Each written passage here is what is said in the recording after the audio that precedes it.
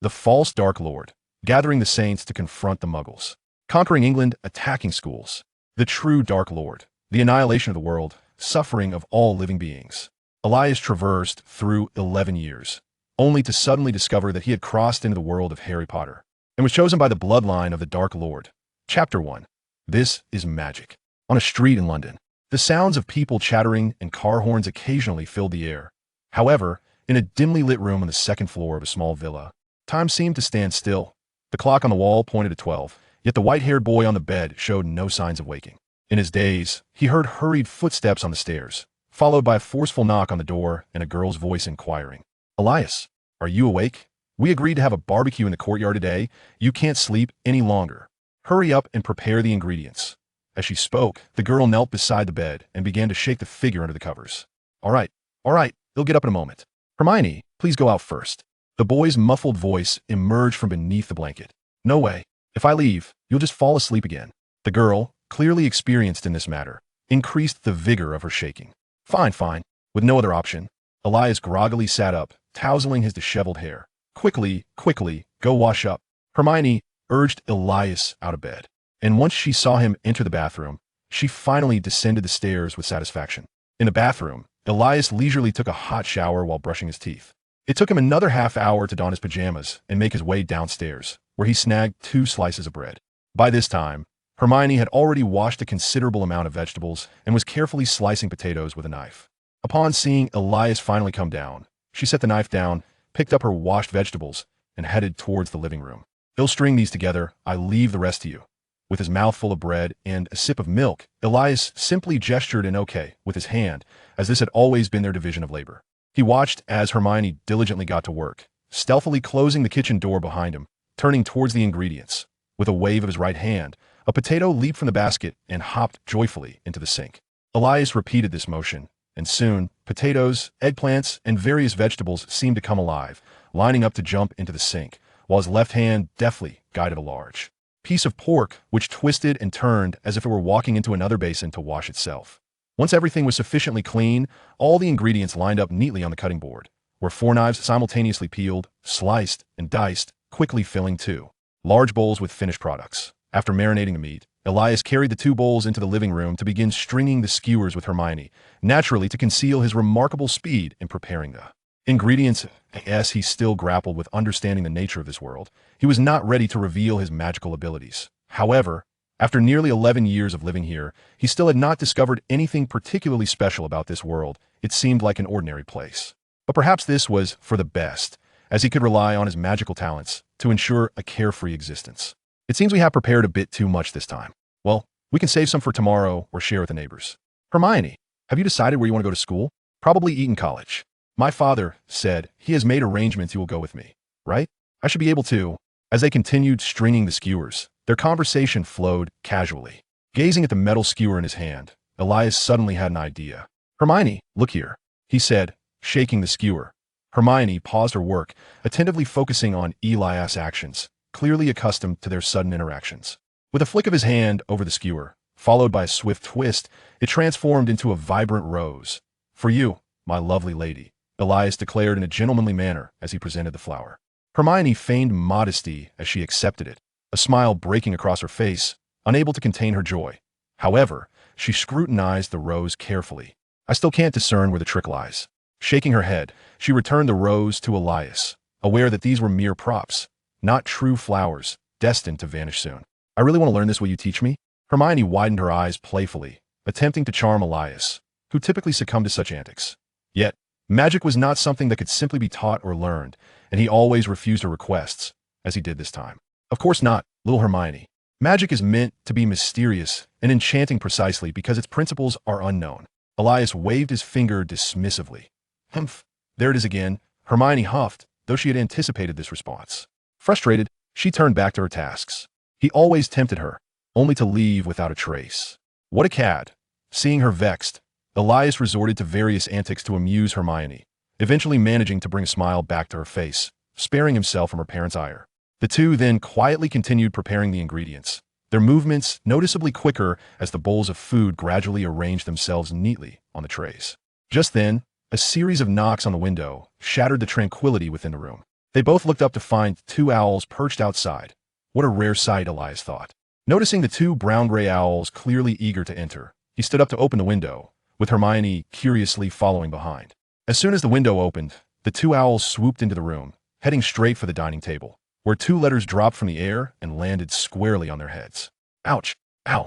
Elias rushed to intercept the owls, determined to protect his dinner, while Hermione curiously picked up the two letters. Can owls really deliver messages? She opened the letter addressed to her and glanced at it. Headmaster of Hogwarts School of Witchcraft and Wizardry, Albus Dumbledore. Dear Miss Granger, we are pleased to inform you that you have been accepted to attend Hogwarts School of Witchcraft and Wizardry. Enclosed is a list of required books and equipment.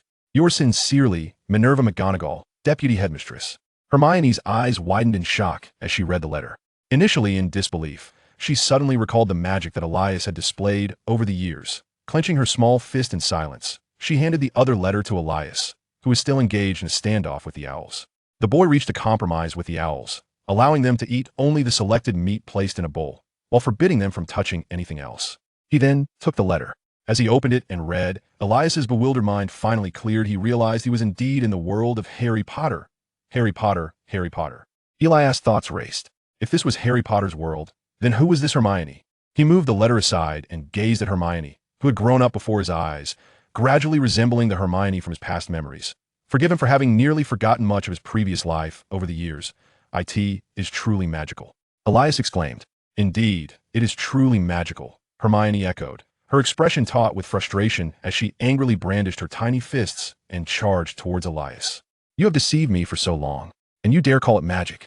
Chapter 2. The 7 Deadly Sins. In the stillness of night, within the courtyard, the crackling of charcoal ignited a fragrant symphony of spices, usually enough to make one's mouth water. However, on this occasion, the two families gathered together bore an air of somber silence, with only the sizzling of meat on the grill breaking the quietude. The Granger and Sorensen couples had perused the letter several times in silence. Typically, Hermione was a dutiful and obedient girl, while Elias had displayed an unusual maturity from a young age, to the extent that the Sorensens only felt as though they had a child when money was involved. This peculiar dynamic left both sets of parents at a loss for words when confronted with such a ludicrous situation, unsure of how to explain or reprimand. Eventually, it was Mrs. Sorensen who broke the silence. My dear, as much as I detest shattering your illusions, this is evidently a prank. Indeed, Hermione, added Mrs. Granger. Where in the world is there magic? Are we supposed to be attending Eden? But there is magic. I want to learn it. Hermione exclaimed, burying her fuzzy little head in Mrs. Granger's embrace. Oh wait, Hermione suddenly remembered, her excitement directed at Elias. Elias, you can do magic, can't you? Show us. Didn't they say a professor would come for a home visit? Elias replied with a sigh, his laziness prevailing as he thought it unnecessary to explain further. After all, once the professor arrived, the truth would reveal itself. However, with Hermione urging him, he decided to demonstrate. He placed an apple on the table, leaving it unguarded, and pointed his palm toward the fruit, envisioning a pear in his mind. To the astonishment of all present, the red apple gradually transformed into a green pear of similar size. Look, look, Hermione exclaimed, shaking Mrs. Granger's arm in excitement. Mr. Granger, skeptical, took a bite of the pear, declaring, it still tastes like an apple. The evidence lay before them, and it was impossible for the adults to deny. Yet, the shock of their worldview being upended led Mr. Sorensen to selectively retreat into disbelief. Elias was right. They could simply wait until tomorrow to see if a professor would arrive to confirm the truth. Elias nodded, beginning to brush barbecue sauce onto the meat, while the adults remained lost in their existential doubts, with only Hermione humming a cheerful tune to assist. At that moment, a voice resonated in Elias's mind, and a line of text appeared before his eyes. The bloodline of the Demon King is awakening. Due to the deviation of past Demon Kings from their intended purpose, the true Demon King has chosen you as his heir, as long as the host collects any 3 of the 7 deadly sins. The power of the Demon King within will automatically summon the Demon King's manifestation to obliterate the world. Heir, please strive diligently to restore the glory of the Demon King. Demon King, Elias Sorensen. Pride, 86. Wrath, 61. Sloth, 107. Greed, 67. Envy, 32. Gluttony, 45. Lust, 82. Ability, Transfiguration LV2, 226500. Tip, The value of original sin exceeding 120 signifies the successful awakening of this original sin. Elias fell into a profound silence, a silence that spoke volumes. Let us not dwell on why this young man, who embodies handsomeness, wisdom, and integrity, would wish to bring about the world's end. This panel was nothing short of an affront to his character. When had he ever been both arrogant and indulgent? As for the accusation of laziness, it was sheer slander, utter slander. Pride won, wrath won, blast. Elias muttered a curse under his breath, swiftly regaining his composure, though a sense of trepidation lingered. The ease with which the value of original sin escalated was somewhat alarming. He was not a deviant longing for the world's destruction. As he contemplated this, he vented his frustrations by voraciously devouring a meat skewer. Gluttony won. Elias was utterly at a loss for words. He could almost foresee that his idyllic existence of eating and sleeping would soon be a distant memory. At 8 o'clock the following morning, due to their proximity as neighbors, both families gathered at the Sorensen residence in anticipation of the Hogwarts professor's visit. Elias was reluctantly roused from his holiday slumber and slouched on the sofa, lacking in energy. Hermione sat beside him, with a map of England resting on her lap, endeavoring to locate a place called Hogwarts upon it. At 8:30, the doorbell rang punctually. Hermione hastily set aside her map and dashed to open the door. Upon opening the door, a middle-aged man clad in black trousers and a long black robe stood at the threshold, his greasy black hair and brooding countenance perfectly epitomizing the archetype of an evil wizard from a fairy tale. This was the unanimous sentiment among all present, including Elias. The middle-aged man adjusted his robe and followed Hermione into the house, seemingly oblivious to the peculiar atmosphere, perhaps accustomed to it by now. After all, to him, encountering muggles newly introduced to the wizarding world must have seemed entirely normal. Elias was the first to react, rising to invite the professor to take a seat and serving him a cup of red tea. Once seated, he spoke in a deep voice. "I am Severus Snape, the potions master at Hogwarts. I shall address some of your inquiries regarding magic, and subsequently escort you to Diagon Alley to procure the supplies listed on your educational list." Mr. Sorensen was the first to voice skepticism, questioning the existence of a magical institution such as Hogwarts. "It sounds rather improbable." "Indeed," Snape replied, nodding as he drew his wand and pointed it at the untouched teacup. In an instant, the cup transformed into a mouse. He presumed that by showcasing a trick as he usually did, he would quell any doubts. To his surprise, only one boy exhibited astonishment, while the others remained largely unfazed. In truth, they had previously witnessed the magic of turning an apple into a pear. But those unacquainted with magic could hardly grasp the disparity in difficulty between the two feats. As the atmosphere seemed to grow tense, Snape conjured several spells, causing the teacups and teapot on the coffee table to dance. He explained, "Just now I employed transfiguration and charms, both of which are integral subjects at Hogwarts. In addition to these, there are also potions and defense against the dark arts." After considerable time, Snape, parched and weary, concluded his introduction of Hogwarts and took a sip of tea. The adults were finally convinced that not only was there a magical school, but several existed, and they agreed to accompany Snape to Diagon Alley the following day. Chapter 3. Diagon Alley. Early the next morning, Mr. Sorensen, the most unencumbered of them, drove Elias and Hermione, guided by Snape, to the Leaky Cauldron. After traversing the cramped pub, they arrived at a wall, where a few patrons greeted Snape. "Remember this place?" he instructed, extending his wand and tapping a specific brick. "You merely need to tap here 3 times to unlock the gateway to Diagon Alley." After allowing a moment for the two to absorb the information, he demonstrated, tapping the brick wall thrice with his wand. Suddenly, the brick he had tapped trembled, and the center of the wall transformed into a broad archway, revealing a bustling cobblestone street before them. Entering Diagon Alley, Snape strode purposefully towards the tallest building, his robes billowing behind him like a dark bat, prompting Elias to maintain a respectful distance to avoid being enveloped by the cloak. Hermione, her eyes darting in every direction, was captivated by the sights as they followed Snape into the resplendent Gringotts. Elias gazed intently at the piles of golden treasures displayed on the counters, realizing they were the wizarding world's galleons. "Wow!" Elias inhaled sharply, averting his gaze in a hurry, fearful of succumbing to greed. At that moment, a finely attired goblin approached them. "Are you here to withdraw or deposit?" the goblin inquired, bowing slightly. "I wish to make a withdrawal." "These two are Muggle newcomers here to exchange currency," Snape replied succinctly. The goblin nodded and summoned another goblin to assist Snape, while he led Elias and Hermione to a long counter where a shrewd-looking goblin, sporting a monocle, sat behind it. "How much would you like to exchange?" The goblin at the counter asked. Is there a limit? Elias questioned, glancing at his father. After meeting with Professor Snape the day before, he had specifically gone to the bank to withdraw money. We do not accept excessive Muggle currency, but within reasonable limits. You may exchange as much as you wish. The goblin replied nonchalantly, as this was a common inquiry for Muggle newcomers. Gringotts served as the only wizarding bank in a magical realm with branches worldwide, and as long as one was not there to cause trouble, the amount exchanged was of little concern. Although the pound holds no value in the wizarding world, it allows them to procure gold exceeding the value of a galleon in the Muggle realm, ensuring a profit in any circumstance. Upon hearing the goblin's words, Mr. Sorensen understood and promptly produced a stack of pound from his wallet, originally intended for his tuition at Eton, now fortuitously redirected to the magical realm. The aged goblin's demeanor shifted as he began to swiftly tally the pounds. Once finished, he instructed another goblin to fetch galleons. Sir, the old goblin beamed. 497 pounds can be exchanged for 1 galleon. You have just spent a total of 500 pounds to acquire 503 galleons and 8 nuts. Might you be interested in opening an underground vault at Gringotts? We can assist in safeguarding your galleons.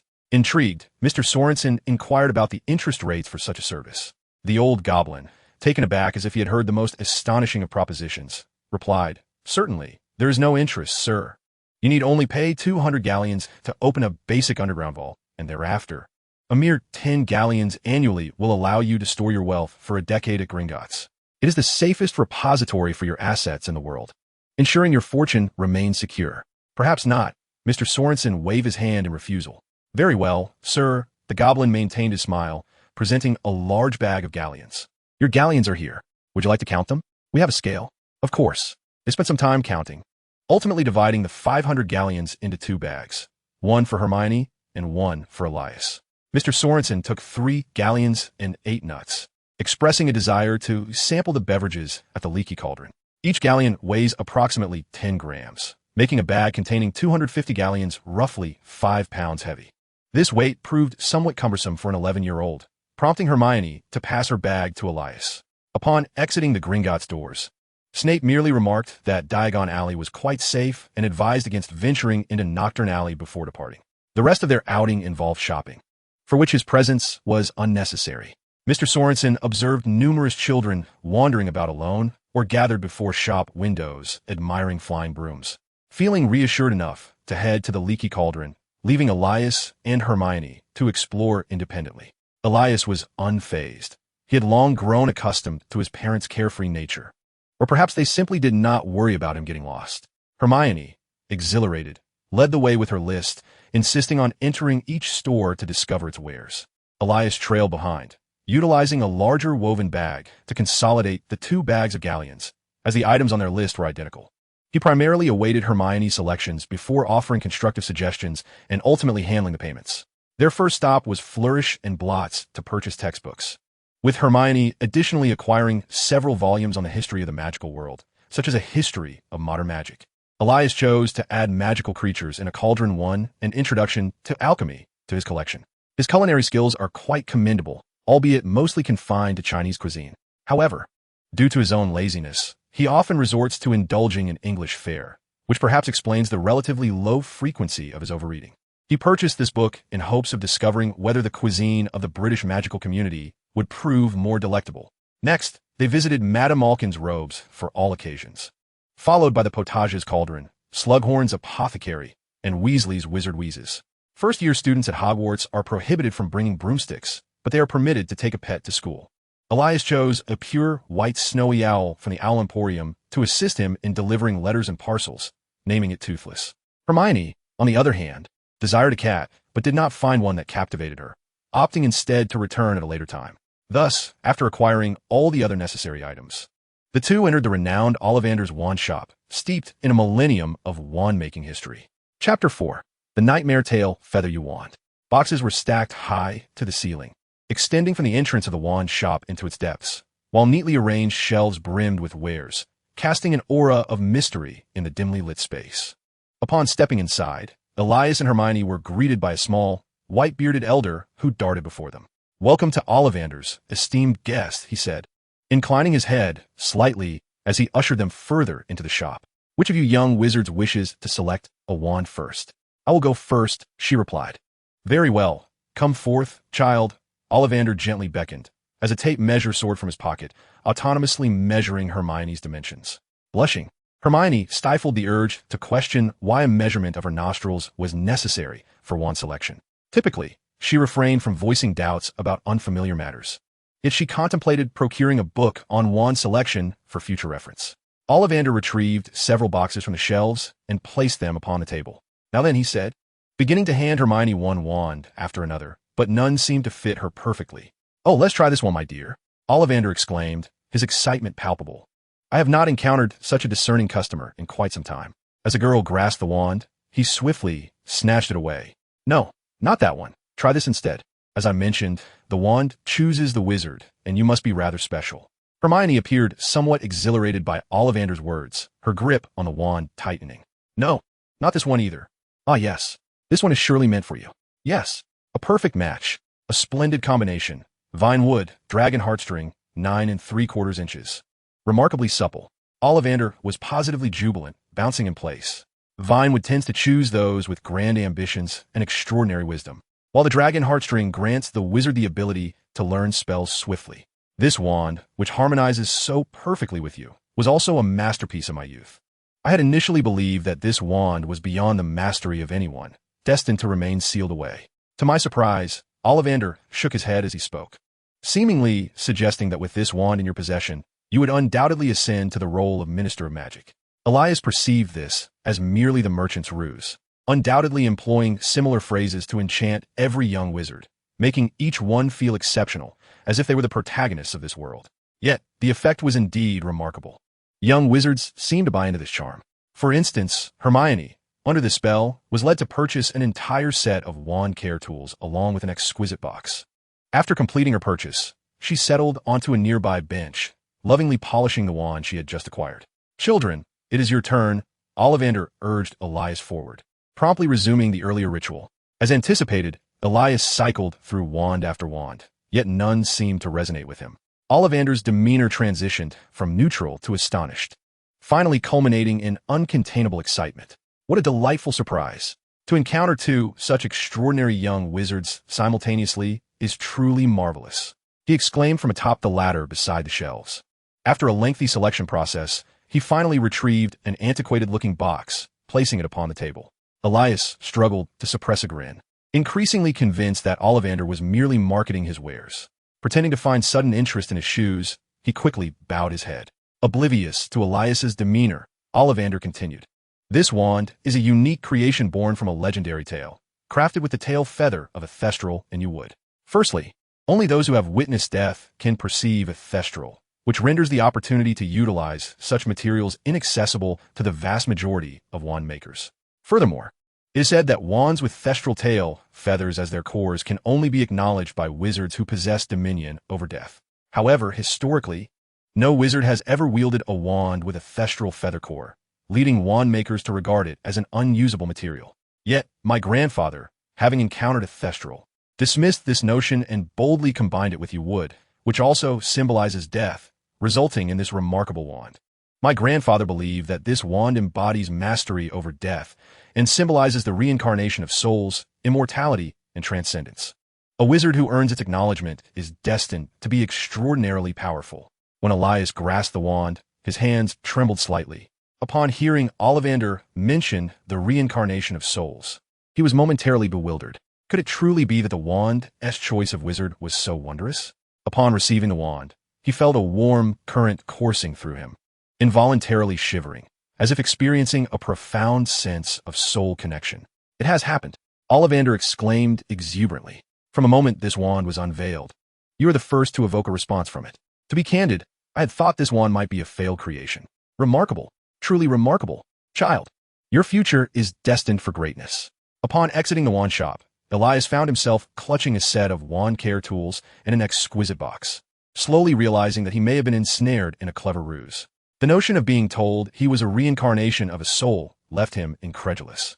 Such a revelation ought to remain a closely guarded secret. Witnessing Ollivander's theatrical demeanor once more, Hermione's interest in the uniqueness of her wand waned considerably. She adamantly warned Elias that Ollivander was a charlatan and urged him not to fall prey to his tricks. The trio ultimately reconvened at the Leaky Cauldron, indulging in their first meal in the magical realm.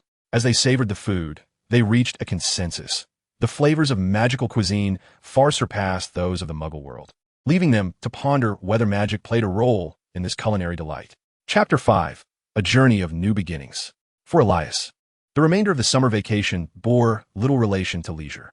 He was compelled to maintain diligence, rising early and resisting the temptations of laziness, all while managing his fervent desire to learn magic and judiciously allocating his time. One fateful day, after an extended study session, he succumbed to a state of greed which left him utterly disheartened.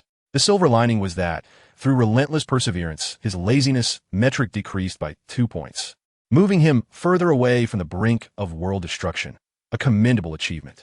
He also discovered the disconcerting nature of the original sin metrics, which are prone to increase but resistant to decline.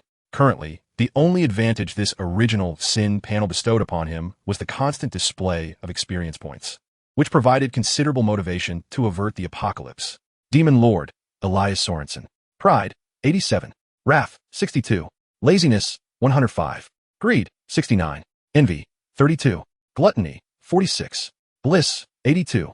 Abilities. Transfiguration LV3, 6. 261. 500. Potion Making LV2, 223. 500. Alchemy LV0, 356. 500. Levitation Charm LV3, 126, 500. Cleaning Charm LV3, 95, 500. Lumos Charm LV3, 23, 500. Stunning Spell LV2, 299. 300. Summoning Charm LV2, 256, 300. Perhaps due to his Demon Lord lineage, Elias, while only able to compare himself to Hermione, could distinctly perceive his elevated magical aptitude. He found that he could cast these simple spells almost effortlessly, often with greater potency than Hermione, and with just a few practice attempts, his experience point soared. It is important to note that the experience panel merely displayed his progress. It offered no substantial assistance in his magical studies. The levels and experience were entirely reflective of his own comprehension of the magic. However, Elias believed that the most challenging aspect lay in alchemy. As mere reading would not suffice to surpass even the first level, he would likely require someone to guide him through practical application. He had little interest in purely theoretical subjects, often perusing the textbooks on herbology and care of magical creatures as if they were novels during his leisure time, while he had not even opened the history of magic textbook. In stark contrast, Hermione, though her spellcasting prowess was somewhat inferior to his, seemed to grasp various incantations almost effortlessly. She had memorized all her textbooks along with a newly acquired history of magic volume, which was truly astonishing. Their daily study sessions resembled a clear demarcation between practical and theoretical approaches. Elias immersed himself in spellcasting practice in the garden, while Hermione sat on a swing, deeply engrossed in her studies. Before long, the vacation passed in this atmosphere, and on the early morning of September 1st, both families drove to King's Cross Station to meet. After bidding farewell to their parents, the two pushed their luggage into this familiar, yet unfamiliar place. Platform 9 3/4? Hermione's brows arched in surprise. I honestly don't recall such a place. We should clarify this with Professor Snape. There's no rush. The train doesn't depart until 11, and we arrived at 8. Elias yawned, taking his time. I'm just worried about missing it. Especially since I hardly slept last night, Hermione murmured, a hint of embarrassment coloring her cheeks. Then, recalling something, she broke into a grin, revealing her prominent front teeth and stifling a silent laugh. This morning before dawn, Elias had been roused from slumber by her. The bewildered and slightly contorted expression on his face had amused her greatly. How can you still laugh? Elias said, exasperated, as he affectionately ruffled Hermione's fluffy hair. Let us find our spot quickly to catch up on some rest. Hermione covered her head and stuck out her tongue at Elias, playfully making a face before sprinting ahead. Before long, they arrived at the wall separating platforms 9 and 10. This is it, Elias declared confidently. You just need to run straight at the wall. Hermione stood still, her expression one of disbelief. Fine, Elias thought his plan for Hermione to test at first had fallen flat, so he glanced around to ensure no one was watching, then dashed toward the wall. A triumphant smile spread across Hermione's face as she followed closely behind him. In an instant, they found themselves on another platform. Before them stood a deep crimson steam locomotive, its dome adorned with a sign that read Hogwarts Express. Hermione gasped in wonder, her eyes darting around in curiosity. Elias, finding no trace of magic on the train, quickly lost interest and began levitating their luggage with a spell, carrying it onto the train to search for their compartment. Hermione mimicked his actions, but unlike Elias's effortless demeanor, she appeared more rigid, adhering meticulously to the textbook steps in both her incantation and movements, which resulted in her taking a bit longer. They arrived so early that no one else was visible on the platform, and the carriage was eerily empty, allowing them the freedom to choose any compartment. After stowing their luggage, Elias leaned against the window and began to doze off, a mere nap that could hardly be deemed laziness. Hermione, unwilling to squander even a moment, extracted a book titled 1,000 Marvelous Herbs and Fungi from her belongings and commenced her studies. As she put it, she was already a decade behind the wizards of the magical world in her exposure to magic, and thus, she must exert herself even more. Naturally, such noble intentions were soon overshadowed by Elias's gentle breathing, which filled the compartment with a drowsy ambience. Hermione, who had not had much rest, found herself nodding off over her book and soon succumbed to slumber beside Elias. When Elias awoke, startled by the train's vibrations, he noticed a small damp patch on his robe. Checking his watch, he realized it was already 12:15. He retrieved his wand from his pocket, waved it toward the book on the floor, causing it to flip and land on the table. A second wave drew the curtains shut, and he cast a silencing charm, finally rendering the compartment conducive to sleep. Carefully, he lifted the girl, removed her shoes, and laid her feet flat on the seat, resting her head on his lap, and wiped her face with a handkerchief. With that done, he cast a cleaning charm on the damp mark on his robe and took out a sandwich, quickly addressing his lunch. Having achieved his requisite sleep, he knew that any further slumber would surely trigger the trait of laziness and sitting on the train. He was not particularly inclined to read. With nothing to occupy him, Elias propped his head up with his hand, aimlessly gazing around until his eyes settled on the girl's delicate face, lost in thought. Why must you be the heroine destined to save the magical world? Chapter 6. The Unchanging Authority of the Professor. The steam train gradually pulled into the station, and by now, the sky had darkened considerably. Students jostled one another as they descended onto the dimly lit, narrow platform. The weather in England turned cold swiftly, even though summer had just ended. The night breeze sent chills down Elias's spine. Hermione huddled, her face paling, whether from the cold or the anxiety of impending school was uncertain. First-year students. Over here. Harry, come this way, are you all right? Boomed a gruff voice. The owner of the voice matched his appearance, a thick, bushy beard and a stature so immense that even in the darkness, he was hard to overlook. Is he a giant? Hermione marveled. Surely not. Giants are much taller. Elias, though not deeply versed in this knowledge, recognized the prominent figures from the books he had perused. Harry Potter, Hermione said enviously, I know all about him. His name appears in many books concerning modern magical history. Indeed, he is quite renowned in the magical realm. Elias replied as he tightened his robes and walked alongside Hermione toward Hagrid. Which house do you think you will be sorted into? Hermione appeared somewhat anxious. I wish to belong to Gryffindor. After all, Dumbledore hailed from there. Ravenclaw would also be a fine choice, but I sincerely hope to avoid Slytherin.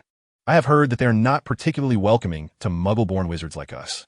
We all attend the same classes at the same school, so I believe it will be quite similar no matter where we end up, Elias reassured her. I suppose I should prefer Ravenclaw, as I've heard that the atmosphere there is more conducive to learning, should the opportunity arise. Indeed, Hermione nodded, finding herself increasingly drawn to Ravenclaw. She pondered how the sorting would take place. At that moment, the first-year students, shrouded in darkness, followed Hagrid as they slid down a long slope, arriving at a dimmer path. The recent rain had left the ground muddy and slick, and numerous vines sprawled across the path, causing many young wizards to stumble and fall. Elias speculated whether traversing in darkness was an age-old tradition, but after nearly being toppled twice by his fellow students, he could no longer contain his frustration and drew his wand. Illuminating charm. A bright glow erupted from the tip of his wand, illuminating a 5-meter radius around him like a bulb. Observing this, Hermione also produced her wand for light. To their surprise, it seemed that the other first years were not familiar with this simple spell. They merely gravitated towards the source of light. Fortunately, there were no forks in the path, and they continued along until they finally reached the large group gathered by the lake. Merlin's beard, Hagrid exclaimed excitedly upon seeing them emerge from the shadows. Thank goodness. I thought my first time escorting students would end in disaster. A golden-haired boy scoffed nearby. What a clumsy oaf. Hagrid quickly approached Elias and Hermione, commending. Excellent use of the Lumos spell. You too. Now, hop aboard the boat. No more than 4 per vessel. Once on the boat, Hermione seized the chance to lean closer to Elias and whisper Isn't it peculiar that no one else seems to know even the simplest of spells like Lumos? Perhaps children from wizarding families undergo other forms of education before entering Hogwarts, such as learning to read, Elias speculated. Hermione understood, feeling a significant weight lift from her shoulders. Ready to embark, Hagrid bellowed, and instantly, the boat began to glide across the tranquil surface of the lake, seemingly propelled by an unseen force. Elias leaned over the side of the boat and caught sight of several squid-like creatures pulling them along. He had never encountered such beings in magical creatures in a cauldron, and he imagined they were likely less palatable than squid. That is a Grindylow, Hermione noted, observing Elias's prolonged gaze. She leaned out of the boat to offer a brief introduction. They are classified by the Ministry of Magic as a somewhat dangerous magical creature, residing in water. It is said that the Grindylows in Hogwarts have been tamed by mere folk, and it appears to be true. As the small boat approached the cliff, Hagrid shouted exuberantly. However, Elias felt that even if he stood up, his height would not allow him to bump into anything. They traversed a dark, narrow tunnel and arrived at a small dock, where an elderly witch clad in a vibrant green robe stood silently at the entrance. The first-year students, who had previously been whispering among themselves, suddenly fell silent as if a switch had been flipped. Professor McGonagall had brought the new students, and at that moment, Hagrid, who was usually the imposing figure, appeared to be the one at a disadvantage as he hurriedly spoke, avoiding eye contact with the witch. "Thank you, Hagrid. I'll take it from here," said Professor McGonagall, pulling the door wide open and leading the first years inside. The brightly lit entrance hall, with its soaring ceiling and opulent marble staircase, captivated the attention of the newcomers. Professor McGonagall escorted them to a small room adjacent to the hall, where the muffled sounds of students conversing could be heard. "Welcome to Hogwarts," Professor McGonagall began, introducing the basics of life and studies at Hogwarts, along with the house sorting. Noticing Hermione's rapt attention, Elias allowed his mind to wander, for he detested such formalities and lengthy, insipid discourses. Soon, Professor McGonagall concluded her talk and exited, causing the small room to erupt into a cacophony of chatter as many young witches and wizards began discussing the nature of the sorting ceremony. "My brother said the sorting ceremony involves battling a troll," exclaimed a red-haired boy. Several students familiar with trolls turned pale, prompting him to hastily clarify, "Don't worry. I think they were just joking. I never believed it." Unfortunately, the tremor in his voice offered little reassurance, and many young witches and wizards began speculating whether the sorting would involve dueling. Nevertheless, the prevailing belief remained that the sorting would be determined through self-taught magic, which made Hermione increasingly anxious as she repeatedly muttered the spell she had learned, seemingly contemplating which one to use. She organized the young wizards to straighten their appearance and form a line, leading them towards the hall. Chapter 7. The Serpent House. The side door swung open, and Professor McGonagall entered the great hall with the lined-up young witches and wizards, instantly capturing the attention of the seated students, though silence prevailed. The newcomers began to curiously survey their surroundings within the hall. Hogwarts' Great Hall was nothing short of magnificent, with clusters of candles floating above the long tables, their light reflecting off the golden goblets and tableware, while the ceiling, enchanted, mirrored the starry sky visible outside. Professor McGonagall led the first-year students to the staff table, facing away from the teachers, and placed a four-legged stool before them, atop which she set a pointed, tattered wizard's hat. The hat appeared worn and dirty, patched in places, exuding an air of antiquity. It wriggled atop the stool as if it might spring forth a rabbit, and all eyes were fixated on it. Then, the hat split open along a wide seam, resembling a mouth, and began to sing in a peculiar tone. Elias gazed at Professor McGonagall, the stern-looking witch who indeed pressed her lips tightly together, displaying a rather displeased expression. However, he soon observed a slight movement of her lips, which instantly softened her demeanor. He resolved to master this skill before the commencement of the next academic year, for the cacophony produced by the sorting hat was genuinely exasperating. After a full 10 minutes, the sorting hat finally nodded in lieu of a bow to signify the end of the performance, eliciting a thunderous applause from the audience. Elias clapped until his hands turned crimson, celebrating his survival of the ordeal. Professor McGonagall stepped forward, holding a scroll of parchment. "Now, when I call a name, that person shall don the hat and take a seat, awaiting their house assignment," she declared. "Hannah Abbott." Soon, it was Hermione's turn. She exchanged a glance with Elias before hastily making her way to the front to wear the sorting hat. The hat hesitated for a moment before slowly uttering, "Gryffindor." The girl appeared somewhat regretful as she exchanged another glance with Elias before swiftly running towards the Gryffindor table amidst applause. Elias, positioned further back, was finally called. Elias Sorensen. He approached calmly, lifting the sorting hat. However, before the brim even brushed his head, the hat bellowed, Slytherin. The unexpected development left Elias momentarily rigid. Was he truly destined for Slytherin? Regaining his composure, he placed the hat down and walked towards the Slytherin table, unperturbed by the applause directed at him. The sorting ceremony continued, yet Elias's thoughts had already soared into the cosmos. It was challenging for him to articulate why a child from a Muggle family was so decisively sorted into Slytherin without any lineage of dark wizardry. Did the Sorensen family have some illustrious history within the magical world? What good person could possibly be connected to a Dark Lord's bloodline? He was aware of 2 recent dark wizards, but he wondered if Hogwarts Library contained any historical accounts or legends concerning ancient Dark Lords that could illuminate his path. He was not one to sit idly by. The values of the 7 deadly sins were too easily elevated, yet exceedingly difficult to diminish. Could he really endure a life devoid of leisurely slumbers and indulgent feasts? Thus, from this moment forth, his grand ambition became unequivocally clear, not only to master his emotions, but also to devise a way to harness the 7 deadly sins. He refused to believe that as a reincarnated traveler, he possessed not a golden opportunity, but rather a death sentence. He also set smaller, yet significant goals, aiming to elevate at least 1 potent offensive spell and 1 formidable defensive spell to level 5 this academic year. Transfiguration, the subject in which he had progressed the farthest, also needed to reach level 5, while he would pursue other subjects as fate dictated, striving for improvement. Based on his conservative estimates, a level 1 simple spell equated to the proficiency of a first-year wizard, and as levels ascended, so did the requisite experience. Therefore, a level 5 spell should correspond to the capabilities of a graduate, and he had no interest in adhering to a mundane learning pace. Transfiguration, a form of advanced magic, undoubtedly demands a higher standard at the same level. However, given his remarkable talent, it cannot be deemed as striving for the unattainable. Simultaneously, this year, he must ensure that the novel's designated heroine, little Hermione, remains safe, all while being completely oblivious to the plot. Once the narrative transcends into reality, it cannot merely be perceived through the lens of fiction. Nevertheless, vanquishing Voldemort should not be a concern for a first-year wizard. Soon, as the last young wizards settled into their seat, the sorting hat ceremony concluded. Professor Dumbledore, seated at the head table, rose with open arms and a beaming smile, exclaiming, "Welcome, welcome to Hogwarts. Before the commencement of the new academic year's feast, I would like to share a few words. Fools, crybabies, scum, twist. Thank you all." After Dumbledore hastily finished his remarks, he resumed his seat, and the previously empty long table overflowed with an abundance of food. After a lengthy train journey, with the clock nearing 9, all the students were ravenously hungry. Almost all the young wizards immediately began to pile their plates high with food, indulging heartily. The 2 robust first-year boys seated opposite Elias were particularly extravagant, stuffing their mouths with 3 drumsticks without pausing to chew, while simultaneously grasping 2 more with their hands, eager to continue their feast.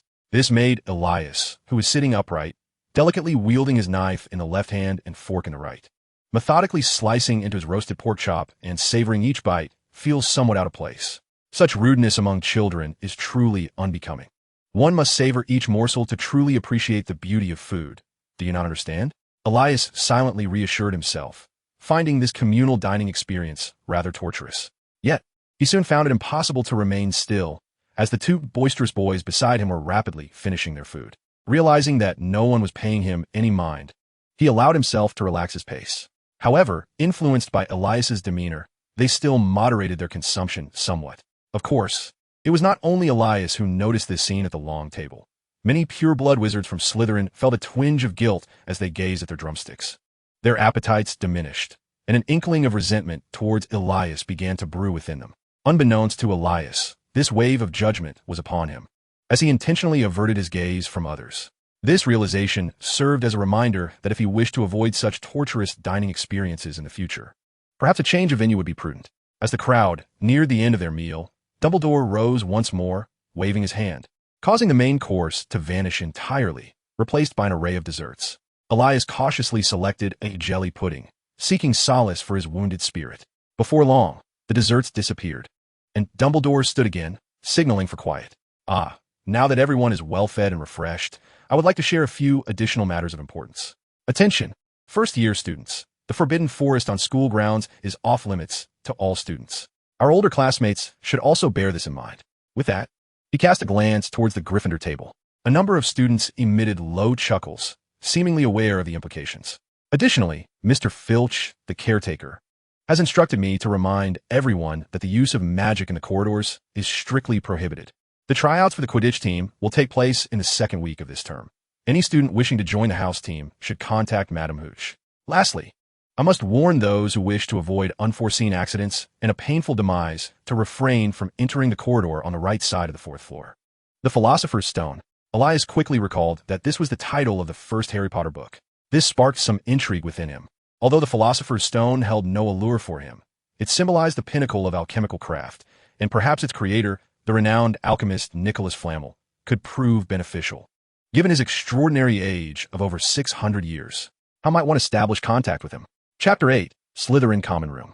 The first-year Slytherins, led by a female prefect, navigated through the bustling throng as they exited the Great Hall. Here lies our Slytherin Common Room. You will need to recite the password to gain entry. The updated password will be posted on the notice board within the Common Room, which you will see shortly. After speaking, she turned to face the stone wall and declared, "Ambition."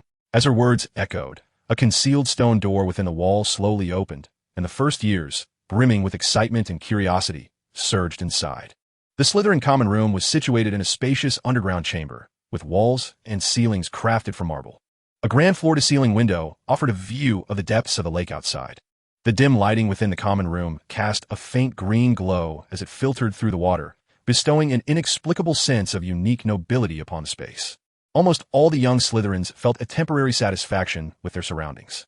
Why temporary? Elias boldly speculated that prolonged residence might lead to a young age affliction with rheumatic ailments. Upon entering the dormitory, Elias was unsurprised to find that the Slytherin quarters mirrored the damp and shadowy atmosphere. Thankfully, it did not feel cold, for beds were arranged close to the window, with their belongings already placed beside them, allowing for a midnight gaze into the lake's depths. Scattered throughout the room were several wooden desks and chairs, along with wardrobes, leaving little else in the way of superfluous items. His roommates, seated across from him during dinner, were Draco Malfoy, Vincent Crabbe, and Gregory Goyle, who trailed behind Malfoy like loyal henchmen. Upon discovering that this individual was to be his roommate, Malfoy himself felt an awkward mix of empathy and discomfort as the burdensome formalities of home seemed to follow him even to school.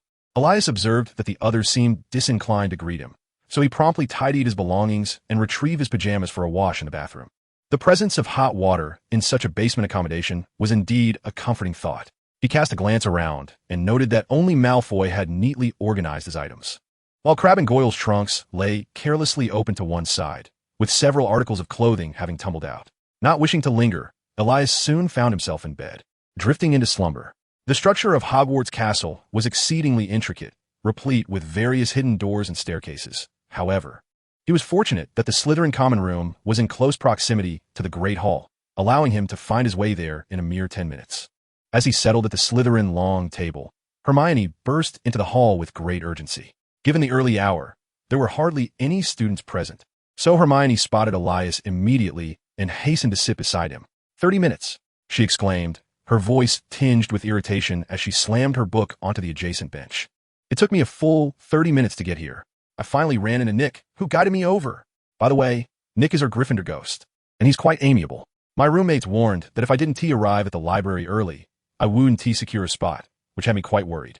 We have no classes this morning, and I was hoping to borrow a few books or do some preliminary studying. The girl rambled on like a machine gun, and Elias offered her a glass of milk. Hermione paused her tirade, instinctively accepting the milk and downing it in one go, indirectly allowing Elias a moment of 10 seconds to interject. No need to rush. There are hardly any people in hall, so have the library be full. And do you really think all young wizards would rush to the library on the very first morning of the new term? After finishing her milk, Hermione took a breath, her fluffy hair bobbing forward as she leaned toward Elias and took a bite of the sandwich he had been assembling. With her mouth full, she mumbled, "Are you coming with me?" Elias nodded, having also taken a bite. "I have no classes this morning. Where else would I go if not to the library?"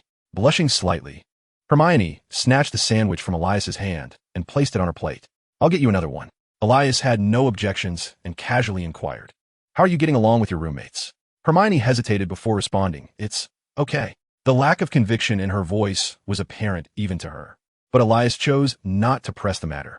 With a little thought, he could surmise that Hermione had likely entered the dormitory the previous day, her head held high, exclaiming in astonishment to her roommates, "Oh, you don't know any magic?" I had never been exposed to magic before. I only began experimenting with spells at home over the past month, and I succeeded in all of them. I assumed that coming from wizarding families, you all would have learned it long ago. After they finished breakfast, the two of them spent some time locating the library together. As anticipated, the library was devoid of any other students at that hour, save for a solitary librarian who, for reasons unknown, wore a frown as she observed them. The library of Hogwarts was exceptionally vast, and in the introductions concerning Hogwarts, it was noted to house the most extensive collection in the wizarding world. Upon entering, the two were momentarily dazzled by the sheer volume of tomes. Elias, adhering to his expectations, began his search among the shelves for the books he desired, ultimately selecting two nameless wizards' notebooks with yellowed covers tucked away in a corner. One chronicled ancient history, while the other recounted adventures within Hogwarts. Elias surmised that such topics would likely not attract the casual reader, and perhaps therein lay the potential for unexpected discoveries. He casually chose a table by the window to sit and began to peruse the notebook on ancient history. However, he found no mention of the Dark Lord, leading him to believe that this historical account was not ancient enough. Perhaps he ought to delve into those notebooks inscribed in indecipherable script. He noticed the librarian's expression appeared even more perturbed. Nodding to himself, Elias commenced reading the account of Hogwarts adventures. The wizard chronicling these experiences evidently possessed a spirited sense of exploration, recording numerous hidden tunnels and concealed chambers he had discovered within the school. Notably, one location, named the Room of Requirement, captured Elias's interest. Could it truly transform based on one's thoughts and needs? Chapter 9. Dormitory Relations.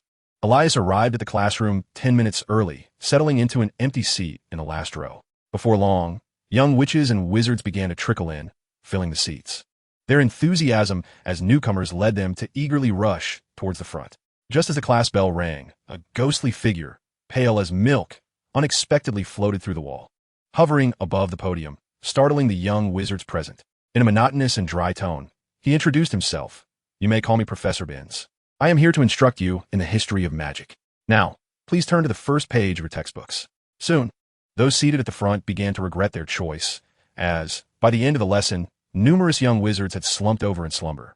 Elias, unwilling to succumb to sleep, diligently read the entire tome of the history of magic as if it were a storybook. Only when Professor Binns announced the end of class did he notice the lethargy that had overtaken the students. Angered, his voice rose sharply, "Sleeping in class. 5 points from Gryffindor." The students from Slytherin and Ravenclaw, roused from their slumber, swiftly fell silent and hastened out of the classroom, eager to escape detection by Professor Binns. By noon, the hall was considerably more populated than in the morning. Elias joined the throng entering the hall and took a seat at the Slytherin table. He had yet to devise a suitable strategy for avoiding the crowds during lunch and dinner, as carrying food away from the hall seemed rather peculiar. Hermione strode briskly into the hall and took a seat beside Elias, who seized the opportunity to share amusing anecdotes from their history of magic class while advising her to avoid sitting at the front. Hermione scoffed at this, firmly believing that only those who were inattentive would doze off in class. She herself would certainly not fall prey to such a fate. Elias, however, held a more reserved opinion on the matter. As they enjoyed their lunch, they engaged in a discussion on various topics. But Elias soon noticed that several fellow students at their table were casting unfriendly glances in their direction. He discreetly memorized their faces as he ate, realizing they were all Slytherin students. This long table also accommodated students from different houses, like Elias and Hermione, who shared a cordial relationship, leaving Elias momentarily puzzled about the source of the hostility. "What is the matter?" Elias inquired simply. "Are you actually friends with a Gryffindor?" Malfoy asked, his tone dripping with disdain. "Is there a problem with that?" Elias furrowed his brow. "Huh." Malfoy let out a derisive laugh. "We Slytherins and Gryffindors are sworn enemies. You didn't know that? Are you from a Muggle family or something?" This was Elias's first encounter with such a notion. After all, they were merely two different houses within the same school. How could it be that such animosity was warranted? He raised an eyebrow and asked, "Is that not permissible?" Malfoy gasped in astonishment, momentarily perceiving Elias as if he hailed from a pure blood family, and he felt a sense of being ridiculed. "I can't believe I'm sharing a dorm with a mudblood," he exclaimed, stepping back 2 paces, causing his silent companions, Crabbe and Goyle, to widen their eyes in shock. "I will tell my father. I want to change dorms. I absolutely refuse to live with someone like you," Malfoy shouted as he stormed away. "Wait," Elias's deep voice resonated from behind him. He was fully aware of the derogatory implications of the term mudblood within the wizarding world. Akin to being labeled a lowly person in his previous life, this was intolerable. Ignoring the prompt that appeared before him, Elias continued calmly, "If you sincerely apologize now, I might overlook it." "Oh, you're looking for a fight, are you?" Malfoy sneered, drawing his wand with equal malice. "We wouldn't mind teaching you a lesson about keeping your distance from those unsavory Gryffindors." Before he could finish his sentence, Elias had already made his move. With a flick of his wand directed at 3 chairs, he transformed them into 3 serpents that slithered menacingly toward the trio. Malfoy was taken aback by this sudden turn of events, hastily extending his wand in an attempt to cast a minor jinx on the snake approaching him, all the while shouting at his 2 followers, "Do something quick." It was irrelevant that such a minor jinx would have no effect on a transformed creature. Crabbe could barely muster a spell, while Goyle's face turned crimson, ultimately casting a cleaning charm at the snake instead. 2 imbeciles! Malfoy uttered a harsh exclamation, realizing too late that he should have cast the spell directly at Elias. At that moment, 3 serpents coiled tightly around their bodies, swiftly transforming into a thick rope that bound them from head to toe. Goyle lost his balance and fell to the ground, colliding with Crabbe. Crabbe, attempting to stabilize himself, bounced awkwardly, inadvertently pushing Malfoy once more. Malfoy tried to evade, but Crabbe's bulk rendered his attempts futile, making his small adjustments appear almost laughable, leaving him to helplessly witness his own face meeting the floor. "Ah!" Malfoy let out a piercing scream, his voice tinged with desperation. "My father! I must tell my father!" Elias then used their feather quills to fashion 3 makeshift gags, stuffing them into their mouths, finally silencing the commotion. Peeking into the corridor and confirming the absence of others, he dragged the disheveled trio into the dormitory and closed the door securely. Elias paid no heed to the writhing figures on the ground, resembling struggling maggots, as he clutched the book Hogwarts, a history, and exited the dormitory. He intended to explore the secret passages described within, hoping to familiarize himself with the Hogwarts castle expeditiously. Ironically, he had just secretly chuckled at Hermione for having strained their roommate relationship upon their first meeting, only to find himself administering a lesson to his own roommates by afternoon. He recognized that these unruly youths clearly lacked a proper moral compass. Mere words would not suffice to instill remorse or reform. Thus, he resolved to forego further verbal admonishments, opting instead to bind them for an afternoon as a stern warning, confident they would be more amenable thereafter. Chapter 10. The Room of Requirement. According to previous accounts, the secrets of Hogwarts Castle might be beyond the full comprehension of even its founders. After exploring the castle for an entire afternoon, Elias found himself in agreement with this sentiment, feeling he had barely scratched the surface of its mysteries. Choosing to forego the secret passages leading outside the school, Elias finally arrived at the tapestry depicting the giant beating the foolish Barnabas, located opposite the 8th floor. "I need a room to practice spells." Elias pushed open the door and stepped inside, revealing a vast circular platform adorned with several rusted silver suits of armor. Confirming that no one else occupied the room, Elias ascended the platform and tentatively cast a stunning spell at the armor. A flash of white light erupted, but the spell veered past the armor, failing to make contact. Pausing briefly to recalibrate his aim, he attempted another stunning spell, yet this time it veered even further off course, soaring over the armor's head. It appeared that applying magic in real combat was not as straightforward as he had anticipated. Contemplating this, Elias wiped his wand with a handkerchief and took a couple of steps closer. This time, he did not aim for the armor's head but targeted its body, finally managing to send the suit flying. Without further practice, Elias turned and exited the all-wishing room, re-entering through the same manner. Following his conjecture, Elias attempted to summon a chamber for brewing potions, a room for storing items, a space filled with galleons, a potion brewing room accessible solely to him, a spell-casting room exclusive to him, and a bedroom reserved only for his use. Remarkably, most of his endeavors were successful. The potion brewing room even contained several pristine cauldrons. However, it was regrettable that it could not conjure materials out of thin air, such as galleons or potion ingredients. The storage room was cluttered with numerous trinkets from generations of students, indicating that many had fortuitously or intentionally stumbled upon this place throughout history. Nevertheless, it mattered little. As long as access was limited solely to him, he could confidently regard this as a secret base, a sanctuary for sleeping, dining, studying, and even brewing long-lasting potions. He had arrived a bit late, and only a few individuals remained in the hall. He did not spot Hermione at the Gryffindor table, likely attending the evening history of magic class. Elias was somewhat taken aback that the school would schedule Professor Bin's class at night, perhaps fearing the students would struggle to stay awake. At that moment, Draco and his two companions lay contorted on the floor in a bow-like position, their faces tinged with a pallor. Upon seeing Elias enter, they whimpered, Draco's eyes glistening with unshed tears. I was wrong. Please let me go. I can't hold it any longer. Hold what? Elias had intended to impart some worldly wisdom, but suddenly recalled that he had bound them for 5 hours. The three of them struggled to rise, their limbs numb from being tied up. Elias considered offering them assistance, but upon witnessing the terror-stricken eyes of Draco, he instinctively retreated a few steps. He was primarily concerned about startling them into an embarrassing predicament, especially in the dormitory, which would be quite bothersome to him due to his mild case of obsessive cleanliness. The trio, supporting one another, moved at an agonizingly slow pace toward the washroom, not daring to glance at him as they passed, fearful he might restrain them once more, exposing their humiliation.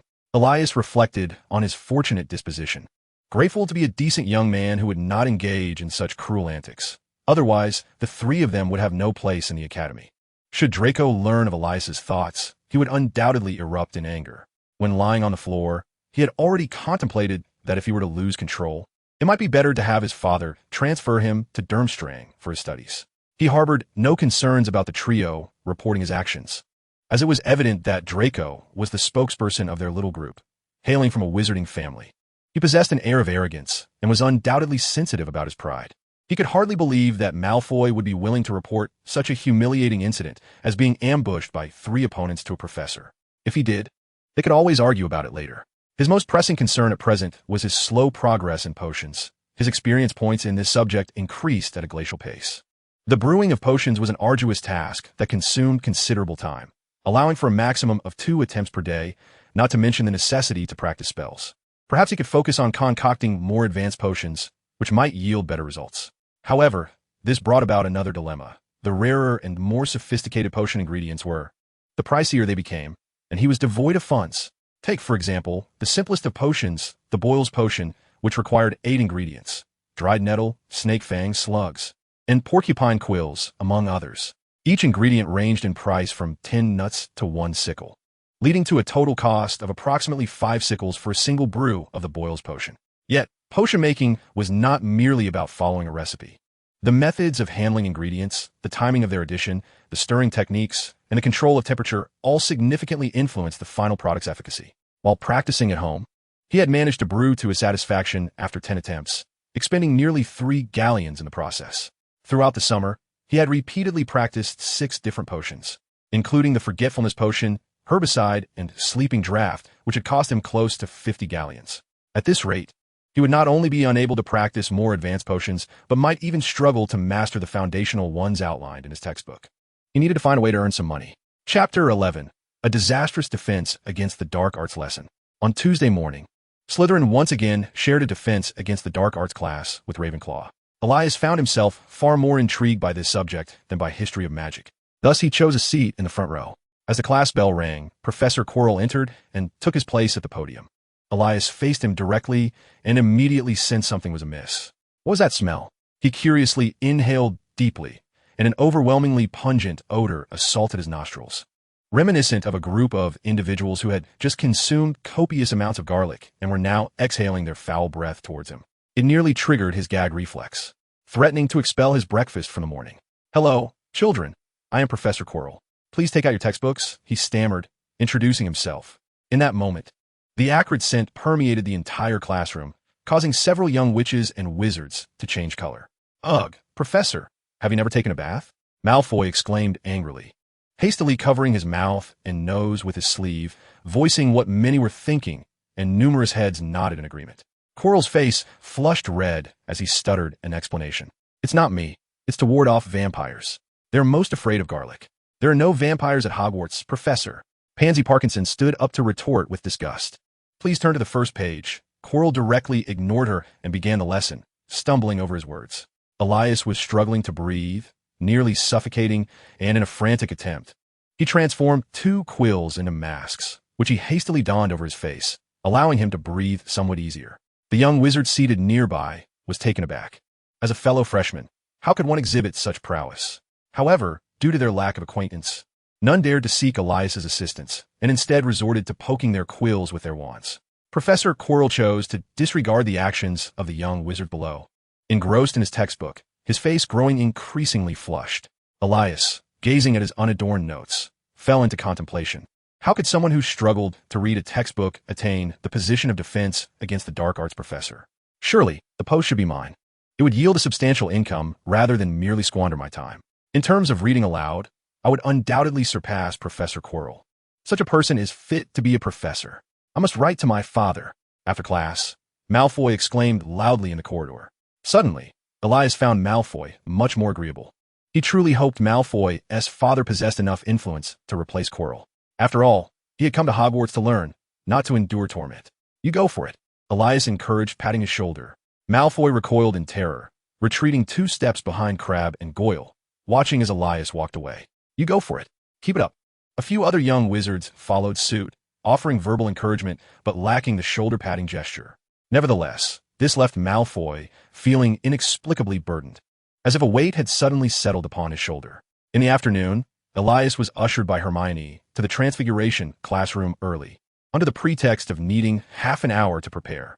In reality, the young witch had already perused the textbook more than once. This marked the first occasion that Gryffindor and Slytherin shared a class, much to Hermione's delight as she insisted on sitting in the front row.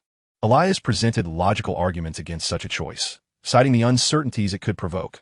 Ultimately, he was swayed by Hermione's assertion that Professor McGonagall, the head of Gryffindor, taught Transfiguration. Nevertheless, he conceded in defense against the dark arts. Trust me to sit further back. With a nod, Hermione seemed to acknowledge his words, though it was unclear whether they truly registered. Subsequently, the two began to study quietly. However, Elias was immersed in Intermediate Transfiguration, a textbook for 3rd to 5th years, while Hermione was still engaged with the Beginner's Guide to Transfiguration. A tabby cat lounging on the podium observed this scene, having overheard students discussing Quirrell more than once, leading her to harbor doubts about the veracity of their claims. Before Quirrell's appointment as the defense against the dark arts professor, he had served as the Muggle Studies instructor. One could only wonder what experiences he had endured during his years away from school. Yet, she chose to abandon such musings and instead admired the diligent young wizards, for students with such earnestness and thirst for knowledge were indeed rare. Moreover, it is quite rare to witness a friendship blossom between students of Gryffindor and Slytherin. This particular pairing, a boy and a girl, unavoidably conjured memories of Snape and Lily, who once shared a similar bond, though alas, it ended in discord. With merely 5 minutes remaining before class commenced, nearly all the young witches and wizards had gathered, evidently impressed by Professor McGonagall's stern demeanor.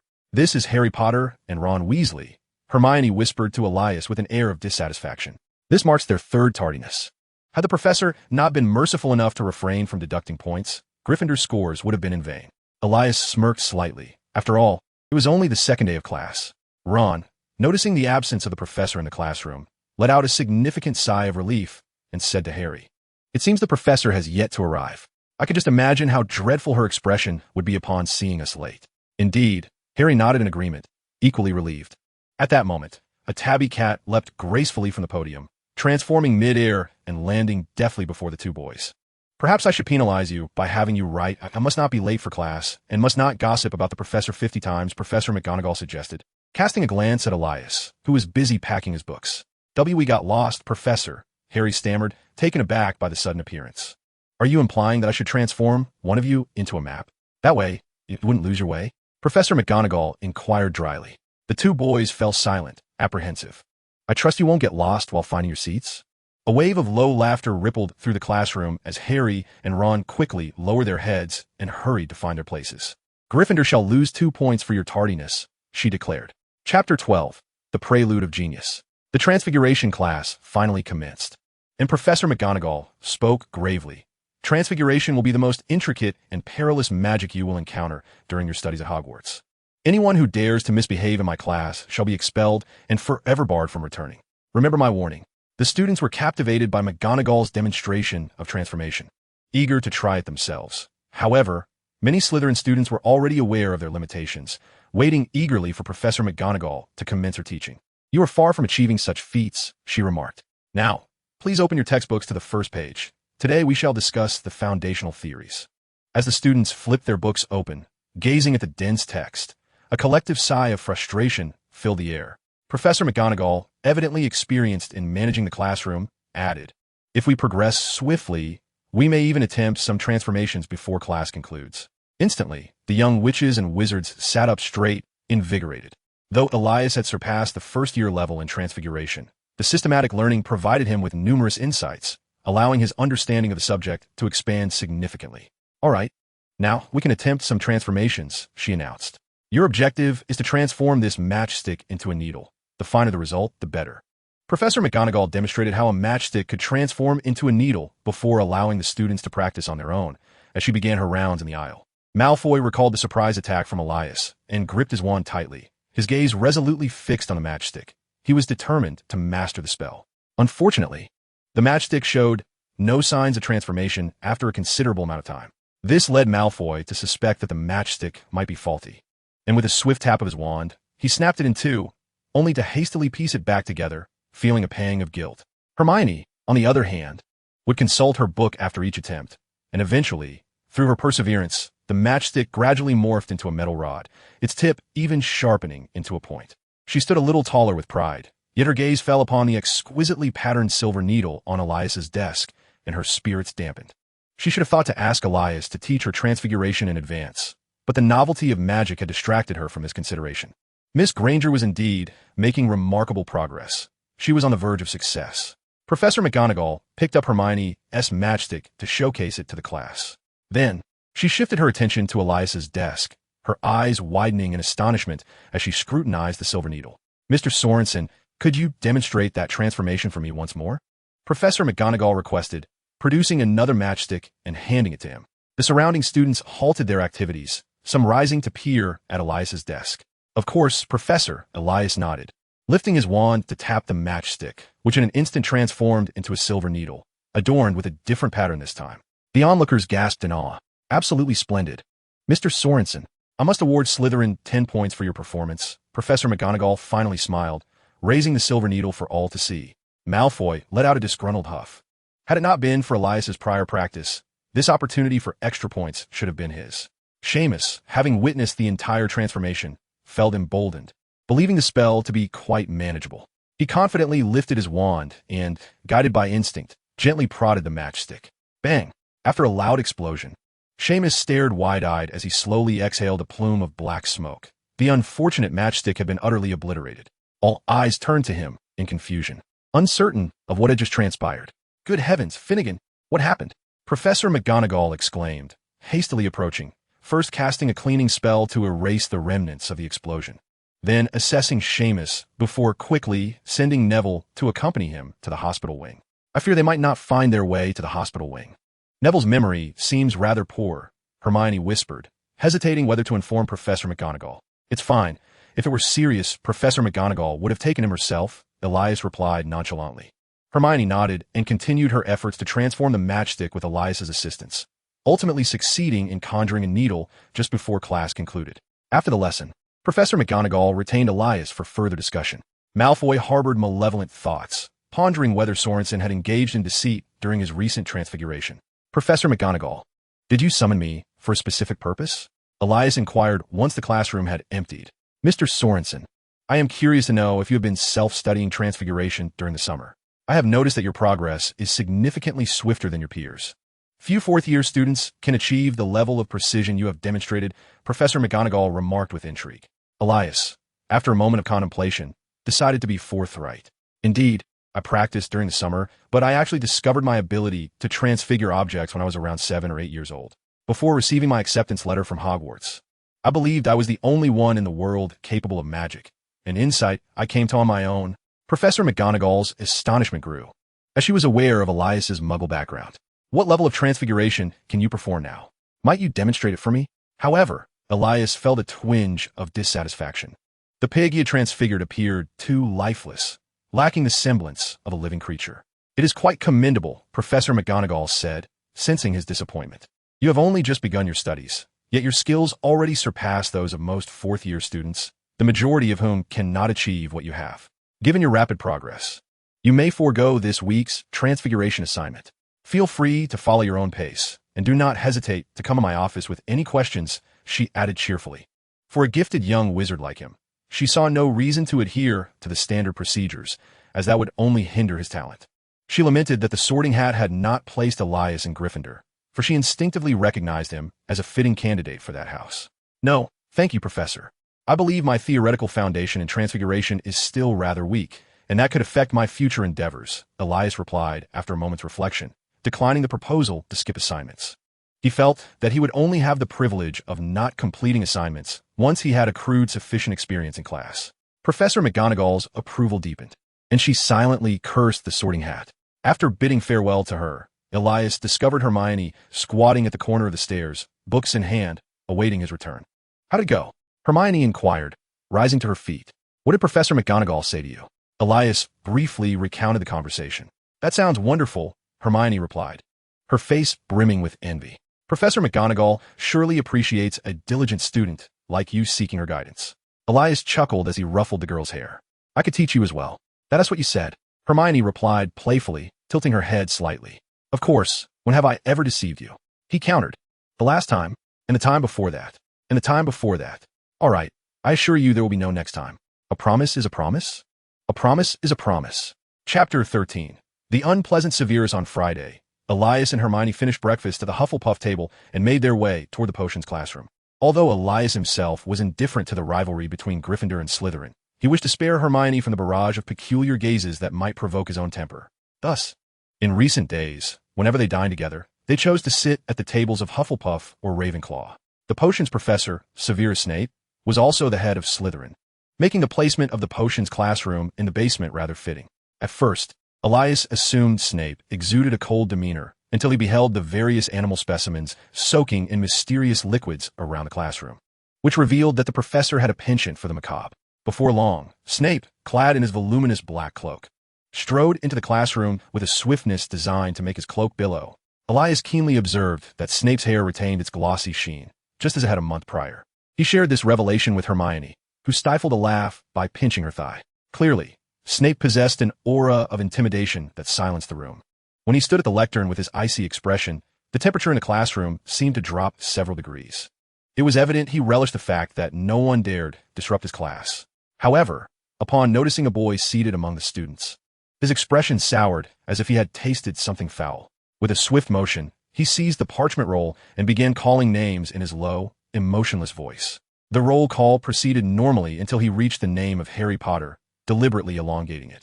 Harry Potter, the renowned newcomer, he said with a mocking tone, causing Harry to swallow nervously, bewildered by the attention. Malfoy and his two lackeys exchanged snickers at the back of the room. Once the roll was complete, Snape cast his hollow, indifferent gaze over the class. You are here to learn the intricate science and rigorous craft of potion making, he stated, his voice almost conspiratorial, as if he were whispering directly into one's ear. Given the absence of whimsical wand-waving here, many of you may not believe this is magic. I can teach you how to elevate your standing, brew glory, and even stave off death. But there is one condition.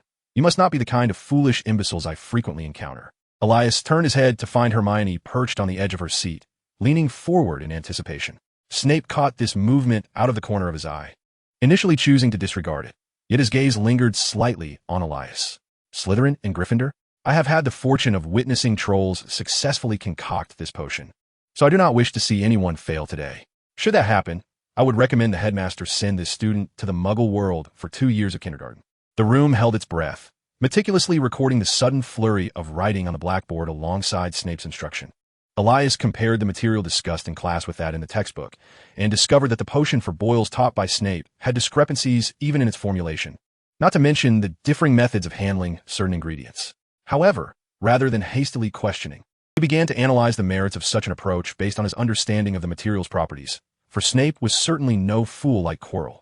As the clarity dawned upon him, he realized his proficiency in potion-making had notably improved, instilling in him a profound sense of respect for his teacher, who seemed far more adept than the authors of the textbooks. Snape's peripheral gaze remained fixed on Elias. Noticing his transition from furrowed brow to enlightened comprehension, he swiftly initiated a query. Potter, why must I substitute the root of the purple flower for the Raslo grass? How should I know your reasoning? Harry, bewildered, stood and exchanged a perplexed glance with Ron, replying, I don't know, sir. Snape's expression darkened. Not knowing is no excuse for silence. Do you believe that this reflects your excellence? Harry swallowed hard, forcing himself to meet Snape's indifferent gaze, yearning to ask, who dares to raise a hand in objection? Hesitantly, Hermione raised her hand, yet Snape did not acknowledge her, pressing on with his inquiry. Let us ascertain if your reputation is warranted, Potter. Explain why the hedgehog quills should be inserted whole rather than ground into powder. Harry, confused, asked why. He attempted to retort, only to be hastily restrained by Ron. However, upon hearing her name called, Hermione lowered her arm, confident that Elias would surely provide the answer. The root of the purple flower possesses the ability to neutralize the toxins remaining in a snake's fangs and accelerates the potion's cooling once removed from the fire. As for the hedgehog quills, leaving them whole slows their reaction with the potion, preventing premature addition that could render the concoction acidic and poisonous. Acceptable, but barely. Sit down, Snape remarked coolly, awarding Slytherin 5 points. Yet in comparison, he increasingly perceived Potter as utterly foolish, akin to his father, a disgrace to those eyes. This thought stirred his discontent, prompting him to darkly declare, Harry Potter, relying on his fame, chose to sit without the professor's permission, showing disrespect. Gryffindor loses 5 points. Hermione gasped, realizing that all the points she had earned over the week were on the verge of being depleted. Elias took his seat, jotting down his understanding in his notes. And you? Are you all clear on this? If not, why are you not hastily recording these notes? Snape's furious shout echoed, and the classroom was immediately filled with the rustling of quills against parchment. Harry, dissatisfied, murmured to Ron, I feel he is entirely targeting me. Ron cast a quick glance at the podium, reassuringly responding, It's all right. Haven't we heard that Snape is notoriously harsh? Chapter 14. Favoring Harry? Snape swiftly concluded the theoretical portion and transitioned to hands-on practice for the students. Pairs of students were formed, and it was time to commence the task. Sorensen took the initiative, while Elias shrugged nonchalantly. Thus, Hermione sought out a fellow Gryffindor girl who was equally unpartnered. Meanwhile, Snape glided through the classroom in his dark cloak. Any student who found themselves beside him would inevitably falter under the pressure and be met with his scathing critique, only to be instructed again afterward. This heightened the anxiety among the other young wizards, prompting them to hasten their efforts, hoping to complete their potion before Snape approached. However, such a desire was futile. For haste in unpracticed hands only augmented the likelihood of failure. Consequently, Snape's derisive remarks echoed throughout the room. I once believed trolls represented the pinnacle of intellect. It seems that notion is now open to debate. Wouldn't you agree, Mr. Longbottom? I presumed this step was one that any reasonably intelligent individual could remember, Mr. Crabbe. Is this potion of your own invention? Miss Patil, you truly are a master of potions. You are undoubtedly the most inept class I have ever taught. After a few laps around the room, Snape, feeling fatigued, paused behind Elias to observe his work, delivering some rather embarrassing commentary in a bland tone. Observe how Mr. Sorensen handles the slug. In comparison to your efforts, it is nothing short of perfection. 2 points to Slytherin. Look at Mr. Sorensen's impeccable timing in adding ingredients. It is nearly flawless. 2 more points to Slytherin. Elias, of course, remained unaffected by Snape's pressure. Yet the constant awarding of points to Slytherin based on his performance made even his thick skin flush with embarrassment. Fortunately, he successfully brewed the pustule potion. Had he failed, he would likely have faced the wrath of Snape, who had no qualms about public humiliation. Ah, the aroma, the color, it is a perfect product, Snape remarked as he leaned closer to inspect the cauldron. 2 points to Slytherin. However, before he could finish his sentence, a loud hissing erupted from the classroom. Neville and Seamus's cauldron had inexplicably transformed into a twisted mass, the potion spilling onto the floor and sizzling, releasing a plume of green smoke. Seamus found a hole burned through his shoe, standing atop a stool, his toe visibly wriggling. Neville was drenched in the potion, his neck and arms covered in fiery red pustules, crying out in agony. The potion intended for healing had entirely backfired. Fool! Snape bellowed, sweeping his wand to clear the spilled potion from the floor. Elias quickly assessed the situation, casting a cooling charm on his own cauldron. After Snape had once again penalized Potter and deducted 5 points from Gryffindor, Elias splashed the now-cooled potion onto Neville. Though Snape's point allocations were somewhat extravagant, his evaluations were not without merit. The potion brewed by Elias indeed proved remarkably effective as the moment it was applied. One could distinctly observe the scabs on Neville's skin receding. Severus Snape was taken aback by Elias's sudden intervention, initially suspecting that some envious young wizard had maliciously exacerbated Neville's plight. However, upon realizing it was Elias, he quickly comprehended the situation and, with a shift in tone, awarded points to Slytherin for the timely assistance rendered to his intellectually challenged classmate. After class, although Snape had exaggerated his praise, he did not detain Elias like Professor McGonagall would have, which brought a sigh of relief from Elias. Had he not known that he bore no animosity towards Snape, he might have thought the professor was excessively praising him to his detriment. Fortunately, he possessed a clear self-awareness, recognizing that his potion-making skills were merely at a novice level. Snape's favoritism was rather blatant, wasn't it? Once they were away from the potions classroom, Hermione expressed her indignation, stating that Snape was overtly favoring both him and Harry. Harry would surely be in tears upon hearing your assessment, Elias chuckled. As for myself, it must be due to my exceptional talents. Hermione, of course, did not dispute this point, merely harboring a general dislike for Snape. Shifting the topic, she voiced her concerns. But if Professor Snape continues to deduct so many points from Gryffindor during every class, how will we ever win the House Cup? Gryffindor hasn't claimed the cup in 7 years. Yet, one could not wholly blame Professor Snape. After all, as long as they performed their duties well, his favoritism would not result in point deductions, would it? Elias begrudgingly offered a defense for Snape, acknowledging that Slytherin had indeed won the House Cup 6 times in a row, and to suggest that Snape had no role in that would surely invite ridicule. Elias remained skeptical, convinced that Snape would relentlessly question Harry until he faltered, as that seemed to be Snape's modus operandi. Thus, the first week of classes at Hogwarts passed in a fulfilling and harmonious manner. Elias's worries about Malfoy ambushing him while he slept did not materialize, and he found himself evading Malfoy in the dormitory. This elevated his opinion of Malfoy considerably. Apart from his deeply ingrained pureblood beliefs, his character was not entirely unsavory. Throughout the week, his 7 deadly sins metrics fluctuated, yet remained within his manageable limits. Dark Lord, Elias Sorensen. Pride, 90. Wrath, 65. Sloth, 104. Greed, 73. Envy, 35. Gluttony, 45. Bliss, 90. Notably, the metric for Bliss had increased the most. It was something he found impossible to regulate, as he could not fathom that someone who had spent years in the mundane world could enter the magical realm to study sorcery without experiencing joy.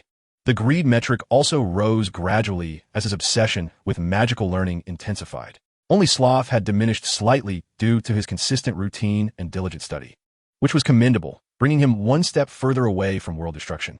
Chapter 15. Peeves. On Saturday, Elias was early summoned by Hermione to the library to complete the week's homework. In pursuit of a balance between work and leisure, he began to meander aimlessly through the castle like a specter. However, this time an unexpected event occurred. As he passed by a hidden door in the corridor, he was suddenly doused with a bucket of cold water from above. Ha ha! The little first year had fallen into Peeves the poltergeist trap. With a pop, a translucent little imp materialized in midair, mouth agape, clutching its belly as it laughed heartily. Enraged, Elias collapsed to the ground. He attempted to cast a spell on the ghost, but to no avail. The spell passed right through Peeves' ethereal form and struck the wall behind him. Ha ha ha! Peeves was even more amused, for he feared no enchantments. As he spoke, he hurled a round object at Elias. The young wizard was taken aback by Peeves' possession of such a foul object. He recalled the last time he saw the Weasley brothers from Gryffindor throw something similar at the Slytherin table, only to be thwarted by Professor McGonagall. What astonished him even more was how Peeves could grasp a tangible item. While lost in thought, his wand continued to wave. A levitation charm halted the object mid-air, for he wished to avoid such a stench. Look here, Peeves joyfully tossed another. Wadawasi. Oh no, Peeves was utterly disheartened, left with only 2 of those foul objects. And yet his prank had failed. He turned and glided through the wall, seemingly resolved to seek out the Weasley brothers for more supplies. How could he touch solid objects yet pass through walls? He recalled the only ghost he had observed closely, Professor Binns, who conducted his lessons without even a book, relying solely on his own recollections. Perhaps that was the reason the History of Magic textbook had never been updated. After inquiring with several passing ghosts, Elias finally found the Slytherin ghost, the Bloody Baron, in an empty basement. It was known among the school's inhabitants and ghosts alike that only the Bloody Baron could scare Peeves. Elias naturally assumed that the Bloody Baron was the ghost most familiar with Peeves. You ask about Peeves? The Bloody Baron spoke in a low voice, his gaunt face turning to meet the young wizard's gaze with hollow eyes.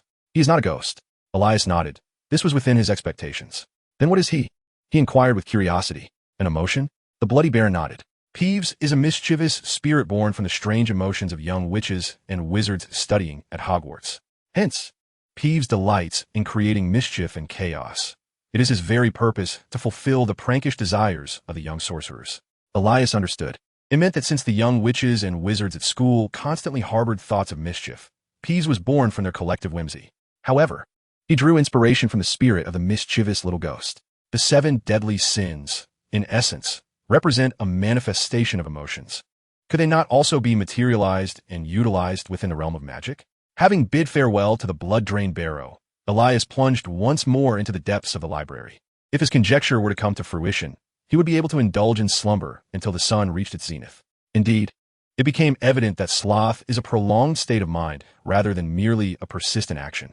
Meanwhile, since distancing himself from the Dursleys and arriving at Hogwarts, Harry had been living a life he had never before envisioned. No longer clad in Dudley's hand-me-downs, nor confined to the dim attic. His days were now filled with classes and spirited games of wizard's chess with Ron. Had he not encountered Malfoy, he believed he would have drifted into sleep each night with a smile, for that individual had a knack for intruding upon his good spirits at the most inopportune moments. Like now, as he and Ron found a patch of grass basking in the sun while enjoying the remnants of their train snacks. Many around them were similarly sprawled on the lawn, maintaining a respectful distance. Yet, Malfoy chose to sit not far from them, unfurling an array of sweets upon a picnic blanket. My father often sends me a plethora of confections, all of the finest quality, unattainable by mere mortals, he declared in a voice loud enough for Harry and Ron to hear, his gaze lingering upon Harry. What say you, Potter? If you wish to partake, I might allow you a taste. Though Weasley, I believe you are unworthy of such indulgence. Malfoy spoke languidly, prompting Ron to rise in indignation, with Harry following suit, feeling that Malfoy was merely flaunting his wealth. Say that again. Ron rolled up his sleeves, stepping forward. You and your family of dark wizards.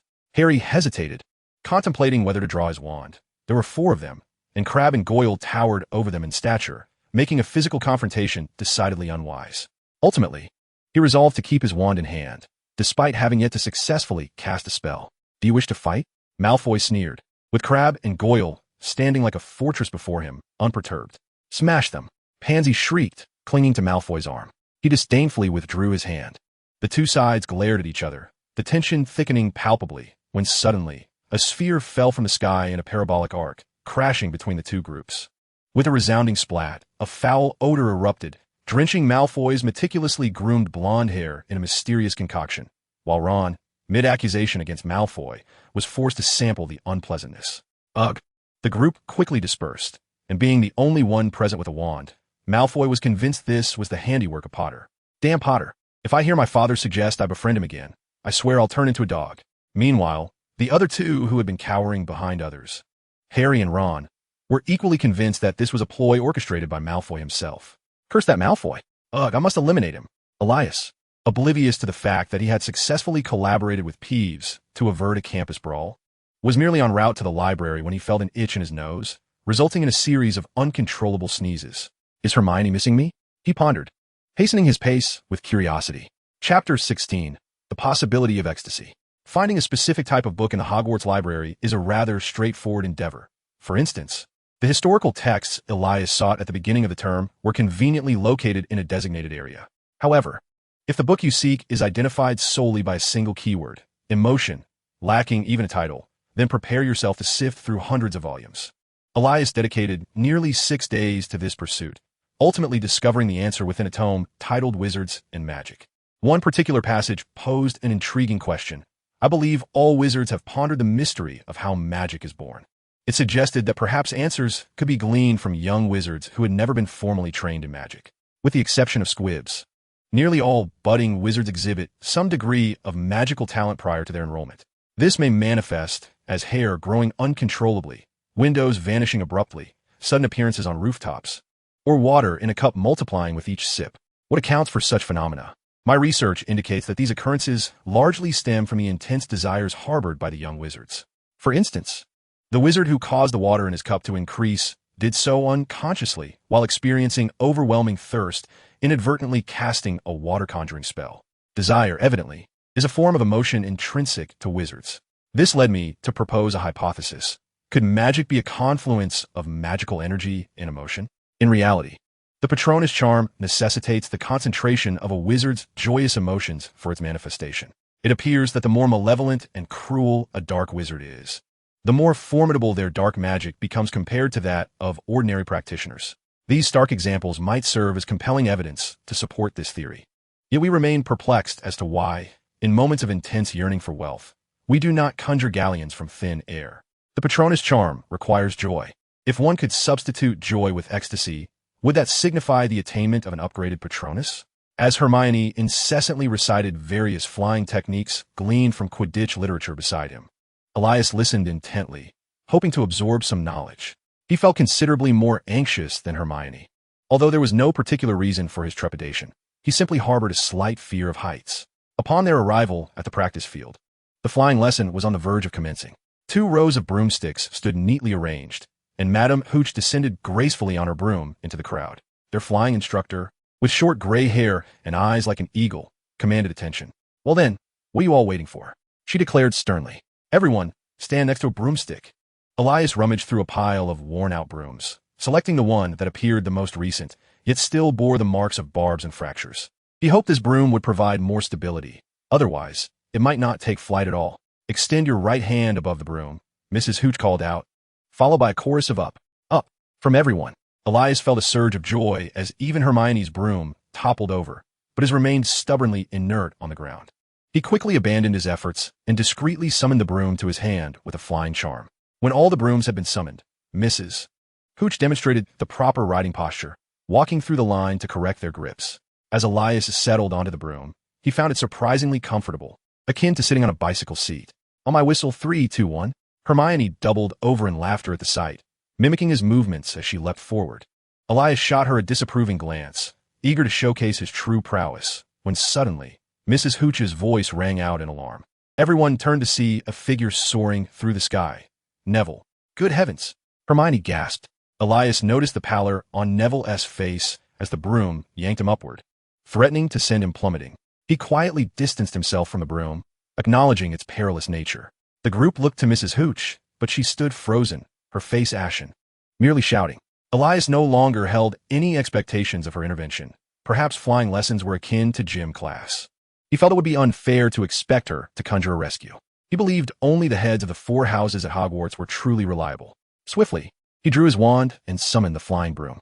In an instant, the uncontrollable broom swung around, rapidly closing the distance to Neville. The closer they drew, the more confident Elias became in catching him.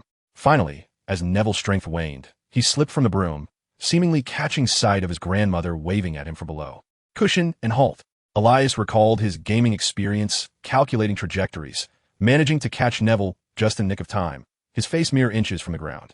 A collective gasp echoed through the crowd. Mrs. Hooch dashed over to assess Neville's injuries. "Oh, Merlin's socks.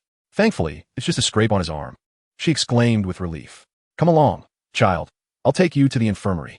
You'll be fine in no time." A wave of enthusiastic applause erupted around them. Even the Gryffindor students were generous in their appreciation, considering he had saved one of their own. "He is so brave," Parvati Patil whispered. "Indeed, even if he is a Slytherin," Lavender Brown murmured in agreement. Hermione cast a sidelong glance at her 2 roommates. Elias welcomed the praise, replying, "All right, I shall." Elias could hardly endure Hermione's gaze, which was imbued with 3 parts pride and 2 parts provocation. Ultimately, he managed to wobble his way 3 feet off the ground on his broomstick, only to remain frozen in place. Reminiscent of the days when he first learned to ride a bicycle, hesitant to press down on the pedals. During this time, Draco Malfoy, for reasons unknown, decided to tease Harry using Neville's memory ball, leading to an exhibition of aerial prowess from both. In the end, Malfoy deducted 5 points for Slytherin, while Harry found himself apprehended by Professor McGonagall, leaving him largely at a loss. Chapter 17, The Patronus.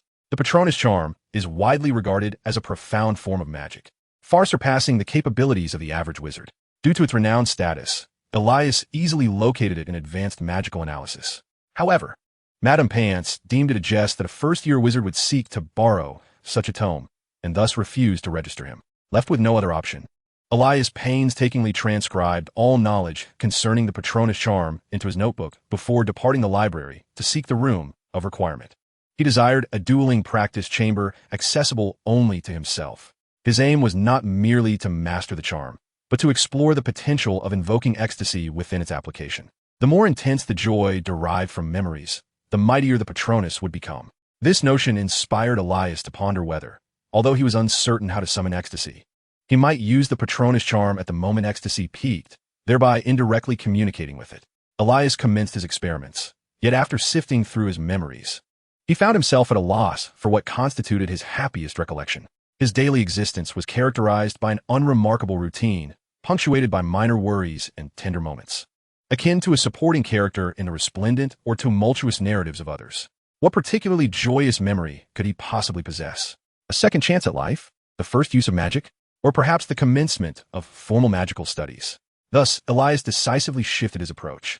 He transfigured a pillow and a blanket, laying them on the ground, and reclined on the blanket, emptying his mind. Let the 7 deadly sins be damned. If the world were to end, so be it. He resolved to care for nothing but to lie down and sleep. Laziness 1. Ecstasy 1. Expecto Patronum. As the ecstasy washed over him, Elias lay on the ground and promptly raised his wand, exclaiming. In an instant, beams of white light erupted from the tip of his wand, and then, nothing. A failure? Elias reflected. Perhaps some foresight was required. Did the emergence of ecstasy one signal that the ecstasy had already reached its peak? Thus, Elias endeavored to envision himself indulging in gluttony, feasting lavishly, and soaring through the skies on the back of a dragon. With each successive failure, he gradually began to comprehend the essence of ecstasy. Perhaps the essence of bliss is not so simplistic. However, when bestowed upon a living being, bliss primarily signifies the spiritual euphoria derived from the release of desires in the present moment, rather than mere laughter elicited by a cold jest. Thus, should he seek to employ bliss to unleash the guardian spirit incantation, what he requires is not memory, but rather a boundless imagination. As his bliss level ascended, the silvery mist emanating from the tip of Elias's wand increased in volume, and finally, just before his bliss value was set to surpass the threshold of 120, Elias glimpsed a glimmer of hope for success. Guardian spirit, heed my call, he shouted, his voice slightly hoarse, as a continuous stream of silvery mist surged forth, gradually coalescing into a spherical shape, while his bliss value plummeted incrementally. Elias understood that the outcome hinged upon this moment. Yet the hallmark of a successful guardian spirit incantation is the manifestation of a tangible guardian spirit, each possessing its own unique appearance, predominantly resembling ordinary animals. Consequently, this sphere surely did not fall within the realm of a tangible guardian spirit. Frantically, Elias compared his situation to that of an ordinary sorcerer, realizing the key was uniqueness. Yes, uniqueness. With this revelation, he vividly imagined the general form of a Baizé and infused it into the white mist. A fierce visage, adorned with dual horns, a lion's body, a dragon's tail, and wings upon its back, the original white sphere indeed began to transform according to his vision, gradually assuming the likeness of a Baizé. As his bliss diminished, Elias felt the weight of despair creep in, his emotions deteriorating bit by bit. For his guardian spirit effectively siphoned away his joy. A minute later, he stared expressionlessly at the silver behemoth before him, measuring approximately 15 feet in length and 10 feet in height, yet he found little joy welling within. Upon inspecting his status panel, he noted that his bliss had dwindled to a mere 15 points, barely half of what would evoke jealousy. The guardian spirit incantation had rendered him akin to a reclusive youth. He contemplated visiting the school infirmary to procure a vial of elation elixir, believing that his melancholic state would undoubtedly heighten the likelihood of arrogance and fury. Upon releasing the tangible guardian spirit, he was astonished to find his incantation had ascended directly to level 5. Thus, he had achieved a minor goal he had set at the beginning of the semester. Guardian Spirit Incantation LV5, 2, 361, 500. Indeed, this magic differed significantly from the original, nearly akin to something he had partially created, making his understanding of it quite reasonable. Strange? Elias suddenly realized why he could interact with it. Locking eyes with the Baizé guardian spirit, he noticed a flicker of innocence and affection in its large eyes. Was the wisdom of this guardian spirit not rather elevated? He could only attribute this phenomenon to the influence of bliss, as if it had transformed the ethereal guardian spirit into an entity reminiscent of a Pippi Gouet, straddling the realms of illusion and reality. Next, experiments were conducted using the guardian spirit. When the guardian spirit was in its ethereal form, it transcended the limitations of the terrain, effortlessly traversing between walls. Spells cast upon it would pass through its form, reminiscent of the mischievous poltergeist. Upon coalescing into a tangible entity, the guardian spirit would automatically siphon magic from its own body, capable of comprehending verbal commands and assisting in retrieving items. At this stage, it became susceptible to physical strikes, with the consequence being a loss of its own magical essence. Ultimately, Elias mounted on the back of the white fox, soaring low in the air for a couple of laps. Most notably, upon the release of the blissful guardian spirit, it transformed into an independent entity, astonishingly allowing Elias to utilize other forms of magic during this time, though he could not employ the guardian spell simultaneously more than once. After thoroughly testing all that he could with the special guardian spirit, Elias finally emerged from the room of wishes, content and satisfied. In the corridor, the candles had been extinguished, leaving only the moonlight to cascade through the tall windows. Regrettably, engrossed in his research, he had neglected to dine. Elias unconsciously furrowed his brow. Along his path, he encountered several aimlessly wandering students and a couple who appeared to be stealthily evading the castle's caretaker, Filch. They exchanged furtive gestures, akin to thieves sharing information about which professor was on duty and Filch's general whereabouts before parting ways. However, as he passed the fourth-floor corridor, a sudden shout rang out, "Run!" Chapter 18. The Trial of the Living Door? Due to the herd mentality. When one hears someone shout run without understanding the cause of alarm, instinctively, one's legs begin to move before the mind can catch up. After zigzagging through the corridors, he found himself at the end of a hallway, the sounds of footsteps, curses, and the laughter of the poltergeist trailing behind him without pause. He longed to inquire of those behind him whether they had lured the enemy there. However, as he was not out for a midnight stroll, Elias reluctantly resorted to using an unlocking spell to open a tightly shut door, slipping inside silently. Upon closing the door, Elias leaned against it, utterly exhausted, taking a deep breath. What on earth is this? He was nearly startled into biting his tongue, for not far from him lay a gigantic, abstractly featured three-headed dog. Snoozing away, its rhythmic snores resonating loudly, with thick drool pooling on the floor. He could swear he had not seen a collar or chain on any of the heads of the creature. Suddenly, words spoken by Professor Dumbledore during the opening banquet flashed through his mind, and he began to grasp where he was. Moreover, upon reflection, if the presence here posed a danger to life, why not simply seal it off? Thus, was the headmaster's true intention to incite the curiosity of young wizards to venture into peril? Was this how magically inclined institutions operated?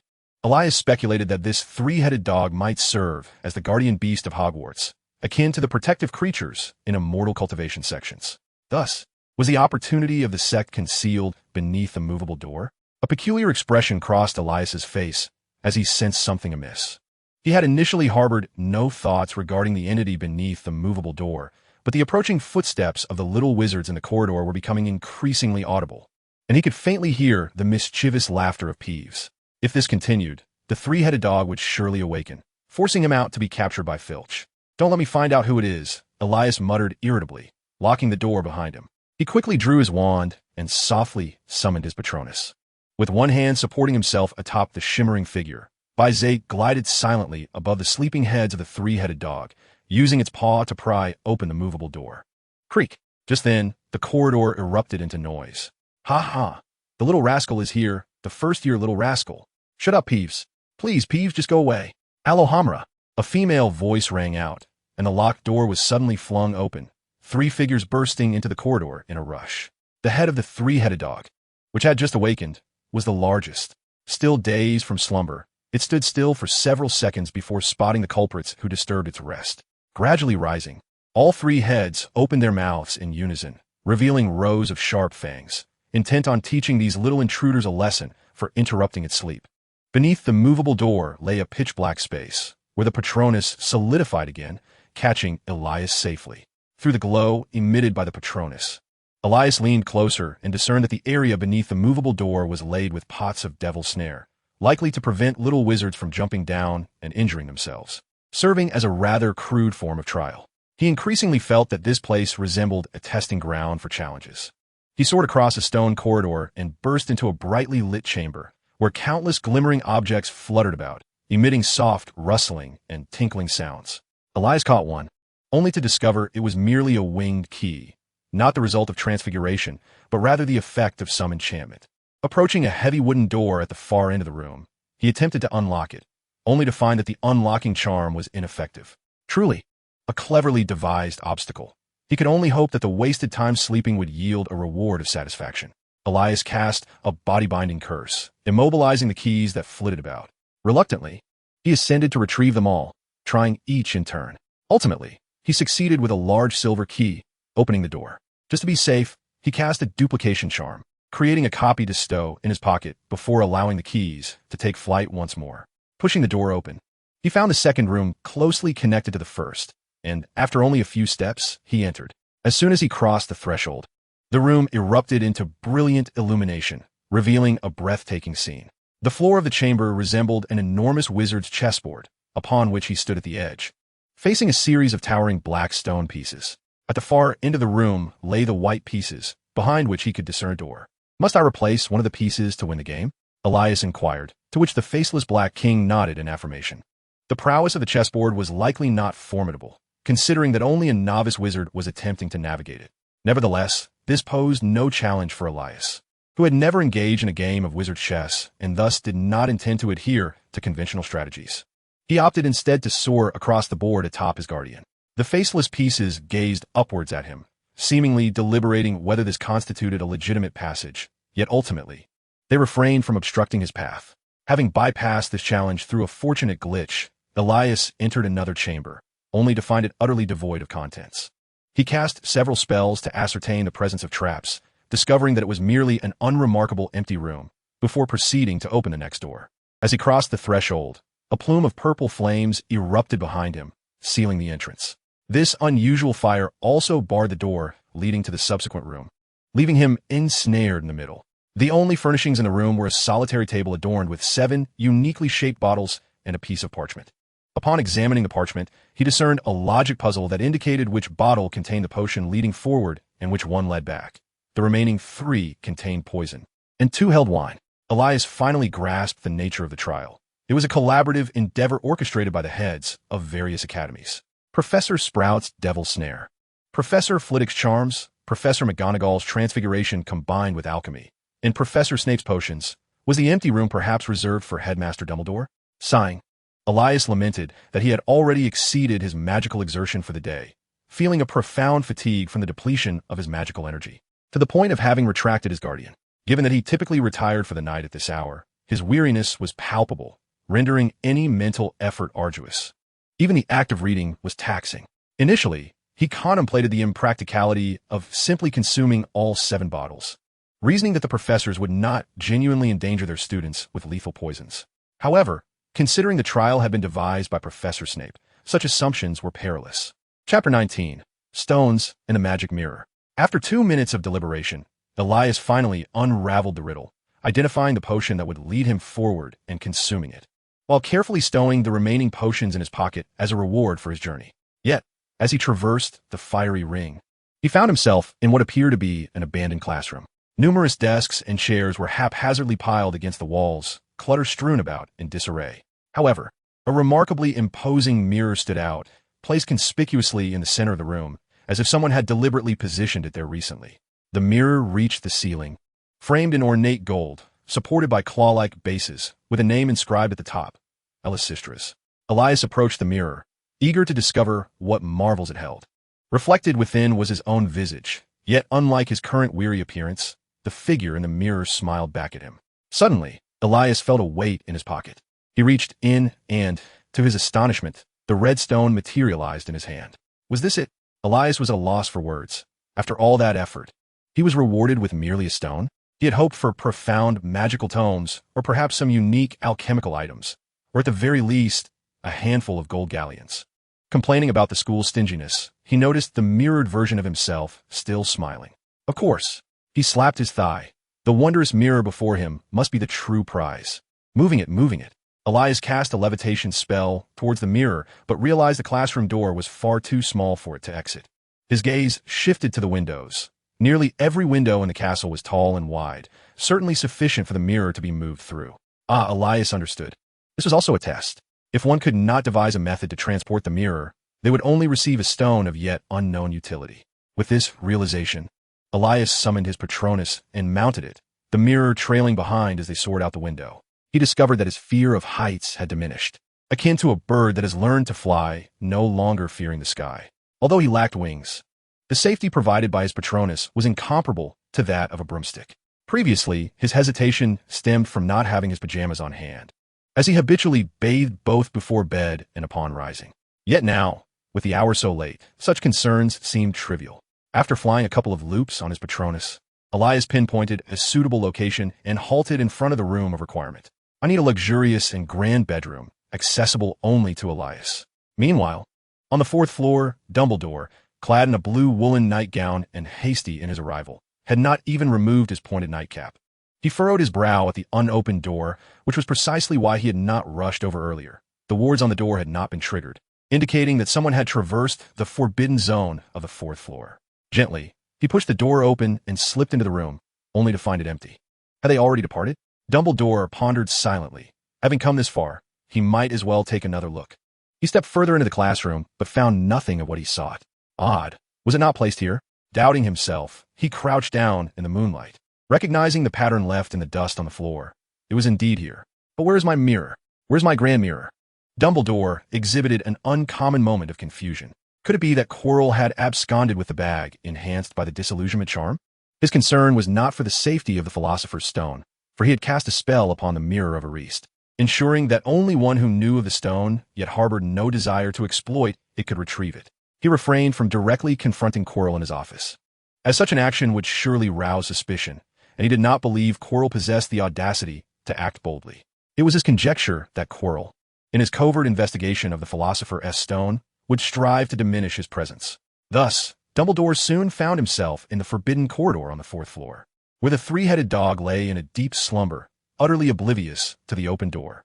He cast a reproachful glance at the negligent creature and, employing a spell, levitated the slumbering beast into the air, allowing him unobstructed passage through the trapdoor. Finding nothing amiss in the first challenge, he swiftly entered the chamber filled with flying keys.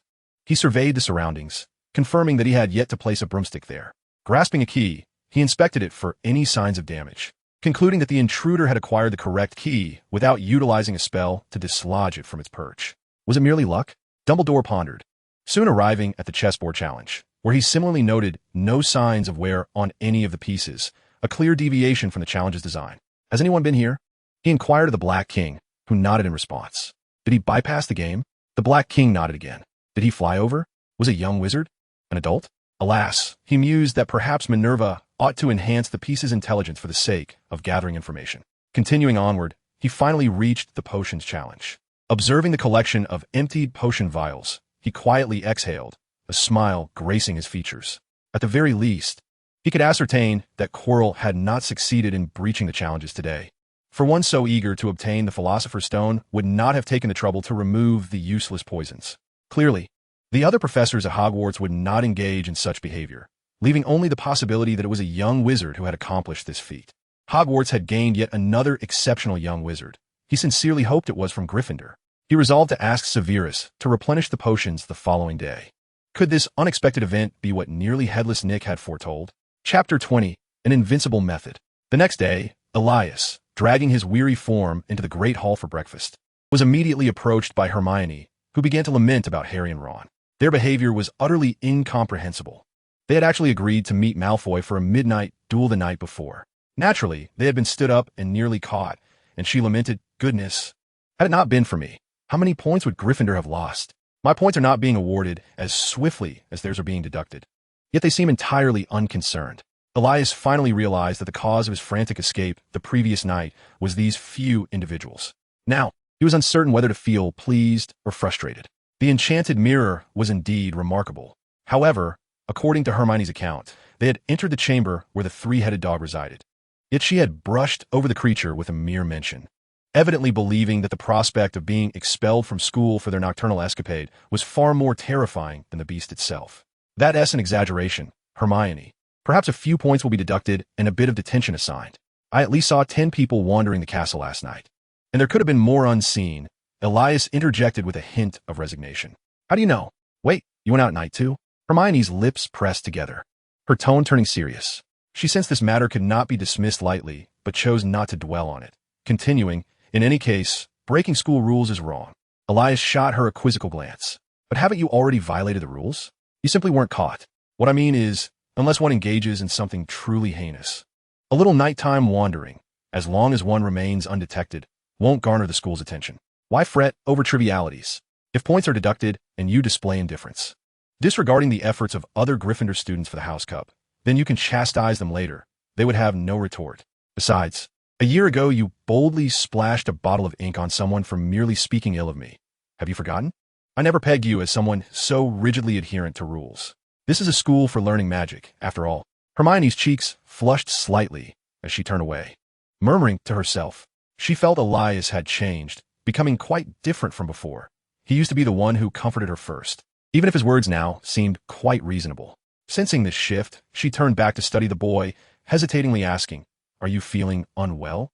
It was rare for her to see Elias in a somber mood, leaving her uncertain. "Is it that obvious?" Elias replied, a bit surprised.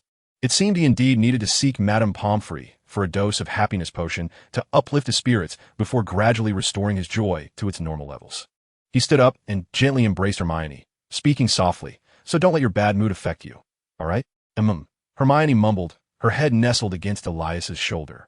"Hogwarts has only expelled 2 students in the past century. There is a book in the library that documents this, one I have seen. You can look for it," Elias remarked before departing the hall towards the infirmary. With her cheeks flushed and her gaze cast downward as she consumed her breakfast, Hermione couldn't help but smile. Her mood considerably brightened. Unbeknownst to her, others might have been observing this exchange, prompting her to hasten her meal and rush out of the hall, eager to inquire why Elias seemed downcast. In the campus infirmary, Elias, after undergoing an examination by Madame Pomfrey, effortlessly acquired a small vial of a pale golden elixir of joy, seemingly freshly concocted. However, Madame Pomfrey declined his request for additional vials and sternly cautioned him that excessive consumption of the elixir could lead to undesirable side effects, such as an uncontrollable urge to sing or a tendency to wrinkle one's nose. "You still have ample time before the OWL examinations. You are merely in your first year. Do not place such immense pressure upon yourself, my child." Typically, the elixir is reserved for 5th and 7th year students in the latter half of the academic year, as they are driven to madness by the stress of impending exams. Consequently, Elias was left with no choice but to send a letter to the magical materials shop in Diagon Alley, ordering the ingredients to brew more of the elixir himself. Upon arriving at the room of requirement, Elias consumed the elixir in one swift motion. Suddenly, he felt an overwhelming sense of joy, an exuberance that made him want to sing, though he could not fathom the reason for his elation. According to his plan, he brandished his wand freely in the spell practice room of the room of requirement, casting any spell he desired, targeting wherever he pleased, occasionally soaring through the air on his Patronus to execute precise strikes. The exhilaration was akin to receiving a toy gun with infinite ammunition in his childhood, allowing him to play to his heart's content, an ingenious method he had devised the previous night to amplify his euphoria, as anticipated before the effects of the elixir waned. His joy had increased by 5 points, and many of his spells had seen a rise in proficiency. Regrettably, the vial was too diminutive, or perhaps Madame Pomfrey had diluted it. The fleeting illusion of happiness dissipated after a mere 15 minutes. Once the elixir's influence faded, he found it increasingly challenging to elevate his joy further. He began to grasp the nuances of the 7 deadly sins, the higher one sin value above normal levels. The easier it was to increase, yet the more difficult it became to diminish, such as the case with Sloth. Conversely, when one sin value plummeted below normal levels, growth became exceedingly arduous, but it would not decline, for there was little room for reduction, illustrated by jealousy and his current joy. This was not particularly encouraging news, as it implied that reducing his sloth would necessitate considerable diligence. He had not seen the sun hanging directly in the sky for nearly 2 months. If he did not allow the sun to warm his back soon, he might be at risk of calcium deficiency. He pondered whether there existed any spells that could address sloth, perhaps a coma charm, a spell that would render an adversary so lethargic that they would not awaken. It seemed to hold potential, and it opened a new avenue of research. Could integrating sin into spells enhance their effectiveness? He had previously discovered that to utilize a sin, its value needed to be significantly elevated, and Sloth conveniently met that criterion. His thoughts need not be confined solely to the coma charm. There were myriad spells capable of inducing unconsciousness, such as the explosive charm. What? You assert that being knocked unconscious by an explosion doesn't count as being dazed? Furthermore, it appeared unnecessary to restrict himself to causing his adversaries to faint. Could he not simply conjure a flickering light? If foes were to witness the glow and subsequently feel too indolent to cast a spell, would he not become invincible? Chapter 21. Snape is a good professor. In the concoction known as the Elixir of Joy, Unicorn hair stands as the most precious ingredient, fetching an astonishing price of 10 galleons per strand in Diagon Alley, while the combined cost of other ingredients barely amounts to a single galleon. The brewing of the Elixir of Joy is a sophisticated potion taught only in the 5th year, posing a considerable challenge. Fortunately, he succeeded in his 3rd attempt, yielding less than 10 ounces in total. After some calculations, he realized that due to the potion's limited consumption, the market typically offers 1-ounce bottles for convenience, akin to the quantity provided by Madame Pomfrey, which is just sufficient for a single sip. Each ounce of the elixir can command a price of 4 galleons, resulting in a net profit of 29 galleons from a single brewing, an impressive return on investment. Even with a mere 1 successful attempt out of 3, he could still earn 7 galleons from a sale. Of course, this hinges on the quality of his potion and the availability of a sales channel. Elias began to contemplate his options. He lacked a sales avenue, unless he persuaded his father to rent a shop in Diagon Alley, an impractical notion. Thus, the only feasible course seemed to be contacting the apothecaries in Diagon Alley, offering to sell them his potions at a competitive price, positioning himself as a supplier. To achieve this, he needed to focus on 2 objectives: reducing the cost of potion production and increasing the success rate of his brews while diversifying the types of potions he could create. To his knowledge, the Forbidden Forest is a treasure trove of resources, home to numerous unicorns. If he could venture into the forest and fortuitously find a few strands of shed unicorn hair, the cost of his elixir of joy could plummet to just 1 galleon. He could drink a bottle, refill it, and sell it for profit. Any additional discoveries would certainly be a bonus. Resolute in his decision, Elias spent the following days wandering the edges of the Forbidden Forest. However, he soon realized how fanciful his aspirations were. Searching for a strand of unicorn hair in the forest was akin to finding a needle in a haystack. His eyes nearly strained from the effort. Yet he found no trace of unicorn hair, although he did manage to collect a few quills from the blast-ended scrutes. On a positive note, he indeed uncovered a wealth of potion ingredients: lavender, caterpillars, and ample quantities of baneberry. He even stumbled upon a mature fluxweed plant, which, when harvested during the full moon, could be used to brew polyjuice potion, with a single plant worth hundreds of galleons. Unfortunately, he lacked proper preservation methods, or he would have extracted it immediately. He also initiated correspondence with several potion shops in Diagon Alley, but the response was underwhelming. Lacking any reputation in potion brewing and unable to produce potions in bulk at will, the merchants deemed the procurement of single bottles inconsequential. They would need to inspect each potion individually to ensure it met their standards, a task they were unwilling to undertake. Elias perceived that the remarks made by the shopkeepers were rather tactful, yet it was evident that his own skills were inadequate. He had indeed underestimated the matter. Perhaps a scholarly approach would be more prudent. He contemplated publishing several academic papers in a prestigious journal, such as the Potion Weekly, which would undoubtedly garner him recognition, leading to potion shops seeking collaboration. Having clarified this point, Elias temporarily set aside his thoughts of potion delivery, yet the urgency of earning money loomed large, as his practice of the exhilaration potion had nearly left him bankrupt. Despite this, his potion's mastery languidly progressed to barely surpass the 3rd level, with the 4th level still a distant goal. He pondered whether he had fallen into some sort of misconception, for this seemed illogical. Consequently, Elias took the time to consult Severus Snape. However, Elias typically exhibited a reserved demeanor, possessing only a modest reputation among his peers, resembling a reflection of his former self. Thus, he was certain that this student would not seek to draw attention through such inquiries. In other words, Elias was not being ostentatious, but was genuinely seeking guidance. Upon realizing this, Snape rose and spoke slowly. "I do not wish to boast, but I am, indeed, one of the most accomplished potion masters of our time. Before even enrolling, I worked as an errand boy in a potion shop, which allowed me to delve into the world of potions. With the support of the shop, I brewed every potion in our textbooks during my 1st and 2nd years. By my 3rd and 4th years, I began to modify potions based on my own understanding. In my 5th year, I even invented potions that had never before been seen. Therefore, if your sole intention is to obtain a certificate or achieve high scores in your final exams, your approach to studying potions is not fundamentally flawed. However, if you aspire to make significant contributions in the field of potions, enriching your repertoire of potions is far more crucial than mastering individual ones. You will discover the exquisite interactions of various potion ingredients through diverse brewing experiences, and you will find many commonalities in the brewing methods of different potions. Once you have brewed all the advanced potions, will you still feel the need to devote time to practicing a 1st-year pimple potion?" Elias nodded in agreement. Although Snape was known for his biases, unkempt appearance, and sharp tongue, earning a poor reputation among students, He undeniably proved to be an excellent professor in the realm of potions and a commendable head of Slytherin. His genuine passion for magic ensured that he would not study solely for examinations, prompting Elias to resolve to follow Snape's advice by experimenting with a variety of potions. "Here you go," Snape said, producing a book and handing it to Elias. Upon opening it, Elias found it filled with handwritten potion brewing instructions, the script resembling that of a troll, awkward and almost illegible. He cast a curious glance at Snape, surprised by the professor's less than artful handwriting. Was it possible that his classroom notes were inscribed with magic? "This is a book copied by someone in confinement," Snape explained with a hint of annoyance. "If you can successfully brew all the potions listed above this semester with satisfactory quality, I shall allow you to enter my potions club by special exception." Potions club? Elias had never heard of any such club at the school. "Ask someone else. You may leave now." "Very well, Professor." Chapter 22. The Soul-Binding Curse.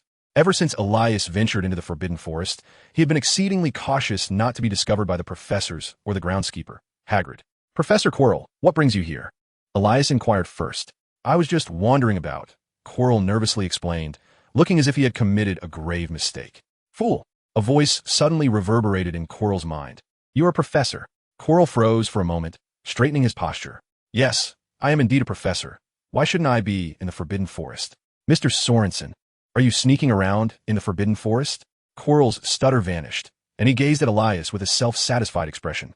"Of course not. I came with the professor," Elias asserted confidently. What?" Quirrell exclaimed, glancing around nervously. "Which professor did you come with?" Elias blinked, maintaining a calm demeanor as he replied. "Why, Professor Snape. He brought me to the Forbidden Forest to collect some potion ingredients." He had once inadvertently discovered Quirrell's fear of Snape, thus using Snape as a shield, alleviating his worries about Quirrell confronting Snape. Quirrell exhaled in relief. It was good that Elias was not specifically looking for him.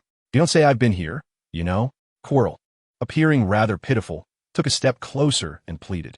Suddenly, a nauseating stench, reminiscent of a foul mixture of garlic and excrement, assaulted Elias's senses, nearly blinding him.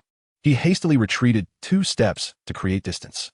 "Very well, Professor, I won't inform Snape," he promised after turning to inhale some fresh air. The veins on Quirrell's forehead throbbed as he hurriedly exited the Forbidden Forest from another direction, needing to distance himself from Snape. For reasons unknown since the start of the term, Snape had taken a disliking to him, and now he was beginning to suspect that he was being manipulated on behalf of the Dark Lord. He was unsure if the plan he had devised for today would bear fruit, but he had to attempt it. The Dark Lord had been growing increasingly volatile. In punishment for his lack of progress in obtaining the Philosopher's Stone, he had hastened the absorption of Quirrell's life force, leading him to the brink of death. Halfway through, Quirrell suddenly sensed something was amiss. How could a professor be at ease allowing a first-year wizard to roam the Forbidden Forest alone? He was surely being deceived. Snape could not possibly be in the Forbidden Forest. Meanwhile, Elias believed he had narrowly escaped danger, crouched on the ground, digging up a sprig of valerian. Quirrell, concealed behind a thicket, observed Elias with a shadowy gaze, slowly raising his wand. "Soul-binding curse." "Elias," Hermione called out, having searched through the crowd for a while. She jogged over, lightly bumping into Elias, shaking the book in her hand as she asked, "Shall we go to the library?" "I do not wish to go." Elias did not cast even a glance at Hermione, choosing instead to advance forward. Oh, very well," Hermione murmured, observing Elias's expression. Was he unhappy again? "Shall I head to the library, then?" she tentatively suggested. Elias replied impatiently, decisively turning into the corridor on the 3rd floor, heading straight for the Office of the Defense Against the Dark Arts Professor. Hermione stood still for a moment, watching as Elias vanished from sight before continuing her ascent. The library was on the 5th floor. Upon entering the Defense Against the Dark Arts classroom, Elias firmly closed the door behind him and approached Quirrell, slightly bowing his head as he spoke. "I have tested Harry Potter. He is utterly oblivious to the existence of the Philosopher's Stone." Quirrell furrowed his brow. Such ignorance meant that Harry Potter would certainly be unaware of the Forbidden Forest as well. He had assumed that this boy, who had survived against all odds, might possess some unique knowledge from Dumbledore. It seemed he would have to seek an opportunity to investigate the Forbidden Forest himself, as Hogwarts professors were notoriously tight-lipped. Yet, this also indirectly confirmed that the Philosopher's Stone must indeed be hidden within the Forbidden Forest on the 4th floor. Why not inquire with the professor? Or perhaps not. "I need you to swiftly learn how to control a troll. There will be tasks for you later," Quirrell instructed, signing a note and handing it to Elias. "Seek out a book on the dark arts that explores magical creatures using the soul-sucking curse. I hope that volume remains. I have devised a method for dealing with trolls based on that book, but I lack the time to teach you personally. Quirrell gestured for Elias to close the door. Understood, Professor, Elias said, pocketing the sign note as he exited the defense against the dark arts classroom. In the library, Hermione spotted Elias and felt at a loss to articulate her emotions. Suddenly, she found Elias to be strangely unfamiliar and even frightening. After a moment's hesitation, she opted not to approach him, instead focusing absent-mindedly on the assignment due for the day. Meanwhile, with the professor's signature in hand, Elias smoothly navigated the book borrowing process. Madame Pants would not record the details of his borrowed book, nor concern herself with its contents. At Hogwarts, professors were exempt from such registration. A professor's signature was sufficient, representing their personal endorsement. This was a privilege afforded to them by Hogwarts, reflecting a measure of trust, though one could only wonder if that trust would ever be betrayed. After borrowing the book, Elias hurried to the room of requirement. He had always been committed to the practical application of magic. Days passed, and apart from his puzzlement over why he needed to learn the soul-sucking curse to control a troll, his life remained largely unchanged. However, those who knew him began to notice a marked deterioration in his temper, particularly Draco Malfoy, his roommate, who had ample opportunity to observe this shift. One night, Malfoy discovered that Elias had not returned home, believing he had seized an opportunity to hold something against him, and promptly reported it to Snape. When he eagerly sought out Elias, he was taken aback to find him tutoring in the office of the Dark Arts defense class. Following that day, he consistently found himself awakening in various locations within the castle, despite having gone to bed in his own chamber, leading him to fear he had fallen victim to a soul-stealing curse. He was well aware that this could only be the handiwork of Elias. Yet this torment persisted for an entire week. Malfoy wished to inquire if this was ever going to end. He contemplated confronting Snape for an explanation, but hesitated, fearful that he might awaken the next day to find himself in a toilet stall. After several days of this relentless ordeal, he was utterly exhausted, struggling to stay awake during class. The only one who genuinely felt perplexed and powerless was Hermione. They had transitioned from inseparable companions to distant strangers in less than 2 weeks. She even wondered if this Elias could possibly be an imposter. Chapter 23, Breaking Free. Hermione's suspicions were not mere flights of fancy. Based on her observations, it was illogical for Elias to arrive at the Great Hall for dinner with dirt on his robes without opting to change, especially since she knew he harbored a mild obsession with cleanliness. Yet, for several consecutive days, she noticed the hem of Elias's robe was quite soiled, and she was at a loss to determine where he had been. Moreover, she observed that he now devoured his meals with surprising haste. This was quite out of character. In her memory, Elias had always maintained his demeanor, presenting himself impeccably in public and dining with deliberate grace, always speaking with utmost politeness. Had Elias truly begun to treat the school as his home? Hermione found this notion rather implausible. Another peculiar observation occurred during Transfiguration class, where she noted Elias occasionally displayed a fleeting expression of struggle before regaining his composure and continuing to listen attentively. What would be the cause of this? As Hermione pondered, she absent-mindedly followed the lesson. Although she rarely lost focus in class, she had already practiced the levitation charm with Elias and succeeded. So her momentary distraction did not hinder her progress. Stop. Your wand is about to poke my eye out. Hermione interrupted Ron, who was wildly waving his wand, her irritation evident. The gesture for the levitation charm requires a flick and a swish, not flailing your wand like a club. Ron, miffed, retorted, if you're so brilliant, why don't you show us? Hermione huffed, seized her wand, and pronounced, Wingardium Leviosa. Upon completing the incantation, the feather on the table indeed began to rise gracefully into the air. Look, Miss Granger has succeeded. Professor Flitwick exclaimed. Gryffindor earns 5 points. It was no wonder everyone found him insufferable. As they left class, Ron vented his frustration to Harry. She's like a nightmare. A figure brushed past Harry and hurried onward, and he caught a glimpse of her face. Hermione appeared on the verge of tears. He thought he heard her whispering, what does it matter? Ron's confidence wavered slightly. I dare say she has no friends. She must have noticed that herself. Hermione abruptly halted her steps, turned around, and said earnestly, no, you are mistaken. I do have friends. The girl's eyes glistened with unshed tears, and Ron felt an inexplicable pang of guilt. Yet he stubbornly retorted, are you referring to Sorensen? Come on, he must have noticed this. You are a Gryffindor, and he is a Slytherin. So what? As long as we are studying at Hogwarts, we are classmates regardless of our houses. The house will not affect our relationship. Hermione reiterated the words spoken by Elias, fully endorsing this notion.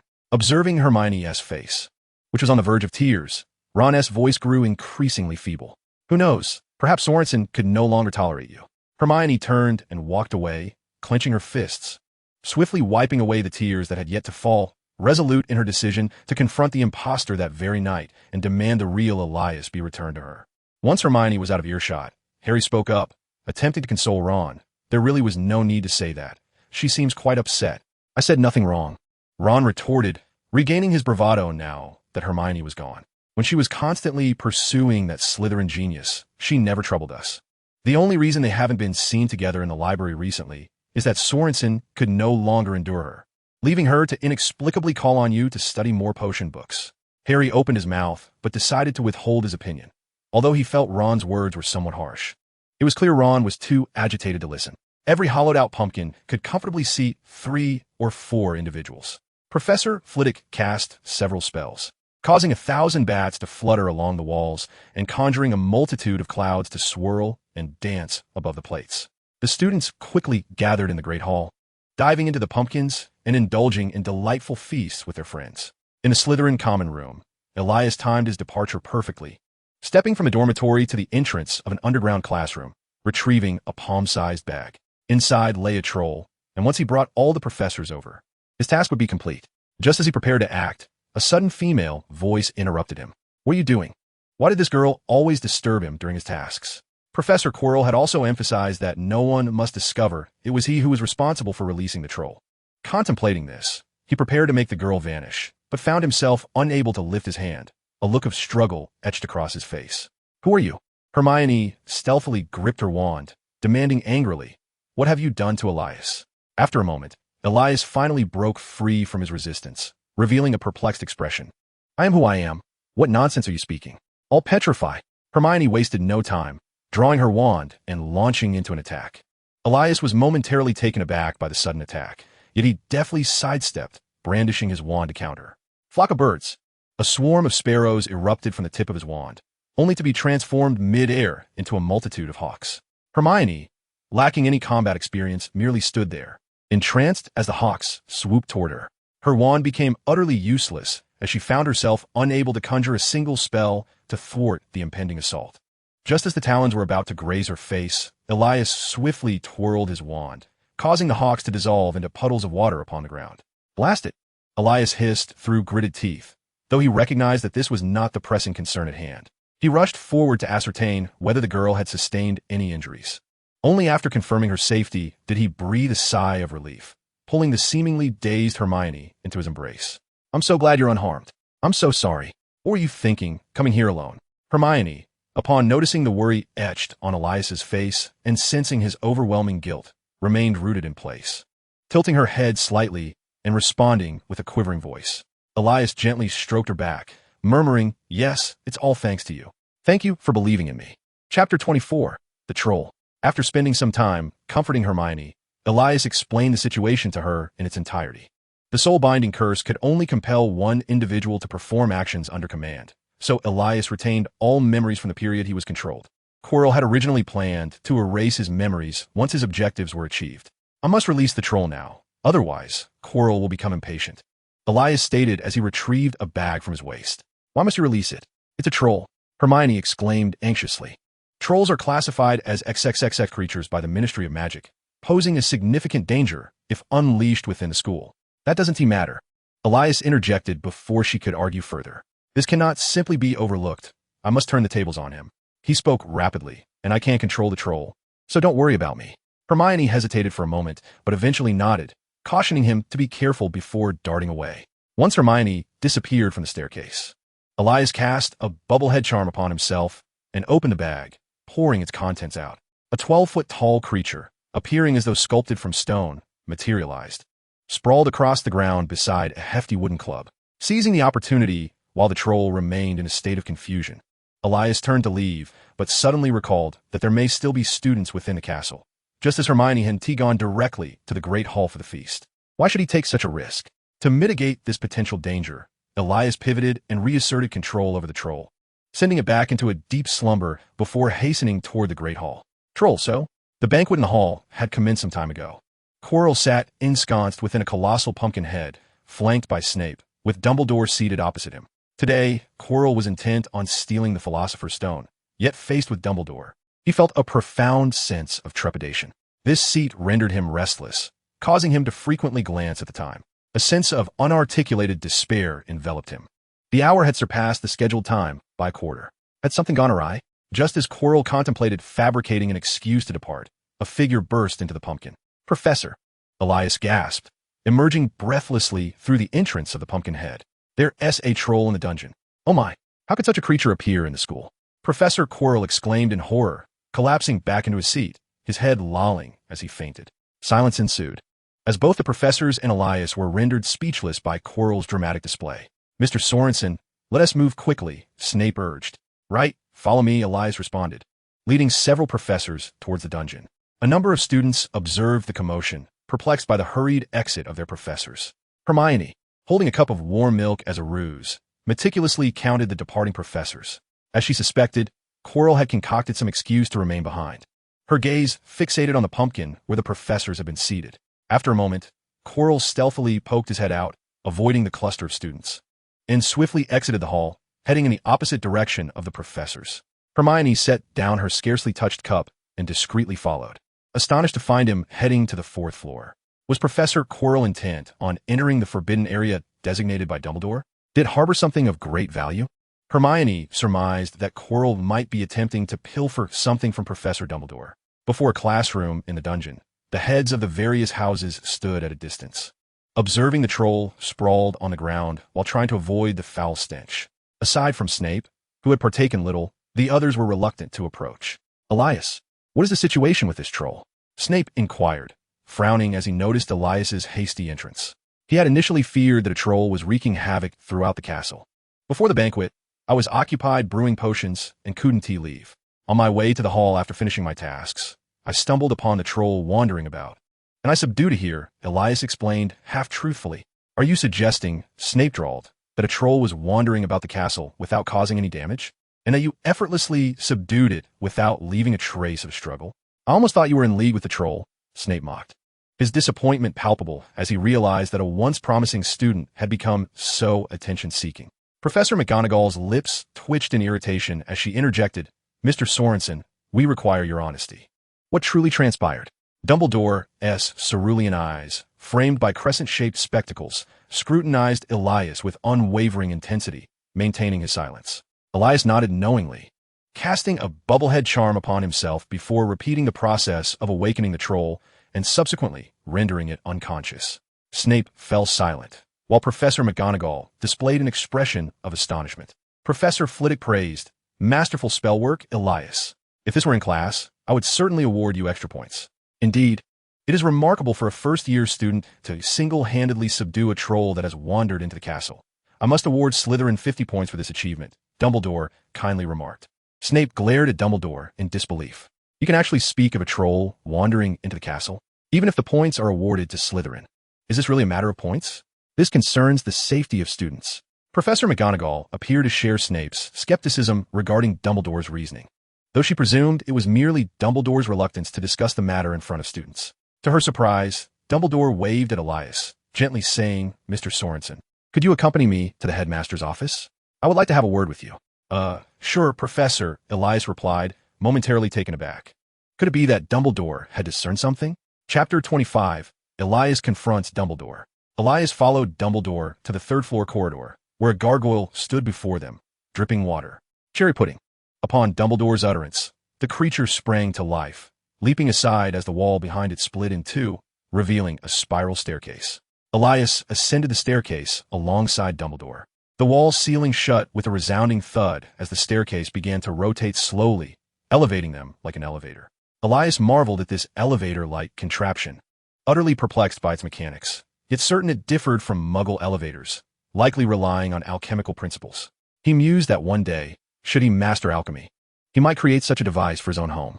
As they ascended higher, they soon arrived before a luminous wooden door adorned with a lion's relief.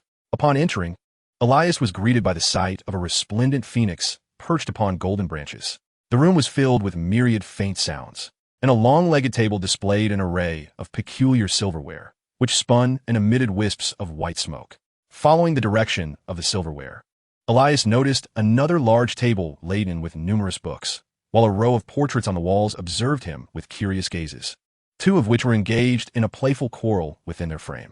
Beside the portraits stood a shelf, similarly adorned with books and an assortment of oddities, including the sorting hat, which rested quietly atop the shelf. "Please, have a seat," Dumbledore said, settling into the largest chair and conjuring another for Elias. As Elias sat, Dumbledore continued, "Would you care for something to drink? Perhaps a snack? I imagine you haven't eaten yet today." Elias nodded and replied, "Milk and pumpkin pie will be splendid." "Professor." With a wave of his hand, Dumbledore conjured a steaming cup of milk and a plate of pumpkin pie before him. Elias, who had long been parched and famished, restrained himself as he delicately cut into his meal with knife and fork. Dumbledore did not hasten to inquire, but instead entered another room, remaining there for a while, only emerging after Elias had finished his meal. He then asked, "Might you enlighten me on the events that have transpired, Mr. Sorensen? I suspect the situation is far more intricate than you have conveyed." Elias rotated his neck in contemplation. Dumbledore, having discerned his completion of the meal, seemed to have realized that his prior assertions were not entirely truthful. He ventured a guess. "Is it the painting upon the wall?" Dumbledore remained silent, merely smiling in response. Elias understood, then, that the headmaster must have gleaned some information from the portraits that pervade the school's corridors, thus rendering any need for concealment unnecessary. Nevertheless, Elias took a moment to collect his thoughts before recounting the events of the past fortnight, how he had extricated himself from the soul-binding curse and his intentions to turn the tables. However, he chose to omit his encounter with Quirrell in the Forbidden Forest, instead fabricating a tale of stumbling upon a disheveled Quirrell while seeking his counsel, only to be ambushed and subdued by him. Upon concluding Elias's narrative, Dumbledore leaned forward, hands clasped upon the table, his eyes sparkling with insight. Elias sipped his milk and discreetly observed Dumbledore's expression, sensing that he had successfully concealed his foray into the Forbidden Forest. Or perhaps the headmaster simply did not regard such trivial matters with concern. After a pause, Dumbledore inquired, "If I were to refrain from intervening, Mr. Sorensen, what course of action would you choose?" Elias was taken aback for a moment. He understood that this headmaster was no conventional figure, as evidenced by the establishment of a notoriously flawed entrance. Yet he was astonished that the headmaster would not immediately address the issues surrounding a professor, questioning whether it was disbelief in his words or a calculated confidence, untroubled by the safety of his students, suggesting alternative schemes. Elias inclined towards the latter interpretation. Since Dumbledore was willing to listen for such an extended duration, it seemed unlikely he would dismiss him merely due to his youth. Drawing from Quirrell's request for him to divert the professors, he posed a direct question. "Professor, Quirrell's objective pertains to the corridor of the 4th floor forbidden area, does it not?" Dumbledore offered no verbal response, yet to Elias, this was tantamount to confirmation. It appeared that the headmaster was indeed aware of Quirrell's intentions to infiltrate the Forbidden Zone. Thus, Elias asserted, it seems that is indeed the case. Therefore, the purpose of the Forbidden Area extends beyond merely enticing young wizards to tackle challenges. It serves as a trap, does it not? No wonder the trials are so simplistic. The bait is Quirrell, is it not? He often appears anxious in his office, as though time is of the essence. There must be something there that he desperately seeks. Moreover, while he possesses considerable ability, he feigns incompetence, and his usual frailty does not seem entirely contrived. Could it be that he is under duress, coerced into stealing this object? Moreover, the pressure has been intensifying recently. The more Elias analyzed, the more exhilarated he became, as he believed he had uncovered the truth. Dumbledore's expression transformed from neutrality to increasing astonishment, prompting him to interject with a smile, "Mr. Sorensen, please hold on a moment." Elias nodded, interpreting Dumbledore's words as affirmation of his correctness. Building upon this foundation, he continued, "During my time under Quirrell's control, he granted me 3 signatures from professors, allowing me to borrow books from the restricted section in order to learn how to control trolls." Dumbledore's lips twitched. "Child, the restricted books you accessed are the school's property and have nothing to do with Quirrell." Nonetheless, he felt a sense of relief, as he had worried that Elias might harbor resentment due to Quirrell's manipulation. Dumbledore then shifted the conversation, his gaze sharp as he slowly spoke. "You mentioned that you ventured into the Forbidden Corridor, did you not, Mr. Sorensen? And you even reached the end, which is why you are unafraid of revealing what you discussed with Quirrell." Elias's expression stiffened. It seemed he had inadvertently exposed himself. However, he soon realized that the mirror must have been placed there by Dumbledore. Was Quirrell after that mirror?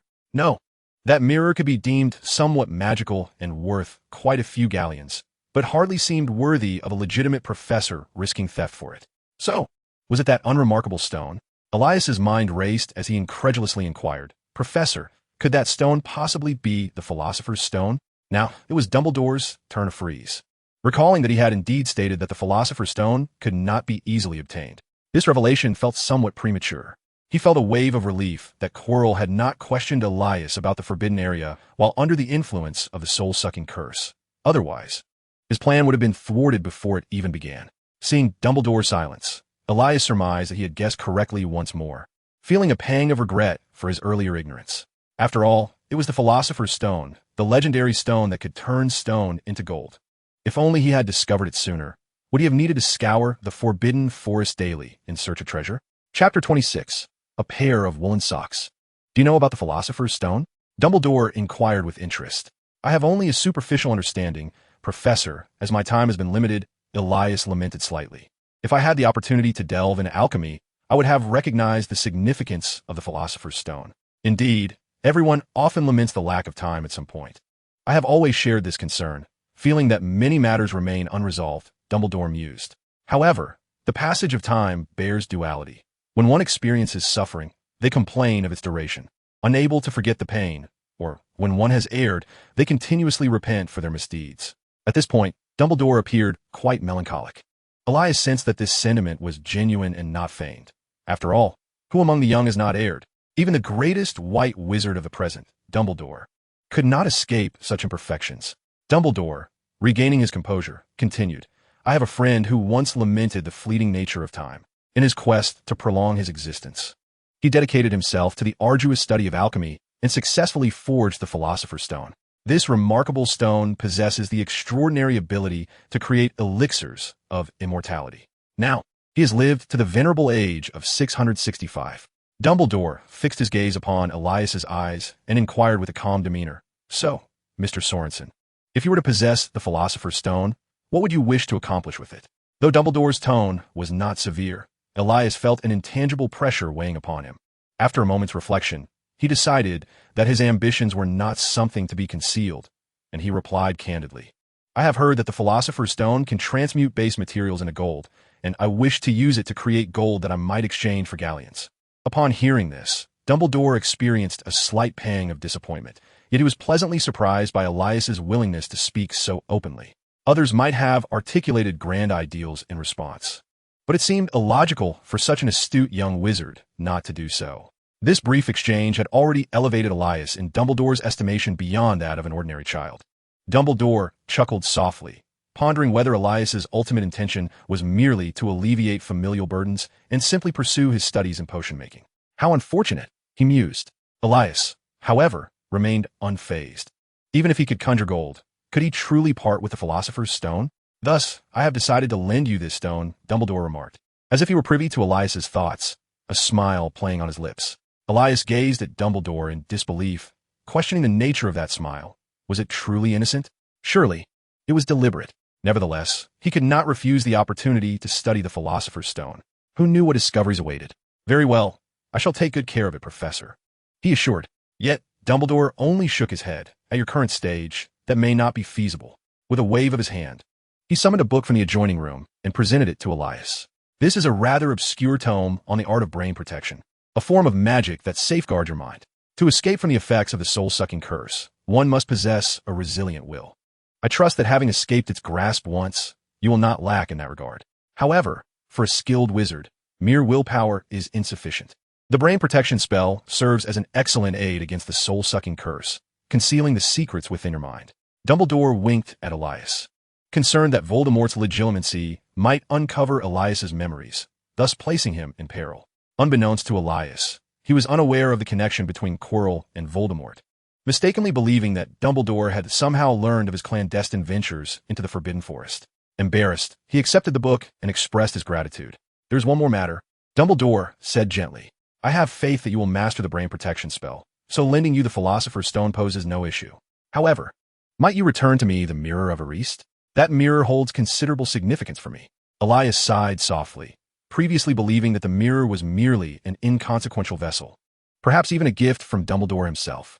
He had nearly sold the mirror, as Borgin and Burks had offered a substantial sum for it. "Shall we proceed, Professor? I shall escort you there." Elias rose and declared, "I have placed it in a room on the 8th floor. Fetching it directly would draw too much attention." However, he hesitated. "But Professor, the conditions for summoning this room stipulate that only I may enter." "What shall we do?" "Fear not," Dumbledore replied with a smile. "This room is far more magical than you can imagine. Try altering the entry conditions within the room in the same manner." Following his instructions, Elias attempted the alteration, and before long, Dumbledore opened the door and stepped inside. "It seems you have fared well here," Dumbledore remarked with a chuckle. "I first discovered this place when a lavish restroom materialized unexpectedly." They approached the mirror, and Dumbledore curiously inquired, "Elias, what do you see within the mirror?" It was this very reason, its seemingly magical allure yet utter uselessness for him, that had led Elias to consider selling it for a handsome sum of 1,500 galleons at Borgin and Burks. "Desire," Dumbledore mused once more. "This mirror reflects our deepest yearnings. People squander their time before it, unaware of whether what they perceive is real or even attainable. I am glad you have not succumbed to the illusionary world it conjures, Elias." "Professor, what do you see?" Elias pondered, unable to fathom what desires could linger in the heart of such a formidable wizard as Dumbledore. He sensed an undercurrent of sadness in Dumbledore's light-hearted words, perhaps due to the 7 deadly sins making him particularly sensitive to emotions. Surely, he could not be lamenting something as trivial as a lack of socks. Chapter 27. The Tragic Hero. Elias had ample time to practice his occlumency. They speculated that since Quirrell had opted to let students release the troll in his stead, he would refrain from seeking out Elias again, lest the focus shift to him. Thus, Elias's current objective was to elevate his occlumency skills before Quirrell approached him once more, all the while plotting to undermine him from the shadows. Did he truly think he could simply acquire a few books for free? That was utterly impossible. He searched among the various pumpkins and eventually discovered Hermione nestled within a small one at the edge. Elias had merely taken a moment to satiate his hunger in the headmaster's office, yet he still felt somewhat unsatisfied. He was genuinely touched by Hermione's thoughtfulness, and, while munching, remarked, "Dumbledore instructed me not to speak of our conversation tonight. Are you curious to know?" Hermione's expression shifted to one of displeasure, her large eyes blinking in surprise. Recognizing her curiosity, Elias conceded, "Very well, I shall tell you." "Ah, but isn't Dumbledore forbidding it?" Hermione exclaimed, a hint of surprise in her tone. "Not at all. You are not merely anyone." Elias, indifferent to the matter, began to summarize the content of their conversation. Hermione felt a slight blush rising to her cheeks and eagerly moved a little closer. "Chilo went to the 4th floor tonight, did he not?" Elias inquired. Hermione nodded. "I counted his footsteps. It was indeed the 4th floor, without a doubt." "Then all my conjectures must be accurate," Elias remarked, a glint of calculation shining in his eyes. "You mentioned you had ventured into the forbidden area on the 4th floor?" Hermione initially furrowed her brow but quickly relaxed, curiosity piqued. "The last time I saw that 3-headed dog, it frightened me quite a bit." The girl instinctively felt concerned about the school rules. Yet since it was Elias who had broken them, she soon dismissed the thought. "Indeed, it was on the very night you encountered the 3-headed dog that I trespassed into the forbidden area and acquired the Philosopher's Stone," Elias did not deny. "Would you care to see it?" Dumbledore had not expressly stated that others were forbidden to enter again, so it should be permissible for young witches and wizards to do so, shouldn't it? Hermione seemed tempted, but after a moment's contemplation, she shook her head. "If we go again, Professor Dumbledore will surely realize you have leaked information, so perhaps it is best to refrain." Elias did not press further and instead shared some small cakes with Hermione, the two engaging in quiet conversation about recent events and their families. Letters from sons and daughters, and so Hermione's own letters as well. In her spare time, Hermione often cared for the toothless creature, while Elias spent much of his time either practicing magic in the Room of Requirement or treasure hunting in the Forbidden Forest. Now his owl, the toothless creature, was more familiar with Hermione than its rightful owner. As the feast concluded, Elias escorted Hermione to the entrance of the Gryffindor common room. There, they encountered Harry and Ron. But Hermione, heeding Elias's advice, chose to ignore them entirely. After bidding farewell to Elias, she entered the common room. After her departure, Elias fixed a long, penetrating gaze upon Ron before turning to head back to the Room of Requirement. It was merely a trivial verbal dispute. Had it been an insult from someone like Malfoy, he would have relished the opportunity to educate the other party, but speaking further now would only diminish his stature. No way. She actually recited the password to the Gryffindor common room in front of a Slytherin student, Ron muttered discontentedly. Harry shook his head, She didn't even acknowledge you. Why bring up? He was quite grateful to have such an academic prodigy in his year. Hermione could easily compensate for any points deducted by Snape. The following morning, the Slytherin students awoke to find their house had miraculously gained 50 points. Previously, Slytherin had been leading in house points due to Snape's frequent favoritism, and now they had extended their lead even further. Many students speculated about what had transpired, with some recalling the professor's outing the previous night and wondering if it was related to the events of that evening. However, aside from the first-year students, very few individuals at Hogwarts were acquainted with Elias, and among those who witnessed the scene yesterday, the number was even smaller, resulting in no one approaching Elias for inquiries. A boy stood up and asked Professor McGonagall, why did Slytherin suddenly gain so many points yesterday? Professor McGonagall appeared somewhat displeased, responding, "We are currently in class, Mr. Davis, and such questions unrelated to our lesson are not permitted." Nevertheless, upon observing the indignant expressions of the Gryffindor students, she reluctantly offered an explanation. "It seems Elias did not inform you all. A troll unexpectedly wandered into the castle yesterday, and Elias single-handedly dealt with it, which is why Dumbledore awarded Slytherin 50 points." The classroom erupted in a cacophony of astonishment as students began to murmur. "We're merely first-year students, blissfully engaged in wizard chess, and he has already managed to vanquish a troll by himself?" Hermione, who was already aware of the incident, chuckled quietly in her seat. Although it seemed unrelated to her, she felt an inexplicable sense of pride. The tale swiftly spread throughout Transfiguration class, initially remaining relatively tame, merely stating that Elias had defeated the troll and earned points for Slytherin. When Dumbledore arrived, his eyes glistening with tears, he awarded Slytherin an additional 50 points. Elias, expressionless, sat beside them, listening intently. If not for his proximity at the table, he might have been touched by this tragic hero narrative. Chapter 28, The Bounty on Quirrell. The gossip surrounding Elias' bravery in defeating the troll only lingered in the school for 2 weeks before being overshadowed by new rumors. Today, whispers from an unknown house suggested that anyone who could unveil Professor Quirrell's scarf to reveal the back of his head would be rewarded with 10 galleons in a small grove near the Forbidden Forest. Many young wizards were captivated by this news, as 10 galleons constituted a substantial sum, particularly when the living expenses of students from ordinary families were typically measured in sickles. Coupled with Professor Quirrell's apparent weakness and lack of authority in class, this incited a number of students to ponder the possibility of attempting such a feat. Had the target been severe Snape, they would have deemed the person proposing the bounty utterly deranged. As Professor Quirrell entered the Great Hall for breakfast, nearly all the students regarded him with fervent eyes, akin to those fixed upon galleons. This was the first time during his tenure that Quirrell was observed by so many with such intensity, rather than the typical indifference or disdain he had grown accustomed to. This unexpected attention stirred a sense of emotion within Quirrell. Could it be that his teaching career had finally revealed a glimmer of brilliance to the students? He took his seat at the staff table, yet the gazes of the students remained firmly fixed upon him, prompting Quirrell to feel increasingly hopeful. In truth, the students were merely waiting to see if a brave soul would be the first to step forward and make an attempt. Soon after, Professor McGonagall finished her meal and departed. At that moment, a second-year boy sprang up from the Gryffindor long table and slowly approached Quirrell, his hands tucked into his pockets, trembling slightly with apprehension. After all, he was about to assault a professor. Dumbledore straightened slightly, watching the unfolding scene with keen interest, while Snape discreetly distanced himself from Quirrell. Wait a moment, something felt amiss. Snape paused, realizing that although Dumbledore had urged him to keep a close eye on Quirrell, there was no necessity to sit beside him during mealtime. Sitting opposite was equally vigilant. How could that old man neglect to remind him, leaving him unable to enjoy his meals? The boy carefully calculated the distance between himself and Quirrell, inadvertently tripping over his left leg with his right and stumbling forward. In a flash, he grasped Quirrell's scarf, hoping to leverage his weight to yank it off. Quirrell, in the midst of enjoying a roasted sausage, suddenly felt a weight at the back of his head, causing him to lean back. The boy, realizing his effort was futile, propelled himself forcefully off the ground, attempting a leap backward.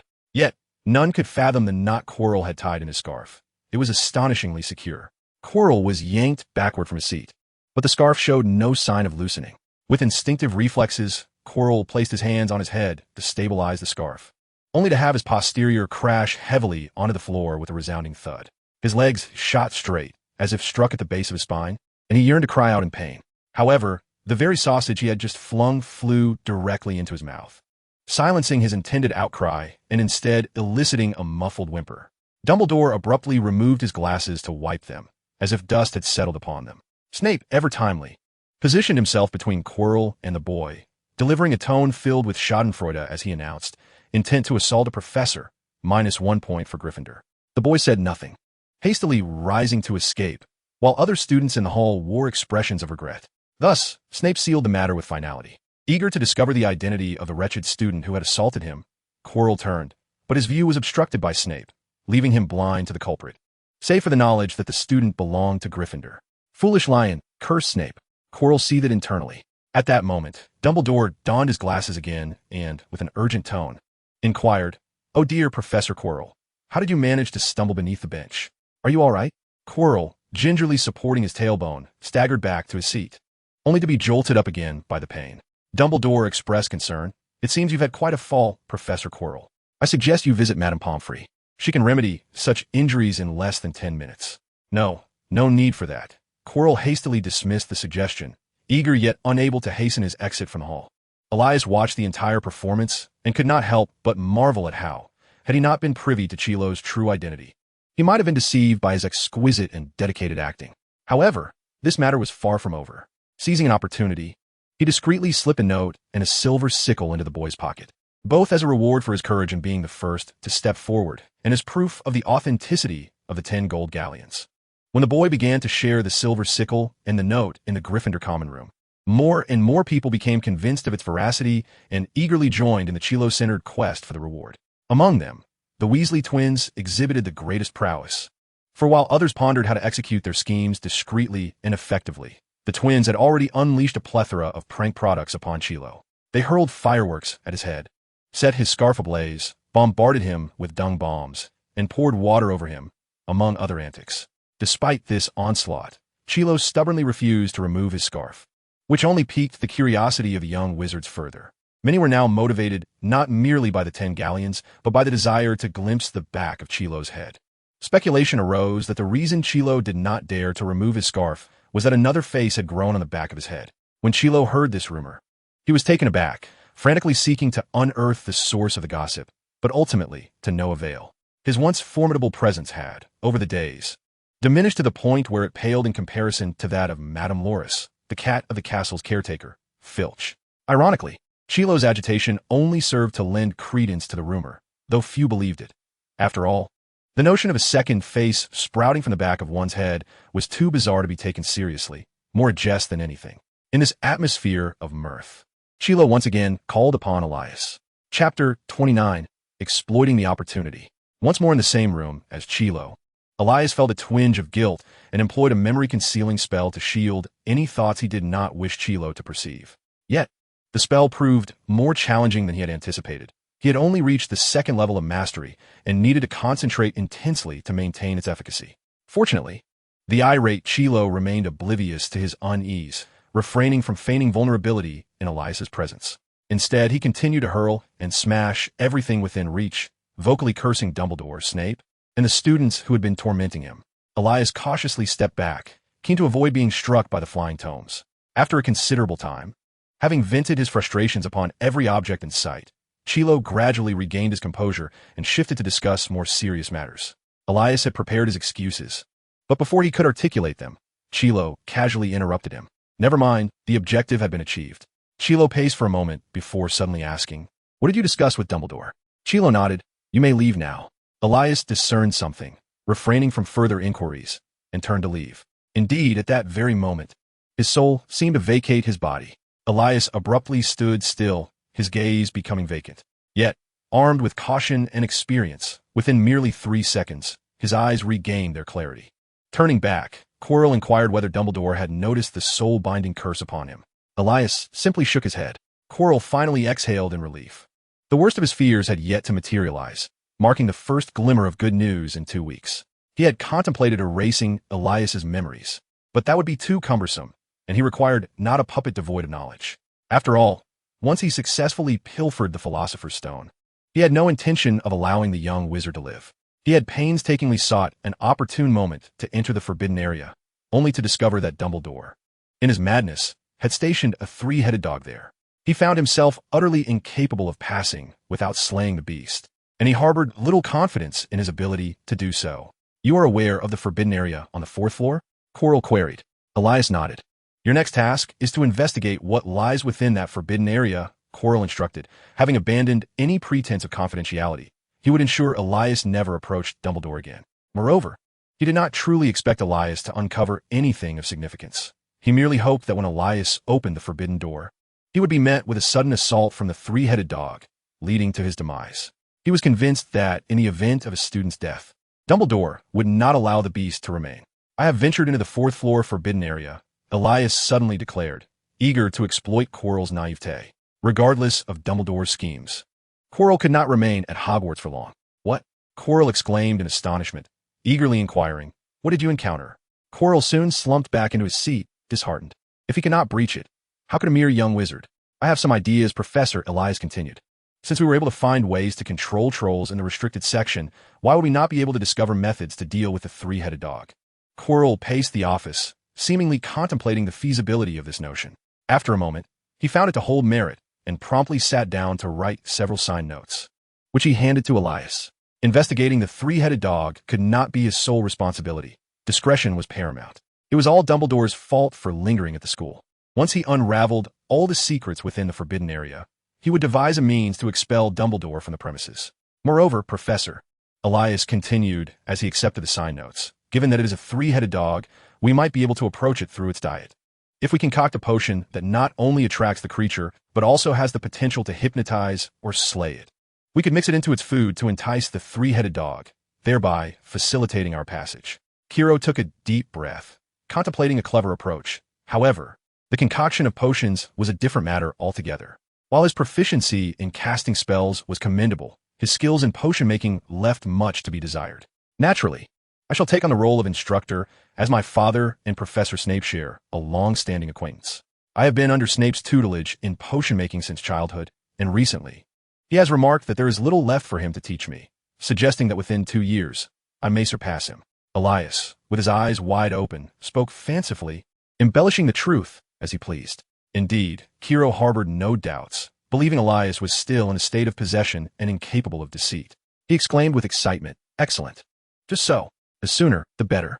Noticing Quirrell's interest piqued, Elias couldn't help but smile slightly, feigning distress as he continued. However, Professor, brewing potions requires considerable funds for materials, especially for such a high-level potion capable of rendering even a three-headed dog unconscious. I cannot guarantee success on the first attempt. It may require a substantial amount of galleons. Quirrell furrowed his brow. How much do you estimate? Elias pretended to calculate, secretly gauging Quirrell's limits, perhaps around 1,000. Observing Quirrell's expression soften, Elias swiftly altered his tone, boldly declaring, it may not even be sufficient. At least 3,000 would be necessary. Quirrell gasped, contemplating whether he would even have enough for sustenance, astounded that brewing a single potion could require such an exorbitant sum. Yet, envisioning the wealth and glory that the resurrection of the Dark Lord would bring, he thought it was not the time to be concerned about his finances. With a heavy heart, he declared 5,000. I shall provide you with 5,000 galleons. Even if you fail to find it, you must develop a new potion for me. Quirrell was acutely aware of Snape's exceptional potion-making skills, having once earned praise from the Dark Lord himself. Now, with Snape claiming that Elias would surpass him in 2 years, it was clear that Elias's current abilities must be quite advanced. Elias nearly burst into laughter, hastily assuring Quirrell of his capability, and then watched as Quirrell rummaged through his box, retrieving a small pouch. Here is your 5,000 galleons, Quirrell stated. Elias exerted some effort to seize the pouch, which had been enchanted with a non-detection spell, from Quirrell's grasp. I shall bring you good news shortly, Professor. Indeed, he was preparing to increase the bounty on Quirrell's scarf to 20 galleons. Quirrell, with tears glistening in his eyes, watched as Elias departed with all his savings. Feeling an urgency swell within him, he could not simply wait idly, leaving the office. He recalled that the Dark Lord had mentioned the three-headed dog was a pet of Hagrid's. Perhaps engaging with that oafish giant could yield some vital clues. Chapter 30. Reflection and Recapitulation. At 11 o'clock on Saturday morning, nearly all the students of the school gathered at the Quidditch pitch. Wizards were enamored with this sport of soaring through the skies, if it could indeed be deemed a sport. In days gone by, Elias had been a star player on the school's basketball team. Regrettably, due to academic commitments, he had not touched a basketball since. At present, rather than observing others soaring through the air at the Quidditch pitch, Elias found greater solace in the pages of books. At that moment, Madame Pants was diligently dusting the library with her feather duster. Upon noticing Elias's entrance, her eyes immediately conveyed a profound sense of vigilance, as if any visitor at such an hour were a transgressor. However, possessing numerous signatures from professors, Elias compelled Madame Pants, despite her reluctance, to escort him to the restricted section. The array of tomes within the restricted section was equally diverse, encompassing not solely dark arts, but also a plethora of texts on potions and various magical studies. The peril of these volumes lay not only in their content being inappropriate for young wizards, but also in the fact that many of the books themselves posed inherent dangers. An inexperienced wizard could inadvertently be harmed by the spells inscribed within. After a thorough selection, Elias emerged from the library, cradling 6 books, and made his way to the room of requirement. In theory, once Quirrell was imprisoned in Azkaban or met his demise, the books borrowed in his name would no longer necessitate return, for the school would seek Quirrell and not him. Nevertheless, to mitigate any potential complications, Elias devoted an entire day to transcribing the knowledge that was, for the time being, somewhat beyond his grasp, using a quicksilver quill. In the ensuing month, he delved deeply into the realms of the Philosopher's Stone, memory, and emotion. Coupled with the generous sponsorship of galleons from Quirrell, he never ceased practicing potion-making. Following Snape's guidance, his potion proficiency ascended remarkably, recently achieving a level 4 status. A wisp of crimson smoke was gradually extracted from his mind. As he directed this vivid red emotion toward the Philosopher's Stone, the stone suddenly exhibited a pull, drawing the smoke within. Before Elias stood a notification indicating Rage 1. At that juncture, the Philosopher's Stone had already absorbed 7 distinct original sins, each radiating a unique hue and engaging in erratic movement, transforming the formerly dull stone into a radiant spectacle. Elias meticulously repeated this process, ensuring that the values of all original sins within the stone remained balanced, thus maximizing its capacity for absorption. The pink smoke dissipated at the tip of his wand, yet the prompt for Elysium 1 failed to materialize. This indicated that the original sins not absorbed by the Philosopher's Stone did not simply vanish into the air. Rather, they likely returned to his mind. This also precluded the possibility of Elias extracting and dissipating them directly. However, when Elias attempted to retrieve the original sins from within the Philosopher's Stone, he found himself at a loss. The detached original sins were akin to spilled water, rendering communication impossible. This predicament troubled him. Frowning, Elias pondered the implications. This Philosopher's Stone was not his own, and he feared the consequences should he inadvertently damage it. Would he be held accountable? Elias perceived that this situation might not be entirely unfavorable. In a world where only Nicholas had succeeded in crafting a Philosopher's Stone, if he were to incur any losses, wouldn't it be imperative first to learn the art of its creation? Elias considered himself not to be a person of excessive bravado. Thus, he resolved to delve deeper into his studies. He casually tucked the stone into his pocket and made his way to the library, where he found Hermione diligently reviewing her materials. Indeed, she was reviewing. Despite the academic year being less than half over, Hermione had commenced her first round of revisions according to her meticulously devised study plan, which indicated that, like him, she had already self-studied all the subject from her first year at Hogwarts. Elias had progressed significantly faster in Transfiguration and Potions, having completed the entire fourth-year curriculum. While Elias understood Hermione's appreciation for the educational experience at Hogwarts and her desire to demonstrate her competence in the upcoming final examinations, he remained opposed to such an approach. As Elias had summarized from Snape's remarks, only a troll would incessantly practice how to take exams, whereas for a genius, exam results were merely trivial milestones in their relentless pursuit of knowledge. Perhaps this principle did not hold in the Muggle world, yet it bore some truth in the magical realm, as evidenced by Elias's remarkable advancements in potions. Aside from himself, he had not encountered any other young witch or wizard at Hogwarts who could match Hermione's combination of intelligence and diligence. She was undoubtedly a true prodigy among her peers. However, each individual possesses their unique methods of learning, and perhaps after the final exams, when his results surpassed hers, her perspective might shift. Elias stealthily approached Hermione from behind and unexpectedly tapped her shoulder. Shortly thereafter, they were escorted by Hagrid through the grand doors of Hogwarts and onto the train for their return journey. As Elias settled into their compartment, he gazed out at the receding fields and hills, opening a panel to assess the fruits of his academic endeavors over the past half-semester. Dark Lord, Elias Sorensen. Pride, 95. Wrath, 80. Sloth, 99. Greed, 71. Envy, 30. Gluttony, 39. Bliss, 70. Skills. Transfiguration LV4, 8, 262, 000. Potions LV4, 2, 231, 800. Alchemy LV1, 10, 800.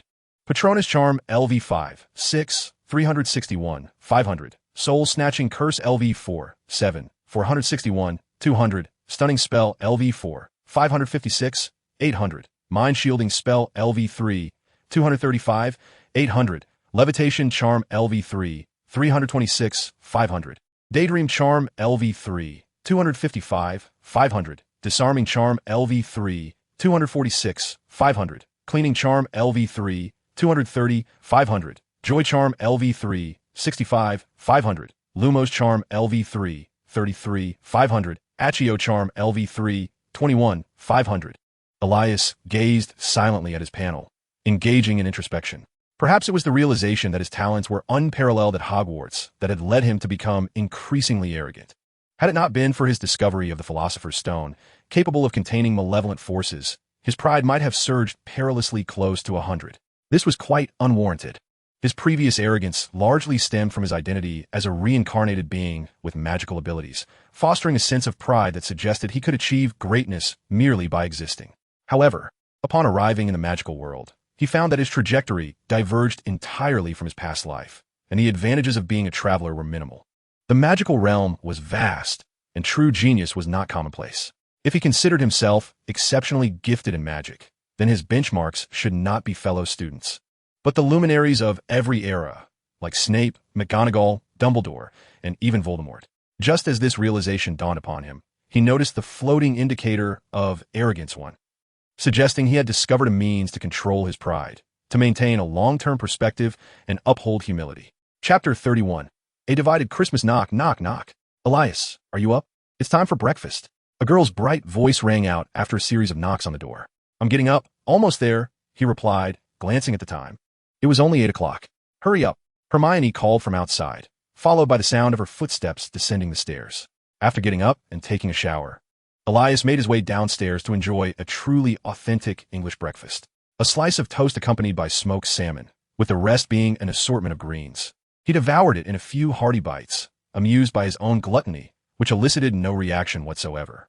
Hermione, lacking friends in both the Muggle and magical worlds, received only a handful of Christmas gifts from her family and the Sorensens, leading to a swift unwrapping of her presents. Elias gifted her a bracelet crafted from willow wood beads, marking his first alchemical creation after advancing to the first level of alchemy. A piece of sentimental value more than practical use, emitting a faint, soothing fragrance that promotes tranquility and sleep. Hermione donned it on her right wrist, giving it a shake, clearly delighted, before she began assisting Elias in unwrapping his gifts.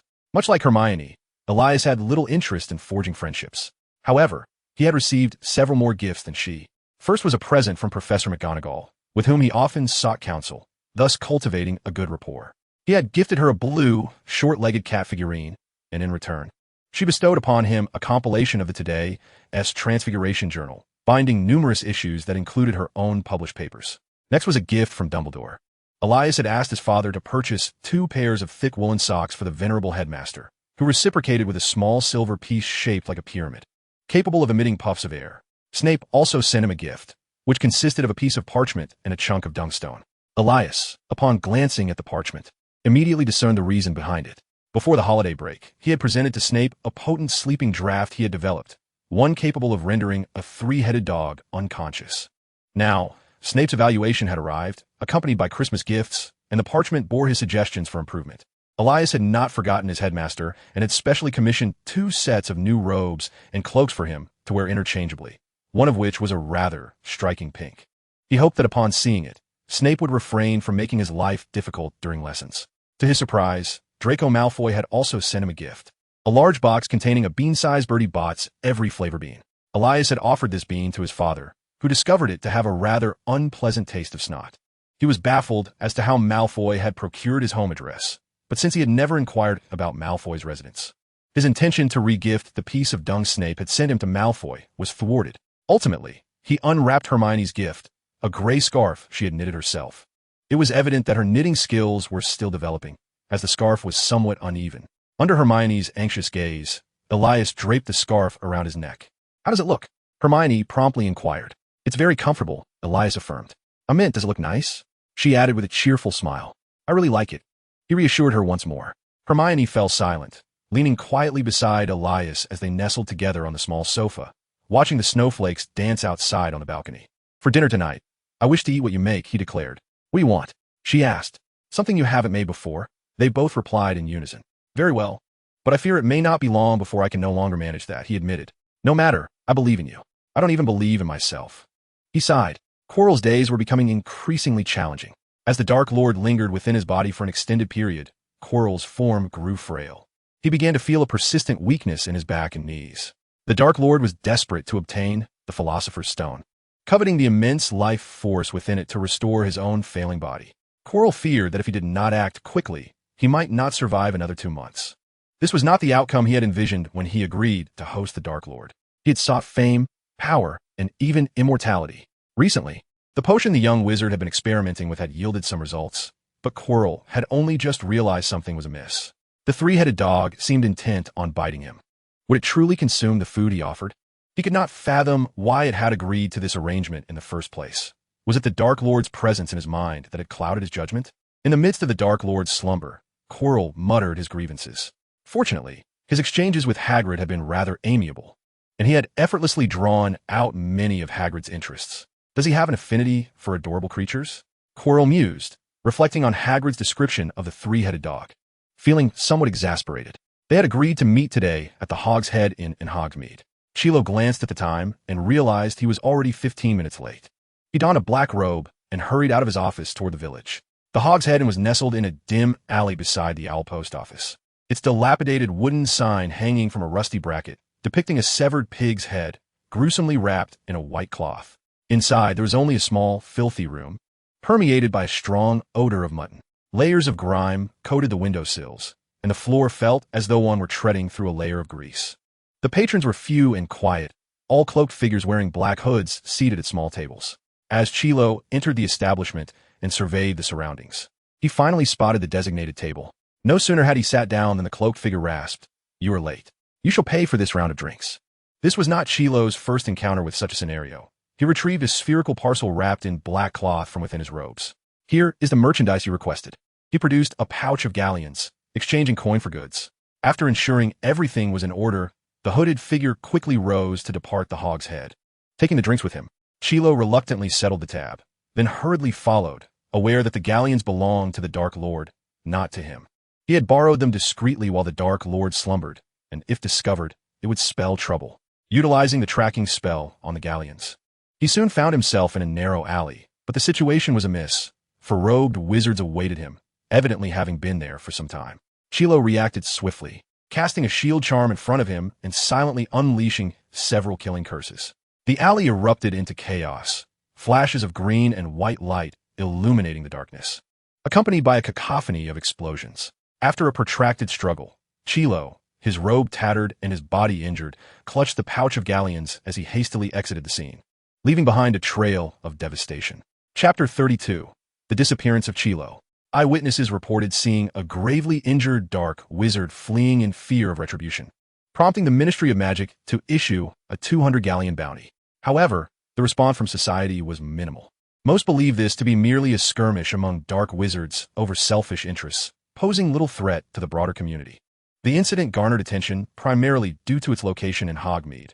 Had it occurred in Nocturne Alley, it would likely have gone unnoticed, as that area was predominantly inhabited by dark wizards, and the Ministry was reluctant to intervene there.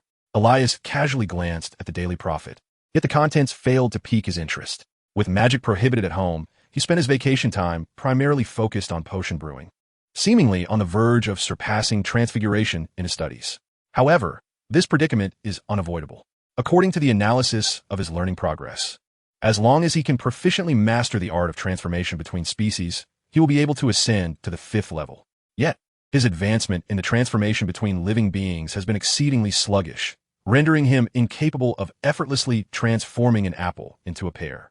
He can transform a chair into a snake and then into a rooster, as, regardless of the metamorphosis, their essence remains merely wood reshaped, merely altering in form.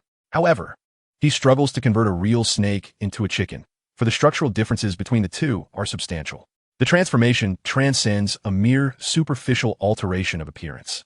It entails a profound change in intrinsic anatomy. He must delve into the nuances of both a chicken and a snake with his magical prowess for an extended period to barely achieve the transformation between the two. Professor McGonagall conveyed this during her demonstration and explanation, noting that seasoned masters of transfiguration have studied numerous ordinary creatures, allowing them to perform interspecies transformations with the simplest of analyses, akin to ordinary transfiguration. Nevertheless, Elias vaguely sensed that this approach was not suited to his own path in transfiguration, much like the unique Patronus charm, leading him to diminish his practice considerably. After all, he was a man with a third-level transfiguration skill even before his enrollment. A certain degree of uniqueness is to be expected. On the eve of the end of the Christmas holiday, Elias and Hermione boarded the train to Hogwarts once more. Yet within the carriage, one could still observe young wizards fervently scribbling away, exchanging knowledge with joy. At such times, the academic prowess within the house becomes highly sought after. Even Parvati and Lavender, who were not particularly close to Hermione, sought to borrow her assignments. Naturally, the little witch firmly declined their request, resulting in a rather unpleasant conclusion to their interaction. Elias shook his head, uninterested in becoming embroiled in the dynamics of the girls' dormitory. Although they appear to be at odds now, who could predict whether they might unexpectedly become close friends in the future? During the first feast upon their return to school, Elias noted the absence of Quirrell at the professor's table, perhaps still preoccupied with concerns over potential student assaults. Meanwhile, Snape's piercing gaze fixated on him, seemingly displeased with his Christmas gift. It remained uncertain whether he had even tried it on. Elias had meant well. He surmised that if Snape donned the pink robes, his reputation at Hogwarts would significantly improve. Regrettably, the professor remained rather reserved. Out of goodwill, after the feast concluded, Elias made his way to Quirrell's office to seek additional funding. Unfortunately, the office was devoid of occupants. In the moment he retrieved the dung bomb from the box, he angrily drew his wand, prepared to duel with Elias, only to be completely subdued within 3 seconds, failing to even cast the curses he had specifically studied. Crabbe and Goyle remarked, "Wait, Malfoy didn't T-summon us. Why are you attacking us?" Elias truly harbored no desire to bully the younger students. Instead, he extended a friendly hand, gazing at him with benevolent eyes. After a prolonged moment of hesitation, Malfoy, under duress, finally reached out his hand. However, Elias suddenly recalled that Malfoy had just grasped a piece of dung, and he quickly withdrew his hand. Half risen, Malfoy stumbled back 2 steps, unable to avoid the inevitable fate of landing on his rear once more. A wave of tears threatened to surface as he contemplated a transfer to another dormitory. Elias realized that this situation was becoming increasingly difficult to explain. In an effort to prevent further misunderstandings, he turned and cast a cleaning spell on his hand. Malfoy felt even more humiliated. Elias had uttered the incantation with such volume, as if to ensure that everyone could hear. Unexpectedly, when the young wizards were all seated with masks in the dark arts classroom, the professor who entered was not Quirrell, but Snape. He strode directly to the podium, waved his wand a few times, and shut the windows, plunging the room into darkness. "Professor Quirrell has taken a 2-week medical leave, so I'll be taking over your lessons during this time," Snape remarked with a hint of sarcasm. "I truly wonder why your headmaster would choose such a professor." The students erupted into chatter. Despite Quirrell's unpleasant demeanor and disorganized teaching, few were inclined to accept Snape as their dark arts instructor. In truth, even the Slytherin students were not particularly eager to attend Snape's classes. While it was true that he favored Slytherin with extra points, he never showed any kindness to those he deemed to possess dull minds. There had long been a rumor within the school that Snape had coveted the position of dark arts professor for quite some time. Yet Dumbledore had consistently refused to appoint him. Consequently, Snape harbored animosity towards each successive dark arts instructor. His disdain for Quirrell was evident to all, and now, with Quirrell's absence, many students whispered among themselves, speculating whether Snape had secretly poisoned him, as Quirrell was indeed exceedingly easy to manipulate and lacked any defenses. Unfortunately, no brave soul dared to voice such suspicions, highlighting the stark contrast between Gryffindor students and their peers. Just a day prior, several Gryffindor students had been confined for a month by Snape under the pretext of defaming the professor during dark arts class. Chapter 33, The Weakened Quirrell. Though few students held any affection for Snape, they could not deny that, as the sole professor at Hogwarts who utilized a combination of projection and screens for instruction, there were indeed valuable lessons to be learned in his dark arts class. Under Snape's supervision, upperclassmen set aside their textbooks to confront some genuinely perilous magical creatures. Only the first-year students were deprived of such opportunities, as they spent the fortnight catching up on the material Quirrell had neglected. After 2 weeks of comparative observation, the first-year students suddenly realized that they seemed to have developed a different perspective on Snape in their defense against the dark arts class. However, upon entering the potions classroom, Snape remained unchanged. This was, for the time being, quite improbable. 2 weeks later, the students spotted Quirrell in the morning assembly hall, but something about him seemed amiss.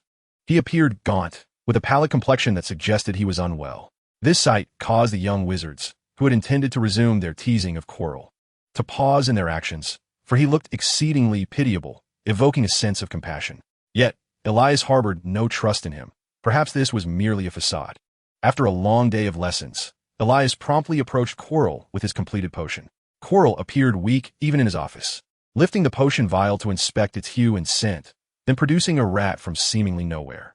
The rat was forcibly given a small dose of the potion, and it immediately collapsed, showing no response even when Quirrell cast the Cruciatus Curse upon it. Elias pondered whether the potion was indeed so potent or if the rat had already perished. He leaned towards the latter, recalling that he always diluted this super sleeping potion by about 50 times before use during his own experiments. Very effective. Your task is complete. You may leave, Quirrell said dismissively. Elias found himself at a loss for words, his carefully prepared remarks choking in his throat as he stood to depart. He had yet to launch his scheme for further investment. Had Quirrell discovered a better method? Or was his dismal state genuine, causing him to instinctively shy away from others? Fearful they might uncover the reason for his poor condition, Elias did not know, but his curiosity about the secrets surrounding Quirrell only intensified. In the match between Gryffindor and Hufflepuff, Slytherin currently topped the Quidditch scoreboard. If Gryffindor triumphed over Slytherin, they would claim the title of Quidditch champions this season. Conversely, if Hufflepuff emerged victorious, Slytherin would secure a 7th consecutive championship. Perhaps this was why Snape had taken it upon himself to officiate the match. The Slytherin students rejoiced, believing the championship was already within their grasp. By afternoon, the Quidditch pitch was filled to capacity. Not only had the ailing Quirrell attended, but Dumbledore also sat at the sidelines, alongside Slytherin fans. Elias, accompanied by Hermione, settled into the back row of the Slytherin section, where the young witch was prepared to explain some of the rules. This was his first visit to the pitch, primarily motivated by his desire to understand why Quirrell attended every Quidditch match. He hardly resembled a Quidditch enthusiast like Professor McGonagall. Regrettably, Professor Dumbledore was present this time, rendering Quirrell unable to act upon any ulterior motives he might have harbored. The match commenced swiftly, and mere minutes later, Snape issued a penalty against Hufflepuff for the 4th time, an occurrence that was nearly unbearable to witness. Even Elias, with no understanding of Quidditch rules, felt an impulsive desire to join the other students in cries of foul play. It seemed that even the heavens were discontent with Snape's actions, as Harry, soaring high above, suddenly dove towards Snape, nearly brushing past him. Just as Snape contemplated using the excuse of Potter's threat to penalize him, a loud cheer erupted from the stands. Harry had ceased his descent, arms raised triumphantly, revealing the golden snitch clasped in his hand. Thus, the match concluded. Snape observed Harry, whose demeanor was strikingly reminiscent of his father's celebratory countenance following a victory. The Slytherin students emerged from the Quidditch pitch with equally gloomy expressions. At that moment, Elias noticed Quirrell stealthily navigating against the flow of the crowd towards the Forbidden Forest. However, Quirrell was unusually vigilant, frequently glancing side to side and behind him. The expansive meadow from the Quidditch pitch to the forest offered no cover, complicating any attempts at pursuit. Concealed beneath a tier of the stands, he produced his wand and declared, Expecto Patronum. A magnificent, silvery guardian resembling a white Chelan surged into the sky, swiftly vanishing into the clouds as it pursued Quirrell. Unbeknownst to Quirrell, no one would dare follow him from above, and his attention was not directed skyward. Upon entering the Forbidden Forest, he discovered that no one was paying heed to his presence, allowing him to quicken his pace and delve deeper into the woods. Elias squinted through the dense foliage, striving to discern Quirrell's movements. Where could he be headed? Quirrell typically lingered around the outskirts of the forest, entirely unfamiliar with its depths. Yet, it was evident that Quirrell was well acquainted with the area and acted with purpose, proceeding without pause to ascertain his bearings. Following Quirrell, Elias flew over a small stream and finally witnessed Quirrell gradually halt, drawing his wand and stealthily crouching behind a thicket. Elias followed Quirrell's line of sight and gasped in astonishment. A magnificent adult unicorn, its body gleaming white and adorned with a horn, grazed nearby, while a smaller, golden-haired unicorn frolicked beside it, chasing butterflies. Was Quirrell specifically seeking unicorns? Chapter 34. The Battle in the Forbidden Forest. Due to his initial desire to locate unicorns within the forest, Elias possessed some knowledge about them. Beyond the immense value of their hair and horns, it had been discovered that unicorn blood served as a potent elixir for prolonging life. With such formidable properties, why had unicorns not been subjected to excessive hunting? In addition to the unicorn's inherent magical resistance and swiftness, there exists a paramount reason. The unicorn is an exceptionally pure creature. The texts recount that the consumption of unicorn's blood is an abomination within the magical realm. To slay such a pure and defenseless being incurs a grave penalty.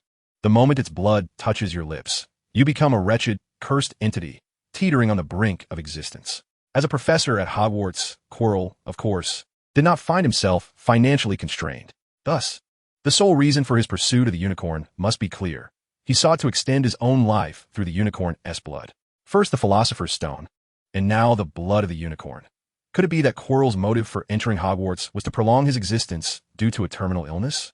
Elias privately shook his head, dismissing his own conjecture. Setting aside the question of whether terminal illnesses even existed in the magical world, Quirrell's actions before and after the holidays appeared inconsistent. Previously, Elias had surmised that Quirrell's intention to steal the Philosopher's Stone was for another's benefit, yet his current desire to consume unicorn blood seemed decidedly self-serving. Had Quirrell become desperate to hunt unicorns due to some impending demise? It was illogical, far too illogical. Elias engaged in a frenzied brainstorming session. If he were in Quirrell's shoes, facing imminent death and yearning for life, he would prefer to venture into the Forbidden Forest rather than risk cursing himself by consuming unicorn blood, which would doom his afterlife. Either he would acquire the stone, or he would perish within the forest, destined for Azkaban, especially since he had already been provided a means to bypass the three-headed dog. Suddenly, a flash of insight struck Elias. The only plausible explanation for such behavior was that Quirrell served or was beholden to a figure who desperately needed the Philosopher's Stone and could threaten Quirrell's life, thus preventing him from directly stealing the stone. This would elucidate why Quirrell would dare to hunt unicorns for survival, yet refrain from directly pilfering the stone. Given the perpetual threat, Elias fixed his gaze upon Quirrell's heavily scarf-wrapped neck, wondering if there might be a person concealed therein. He was startled by his own hypothesis. Yet when considering how Quirrell had steadfastly refused to remove his scarf, all improbabilities seemed to vanish, leaving only the truth. At that moment, Quirrell, having awaited the opportune moment, sprang into action. Seizing the chance while the adult unicorn stood with its back turned, he suddenly emerged from the underbrush, his wand raised, and unleashed a thick beam of green light aimed at the unicorn's back. The white unicorn sensed the imminent danger the instant the brush rustled, leaping aside just in time to narrowly evade the fatal curse. The spell of Chilo surged forth relentlessly, first unleashing a jet of flames to obstruct the path to the left, and then casting an explosive charm upon the ground beneath the hooves of the unicorn, disrupting the terrain to prevent the adult unicorn from accelerating. Subsequently, a robust cutting spell hurtled toward the golden young unicorn. The young unicorn, poised to charge at Chilo, found itself momentarily bewildered by the impending spell. In a critical moment, the adult unicorn leaped valiantly to shield the young one, the cutting spell carving a deep, long wound upon its flank, splattering a small pool of silvery blood. With a pained cry, the adult unicorn collapsed to the ground, desperately nudging the young unicorn with its long horn, urging it to flee. Chilo, reveling in the success of his ploy, entirely disregarded the young unicorn, which stood anxiously beside its fallen guardian, reluctant to abandon it. With a sinister grin, he advanced slowly, step by step. Just then, he seemed to hear a rush of wind behind him.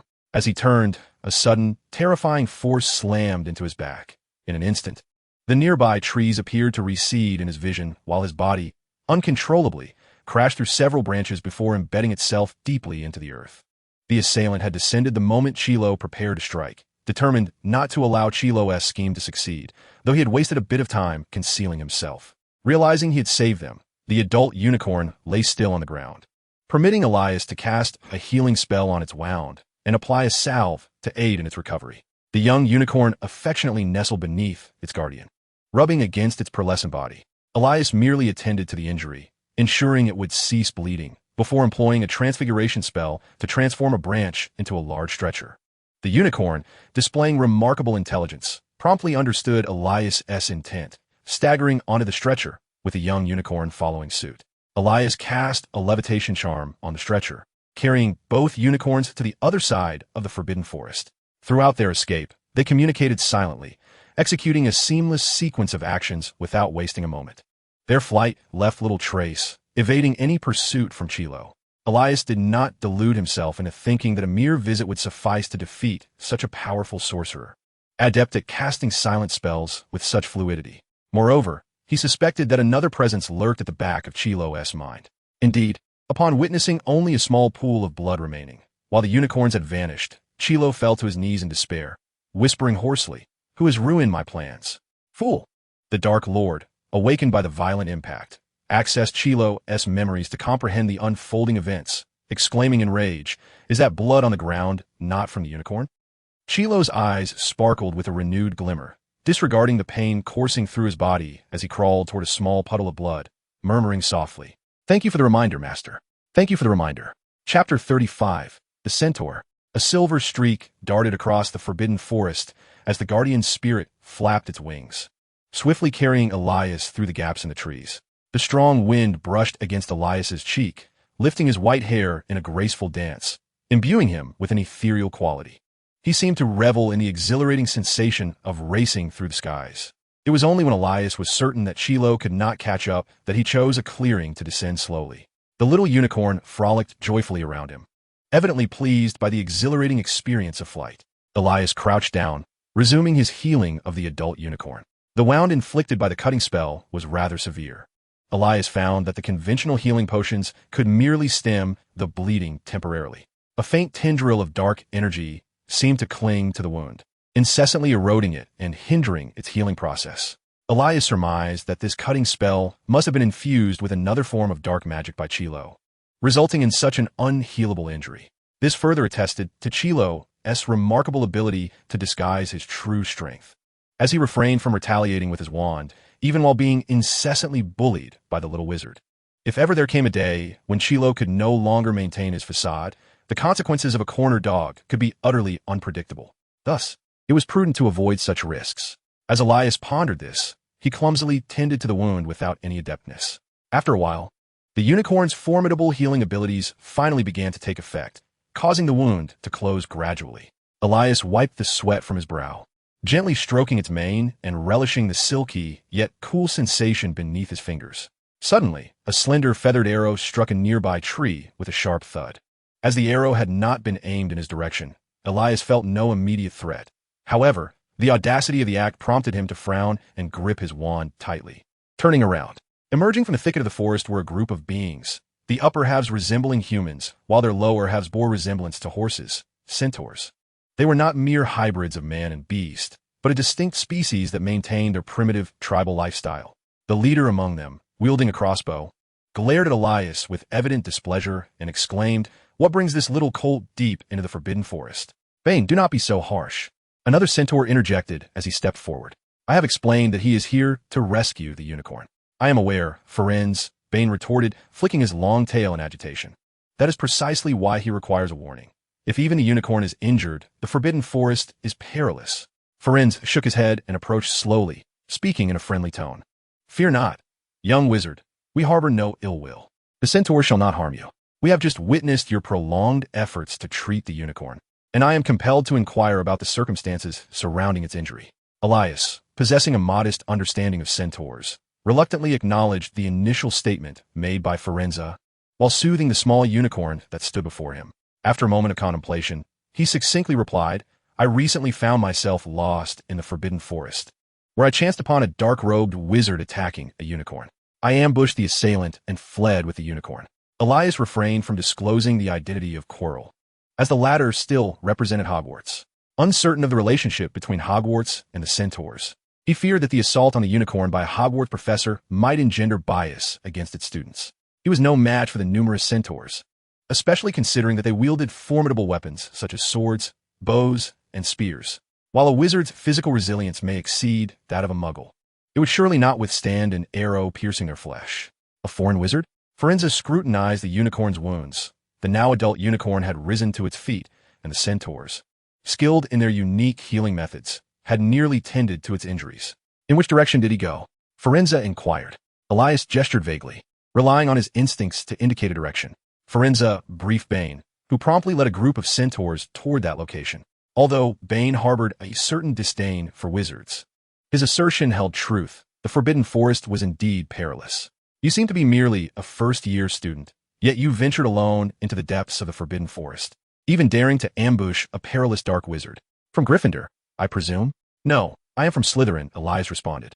In this brief interaction, Firenze appeared to exhibit a greater friendliness toward wizards than his fellow centaurs.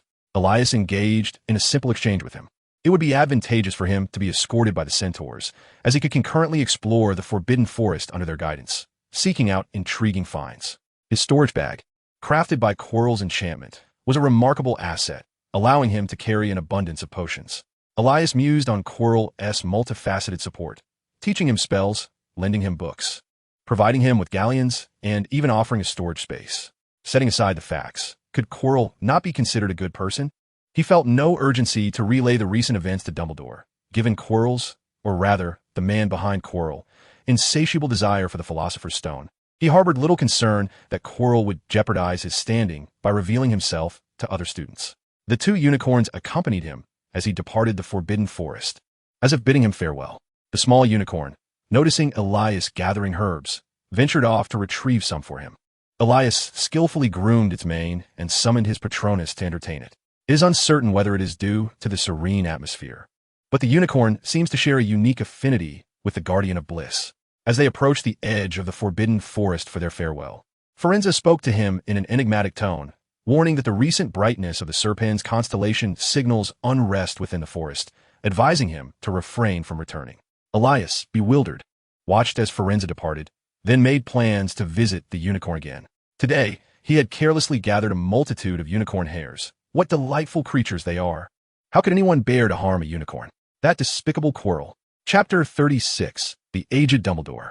In the Hogwarts castle, within the confines of the headmaster's office, a finely crafted stone basin adorned with intricate, arcane symbols and ancient runes was placed upon the largest desk.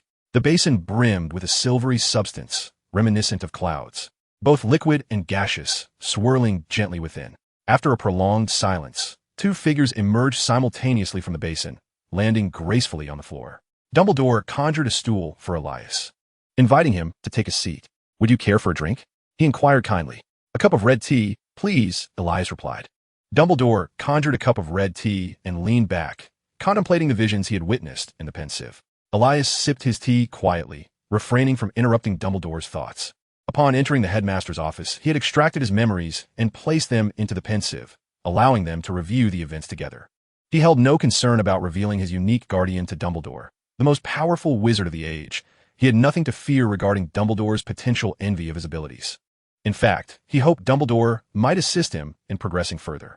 After a while, Dumbledore's furrowed brow relaxed, and he spoke with a sense of reassurance. "I must say, Elias, you are truly the most astute young wizard I have ever encountered. Even with scant information, you managed to deduce a conclusion remarkably close to the truth." Dumbledore rose and approached the window, gazing toward the Forbidden Forest. "It is Voldemort." "Voldemort?" Elias echoed, following with a puzzled inquiry. They silently observed as a disheveled figure emerged from the forest's edge, stealthily making their way into Hogwarts. Once Quirrell's silhouette vanished from view, Dumbledore elucidated. "The individual behind Quirrell can only be Voldemort." "But isn't he dead?" Elias questioned, perplexed. Indeed. The entire world believes he perished at the hands of Harry Potter." Dumbledore replied, equally confounded. "I, too, am curious about this. Why is he not dead? Long ago, I detected his presence in the forests of Albania, and coincidentally, Quirrell had been there before taking on the role of defense against the dark arts professor. Thus, Voldemort must have attached himself to Quirrell to reach Hogwarts. If he is not dead, does he intend to use the Philosopher's Stone to restore his corporeal form?" As Elias experienced a moment of clarity, Dumbledore smiled and nodded. Elias, rendered speechless, gazed at him, fully aware that the one infiltrating the school was Voldemort. One could easily mistake it for a mere rodent.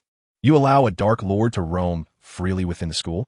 Dumbledore seemed to sense Elias's thoughts and nonchalantly explained, "I know him well, Elias, better than he knows himself. Voldemort is undoubtedly aware that I am monitoring Quirrell, yet he harbors an overconfidence, believing I remain oblivious to his presence. Most importantly, Dumbledore exuded an air of unwavering confidence. He would never dare to confront me directly. Thus, Until Voldemort secures the Philosopher's Stone, he will merely survive like a mosquito. Elias remained perplexed and inquired, "Isn't the purpose of this forbidden area to lure Quirrell into a trap, thereby revealing Voldemort? Given that Voldemort has already been discovered, why persist with such unnecessary measures?" Dumbledore found himself at a loss for words. Could he admit that these elaborate schemes were designed to nurture Harry? As it stood, Harry had yet to become involved, and the entire plan had been disrupted by this young wizard. After pondering for a moment, Dumbledore gazed out the window and remarked, "The weather is splendid today." Elias retorted, "Professor, it is overcast." "Thank for the reminder. I nearly forgot it was mealtime," Dumbledore replied. "Elias, you haven't eaten yet, have you?"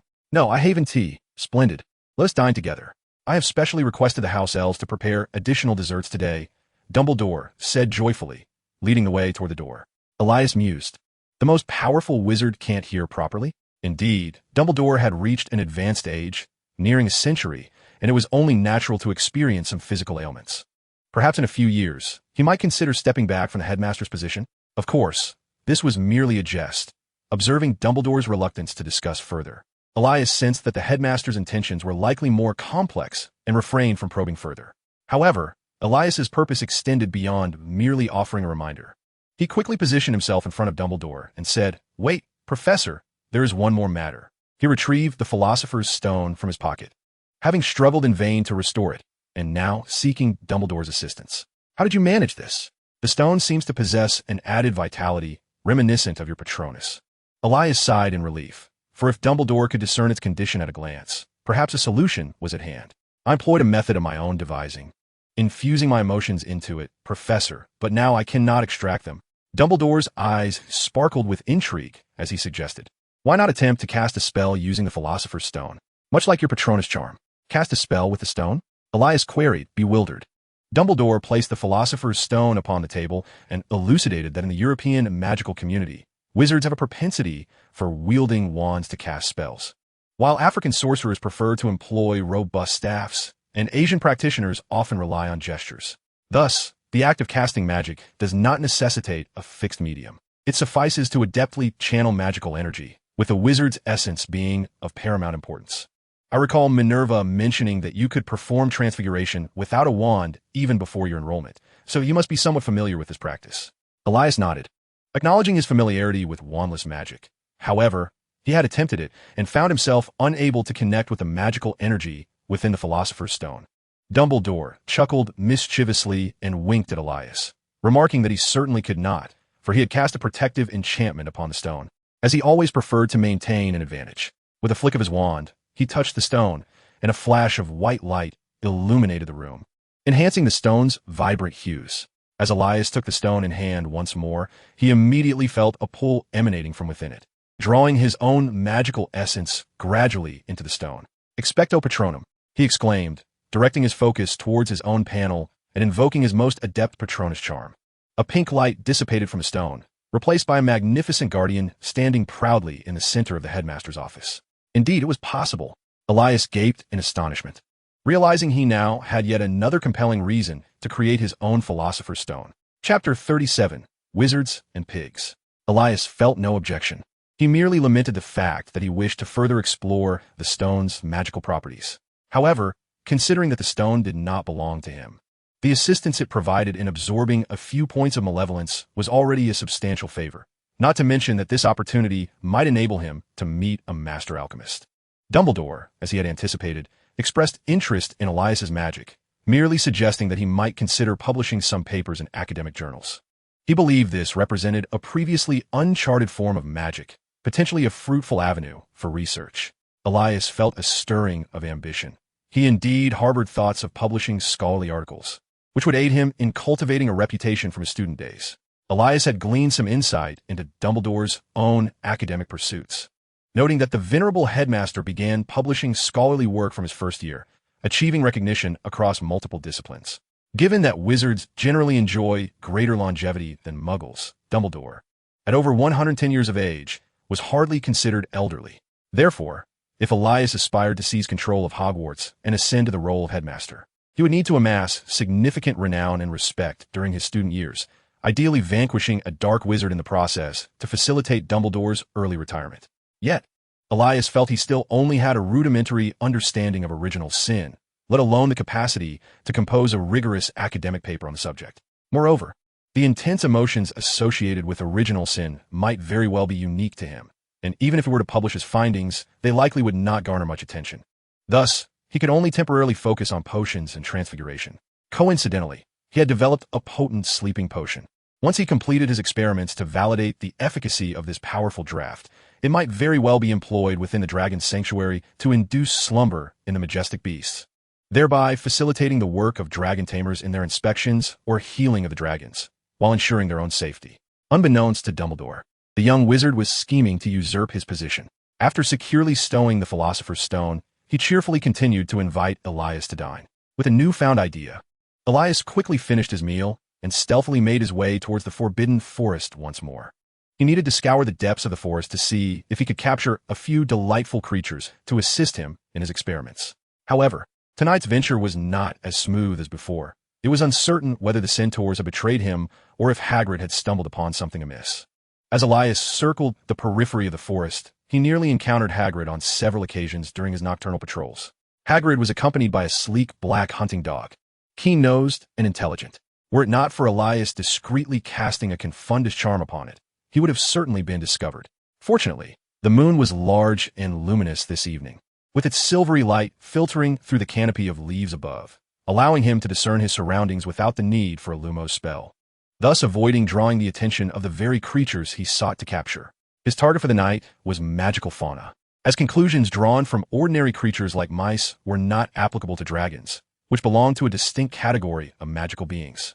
Yet, the nocturnal inhabitants of the Forbidden Forest seemed sparse, with only the faint sounds of insects breaking the silence.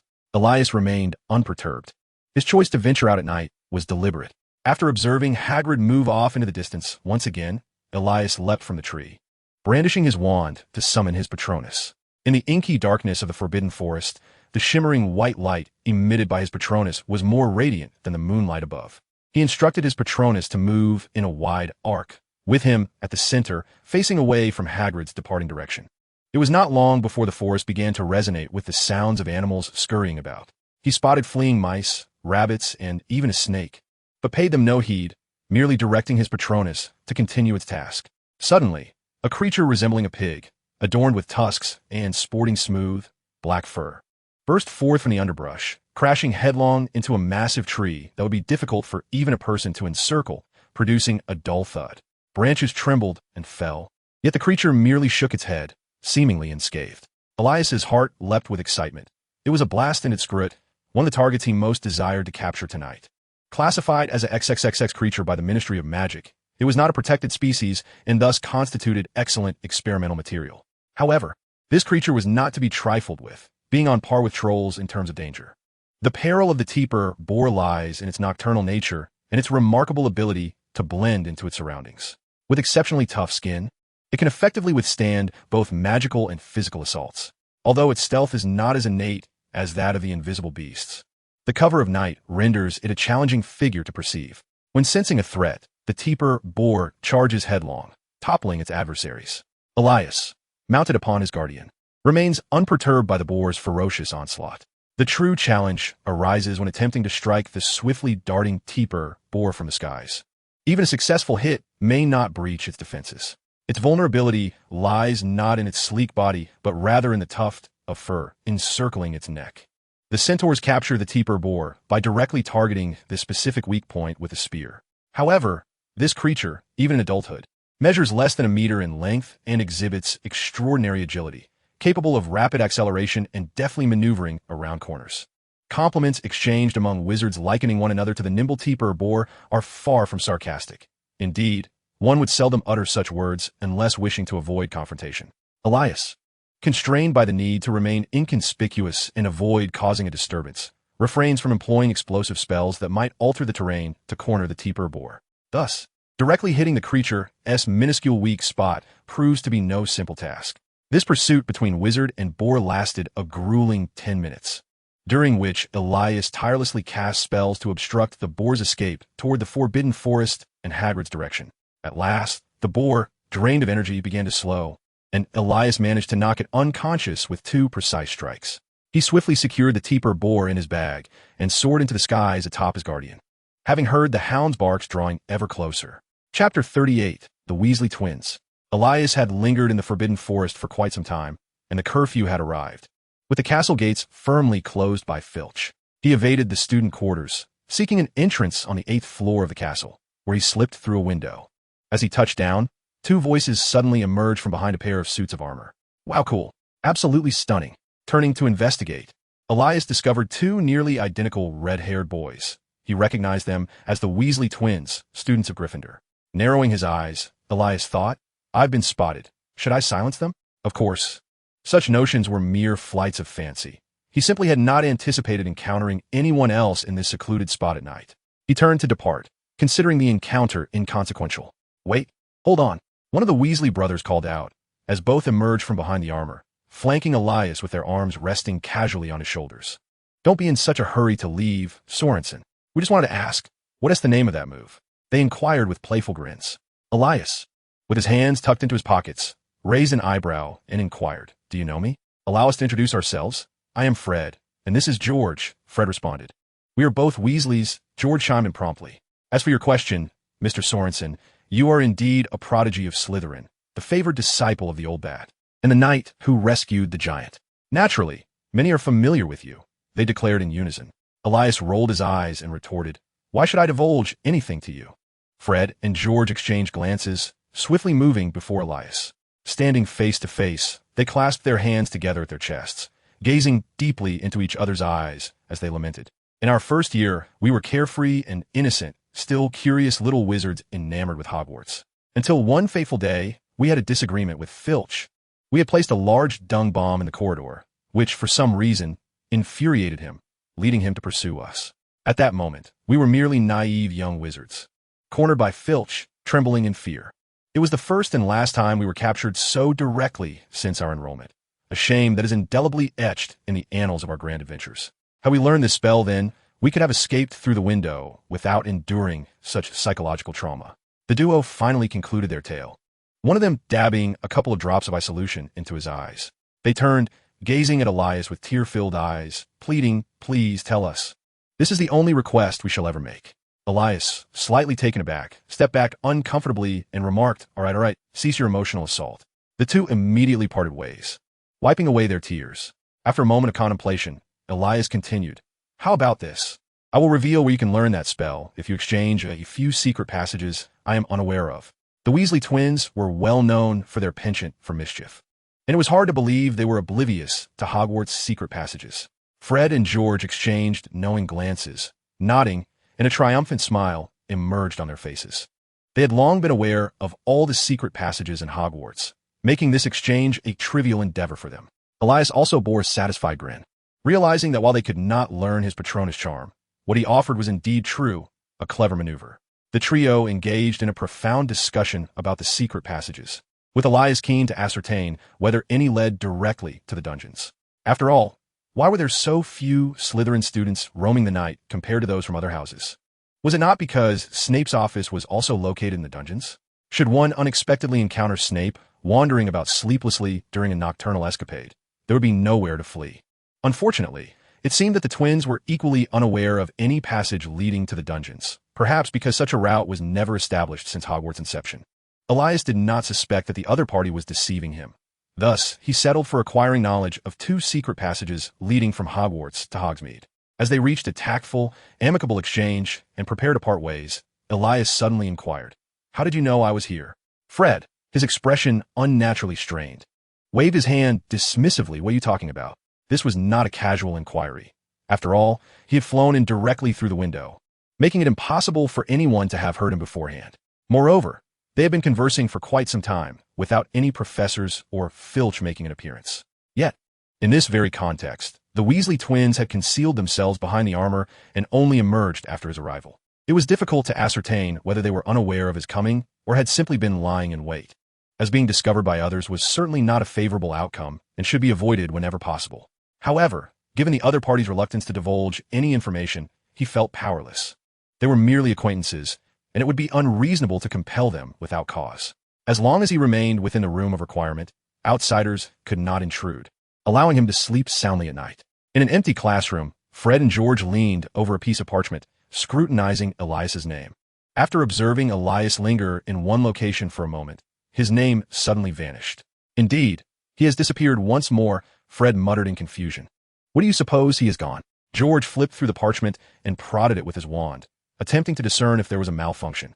Anyone within the confines of Hogwarts should have their name displayed on the Marauder's map. Fred stroked his chin thoughtfully, analyzing. Could it be that he's already left Hogwarts? Impossible, George shook his head. Haven't we checked that area? There are no secret passages leading outside, and his disappearance was so abrupt, akin to using apparition, which is not permitted within the school grounds. Fred placed a hand on George's shoulder. Let us set this aside for now and focus on learning the Patronus charm. Eventually, we will uncover all the secrets of the castle, won't we? George tucked away the Marauder's map, resting his arm on Fred's shoulder. You're right, brother. Shall we go now? Let us proceed. Chapter 39. The Dragon Egg. In the ensuing weeks, Elias's experiments progressed methodically, ensuring consistency in his conclusions under limited conditions, all the while sparing him the costs associated with the care of experimental creatures. However, Elias began to notice an unsettling phenomenon. It seemed that the dosage of the sleeping draft could not merely be calculated based on the physical proportions of different magical creatures. Perhaps he truly required a dragon for his experiments. Or should he try to enlist the help of Caro? Perhaps the well-meaning Caro could assist him in procuring a dragon. Elias contemplated what excuse he could concoct to approach Caro for assistance. Elias had inquired of Nia whether any other unicorns from their kind had recently been harmed. The unicorns in the Forbidden Forest existed in a community, and he had named the little unicorn Nia, while the adult unicorn he referred to as Aisha. Thus, it was easy to surmise that the blood spilled by Aisha during her previous injury had been utilized by Quirrell. This also implied that even if Dumbledore remained inactive, Quirrell's cursed existence would not endure for long. If he did not hasten to seize the opportunity, there would soon be nothing left to claim, and Quirrell's assets would revert to Gringotts upon his demise. What a pity that would be. Unfortunately, he had yet to find an opportunity. Every time he passed Quirrell's office, he could hear Quirrell muttering to himself. Many students speculated whether Quirrell had succumbed to madness, especially since his bounty had been revoked by Elias. Students were concerned that Quirrell might encounter an unfortunate incident due to their pranks, leading them to refrain from teasing him further. Elias was well aware that this was likely not mere soliloquy. It was probable that Quirrell was conversing with Voldemort. Why their communication occurred so frequently was a mystery. Did they not fear Dumbledore discovering their exchanges? Had Voldemort regained his strength? Or was Quirrell fully prepared to traverse the Forbidden Zone? Elias was uncertain. Each time he visited the Room of Requirement, he would pass by the entrance to the fourth-floor restricted area, yet he had never observed any signs indicating that the three-headed dog had been administered a powerful sleeping potion. Did Quirrell not need to investigate the other obstacles? Or had some professor divulged secrets to him? Elias had even taken the time to scrutinize whether any of the heads of houses were in league with Voldemort, but to no avail. The most suspicious individual was undoubtedly Snape. Elias had even contemplated whether Snape's overt disdain for Quirrell was a deliberate attempt to foster a semblance of opposing factions. However, Dumbledore had assured him that Snape was specifically assigned to keep an eye on Quirrell, and Elias had faith in Snape. Nevertheless, he did not entirely dispel his suspicions regarding Snape. After all, the headmaster did exhibit a rather unorthodox demeanor, and allowing his servant of Voldemort to roam the school unmonitored seemed rather unremarkable. Recently, Hermione had commenced what seemed to be her second or third round of revision, continuously urging Elias to study alongside her. We only have 10 weeks until the exams. Hermione insisted. There is truly no need to rush into revision, Elias replied nonchalantly. I believe I've grasped the material adequately. A quick glance before the exams will suffice. I could manage without studying at all. His rapid progress in learning was akin to participating in elementary school examinations after having advanced to middle school in a previous life. It was difficult to feel any sense of urgency. Exams do not solely assess practical skills, Elias sighed, conceding, very well, let me demonstrate the disparity between us. Humph, Hermione retorted, casually extracting a textbook from her pile. It was the Transfiguration Manual. With renewed confidence, Elias sat up straight. Half an hour later, the two companions arrived at the library. Elias had to admit that he indeed had many shortcomings to become a scholar and produce rigorous academic papers. A solid foundation in theory was essential. With a triumphant smile, Hermione handed him her meticulously organized notes, which left the students sighing daily. One afternoon, Elias completed the draft of his first academic paper. Hermione, furrowing her brow, leaned against him as she read the manuscript, occasionally posing questions about aspects she did not understand. Her perspective as a reader provided him with insights that illuminated errors he might otherwise overlook. Elias was keen to avoid hearing Snape's remark that even a troll wouldn't make such mistakes during the revision process. At that moment, his attention was drawn to a large, furtive figure. Hagrid, the keeper of their hunting grounds, was perusing books beside the shelves, glancing around nervously. When their eyes met, he hastily averted his gaze. Elias had never encountered someone who, while ostensibly reading in broad daylight, exuded an air of someone with nefarious intentions. He gently nudged Hermione, urging her to look in that direction. Soon after, Hagrid hurriedly borrowed a book and scurried out, awkwardly concealing it behind him. "What do you suppose Hagrid was just reading?" Elias inquired. "Let us find out," Hermione replied, her curiosity piqued. They approached the spot where Hagrid had stood and discovered several books with signs of recent handling, all pertaining to dragons. Elias pointed to 2 titles, From Dragon Egg to Hell and The Guide to Raising Dragons, and whispered, "Could it be that he has acquired a dragon egg and intends to rear a dragon? Why not consider that Hagrid is merely fascinated by dragons and is reading these books for that reason?" Hermione countered, "You can't expect others to immediately raise a dragon just because you wish to experiment with it. Hagrid has been at Hogwarts for many years," Hermione, Elias suggested. "If his interest were purely in dragons, he would have already perused these texts and wouldn't he feel the need to revisit them." Contemplating Hagrid's behavior, Hermione began to find merit in Elias's suspicion regarding the dragon egg. Hesitantly, she remarked, "But raising a dragon seems to be illegal, does it not? I haven't specifically studied the laws concerning this, so I'm not entirely sure. I'm not certain either, but I suspect Dumbledore could handle the situation." Elias waved his hand dismissively, a hint of excitement in his voice. "In any case, we can find out when the dragon hatches. But we aren't familiar with Hagrid. How will we know when the dragon will hatch?" Hermione pondered, intrigued. Having previously encountered a unicorn with Elias, she now found herself quite interested in magical creatures. "Don't worry, someone will know," Elias cryptically stated. He harbored an inexplicable intuition that this dragon egg might somehow be linked to Quirrell. For now, he dared not allow Hermione to interact with Quirrell. He would first seek to gather some information. If it is indeed true that this dragon egg was given to Hagrid by Quirrell merely to investigate ways to navigate through the Forbidden Forest, then Elias truly does not know how to express his gratitude to Quirrell. Perhaps he could send him directly on his way without any pain? Chapter 40, Quirrell's Plan. On Tuesday morning, Quirrell swiftly closed his book and turned to exit the classroom. The students, roused from their stupor, began to gather their belongings and head towards the hall for lunch. Elias finally seized the opportunity, clutching a book as he followed Quirrell into his office. "What brings you here?" Quirrell furrowed his brow as he sat down behind his desk. "I have ventured into the Forbidden Forest, Professor," Elias replied with a smile, directly broaching a topic Quirrell could not dismiss. "I sensed your keen interest in the Forbidden Forest, so I thought it prudent to report my findings to you." "What? Your potion was successful? At which checkpoint did you arrive? Quickly, tell me what other challenges await." "Indeed, my potion worked splendidly. With just a small vial, I managed to incapacitate the 3-headed dog," Elias asserted. "I have traversed 3 challenges. The first was the 3-headed dog, the second involved navigating the Devil's Snare, and the third was Quidditch, each rather simple." Quirrell's expression soured. Was it truly that straightforward? "What about the 4th challenge?" Elias casually fabricated.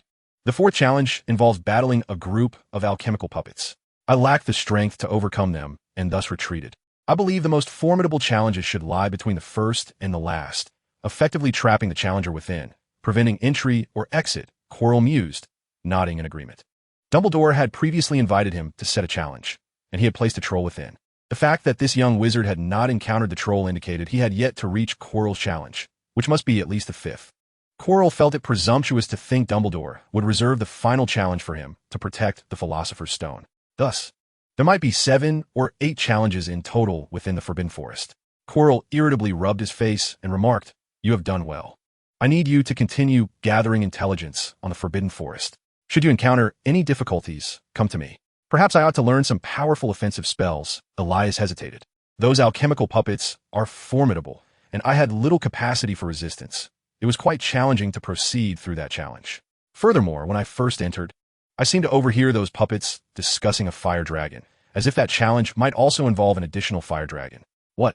Quirrell suddenly felt a sense of foreboding. It appeared that matters were evolving in ways he had not anticipated. Would Hogwarts acquire a fire dragon? Wouldn't that mean he would have to introduce it himself? Just a newly hatched fire dragon, even if it grew rapidly, posed little threat to him. Quirrell was not genuinely concerned about that. However, if a fire dragon were employed as a guardian within the Forbidden Forest, it would signify that Dumbledore was already aware of the dragon's existence. In his scheme, he intended to temporarily divert Dumbledore from school under the pretense of the dragon incident. As long as Dumbledore was absent, Quirrell was confident that, aside from the three-headed dog, there would be no obstacle to impede him. However, it appeared that this plan was unraveling. That blockhead Hagrid. How could he dare to inform Dumbledore about the dragon? Did he not fear expulsion from the school and losing his position? Quirrell cast a glance at Elias. Lamenting his foresight, he had not anticipated that the pieces he had unwittingly set in motion would assist him at such a crucial juncture. Very well, after dinner each afternoon, you shall seek me in the Forbidden Forest.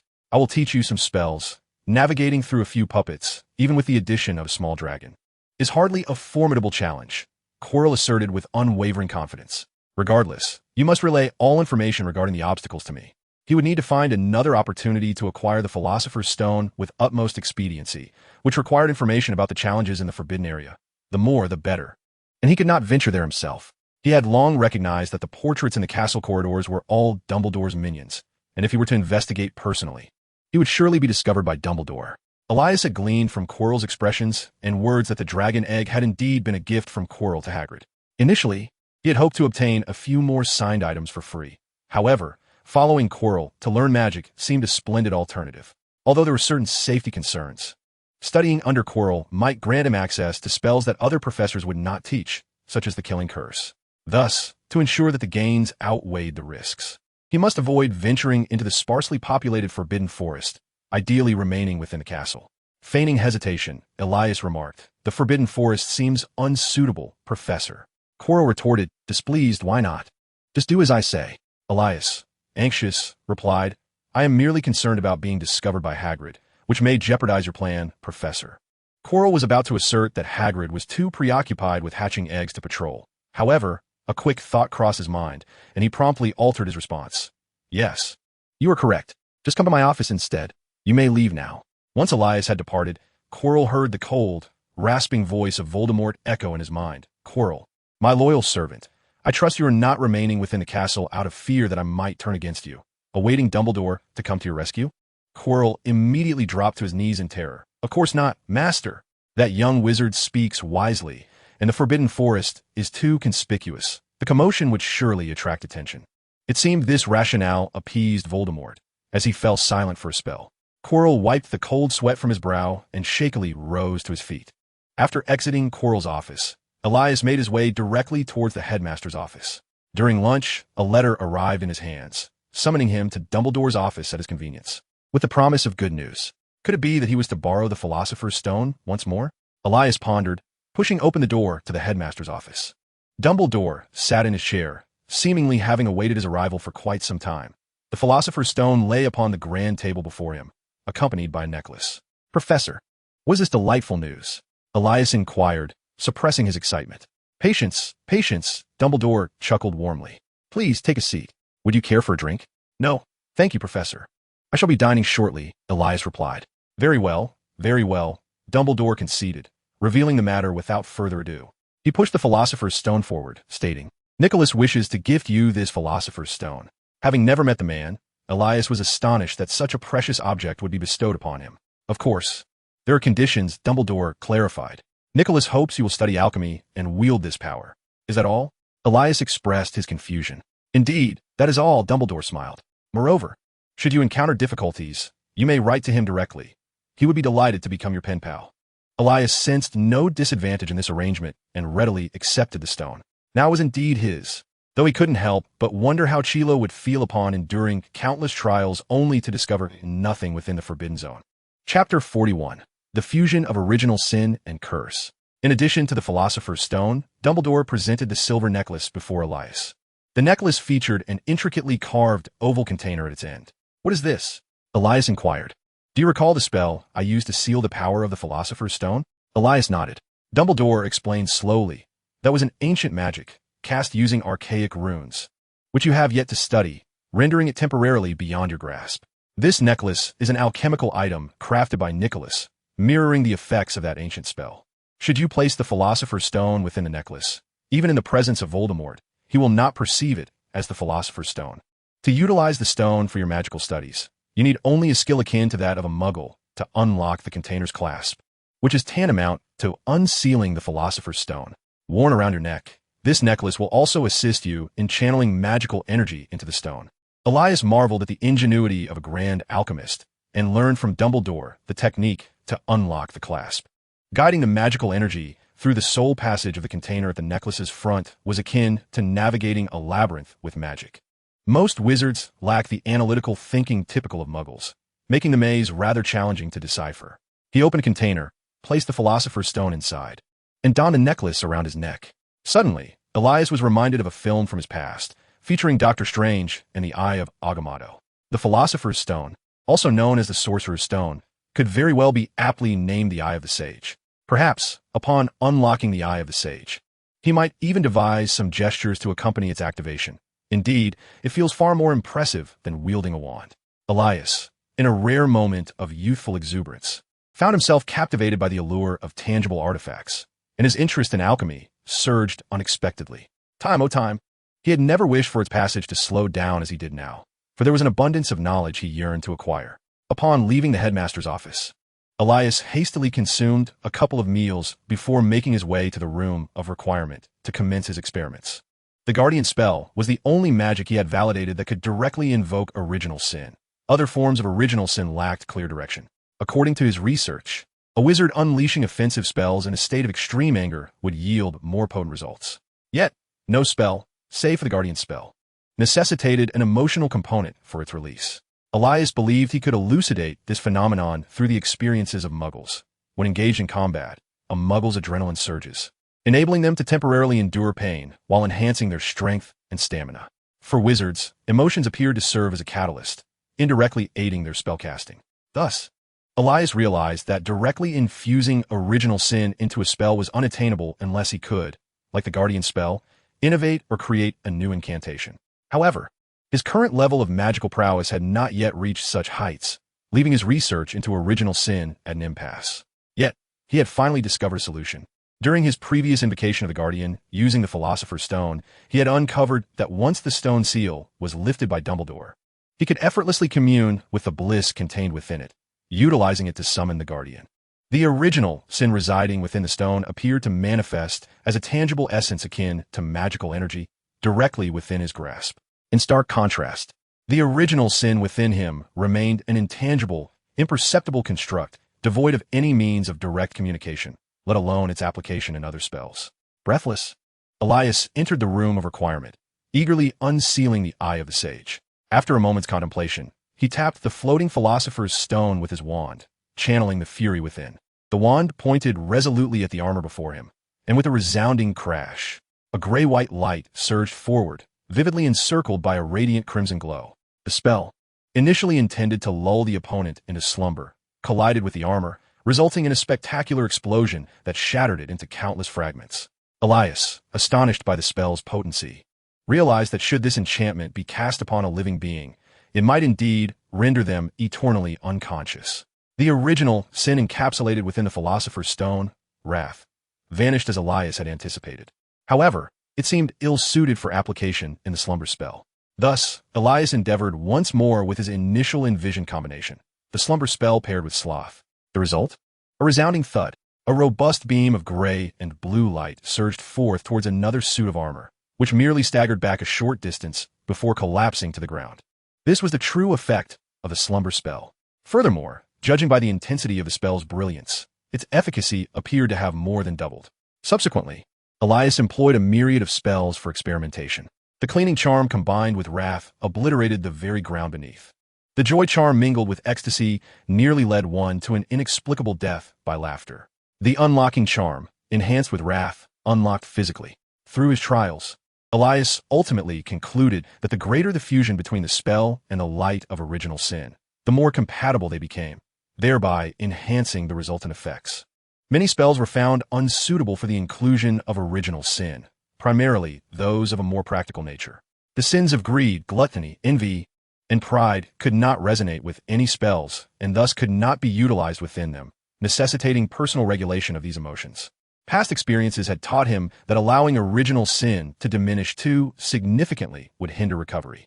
The original sins he could wield transformed from burdens into sustainable resources, prompting Elias to refrain from excessive experimentation with them. Once he replenished the original sins within the Philosopher's Stone, he sealed it once more. This act seemed to signify that the power of original sin could only be harnessed by him. He did not believe Nick or Dumbledore had attempted to use the Philosopher's Stone for spellcasting. Contemplating this, Elias felt an inexplicable weight lifted from his shoulders. His unique advantage had finally come to fruition. Chapter 42, The Godfather of Fire Dragons. Through a brief exchange with Chilo, Elias discerned that although the dragon egg was delivered to Hagrid by Chilo, it was not procured through any legitimate means. Perhaps Hagrid was entirely unaware that the egg had come from Chilo. Consequently, Elias's plan to observe the hatching of the little fire dragon through Chilo fell through. He was thus compelled to adopt an alternative approach, feigning a chance encounter with Hagrid in the Forbidden Forest. For Elias, who frequently ventured into the Forbidden Forest, this posed no challenge. He had even studied Hagrid's established patrol routes, identifying several intersections where Hagrid's paths converged, essential thoroughfares for his patrols. After a day of lessons, Elias, accompanied by a unicorn, chose a spot to wait. Within a mere quarter of an hour, the sound of hounds barking erupted from behind a thicket. "Good dog. Have you found someone?" Hagrid's gruff voice followed closely behind. Shortly thereafter, the giant-like Hagrid emerged, leading a black hunting dog through the underbrush. "Hey, what brings you here, young wizard?" Hagrid panted slightly, inquiring about which house the young wizard belonged to, reminding him that young wizards were not permitted in the Forbidden Forest. "I merely came to meet my friends," Elias replied. Hagrid observed as Elias gently stroked the soft fur of the little unicorn, Nia, who affectionately licked his hand. "A unicorn? You are friends with a unicorn?" Hagrid's tone noticeably softened as he crouched down, extending his hand towards Nia. "Do you remember me, little one? I was the one who helped you into this world." Nia tilted her head, gazing at Hagrid for a moment, as if finally recalling something, and wagged her tail as she approached him. Aisha lay still on the ground, and Elias examined her wound again, noting that it was nearly healed, barely visible unless one looked closely. "It's best if you refrain from visiting the Forbidden Forest for now. It's rather perilous. A unicorn has been attacked, and I have yet to discover the assailant. The centaurs informed me that the attacker is a formidable dark wizard." Hagrid suddenly faltered, recalling that Dumbledore had seemingly instructed him not to disclose this matter to the students. Stammering, he said, No, it's just that the Forbidden Forest is dangerous, and young wizards are not allowed to wander there. But how can I know if my friends are injured if I do not enter the Forbidden Forest?" Elias countered, "No, they will be safe. I have conferred with the unicorn herd. They will remain together for the time being, and few wizards would dare to attack a group of unicorns." Hagrid explained. Elias nodded non-committally. He was uncertain whether Quirrell could be considered a powerful wizard, but the Voldemort residing at the back of Quirrell's head was undoubtedly formidable. Although Dumbledore dismissed the current Voldemort, no one truly knew the extent of his abilities now. Moreover, knowing who the enemy was allowed for preemptive measures. "Very well. I shall depart immediately," Elias sighed in frustration. "However, I seem to have forgotten the way. Could you guide me out?" "Certainly, no problem," Hagrid responded, relieved that Elias did not inquire further about the attacks in the Forbidden Forest. He stood up, brushed off the dust from his clothes, and reattached the leash to his hound. "Come along, follow me. Allow me to introduce you to Fong." Hagrid gestured towards the dog. Elias nodded, bidding farewell to the unicorn before quickly following Hagrid, his strides now covering 3 of his own. Amidst trivial chatter, Elias realized that Hagrid was unexpectedly naive. A few kind words of agreement would instantly brighten Hagrid's demeanor. When Elias expressed his own love for magical creatures and declared his fondness for dragons, Hagrid erupted with excitement, as if he had found a kindred spirit. "You know, I've dreamed of raising a dragon since childhood. Goodness, I have never encountered a creature more enchanting and captivating than a dragon." "Have you achieved your dream now?" Elias casually inquired. "Of course," Hagrid replied. Hagrid exclaimed with excitement. "Just a couple of days ago, I happened to win a card game from a stranger. To be honest, that fellow was probably eager to rid himself of it." "Oh, no. I mean," Hagrid, nervously tugging at his hair, "I'm in a dream, yes. I received a dragon egg in my dream." "I see," Elias replied. "I thought you had actually acquired a dragon egg. That would be splendid." Initially disappointed, Elias then spoke with fervent longing. "To witness a fire dragon in person would be the pinnacle of my life's aspirations." Hagrid, stroking his beard, wore an expression of deep conflict, for he, too, shared a fondness for fire dragons and could completely empathize with such yearning. Observing Elias's dreamy countenance, Hagrid finally resolved to speak, whispering, all right, follow me. I was so elated upon receiving the dragon egg that I thought I was dreaming, but in truth, I truly possess a dragon egg. Elias chastised himself internally and quickened his pace to a light run, following Hagrid directly to his cottage. The dwelling was constructed of wood, with all the curtains drawn tightly shut. Adjacent to the cottage was a large vegetable garden, alongside an enclosed pen housing numerous chickens. "This is it. I reside here," Hagrid declared proudly. "Dumbledore permitted me to serve as the keeper of keys and grounds at Hogwarts, and this place was specifically allocated to me by Dumbledore." As he spoke, he opened the door and ushered Elias inside. Upon entering, Elias immediately spotted the roaring fire in the hearth, and in the center of the flames, nestled beneath the kettle, was a large, dark egg. "Is that the one?" Elias inquired, pointing at the fire. Hagrid leaned closer to the door, peeking around to ensure no one followed, and then quickly shut the door. "Indeed, this is it. The color is simply enchanting. I assent it. This is a Norwegian ridgeback egg, quite rare indeed." Elias remained silent, unable to concur. They sat at a massive table, discussing numerous aspects of fire dragon husbandry, with Elias contributing valuable insights based on research he and Hermione had conducted over an afternoon. Hagrid, moved to tears, resolved that once Norbert hatched, he would have Elias serve as his godfather. Norbert was the name Hagrid had chosen for the yet-to-hatch baby dragon, and he referred to himself as Norbert's mother. Though the title was somewhat peculiar, Elias accepted the proposal.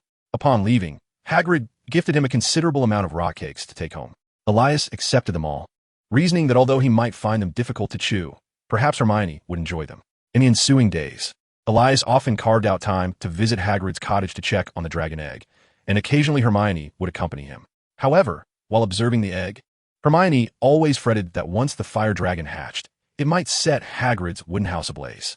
Yet, Elias believed that as a wizard, there was no need for such concern. Hagrid, however, was completely indifferent. One morning during breakfast, an owl delivered a note to Elias, scrawled in Hagrid's untidy handwriting, which simply read, "Hatching soon."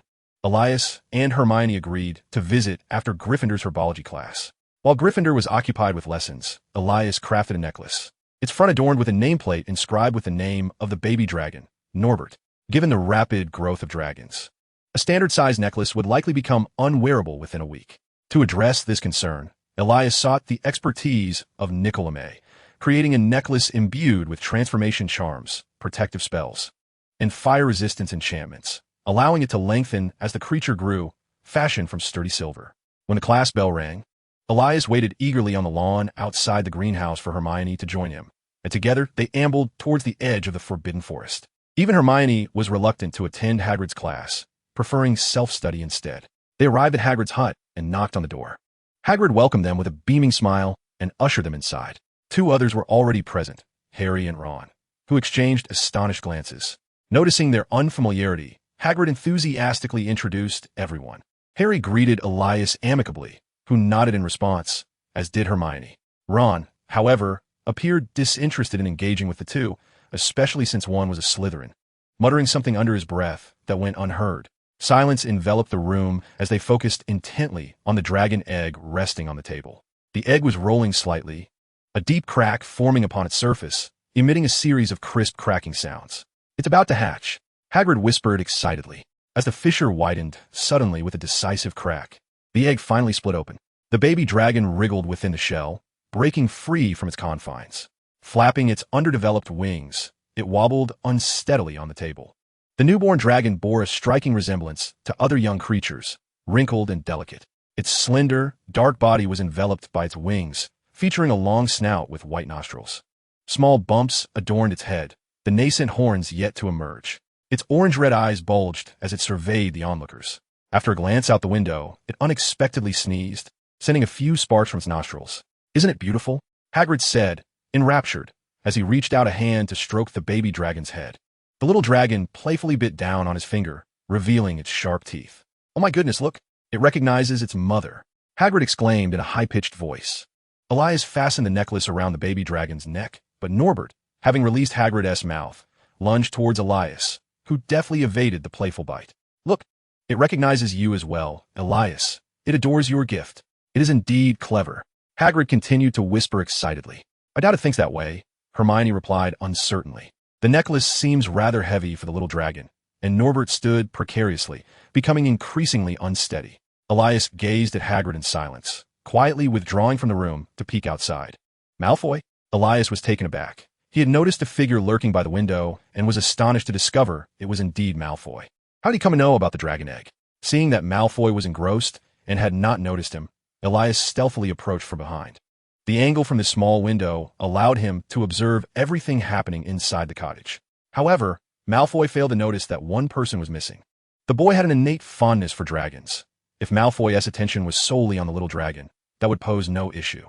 Yet, if Malfoy's focus lay on Harry Potter, well, he did not comprehend it, yet would respect such sentiments, especially in this peculiar land. His suspicions were not mere baseless conjectures. He had long observed that his roommate seemed to enjoy provoking Harry to garner his attention. With a mixture of uncertainty, Elias softly inquired, "Are you watching Harry Potter? Do you fancy him?" "Yes, huh?" Malfoy suddenly appeared flustered, leaping sideways and pressing himself against the wall with a terrified cry. Everyone in the room heard that scream, and Hagrid, pale-faced, rushed out, followed closely by the three young wizards. Malfoy, Ron, and Harry's expressions darkened. They feared Hagrid's little dragon would not be able to stay. Hermione tugged at Elias' sleeve, whispering, "What should we do?" She clearly had realized the gravity of the situation, aware that Elias' paper required a dragon. It was indeed perilous for someone as handsome, charming, and extraordinarily gifted as he to reside in such proximity. "What do you mean by what should we do?" Elias asked. "Aren't you afraid he will tell?" Hermione queried quietly. Elias silently regarded Malfoy, asking, "Would you report us?" Malfoy shook his head vigorously, clearly recalling what he had just said. A dragon was of little consequence. His father could undoubtedly procure one for him. However, he needed to clarify matters. Otherwise, if Elias spread rumors, his reputation would be utterly ruined. How could anyone possibly fancy Potter? Moreover, he is a boy. Chapter 44. Quirrell's Magical Training. The sudden revelation of the little dragon's existence to Malfoy left Hagrid extremely anxious, his face ashen. Hagrid not only recognized Lucius Malfoy, Draco's father, as a Death Eater, but he also absorbed countless disparaging remarks about young Malfoy during his daily exchanges with Harry and Ron, thus forming an unfavorable impression of him. However, Elias remained resolute, confidently asserting that Malfoy would never resort to reporting them. "What? Have you lost your mind? That's Malfoy we're talking about," Ron exclaimed, perplexed. "Could it be that you're defending him simply because he's your roommate?" Elias disregarded Ron's skepticism. Could he truly divulge the reality to anyone? At least not at that moment. The pleading look in Malfoy's eyes made Elias realize that perhaps Malfoy wished to keep his feelings for Harry concealed from the world. Not wanting to see the reputation of a young wizard tarnished by rumors, Elias chose to protect him for the time being. Poor child, burdened by such emotions at such a tender age. Harry shared this sentiment and quickly urged Hagrid, "Let him go. Release the little dragon." "No, I cannot. I trust Elias." Hagrid replied, "Elias would never harm Norbert. He is the child's godfather. Moreover, Norbert is still too young. If I let him go, he would surely perish." Hermione and the others regarded Elias with bemusement. A godfather to a dragon? That was quite a proposition. Ron cast a sidelong glance at Elias, suggesting, "I think we could just leave him in the Forbidden Forest. There are plenty of magical creatures there, right?" "No, absolutely not," Hermione swiftly countered. "A dragon can breathe fire just a week after hatching. I doubt you have considered that. If we were to release the dragon into the Forbidden Forest, it might be ablaze within a week. Furthermore, I trust Elias. He has stated that Malfoy would not speak of it, and being roommates, they are certainly more familiar with each other than you are with him." Ron, frustrated, struggled to contain his anger and shouted, "Trust Malfoy? Good heavens. I almost thought I was still dreaming. Do you have any idea how vile Malfoy truly is? Do you know how much trouble he has caused us for no reason? I even got into a fight with him during the last Quidditch match." Elias regarded Ron with an odd expression, wondering if he and Malfoy were perhaps rivals in affection. Shaking his head, he dismissed the notion. The image was too absurd to contemplate. "I have leverage over Malfoy. He won't speak of it." Elias deftly changed the subject. "Hagrid, please feed him. Norbert is so hungry he can barely stand." "Oh, right. Hagrid finally relaxed and began feeding the prepared food to the little dragon. Harry realized that he could no longer sway them and also attempted to feed the small creature.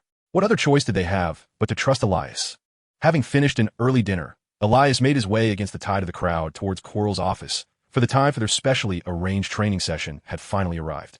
At the threshold of the office, Elias rapped gently on the door, which was swiftly opened by Chilo. Elias stepped inside, deftly closing the door behind him. The office had been transformed by Chilo in advance.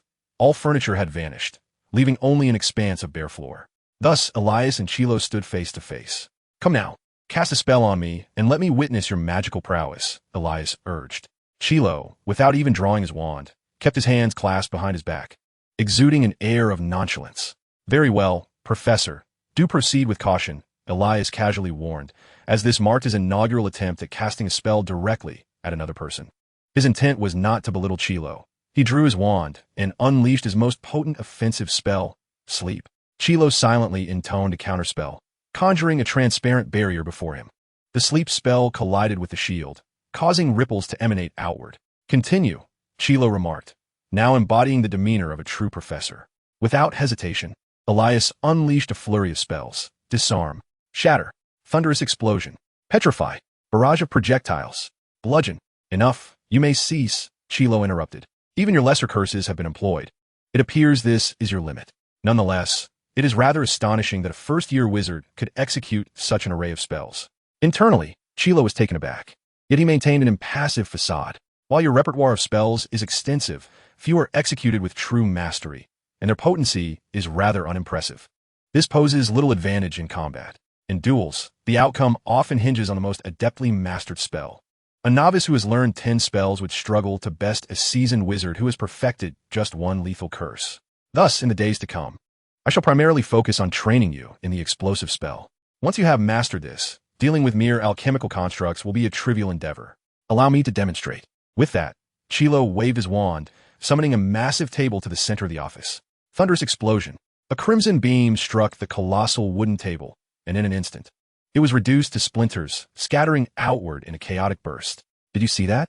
Even a spell I casually wield is far more formidable than your multitude of incantations, Chilo asserted. Impressive, Elias feigned admiration.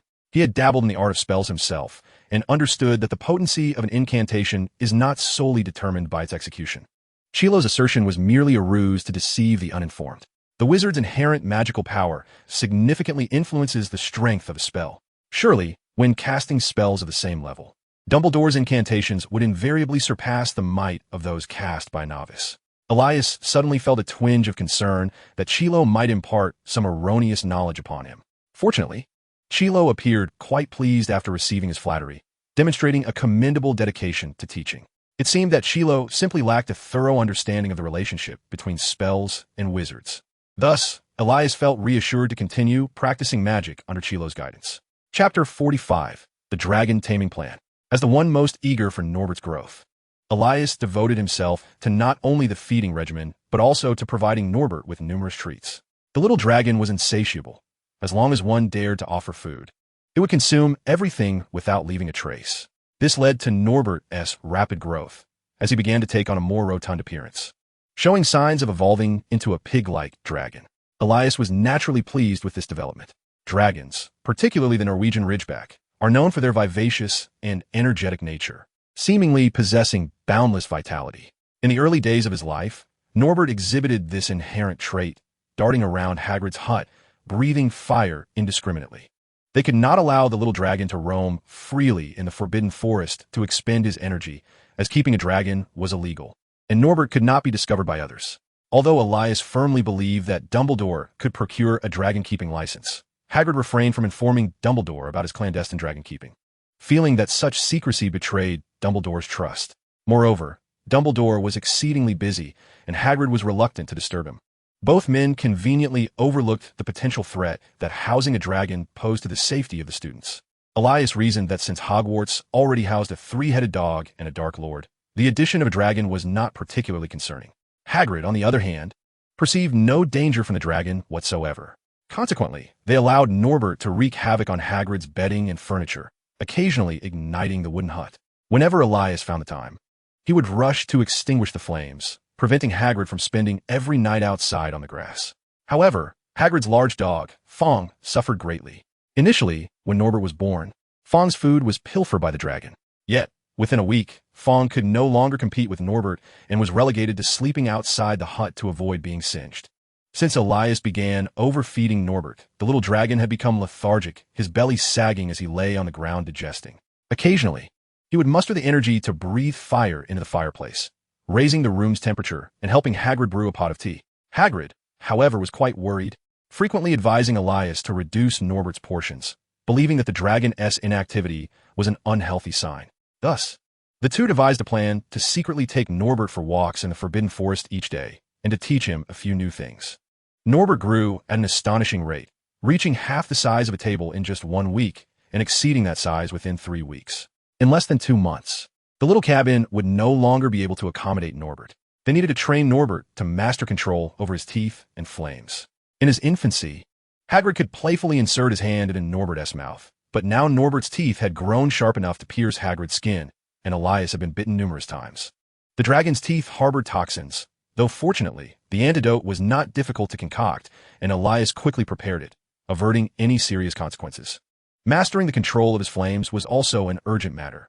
Whenever Norbert felt exuberant, he would instinctively exhale small bursts of fire from his nostrils or mouth, initially mere sparks in his infancy. Each time Elias fed the little dragon or played with him, he donned protective armor. The young dragon did not comprehend the difference in physical defenses between wizards and dragons within dragon society. Lightly biting a companion was a form of amusement, while the small flames expressed emotions. Their training aimed not to suppress Norbert's nature, but to teach him how to interact without causing harm to others. Yet another weekend arrived, as the dragon training squad evaded the gaze of students outside the castle and led Norbert to a clearing on the outskirts of the Forbidden Forest. This was not Norbert's first outing. Nonetheless, he remained curious, darting about and occasionally lunging forward to snap at wildflowers by the roadside. Had it not been for Hagrid's imposing stature, they might have struggled to restrain the excited little dragon. To ensure the training proceeded smoothly, Hagrid willingly donned a comical Norwegian ridgeback dragon costume, which Elias had painstakingly crafted using a transfiguration spell. Out of goodwill, he also summoned Malfoy, who was reluctant to attend but had long wished to clarify matters with Elias. However, since that day, he had not encountered Elias in the dormitory.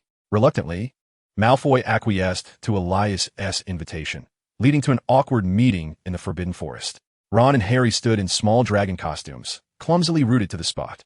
Malfoy approached with a mocking grin, suddenly unregretful about his presence, and taunted, "Do you aspire to perform in a circus with Weasley when you grow up, Potter?"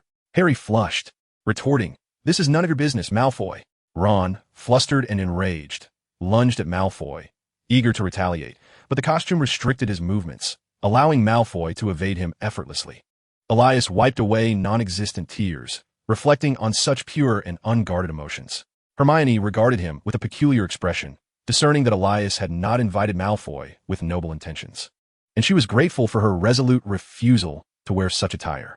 Meanwhile, Ron, sprawled on the ground, assumed Elias had summoned Malfoy merely to witness their embarrassment, exclaiming that Slytherins were not to be trusted. However, he soon abandoned this thought, and the smile on Malfoy's face vanished. They taught the Niffler the distinction between a wizard and a fire dragon through the use of a doll costume.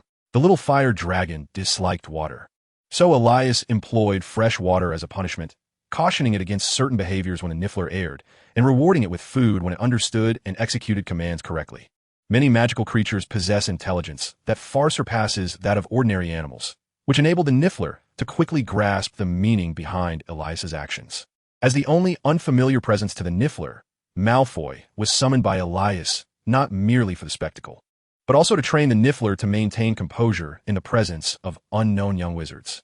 The school was filled with unfamiliar young wizards, and despite Elias's unwavering trust in Dumbledore, he felt it necessary to prepare for any accidental harm the Niffler might inflict upon them. Naturally, training is a process that cannot yield immediate results. Even though Malfoy donned Elias's specially crafted armor, he still endured painful bites from the Niffler. Its flames nearly singed Malfoy's golden hair. Alarmed, Malfoy choked back his words, cursing vehemently. Yet, surprisingly, he did not cry out to withdraw, provoking tears in Elias's eyes. This was surely a testament to Malfoy's desire to spend more time with Harry Potter. Such a pure sentiment. He resolved to create more opportunities for Malfoy in the future. Chapter 46, Quirrell in Despair. Quirrell had recently become exceedingly agitated. He had spent a month teaching that young wizard magic, yet he had not received all the necessary information regarding the challenges ahead. Moreover, the details provided by the young wizard did not even mention the troll he had arranged for. It appeared that the challenges in the Forbidden Area were far more formidable and numerous than he had anticipated. However, he could not afford to wait much longer. His life was hanging by a thread. The last time he had consumed unicorn blood, he barely managed to drink a sip. He had acquired the curse, yet not much vitality, and with Voldemort's relentless siphoning of his life force, he was truly on the brink of death. As he took advantage of Voldemort's slumber, despair crept into his heart, leading him to question whether his decision to venture to Albania had been a grave error. Regret weighed heavily upon him. Should he confess to Dumbledore now? Or ponder who, Dumbledore or the Dark Lord, could possibly save him? Quirrell wrestled with these thoughts for a long time. Recalling Voldemort's frequent assertion, "I have traversed further along the path to immortality than anyone else," he murmured, finally reaching a resolution. As long as he could assist in Voldemort's resurrection, the Dark Lord would undoubtedly help him survive. Quirrell no longer harbored expectations of receiving immortality, power, or prestige for Voldemort. He is a member of Ravenclaw and has previously served as a professor at Hogwarts. During his quest to find Voldemort, he genuinely assisted a prince from Africa in expelling a wraith. He merely strayed from his path, not a fool, from the Dark Lord's demeanor towards him. He comprehended that Voldemort would never grant him the promised rewards. Now, he could only hope that, in light of his assistance in the Dark Lord's resurrection, he might be spared. Ultimately, he relinquished the chance for a true life, opting instead for a path shrouded in darkness. Thus, he resolved to hunt a unicorn, as the foolish giant had recently diminished his patrols in the Forbidden Forest. With determination, Quirrell donned a black cloak to obscure his face and ventured into the Forbidden Forest on a moonless, windy night. Meanwhile, Elias encountered a challenge while raising Norbert. The dragon, fire dragons, are capable of flight. Norbert was now of an age suitable for flying practice. However, due to his excessive weight, flapping his wings resembled a gigantic turkey, barely able to leap 2 feet off the ground. Thus, amidst Hagrid's tearful pleas, Elias resolutely regulated Norbert's diet and took him to exercise in the Forbidden Forest daily. Within a week, Norbert, still in a rapid growth phase, successfully achieved a reasonable weight. Elias then commenced Norbert's flying training, utilizing his Patronus to accompany Norbert in the woods each night. In truth, he need not have gone to such lengths. Having nurtured Norbert for so long, he had developed a bond that brought him additional concern. Nonetheless, this did not deter him from administering potions to the young dragon each evening, as the sole side effect of the powerful sleeping potion was fatigue from overconsumption, posing no harm to Norbert's health. After training, Norbert had mastered the art of controlling his wings, soaring gracefully through the trees, executing turns, and leaping into the sky, where he would joyfully roar before suddenly diving down. Elias's nightly visits for Norbert's flying practice were motivated by the cover of darkness, ensuring the young dragon would remain concealed while in flight. Each training session also included Hermione, whom he encouraged to take a break from her usual late-night studies in the library. Initially reluctant, like Elias, Hermione lacked proficiency on a broomstick. Thus, this novel flying experience was a first for her. However, after a few exhilarating laps in the sky, her cheeks flushed with excitement. Today was no exception. After soaring through the trees with Hermione, Elias landed smoothly. The moment her feet touched the ground, Hermione discreetly wriggled out of Elias's embrace, fanning her flushed face in an attempt to cool down. She cast a furtive glance at the boy, but his gaze was not upon her. Instead, he furrowed his brow, staring towards the Forbidden Forest. The girl puffed her cheeks and inquired curiously, "Elias, what are you looking at?" Indeed, it seemed that curfew was fast approaching.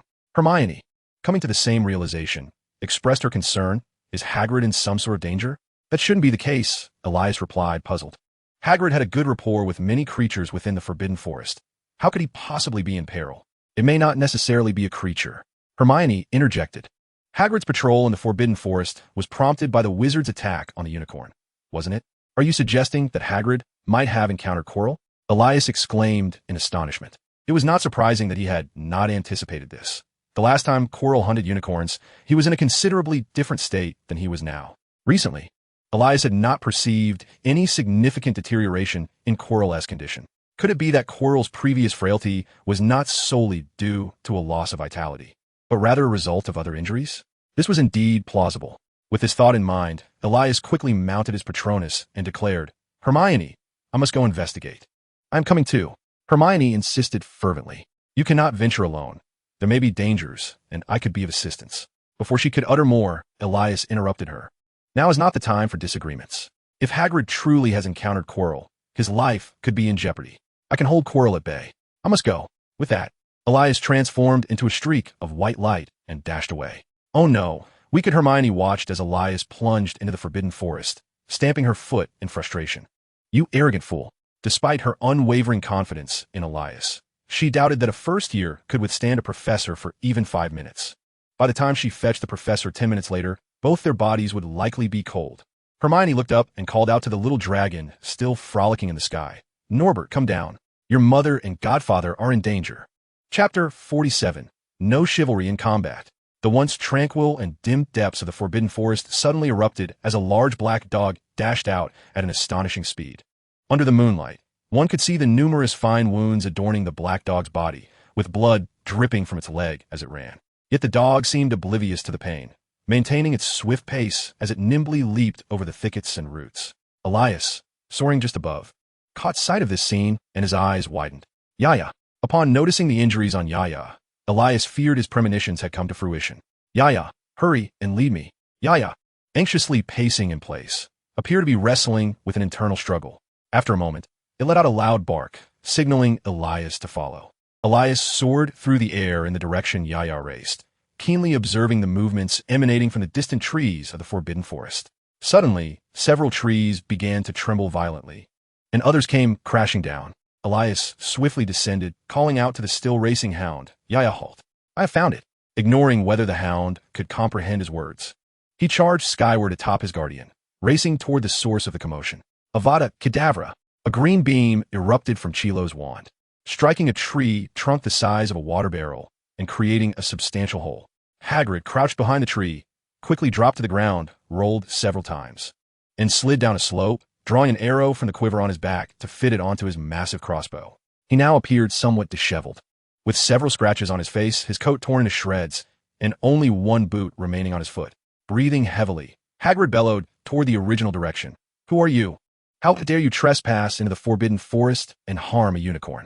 Chilo remained silent, merely launching an explosive spell toward the source of the voice, obliterating a significant portion of the slope. Hagrid lowered his head slightly to avoid the swirling dust, then suddenly raised his crossbow, firing an arrow toward the trajectory of the spell before rolling away to evade detection, peering cautiously from the cover of the grass. The massive bolt sliced through the air, aimed directly at Chilo, who swiftly sidestepped, narrowly avoiding the arrow. The rush of air from the arrow stung his eyes painfully. The bolt embedded itself into a tree trunk, piercing it entirely. Chilo gasped at the sight, beginning to regard the hulking figure with newfound seriousness, conjuring a protective shield before him. Moments later, 2 explosive spells were hurled toward the slope. Hagrid could not evade in time. The shockwave of one spell struck him squarely. Coughing, he struggled to rise, ignoring the pain in his chest as he staggered backward, reloading his crossbow. As Chilo revealed himself, Hagrid fired another arrow, but Chilo merely waved his wand, shattering the arrow mid-flight. It was as if he were toying with Hagrid, leisurely advancing while relishing the anger and struggles of his prey. Many trees in the Forbidden Forest could not impede Hagrid's bulk, yet Chilo chose to wait until Hagrid had hidden himself before casting every spell upon the trees. As Hagrid's arrows dwindled and his strength waned, he stumbled over a protruding root, falling heavily to the ground, laboriously propping himself against a tree stump. Who are you? What do you want? Hagrid roared, his eyes wide and face contorted with rage. Sensing that his quarry had lost the will to resist, Chilo's interest waned. He raised his wand, intent on ending Hagrid's life. Avada! At that moment, a familiar sensation surged through Chilo's body, an immense force propelling him backward, sending him flying away. As he watched the trees recede in his vision, Chilo contemplated his predicament. It appears that the previous encounter unfolded similarly, yet this time he was well prepared. A spell detonated, clearing the obstructive trees along his path, and finally, a cushioning charm ensured a smooth landing. He lay on the ground and, with a flick of his wand, cast a spell on his back, uttering the incantation for realignment. With a crack, the bones that had been fractured in the impact mended, although the pain lingered. Chilo, clutching his back, rose with a fierce determination, suppressing the agony. Who is it? Who indeed? The mist swirled ominously. Elias, realizing that his ambush had not yielded significant results, conjured a shroud of smoke in the midst of their battlefield and swiftly crouched beside Hagrid. What are you doing? Hagrid exclaimed, astonished by the sudden appearance of the young wizard, hastily urging him to flee. Elias shot him a glare and gestured for silence. Hagrid, feeling unjustly reprimanded, withdrew his neck slightly. Elias promptly transformed a nearby object into a large stretcher, assisting Hagrid onto it before maneuvering him behind a massive boulder.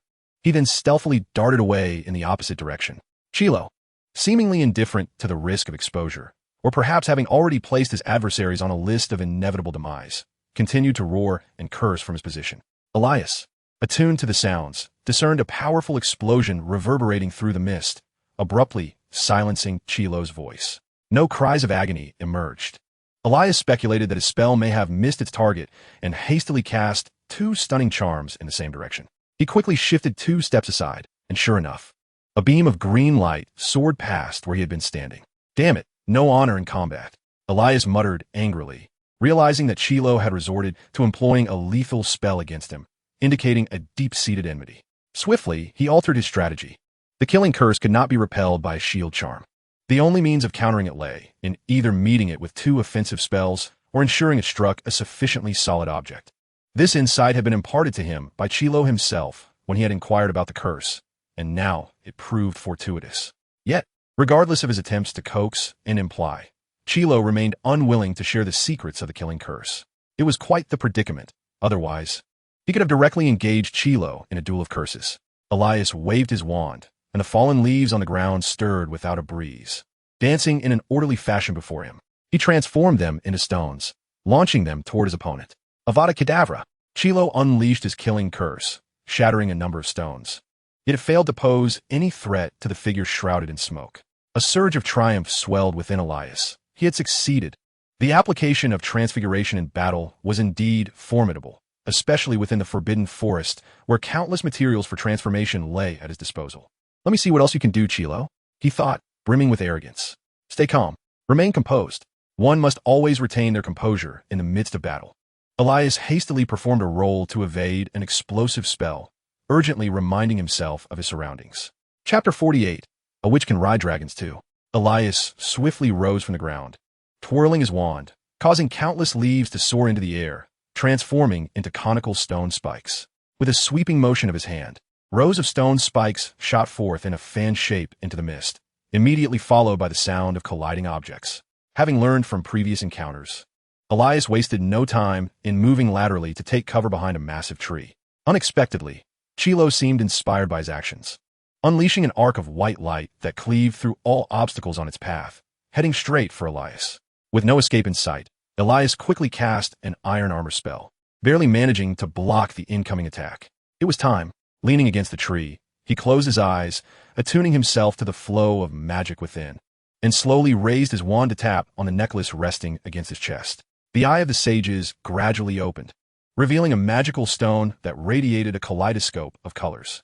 Chilo had likely gauged Elias's strength during their exchanges. He would not underestimate his opponent. This was the illusion Elias intended to create, a perception of weakness on Chilo's part. Then, he would amplify his spell's power with original sin, catching Chilo off guard. He had but a single opportunity to strike with surprise, and he needed to ascertain Chilo's position. To the right, still moving right thus this time. Right again. Elias opened his eyes, pivoted, leaned forward, waved his wand, and chanted in one fluid motion. Thunderous explosion. A robust beam of vividly enhanced red light burst through the mist, the released magic sending fallen leaves swirling and rustling about. Chilo, meanwhile, was contemplating his strategy for this battle. He found that the wizard who had ambushed him was far weaker than he had anticipated. Though his combat awareness was commendable, he had not achieved much. Initially, he believed the mist obscuring visibility worked to his advantage, considering there were 2 opponents, the wizard and the hulking figure. He had to be cautious of the wizard-esque spells that had previously knocked him back. However, it now seemed that he could manage a 1-on-2 situation, as the mist had turned into an advantage for his foes. Realizing this, Chilo cast an iron armor spell and charged directly into the mist. By chance, the enhanced explosion spell struck his iron armor, which shattered before his eyes, sending him tumbling in a full 360-degree spin from the blast force. The violent explosion momentarily cleared a section of the mist, which gradually began to coalesce once more. Dazed, Chilo propped himself up, blood trickling from his head, struggling to regain his composure. Infuriated, he slapped himself to snap back to reality, retrieved his fallen wand, and cast a heightened awareness spell, continually rotating to remain vigilant. Suddenly, the heightened auditory perception bestowed by the sensory spell allowed him to sense a surge of magical energy emanating from his left. He swiftly turned, raising his wand, and exclaimed, Avada Kedavra! The enhanced stunning spell collided head-on with the killing curse, a blend of gray and blue light intertwining with vibrant green. The duel evolved into a contest of magical power and prowess. Yet, Elias was merely a first-year wizard. How could he possibly match the formidable might of Quirrell in a direct confrontation? The green light gradually overwhelmed the gray-blue glow as the killing curse advanced ominously toward Elias. A wave of dread washed over him. He gripped his wand tightly, bracing against the potential backlash of overwhelming magical force. Quirrell erupted into raucous laughter, declaring, "No matter who you are, you shall perish." Hagrid, who had been watching from the sidelines, was astonished by the young wizard's capabilities, but deeply concerned for Elias's safety against such a powerful adversary. It was evident to Hagrid that Elias was at a disadvantage, yet he felt helpless to intervene, his injured leg hampering his mobility and his arrows depleted. With Quirrell's whereabouts uncertain, he felt further incapacitated. It seemed they had reached a critical juncture, and Hagrid resolved not to remain idle. He suddenly shouted into the mist, "I have found you." With determination, Hagrid hurled a massive stone in the predicted direction. Quirrell, startled by the presence of another, momentarily distracted, quickly recognized he had been outmaneuvered. In his fury, his murderous intent intensified, and the killing curse surged with renewed vigor, the green light racing forth with greater speed. Elias could only watch helplessly as the tide turned against him, a frantic thought spiraling through his mind. Am I truly destined to perish here? In a moment of desperation, he contemplated unleashing his latent powers, awakening the bloodline of the Dark Lord within him. In these extreme circumstances, his emotions began to spiral beyond his control. He cast aside thoughts of mortality, employing the last vestiges of his clarity to analyze the situation. He had formed attachments in this world and would never acquiesce to its destruction, just as Hagrid had risen, preparing to charge into the mist. And Elias believed that his life's thrilling moments were about to fade away. A clear voice rang out from the skies. Norbert breathed fire. Burn him. It was Hermione, who had somehow arrived on the battlefield, riding Norbert. The little dragon unleashed a torrent of flames that surged directly toward the source of the killing curse. The mist appeared to have no effect on the dragon's fire, which struck Quirrell with full force. Ah! Quirrell screamed in agony, his wand slipping from his grasp and tumbling to the ground. The enhanced version of the stunning spell finally breached the barrier of the killing curse, flooding into Quirrell's body. Immediately, Quirrell found himself in a most peculiar state. The potent effects of the stunning spell rendered him almost powerless to resist the urge to succumb to slumber.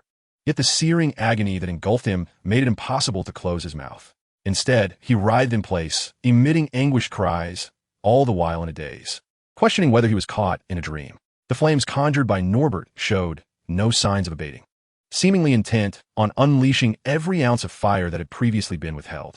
Hermione, too, showed no inclination to call for a halt. She was incensed. Ultimately, the flames scorched the back of Quirrell's head, bringing Voldemort back to life once more in a state of bewilderment. "You fool!" Quirrell could not even hear Voldemort's furious rebuke. As he was completely overtaken, his consciousness usurped. Soon after, Quirrell's voice abruptly vanished from the scene. Chapter 49. She truly is a Gryffindor.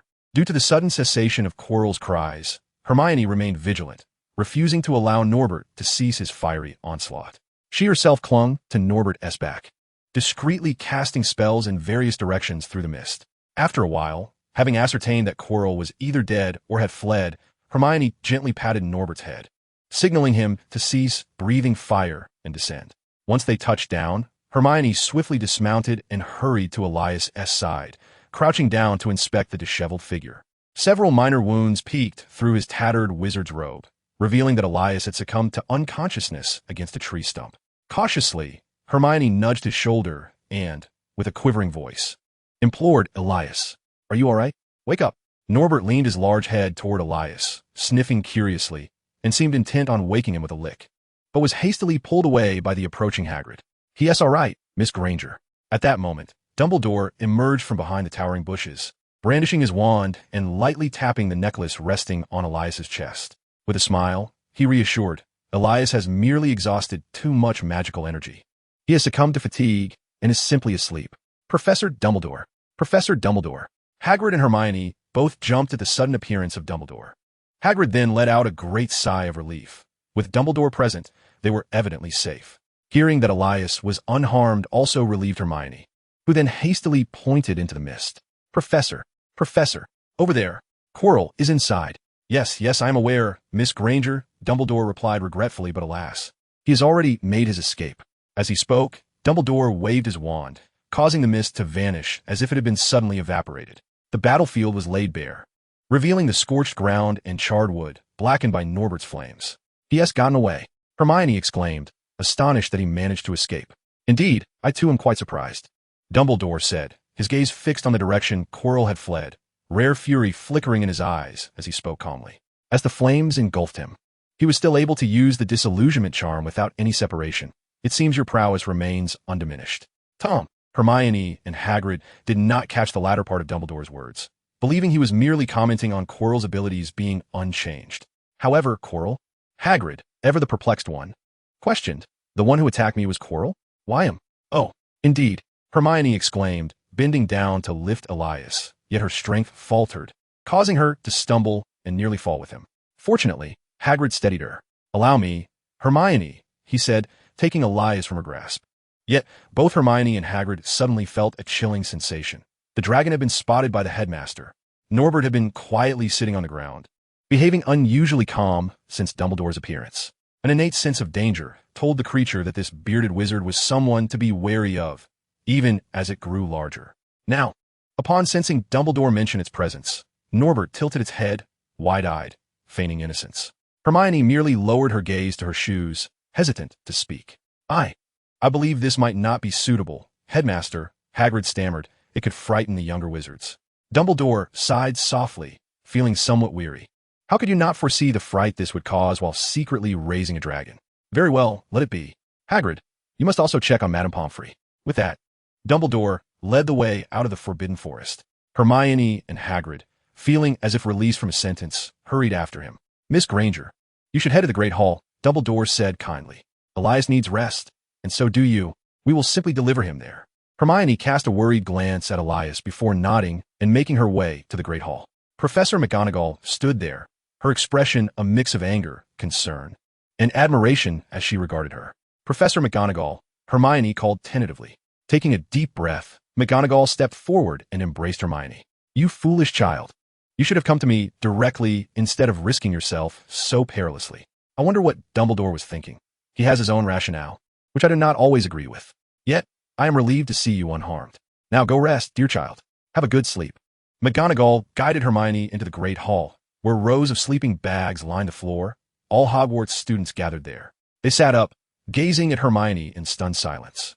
As she approached her two roommates, she found a vacant sleeping bag, a luxury they would not have afforded her previously. Hermione, did you really ride a dragon into the Forbidden Forest? Lavender eagerly asked, pulling aside the sleeping bag for her. The other students craned their necks, intent on eavesdropping. Yet, many had indeed witnessed the event. As you soared into the Forbidden Forest atop the fire dragon, a blaze erupted within its depths. Parvati emphasized this point, and Hermione then understood why Dumbledore suggested that Norbert could carry Elias directly into the school, as well as why everyone regarded her with such reverence. It seemed Dumbledore had never explicitly stated that she should keep this information to herself. Hermione pondered, stiffly nodding her head.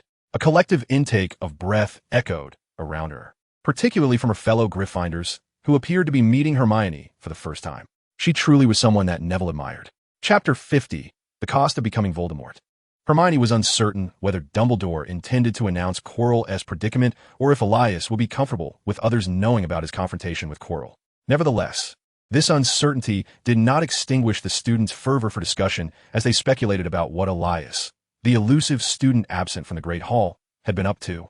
This student had single-handedly dealt with a troll and had already garnered a certain level of notoriety within the school. Some imaginative students even speculated whether dark wizards had invaded Hogwarts.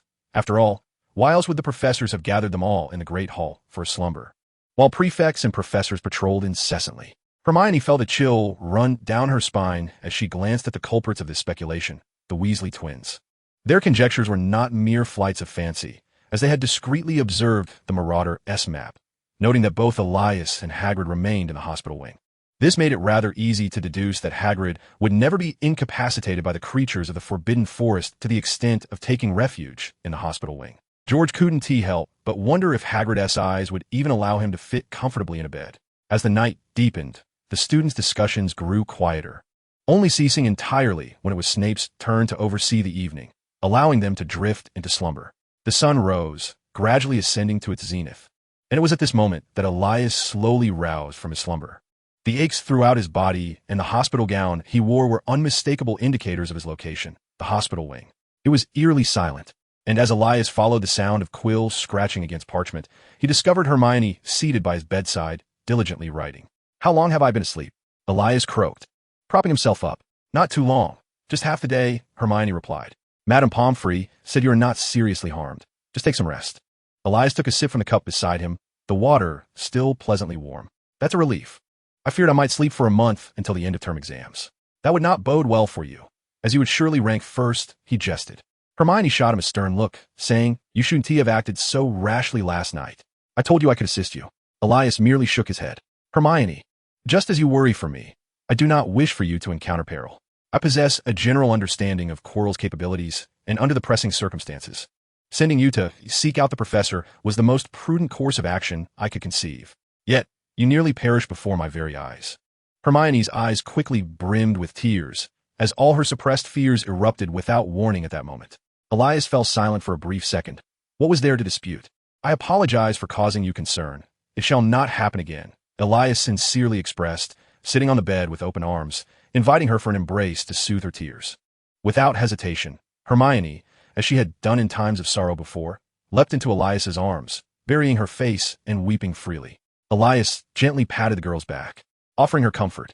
Outside the infirmary, Snape, with an impassive countenance, addressed Dumbledore. "It appears he is indeed not gravely harmed and has not fallen victim to any peculiar curses from Quirrell.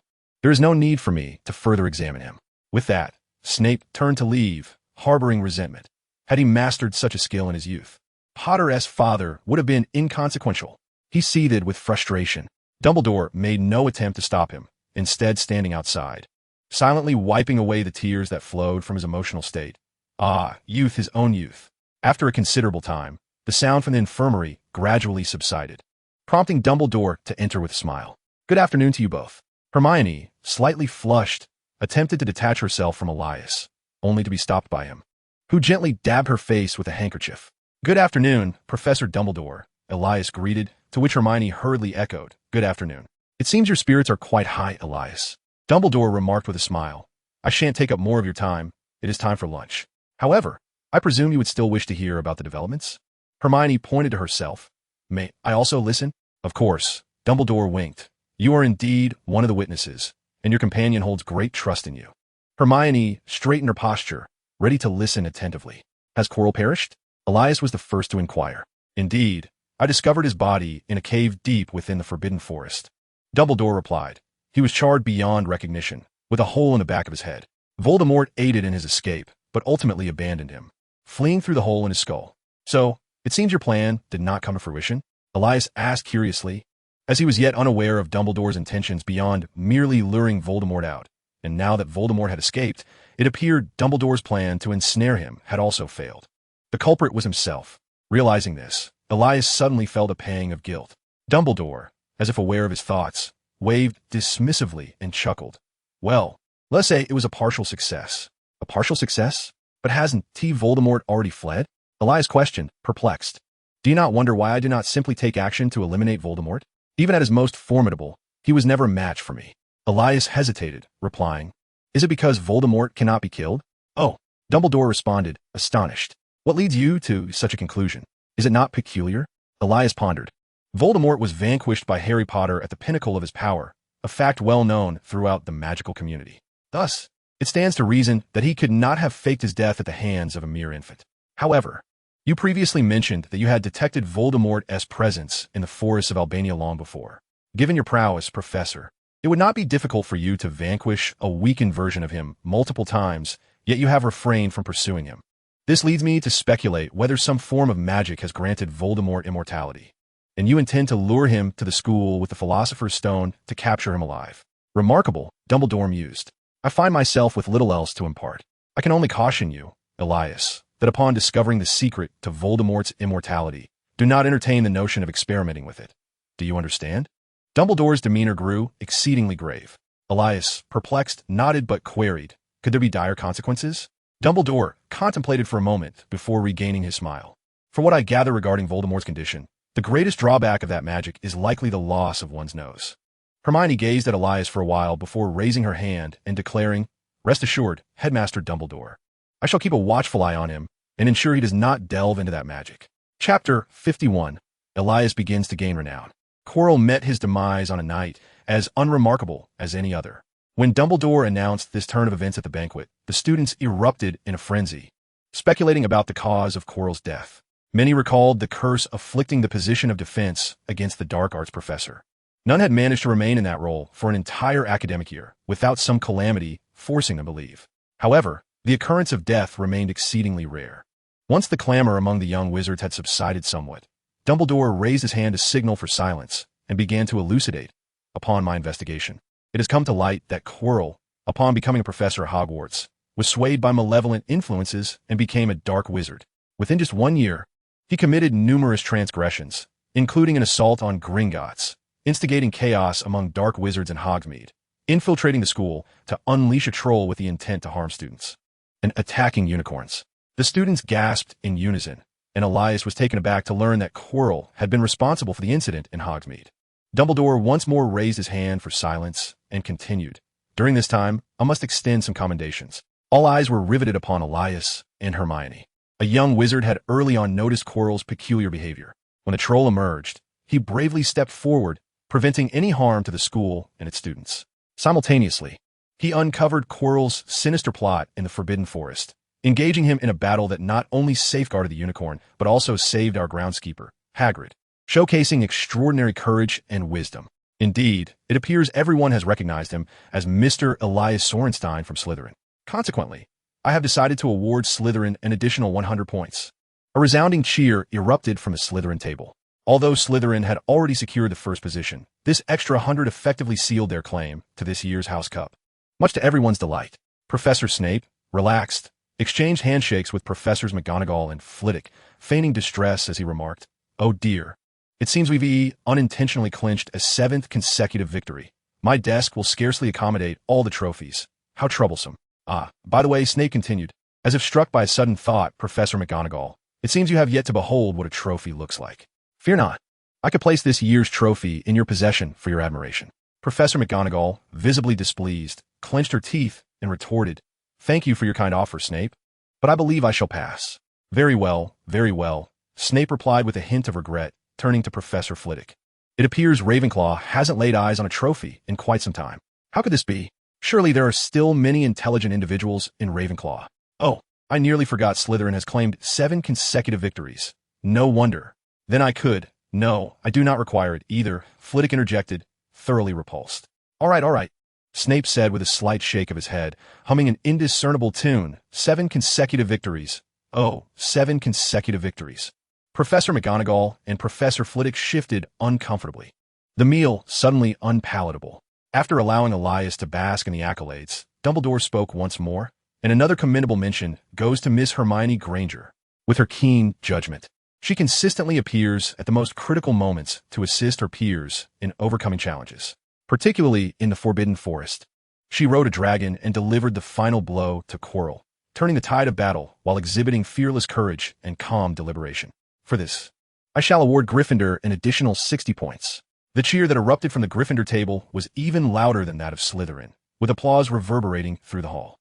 Though the points awarded were fewer, and despite their continued absence from contention for the House Cup, this 60 points, combined with their victory in the Quidditch Cup, secured their position in second place for the year.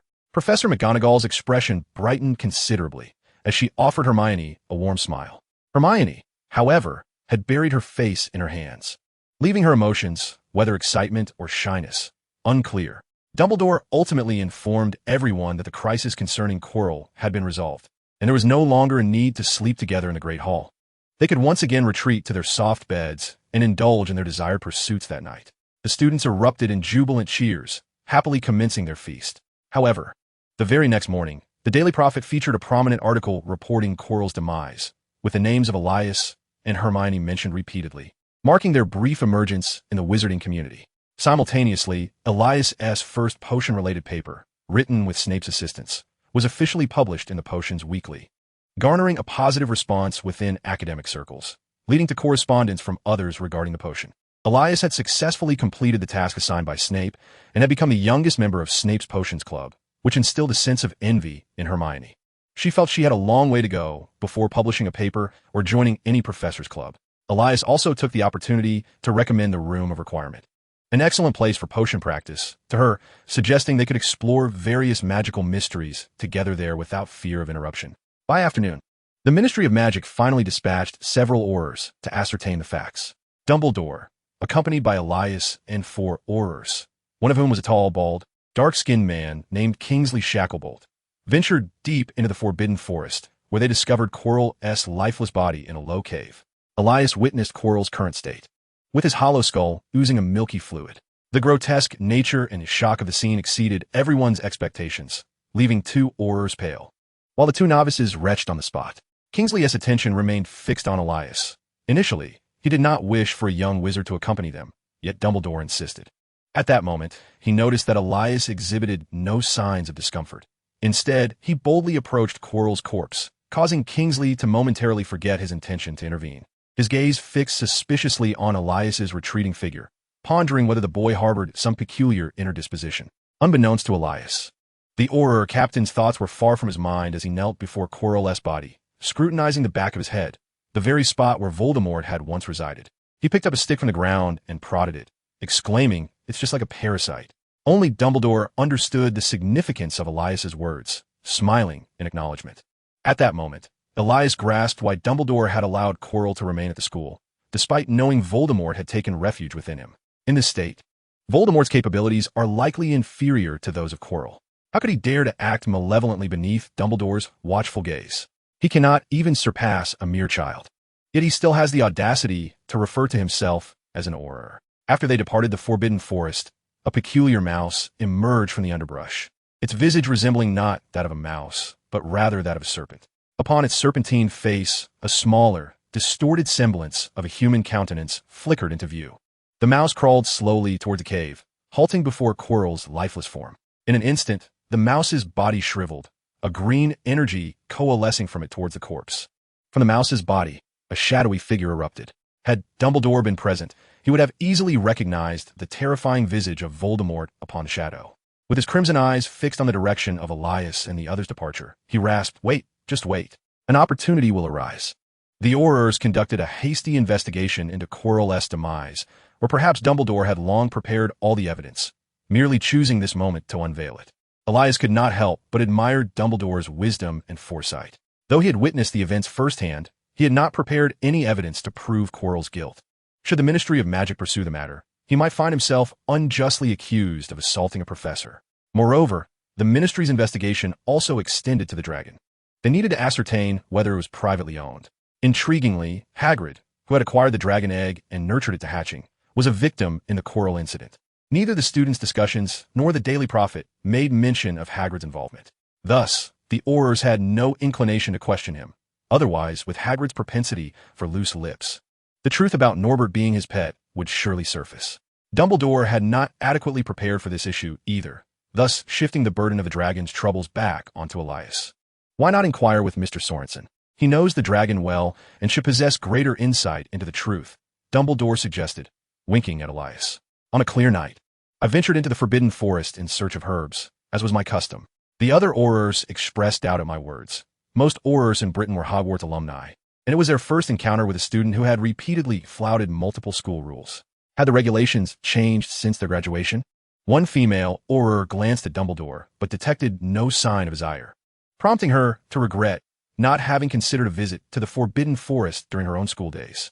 Upon my arrival, I discovered the dragon's body marred by numerous wounds, seemingly inflicted by a wizard. Unable to bear the sight of the dragon in such agony, I tended to its injuries, and thus we became friends. The dragon remained in the Forbidden Forest to recuperate until the day it was attacked by Quirrell. And what then? Where is it now? The female Auror inquired. The Auror nodded, choosing to trust the charming young boy. She made a note in her notebook before closing it, intending to pinch Elias's cheek, only to have him deftly evade her touch. Well, that settles it. I have no further questions, the Auror remarked, slightly disappointed. Captain, should we head west to ensure that no muggles catch sight of the dragon? Kingsley silently nodded. Although he felt a twinge of unease, he dismissed it, recognizing that this investigation was merely a formality. Moreover, a clever, adorable, and law-abiding young wizard like Elias could hardly be the one secretly harboring a dragon. Could he? Thus, it seemed the dragon must have indeed flown in from elsewhere. With this realization, the Aurors refrained from voicing any doubts and, after bidding farewell to Dumbledore, departed alongside Kingsley. Professor, do you have a way to send Norbert away? Norbert? Is that the name of the little dragon? Dumbledore chuckled, but it seems to be a female dragon. Oh, is that so? Elias responded, smiling as he acknowledged the potential inappropriateness of the name, which had been given while it was still in the egg. I certainly have a means to send it away, but are you prepared? Dumbledore inquired with a smile. The conclusion of stories often unfolds similarly, where friends and lovers part ways for myriad reasons, be it distance or the chasm of life and death, a fate that even wizards cannot escape. Dumbledore spoke slowly. Newt will be arriving tomorrow to comfort Hagrid and bid a final farewell. Chapter 53. Newt's Scamander. The departure of Norbert had long been predetermined. Its discovery merely expedited the inevitable. Perhaps there were some audacious young wizards who wouldn't mind residing at school alongside Dragon, such as the Weasley brothers from Gryffindor, who approached Hermione and Elias, eager to experience what it felt like to ride a dragon. However, parents of the students would never permit such occurrences. Upon learning of the situation, they began inundating the school with letters. Early the next morning, Elias found himself in Dumbledore's office, meeting Mr. Newt Scamander. Elias was no stranger to Newt, having read the series Fantastic Beasts and Where to Find Them, which served as the curriculum for his third-year Care of Magical Creatures class. Newt Scamander was, after all, the author of that series. Last night, Elias had taken the time to familiarize himself with the life of this renowned magizoologist. He learned that Newt had once studied at Hogwarts, sorted in a Hufflepuff, but was later expelled due to a magical creature experiment that endangered the lives of his classmates. Nevertheless, Dumbledore had staunchly advocated for him, resulting in the Ministry of Magic retaining his wand. It is well known that the first generation of the Dark Lord, Grindelwald, was expelled from Durmstrang School of Magic due to his studies in dark magic. Similarly, Newt, who was also expelled, is no ordinary individual. He once captured Grindelwald himself.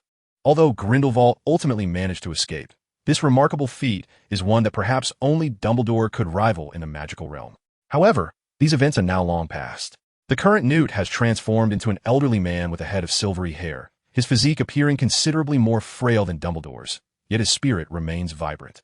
Clad in a fashionable coat, he exudes an inexplicable warmth. Newt engaged in casual conversation with Dumbledore about mundane matters and recent developments, while Elias discreetly took a seat outside, with no intention of eavesdropping. Nevertheless, occasional disputes could still be heard emanating from the office, such as remarks about aging, the waning of passion, and physical decline. After a while, Newt emerged from Dumbledore's office, carrying his briefcase. "Let us go, young wizard," he said succinctly, "to see the little fire dragon." "Of course, Mr. Scamander," Elias replied, rising to guide Newt towards Hagrid's hut. The atmosphere along the way was somewhat subdued, and Elias noticed that Newt seemed a bit anxious in his presence. Therefore, he proactively posed questions regarding magical creatures, and indeed, upon encountering inquiries related to his interests and expertise, Newt's demeanor brightened instantly. He spoke animatedly about the habits of magical creatures, elaborating even on the preferences of giant dung beetles for particular types of excrement. Since it was a school day, the corridors were sparsely populated with students, and thus, Scamander's arrival went largely unnoticed. They soon reached the door of Hagrid's hut, where Fong joyfully bounded over, leaping onto Elias, its damp tongue attempting to lick his face. With considerable effort, Elias managed to restrain Fong's head. "All right, enough. Fong, stop. I have business to attend to." Hearing the commotion outside, Hagrid opened the door and peered out. Upon recognizing his visitors, he stepped out with excitement, shaking Newt's hand. "Hello, Mr. Scamander. It's a pleasure to meet you. I am an avid fan. I have read all your books. I never expected you to visit today." Elias did not inform me of this.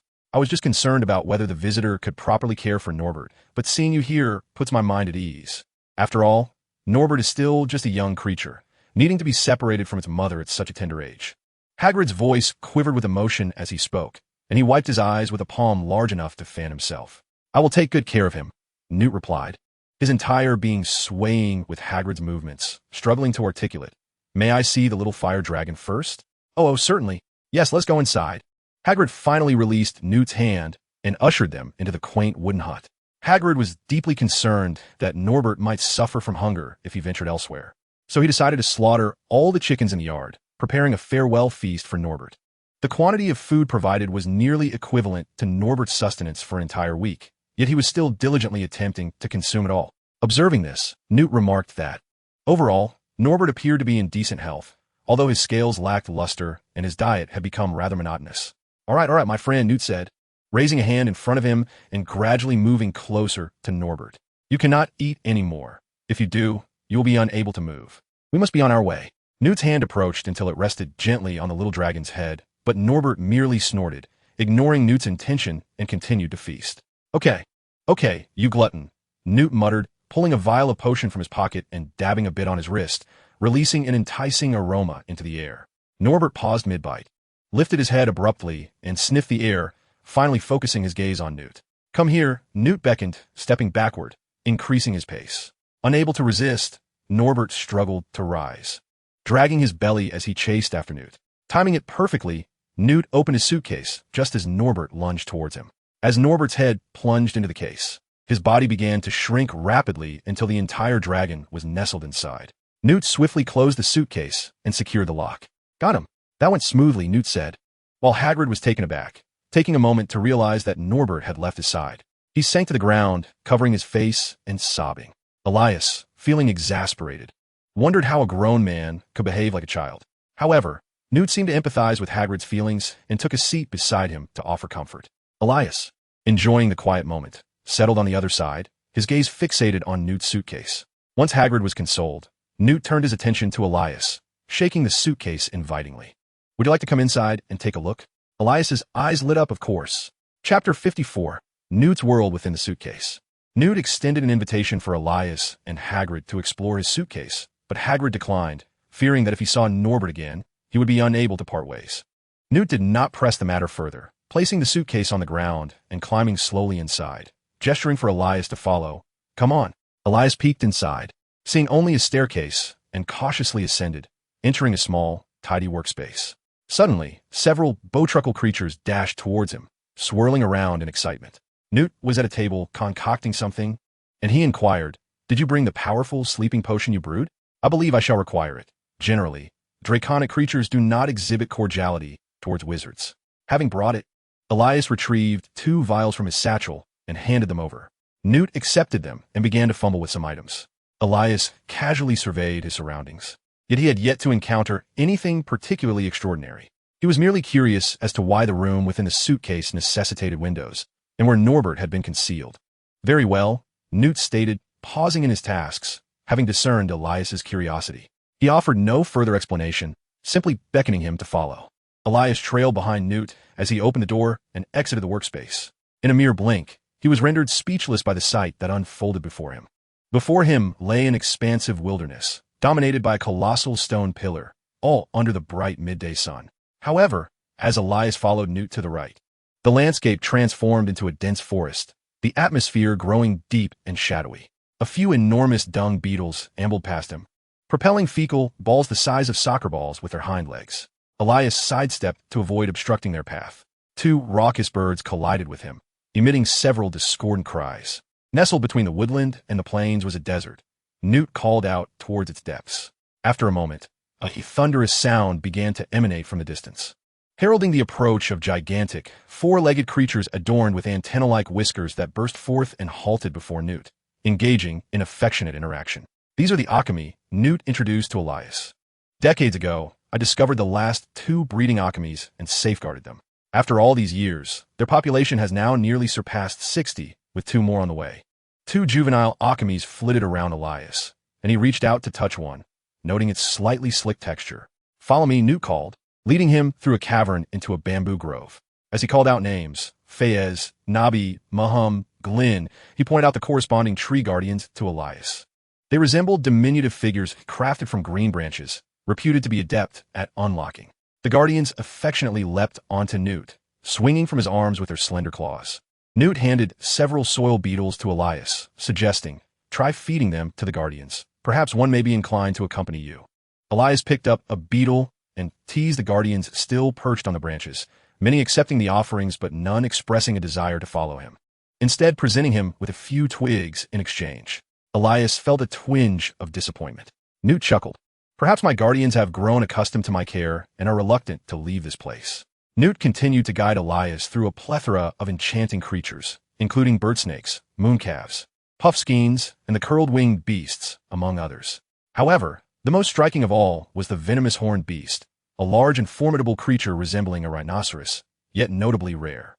In each habitat of these magical beings, Newt conjured an environment perfectly suited for their growth, which undoubtedly left Elias in awe.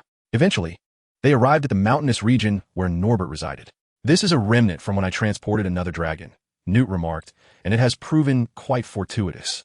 At that moment, Norbert, having feasted exceedingly well, was simply sitting still, gazing around the unfamiliar surroundings, occasionally exhaling a puff of flame toward a patch of grass to gauge its depth. "It appears to be adapting quite well to its environment," Newt observed.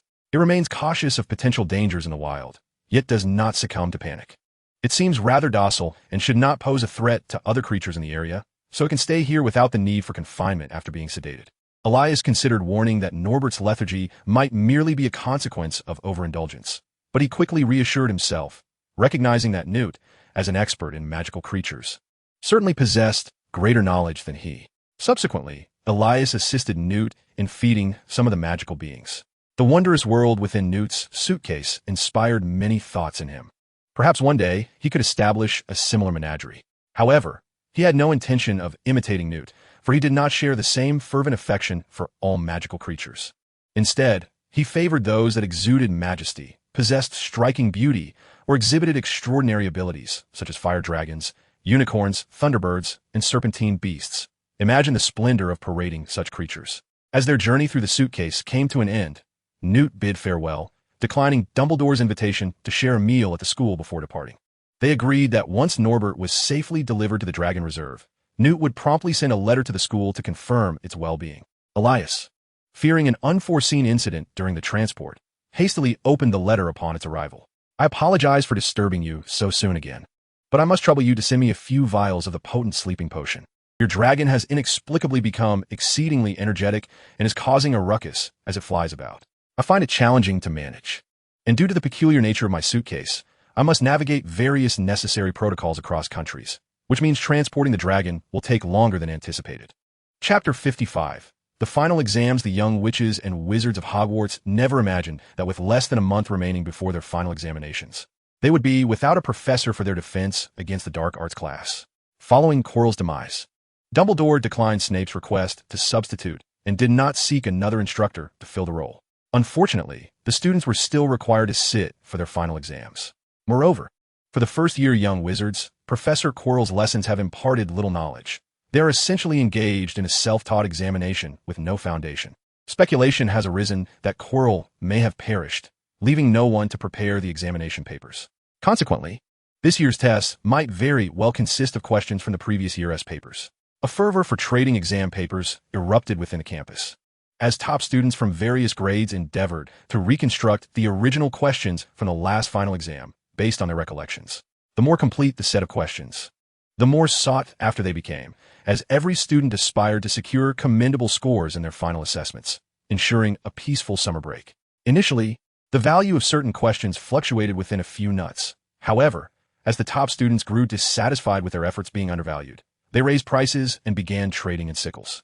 The students eagerly embraced this system, as no one wished to risk purchasing fraudulent questions, each willing to pay a premium. Unfortunately, the Weasley twins' clandestine sale of counterfeit questions to Slytherin students was uncovered, leading several Slytherin students to furiously report them to Professor McGonagall, demanding refunds. The outcome was predictable. Both Gryffindor and Slytherin received 100 points deduction, and in a fit of rage, Snape sentenced the involved students to a month of toilet cleaning duties. Following this incident, Professor McGonagall publicly announced that this examination would be collaboratively created by all subject professors. Many young wizards who had purchased questions were left regretful. However, this development had no bearing on Elias and Hermione, who, upon realizing Quirrell's inability to teach them anything, had embarked on their own self-study well in advance. Hermione had even commenced her 4th round of revision. Elias found it difficult to dissuade her, as Hermione was determined to achieve perfect scores across all subjects. Students of Hermione's caliber, if placed within a traditional educational system, would undoubtedly be unparalleled in their diligence. Thankfully, Hogwarts only requires one final examination. Had there been weekly tests, monthly assessments, and midterms, Hermione would have likely commenced her review shortly after enrollment. Fortunately, since Elias recommended the room of requirement to Hermione, she no longer spent all her time in the library, but instead dedicated herself to studying in the room. Elias seized the opportunity during his potion brewing intervals to invite Hermione for a leisurely game of two-player Quidditch. It is frustrating to acknowledge, but this exemplifies the distinction between a scholar and an academic achiever. Nonetheless, he remained confident in surpassing Hermione's results. Thus, life continued in a steady rhythm until the day of the final examination finally arrived. The examinations of the School of Magic are divided into theoretical and practical components. During the theoretical exam, all first-year students gather in a large classroom, which tends to feel rather stuffy, especially as summer approaches and the number of students swells. The final examinations are conducted with stringent oversight. The supervising professors meticulously check the entrance to prevent students from smuggling in any cheating materials. Some resort to scribbling notes on small pieces of paper, while others inscribe answers directly onto their arms or calves, discreetly concealed beneath their wizarding robes. The more extravagant students may even purchase a self-answering quill. However, under the scrutiny of magical detection, none of these devices can evade the professor's watchful eyes and are swiftly confiscated. Even the students' quills are brand new, enchanted by the professors with anti-cheating spells. The first subject to be examined is herbology. The first-year wizards are tasked with completing a single paper for their final assessment. Elias only spent a moment pondering a rather obscure question, while the rest of the paper flowed with relative ease, as if he were basking in a gentle spring breeze. In the charms examination, Professor Flitwick instructed them to enter the classroom one by one to demonstrate their ability to make a pineapple perform a tap dance across a desk. Elias augmented his performance with a sound spell, allowing the pineapple to sing while it danced, earning him a perfect score from Professor Flitwick on the spot. In transfiguration, Professor McGonagall challenged them to transform a mouse into a snuff box, with more elaborate boxes receiving higher marks. With a flick of his wrist, Elias transfigured the mouse into a miniature Hogwarts castle, prompting Professor McGonagall to display his creation prominently on her desk. The potions exam required little elaboration. Elias audaciously altered 2 ingredients in the forgetfulness potion during the test, and Professor Snape merely glanced at his work before walking away with an inscrutable expression. Defense Against the Dark Arts is a course that combines both practical and theoretical elements, but due to practical constraints, only the practical aspects were assessed. The joint exam questions effectively showcase the unique styles of each professor. Professor McGonagall's questions were rigorous, with answers easily found in the textbooks, while Professor Snape's inquiries were the opposite. Finding answers directly in the text was an impossibility. The most perplexing question for Elias was, please make a prediction about next year's defense against the Dark Arts professor. What relevance does this have to the exam? He wondered which extraordinary professor had devised such a query. Nevertheless, he penned his response, stating, next year's defense against the Dark Arts professor will be knowledgeable, possessing only one face, and will embody a demeanor of neither arrogance nor subservience. The final examination was in the history of magic. Although Elias held little interest in this subject, he navigated the questions with relative ease.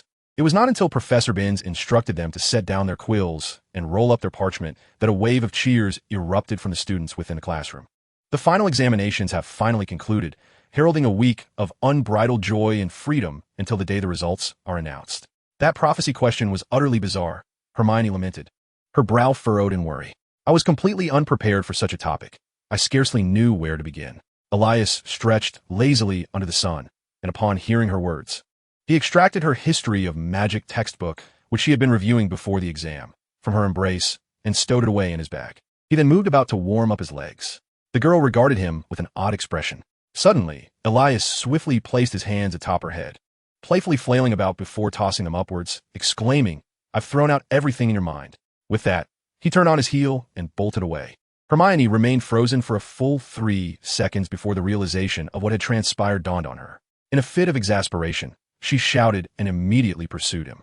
Elias, you're in big trouble. Chapter 56. Does Snape want to steal the Philosopher's Stone? On the first morning following the end of the exams, Elias and Hermione, having finished breakfast, strolled along the banks of the Black Lake, inhaling the crisp morning air. After the commotion of the previous day, Hermione had finally put aside her worries about the exams, eager to abandon her books and relish the holiday. As they debated whether they could catch a mermaid using a fishing hook, a figure approached them, or rather, sought out Elias. Harry, is there something you need?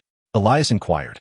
Harry appeared troubled, his expression marked by hesitation, as if he were wrestling with the decision to divulge his thoughts. He rubbed his forehead before summoning the resolve to speak. Elias, I believe there is something for which I must seek your assistance. Elias raised an eyebrow, somewhat taken aback, and nodded.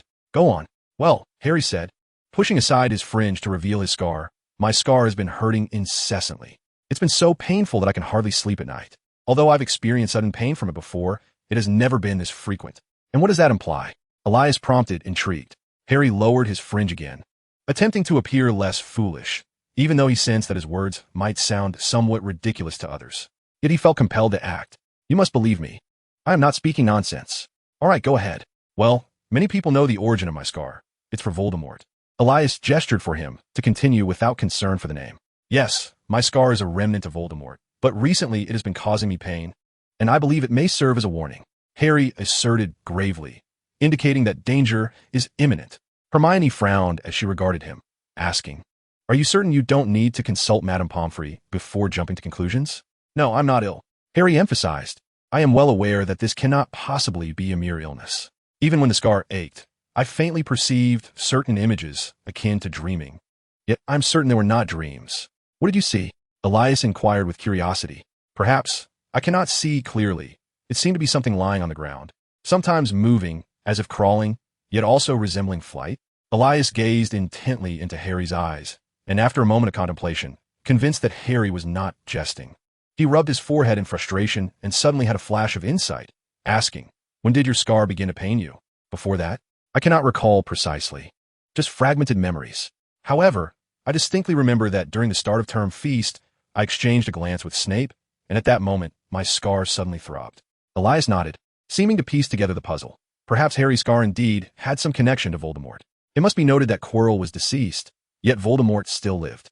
Was it possible that Voldemort was beginning to stir? So, how may I assist you? Elias queried. We must inform Professor Dumbledore. Among my acquaintances, you're the only one with a good relationship with him and knowledge of where his office is. Harry spoke rapidly. Voldemort desires what he has hidden in the Forbidden Forest and has enlisted Snape to steal it. We must alert Professor Dumbledore to be on guard. Huh? Are you suggesting that Professor Snape intends to pilfer the items concealed within the Forbidden Forest? Elias exchanged a glance with Hermione, doubting his own hearing. Was it not reported that Quirrell was the thief who infiltrated Gringotts? How could this burden fall upon Snape? Harry nodded vigorously, eager to elaborate on his reasoning. But Elias interrupted. Harry, while I do believe part of your deduction, I must regrettably inform you of some unfortunate news. Dumbledore is likely off campus at present. What? What shall we do? I assure you, Snape will attempt to steal from the Forbidden Forest today. He has already drawn Dumbledore away. Harry exclaimed in alarm, his excitement palpable. Elias had to raise his voice to interrupt him. Enough. It cannot possibly be Professor Snape. Professor Dumbledore left due to my matters. Since the last encounter with Quirrell, his original sin value has exhibited abnormal fluctuations, and the Philosopher's Stone seems to have encountered some issues. He would not dare send such a precious magical item by owl. Elias rolled his eyes. Can the affairs of scholars be termed theft? Nonsense. He has not stolen anything. The Philosopher's Stone has already been returned to its rightful owner. Mind you, Elias refrained from contesting further and began to contemplate Voldemort's intentions. Dumbledore had previously informed him that Voldemort would not simply relent. The magical stone, capable of restoring his corporeal form, was left within the school, and he would undoubtedly seek a way to obtain it.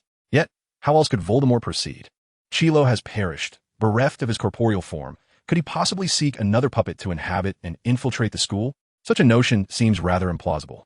Moreover, Voldemort has no logical means to ascertain whether Dumbledore is on the premises today, even if he harbored intentions to breach the school once more. It need not necessarily be on this very day. As the adage goes, a starved camel is larger than a horse. And even a half-dead Voldemort still bears the name Voldemort. Who could say what contingencies he might possess? After Elias succinctly elucidated this to Harry, the latter departed in despondence, feeling that Elias remained unconvinced by his conjecture, wholly dismissing the possibility of Snape pilfering from the Forbidden Forest. While Voldemort could not ascertain Dumbledore's presence, Snape certainly had the opportunity to know. He meandered back to the dormitory, where Ron had just awakened. On the bedside, a mouse with a severed pinky blinked its glossy eyes, having overheard their entire conversation. Chapter 57. The conclusion of the first year.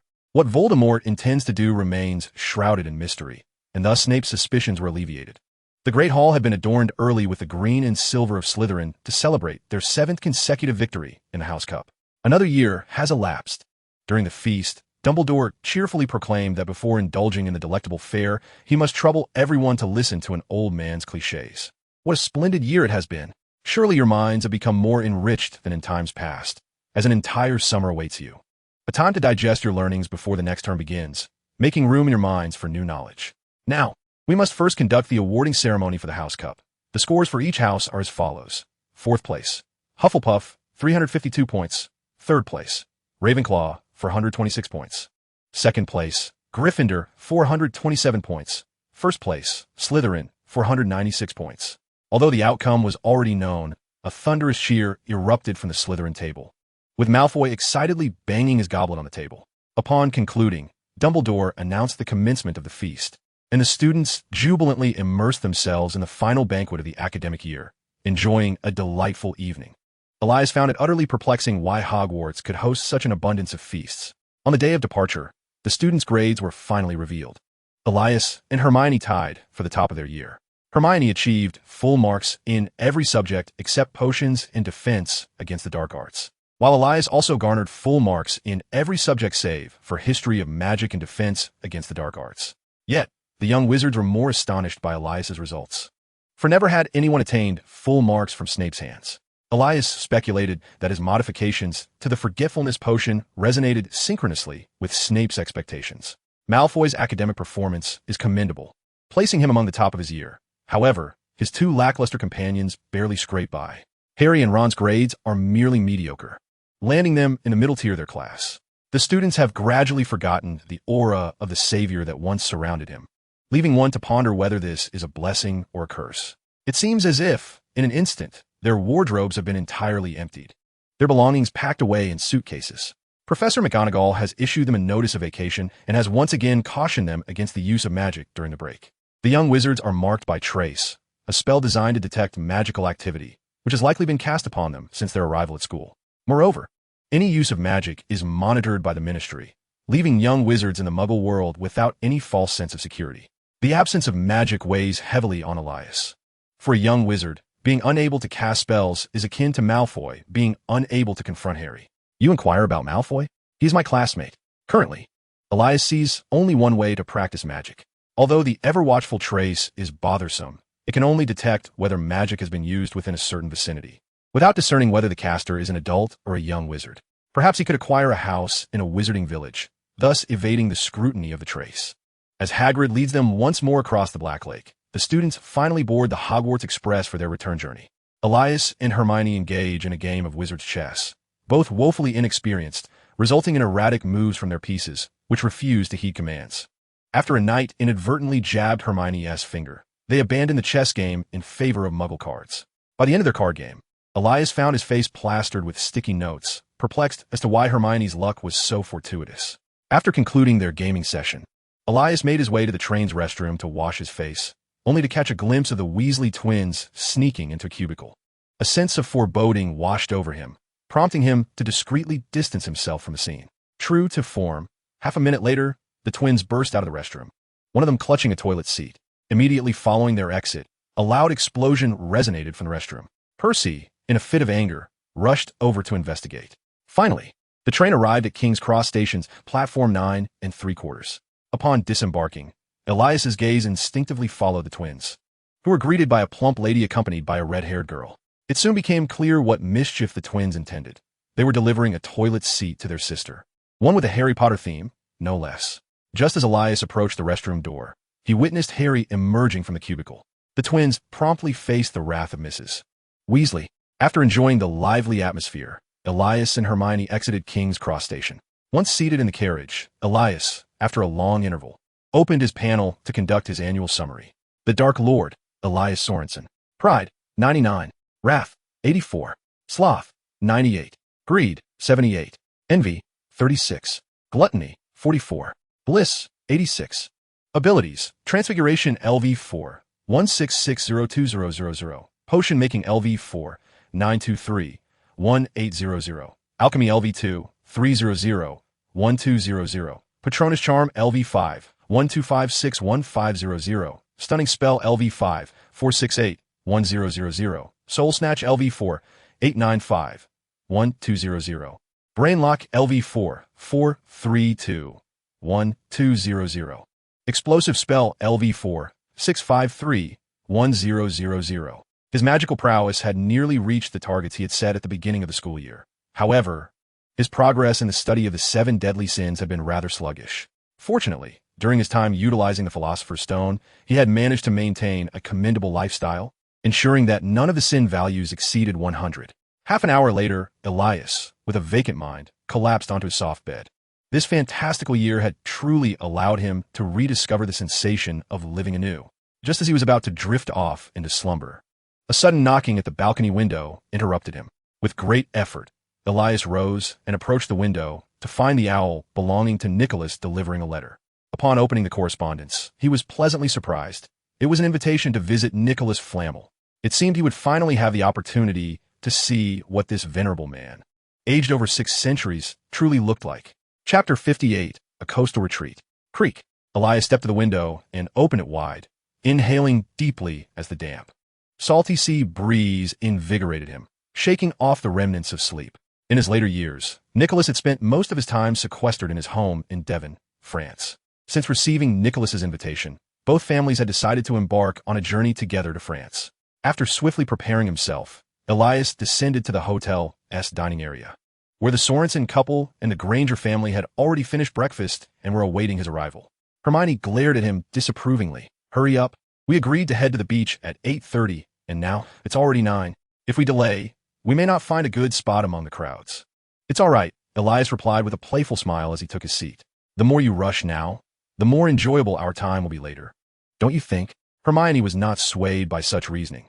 She seized a croissant and shoved it into Elias's mouth. Stop talking and eat quickly.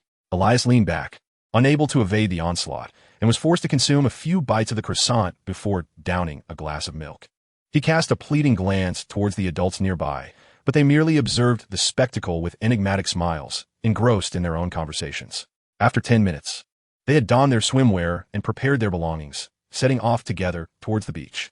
Hermione was clad in a pristine white one-piece swimsuit, adorned with a matching white sun hat, while Elias sported a loose floral shirt and beach shorts, complemented by oversized sunglasses. Once they had secured their sunshade, Elias reclined on a sun lounger, beginning to admire the coastal scenery. The sand was remarkably white. What are you looking at? Elias inquired, regarding Hermione with curiosity. I was just closing my eyes. After a moment of scrutinizing him, Hermione reached out to pull Elias up. Come on, let us go swim. Why lie down right after we arrive? We came here to swim. I just took a shower. I'll go once I feel warm enough. Let us go. Teach me how to swim. Want to you? I want to learn too. Unable to resist Hermione's playful insistence, Elias reluctantly set down his drink and joined her in the water. Although the sunlight was quite strong at this hour, the sea remained refreshingly cool. As Elias splashed himself with seawater, he couldn't help but shiver. Meanwhile, the young girl, brimming with enthusiasm, had tossed her float aside and began paddling in slightly deeper water, beckoning him. Hurry up. I'm coming. Elias responded, squinting against the sun. Timing his movements, he suddenly propelled himself forward with swift strides, arms outstretched, and made a vigorous leap into the water, splashing Hermione squarely in the face. She sputtered momentarily before quickly retaliating. Thus, their swimming plans transformed into a joyful water fight. Ah, the joys of youth, mused an elderly man at the shore, his hair grizzled and frame slender. Have you truly decided to forsake the Philosopher's Stone, Nicholas? If you wish, I could assist you in crafting another, Dumbledore inquired, observing his dear friend with concern. I can no longer walk, Albus, Nicholas replied with a gentle smile, shaking his head. Dumbledore understood the implication. The elixir of life derived from the Philosopher's Stone could grant the drinker nearly endless life, yet could not restore youth. Those who consumed it continued to age, much like Nicholas, who now found even standing a challenge. Where in the world could one find a true elixir of immortality? Perhaps at this juncture, choosing to embrace death was indeed the wisest decision. Sensing Dumbledore's sorrow, Nicholas smiled lightly and remarked nonchalantly, Perenelle and I have no regrets in this world. We've long since resolved to depart together on a chosen day. Besides, haven't you found me a worthy heir? Your praise for him is quite high. Indeed, he is remarkable, exceptionally so. Dumbledore subtly shifted the topic, remarking, over the years, I have only witnessed such talent in one individual. Perhaps even stronger than he was in his prime. They share an intense desire for magic and the pursuit of strength. I believe he would be more than willing to become your successor. Voldemort? Nicodemus raised an eyebrow, inquiring with curiosity, are you not concerned he might become the next Voldemort? Or even surpass him in power? I recall they both hail from Slytherin, do they not? No, I do not harbor such concerns, Dumbledore replied, shaking his head as he observed the two frolicking in the sea. His life is filled with love, and he himself lacks nothing in that regard. That is sufficient. Love? Nicodemus nodded thoughtfully. Perhaps Dumbledore's refusal to become a Dark Lord stems from love as well, though he has never confided this to anyone. And what of Harry Potter, the boy who lived? Have you resolved to abandon your plans to allow him a normal school life? I do not wish to, Nicodemus sighed. However, from the moment Voldemort learned of the prophecy and chose him, it was inevitable that he could not lead an ordinary school life. I need Harry to possess the courage to confront Voldemort when the time comes. Until Harry reaches adulthood, Lily's magic will protect him. It is during this period that I can nurture him to the fullest. As he spoke, Dumbledore unconsciously shook his head. Yet this year, my plans have not come to fruition. Harry has not even discovered that the object in the Forbidden Forest is the Philosopher's Stone. I fear I may need to adopt a different approach. Nicodemus slightly shook his head, refraining from offering any suggestions, for he understood that Dumbledore had his own considerations. Deep down, he doubted that a young wizard who had yet to demonstrate extraordinary talent could contend with Voldemort. He was aware that even at the height of his power, Voldemort was not a match for Dumbledore, who had still been unable to vanquish him. He found it hard to believe that Harry Potter could achieve what Dumbledore had not.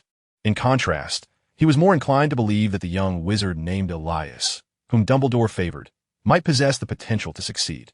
Let us go. I'm rather weary. An aging body cannot indulge in the pleasures of youth, Nicodemus remarked. Dumbledore nodded, grasping Nicodemus's arm. In an instant, the two vanished from the spot, while the surrounding muggles appeared oblivious to the scene, continuing their activities of building sandcastles and swimming. Chapter 59. From beginning to end in a secluded villa on the outskirts of Paris, France, even the occasional passerby would instinctively overlook the place. After deciding to relinquish the Philosopher's Stone, Nicodemus, a seasoned alchemist with over 6 centuries of life, possessed considerable wealth. He maintained residences in various locations around the world, not to mention in France. In the villa's garden, an elderly woman, equally aged as Nicodemus, sat in a wheelchair, watering the blooms in the flower bed. Beside him stood a domesticated house elf clad in a tailored suit, the very creature typically responsible for the upkeep of the residence. After watering the plants in circles, the sky had brightened significantly. At that moment, 2 figures, one large and one small, suddenly emerged from outside the garden. Elias stumbled momentarily, struggling to overcome the dizziness caused by apparition. Take a deep breath, Dumbledore remarked with a smile. The dizziness is quite normal. I was far more disoriented during my first experience of apparition than you are now. Elias nodded, clutching the items he had brought, and followed Dumbledore into the yard. Although both Dumbledore and Nicholas had mentioned that it was merely a casual visit and gifts were unnecessary, Elias had nonetheless prepared a small offering, considering Nicholas's vast knowledge and the fact that he lacked for nothing. Thus, he had made some traditional sweet rolls to present, having been nearly devoured by Dumbledore. He thought they would likely please other elderly wizards as well. Hermione, how have you been lately? Dumbledore greeted the elderly woman in the garden. It was Elias's first encounter with Nicholas's wife, and he echoed the greeting. Nicholas should be waiting in the study. Perenelle indicated towards the 3rd floor, adding that they had agreed to forego the Philosopher's Stone, yet recently he had suddenly taken an interest in that very stone again. Without further exchange, they proceeded into the villa. Before them loomed a grand hall, dominated by a wooden spiral staircase at its center, with a few scattered oil paintings adorning the walls. Elias, lacking expertise in art, vaguely felt that several of the pieces bore a resemblance to the style of Van Gogh. As soon as they stepped onto the staircase, it began to revolve, leading them upwards, reminiscent of the spiral staircase in the headmaster's office. As they neared the study, the symphonic music grew increasingly distinct. Perhaps Bruckner's 8th Symphony, Elias pondered uncertainly. Before they even reached the door, it swung open of its own accord, revealing Nicholas reclining in an armchair, gently blowing on his teacup. Nearby, a golden gramophone played music, and beside it rested a pure white crystal ball. Although they had just entered, Elias caught a glimpse of himself exiting the house within the sphere. "Good morning, Nicholas," Dumbledore greeted with a warm smile. "I hope my early arrival hasn't interrupted your enjoyment of the music. I have listened to so much music that I can hardly feel its passion anymore." Nicholas waved his hand dismissively. "Honestly, I would trade all my wealth for your gramophone," Dumbledore chuckled. "Ah, but within it lies the preservation of over 600 years of music from various nations, Nicholas replied with a laugh, declining the offer. Once the pleasantries between the two elder gentlemen concluded, Elias stepped forward to greet Nicholas. Mr. LeMay, I had the impression that you were quite the conversationalist. I did not expect you to be so shy upon our meeting. Nicholas smiled warmly. No, Elias quickly waved his hands, insisting that one must not be too casual in their speech. Ha! Nicole chuckled lightly. I am 500 years older than Albus, yet we have become friends. I am certainly not an antiquated relic, unable to embrace new ideas after living for 5 centuries. That would be exceedingly dull, wouldn't it? Indeed, Elias nodded in agreement. Nicole, much like Dumbledore, appeared to be a kind and fashionable elder. However, this did not prevent him from sitting quietly beside them after placing down his gift, listening intently to their conversation, discussing life experiences. Combined, he had only lived for a mere 30 years. Speaking academically, both of these gentlemen were titans of the magical community. And for Elias, their dialogue sounded like an esoteric text. Yet, these two old rascals found joy in it, occasionally prompting Elias to share his thoughts and insights. It was akin to a primary school student inadvertently entering a university lecture, being called upon to solve a mathematical problem. Despite Elias's rapid progress, he had only been studying magic for a year, and his knowledge remained superficial. It took him considerable contemplation to muster a few words in response. Even more astonishing was when Dumbledore and Nicole, amidst their conversation, suddenly began to speak in French. Elias had only begun learning the language a month prior, making it even more challenging for him to comprehend. He did not believe that Dumbledore and Nicole were intentionally putting him in a difficult position. It was likely that they were discussing matters they preferred he remain unaware of. Chinese? Nicole inquired with interest, though he likely did not grasp the response. Dumbledore blinked, displaying a perfectly timed expression of curiosity. Indeed, I have just begun learning French, but I possess some understanding of Chinese. A smile involuntarily crept across Elias's face as he expressed, What I mean is, may I explore the vicinity? Of course, you're welcome to roam anywhere. Nicole replied with a smile. You may continue your discussion. Elias nodded, rose, and exited the room. As he closed the door behind him, he suddenly felt that this scene seemed somewhat familiar. Without further thought, Elias began to meander through the villa. According to Nicole, he would likely remain here for the next month to study under him. Thus, it was prudent to familiarize himself with his surroundings. Once Elias had walked some distance away, the conversation within the room resumed. Had he still been present, he would have discerned that they were speaking in Chinese. Though somewhat awkward, it still bore an unmistakable semblance to the old Beijing dialect. This child is truly intriguing. He seems to prefer viewing things in a positive light. Most would assume we are intentionally challenging him and would feel upset, Nicole remarked. Maintaining goodwill towards others. What a profound form of love that is, Dumbledore mused, as if addressing Nicole, yet also reflecting upon his own thoughts. This child shall certainly never become the third Dark Lord. Nico shook his head dismissively, reminding me once more that the essence within the Philosopher's Stone is fraught with extremes, and the power it engenders is terrifying, as you have witnessed yourself. No one can guarantee that one will remain unscathed and not stray down a dark path, for this is an unprecedented matter. I cannot fathom why you are so resolute in your belief that love can bind a wizard of extraordinary prowess. I am acutely aware that the world shall never witness another Dumbledore, and the rise of the Dark Lord does not always herald the arrival of a savior. Nonetheless, I have developed a fondness for this child and will, without reservation, impart my knowledge to him. However, my years are numbered, and you too have grown old. The wizarding world cannot withstand the emergence of a third Dark Lord. It would be prudent to prepare accordingly. Dumbledore gazed silently towards the east, pondering. Was he truly certain from the very beginning? The atmosphere grew heavy with silence, and, as Dumbledore reflected, Nico seized the moment to sample a piece of the delightful treat brought by Elias, his eyes lighting up with nostalgia. Ah, what a delectable taste. Reminiscent of years gone by. Indeed, it appears quite promising. I have yet to experience its flavor. With a swift motion, Nico closed the box and offered Dumbledore a cup of tea. You haven't tried this yet. It is a new tea I acquired, a gift from my student. I shall indulge in it myself. Dumbledore accepted the teacup and took a sip, shaking his head as he remarked, Ah, the affection has waned, indeed. Chapter 60. An Unexpected Commission. Under Dumbledore's subtly suggestive demeanor, Elias prepared a simple lunch with the limited ingredients at hand. The house elf kept a vigilant watch over him, seemingly anxious that Elias might usurp its duties. Once lunch was concluded, Dumbledore took his leave. For it is said that the position of defense against the dark arts professor at Hogwarts is cursed, with no instructor able to serve for more than a year. The reality of the past decade supports this claim, as every professor has been compelled to resign due to various unfortunate incidents during their tenure. Nevertheless, this does not deter many wizards from aspiring to the esteemed position at Hogwarts, which offers respect, generous remuneration, and no overhead expenses, allowing one to save considerably each month. Until last year, when Quirrell met his untimely demise at the school, a tragedy that led many observing wizards to speculate whether the curse on the position had intensified, posing a mortal threat to any who would assume the role. Consequently, Hogwarts has yet to recruit a new professor for defense against the dark arts. Recently, Dumbledore has been actively seeking candidates, and, at last, a potential candidate has emerged. When Elias inquired about the proficiency of the new professor, Dumbledore responded with an enigmatic expression, suggesting that one can learn even from those who are not esteemed educators. Upon hearing this, Elias discerned that Dumbledore was indirectly implying the professor's lack of merit.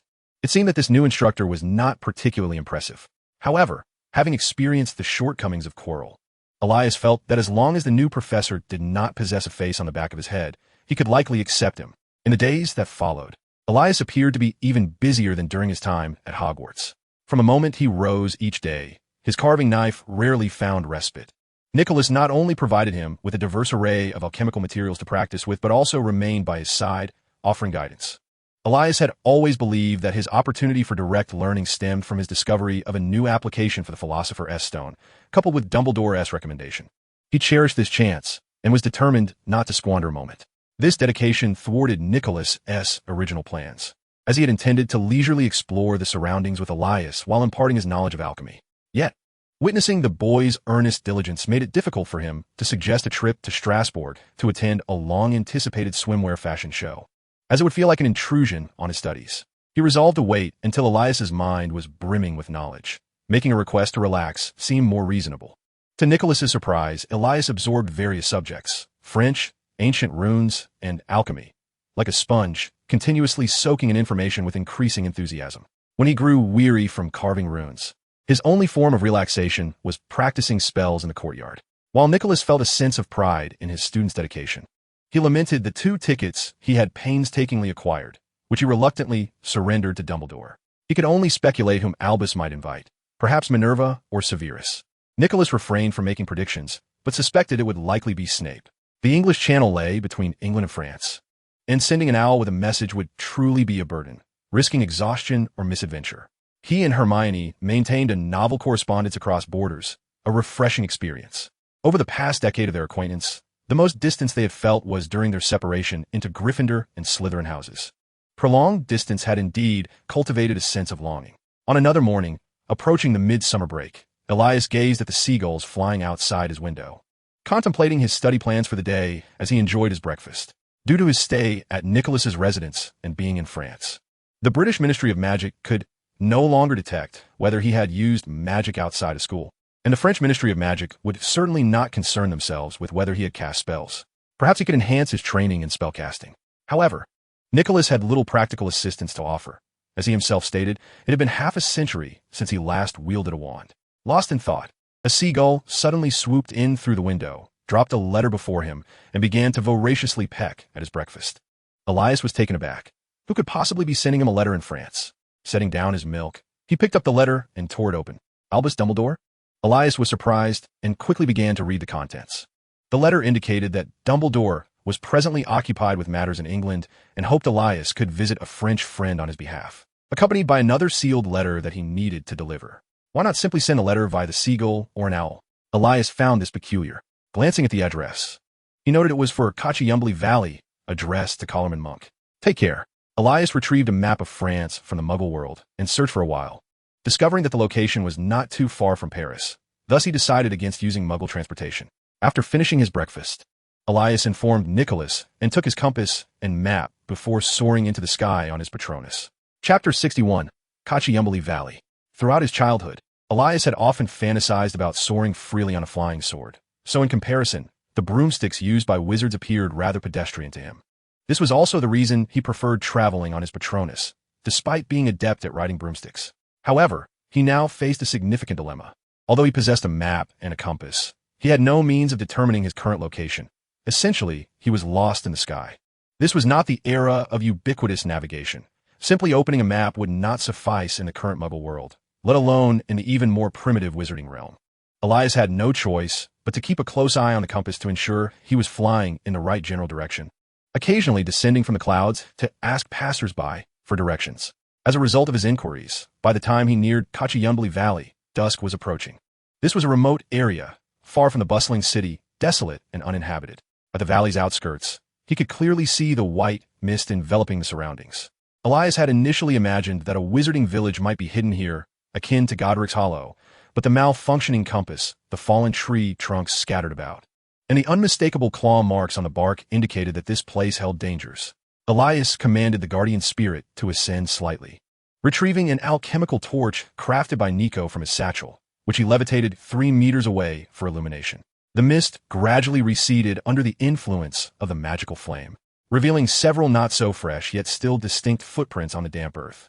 Elias could not discern the animal that had left these tracks, lacking the requisite knowledge in this domain. Given his utter ignorance of the exact destination, he decided to follow the direction of the footprints, his mind swirling with musings about the enigmatic Cahalman monk and his peculiar residence. It was no wonder that letters could not reach this place. As Elias ventured deeper into the valley, the last vestiges of sunlight vanished, plunging the gorge into darkness. He could barely discern the silhouette of a hazy, full moon above, its light thwarted by the encroaching fog, leaving only the flickering glow of the torch ahead. Elias had not anticipated that this outing would take so long. He had assumed it would be a straightforward task of delivering a message. He rummaged through his spatial bag, discovering only a few snacks from both the magical and muggle realms. Ultimately, he settled on 2 cauldron cakes for his dinner. Just as he took a bite, the surrounding silence was abruptly shattered by a chorus of howls. Howls! Elias was momentarily taken aback, brandishing his wand before him, invoking a protective armor. A translucent barrier materialized, shielding him. Without hesitation, he soared toward the nearest source of the howls. After meandering through the valley for quite some time, without sighting any birds, this was the first indication of other creatures. As a flying wizard, he felt no trepidation regarding potential danger. However, mindful of limited visibility and the risk of aerial mishaps, Elias maintained a cautious speed. Fortunately, the howls persisted for a considerable duration. After navigating past 2 treetops, he finally beheld a werewolf standing on its hind legs, howling at the sky. What on earth was a werewolf doing here? Elias suddenly recalled the howls he had heard from all directions. Could they all belong to werewolves? Had he inadvertently intruded upon their den? He quickly reviewed the descriptions of werewolves in his mind. Humans who transform into wolf-like creatures during the full moon, responding to the calls of their kind, yet often losing all semblance of human reason, with a singular focus on attacking humans, thus posing a significant threat. With this thought, Elias ascended higher, his wand poised for any impending confrontation. The light he had summoned had already drawn the attention of the werewolf below, which ceased its howling, standing still. Its luminous green eyes fixed upon Elias for a moment before it lowered itself to the grass. This behavior starkly contradicted the descriptions in his studies, where werewolves were depicted as frenzied attackers. How peculiar indeed, Elias pondered within, yet he maintained his vigilance, keeping a considerable distance. Though the intelligence of a werewolf is inferior to that of a human, it surpasses that of a wolf. He was apprehensive that this werewolf might be laying a trap. The werewolf's fur possessed a remarkable resistance to magic, and its swiftness was notable. Elias was uncertain if he could escape should he be ambushed. However, this was the first intelligent creature he encountered in this place, and he found himself questioning whether Cahalman Monk was a werewolf friend known to Dumbledore. Thus he could not let this opportunity for dialogue slip away. Could a werewolf, once human, truly engage in conversation? Should he speak in English, French, or beast tongue? Hello, do you know Cahalman Monk? I have some matters to discuss with him. Elias first inquired in English, but the werewolf on the ground showed no reaction. Hello, do you know Cahalman Monk? I have some matters to discuss with him. He repeated, this time in French. Elias discerned the werewolf's understanding and gradually floated behind him. Realizing the werewolf appeared to comprehend his words, Elias curiously asked, is this Mr. Cahalman Monk also a werewolf? The werewolf shook his head, unhurriedly leading the way ahead. Elias breathed a silent sigh of relief. Facing the pressure of werewolves in their den was no small feat, fortunate that he was not delivering a message to them. Besides Cahalman Monk, are there other wizards living here? Elias inquired again. The werewolf continued to shake his head. This was indeed remarkable. It was astonishing that a wizard would willingly dwell among a pack of werewolves. Did he not fear the possibility of becoming a werewolf himself? Could he be a scholar specializing in werewolves? Elias shook his head, dismissing these thoughts for the moment, as he would soon learn the truth upon meeting the man himself. After a brief walk, a 2-story wooden cabin nestled against the hill came into view, bright candlelight streaming through the windows, revealing a shadowy figure moving restlessly by the window. At last, he had found it. Chapter 62. Wandering with Werewolves. The werewolf approached the cabin door and politely knocked. The shadowy figure at the window ceased its movements and walked to the door, pulling it open. "Eddie, what brings you here?" Cahalman Monk inquired, puzzled at the visitor. The werewolf named Eddie gestured towards Elias before turning to leave. "Are you Mr. Cahalman Monk?" Elias asked uncertainly, taking in the disheveled man before him, whose beard was unkempt and hair sparse, uncertain whether he was middle-aged or elderly. "It is I. Do come in," Cahalman replied, his voice steady, a stark contrast to his appearance. Upon entering the seemingly fragile wooden cabin, Elias quickly surveyed his surroundings. The right side of the ground floor contained a kitchen and dining area, while several tables were set near the window on the left, adorned with bubbling cauldrons. The wall near the cauldrons was pitch black, and the air was thick with the pungent scents of various potions, some quite acrid. The bedroom was presumably situated on the second floor, accessible solely by a single ladder, devoid of any other furnishings, and overall it was inferior to a modest shack. "Professor Dumbledore had commissioned me to deliver a letter to you." Elias produced the unopened letter and handed it to him. "Dumbledore?" Cahalman received the letter, and as he unsealed it, his brow furrowed deeper with each line he read. "Help me examine the potion," he uttered, hastily ascending the ladder to the second floor. Elias, somewhat bewildered, approached the row of cauldrons, observing the bubbling potions. Although his potion-making skills were only at level 4, he had studied under Snape for a considerable time and had accumulated some knowledge. Unexpectedly, he was unable to recognize any of the potions currently brewing. Inhaling deeply, Elias discerned the fragrances of moonstone powder, burnt mint, wolfsbane root, and mugwort, among various potion ingredients wafting from one of the cauldrons. The table also bore some unknown blood, leaving him uncertain about what was being concocted, but it was likely an exploration of an unprecedented potion. Thus, he felt ill-equipped to assist. Gurgle, gurgle. Just as Elias pondered the situation, one cauldron began to bubble uncontrollably, producing increasingly larger bubbles. Was it about to explode? Shielding charm. Elias quickly cast an iron shield charm to protect himself from the potential explosion, then called up the stairs, "Mr. Cahalman, it seems your cauldron is about to blow. Pour that vial of werewolf blood directly into it." Cahalman's voice echoed back, yet he showed no intention of descending. Werewolf blood? They were indeed researching a potion related to werewolves. From a distance, Elias manipulated the vial containing the blood with his wand, pouring it into the cauldron. In an instant, the previously bubbling cauldron emitted a violent hissing sound, akin to the fuse of a firecracker being ignited. Alarmed, Elias shouted, "It's going to explode," and swiftly made his way towards the exit. Pong! As anticipated, the moment he stepped outside, a dull explosion resonated. The splattered potion, propelled by the blast, cascaded into the other cauldrons, triggering a chain reaction. Cauldrons erupted, potions transformed into putrid sludge, and corrosive liquids eroded the cauldrons themselves. The grim realities of potion failures vividly unfolded before Elias, leaving him in awe. Cahalman finally descended from the second floor, 2 thick, yellowed notebooks in hand. Maintaining his composure, he used magic to clean up the remnants of the failed potion. "Another failure, I see," he remarked, opening one of the notebooks to document the mishap. "May I inquire what potion you are researching?" Elias asked as he stepped back into the room.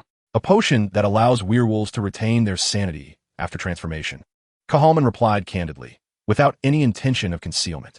Upon completing the experimental records, he placed both notebooks on the table and, with a flick of his wand, conjured a duplicate of each. "Here you go. This is what Dumbledore requested. The red one contains my research notes, while the blue one chronicles my experiences living alongside werewolves."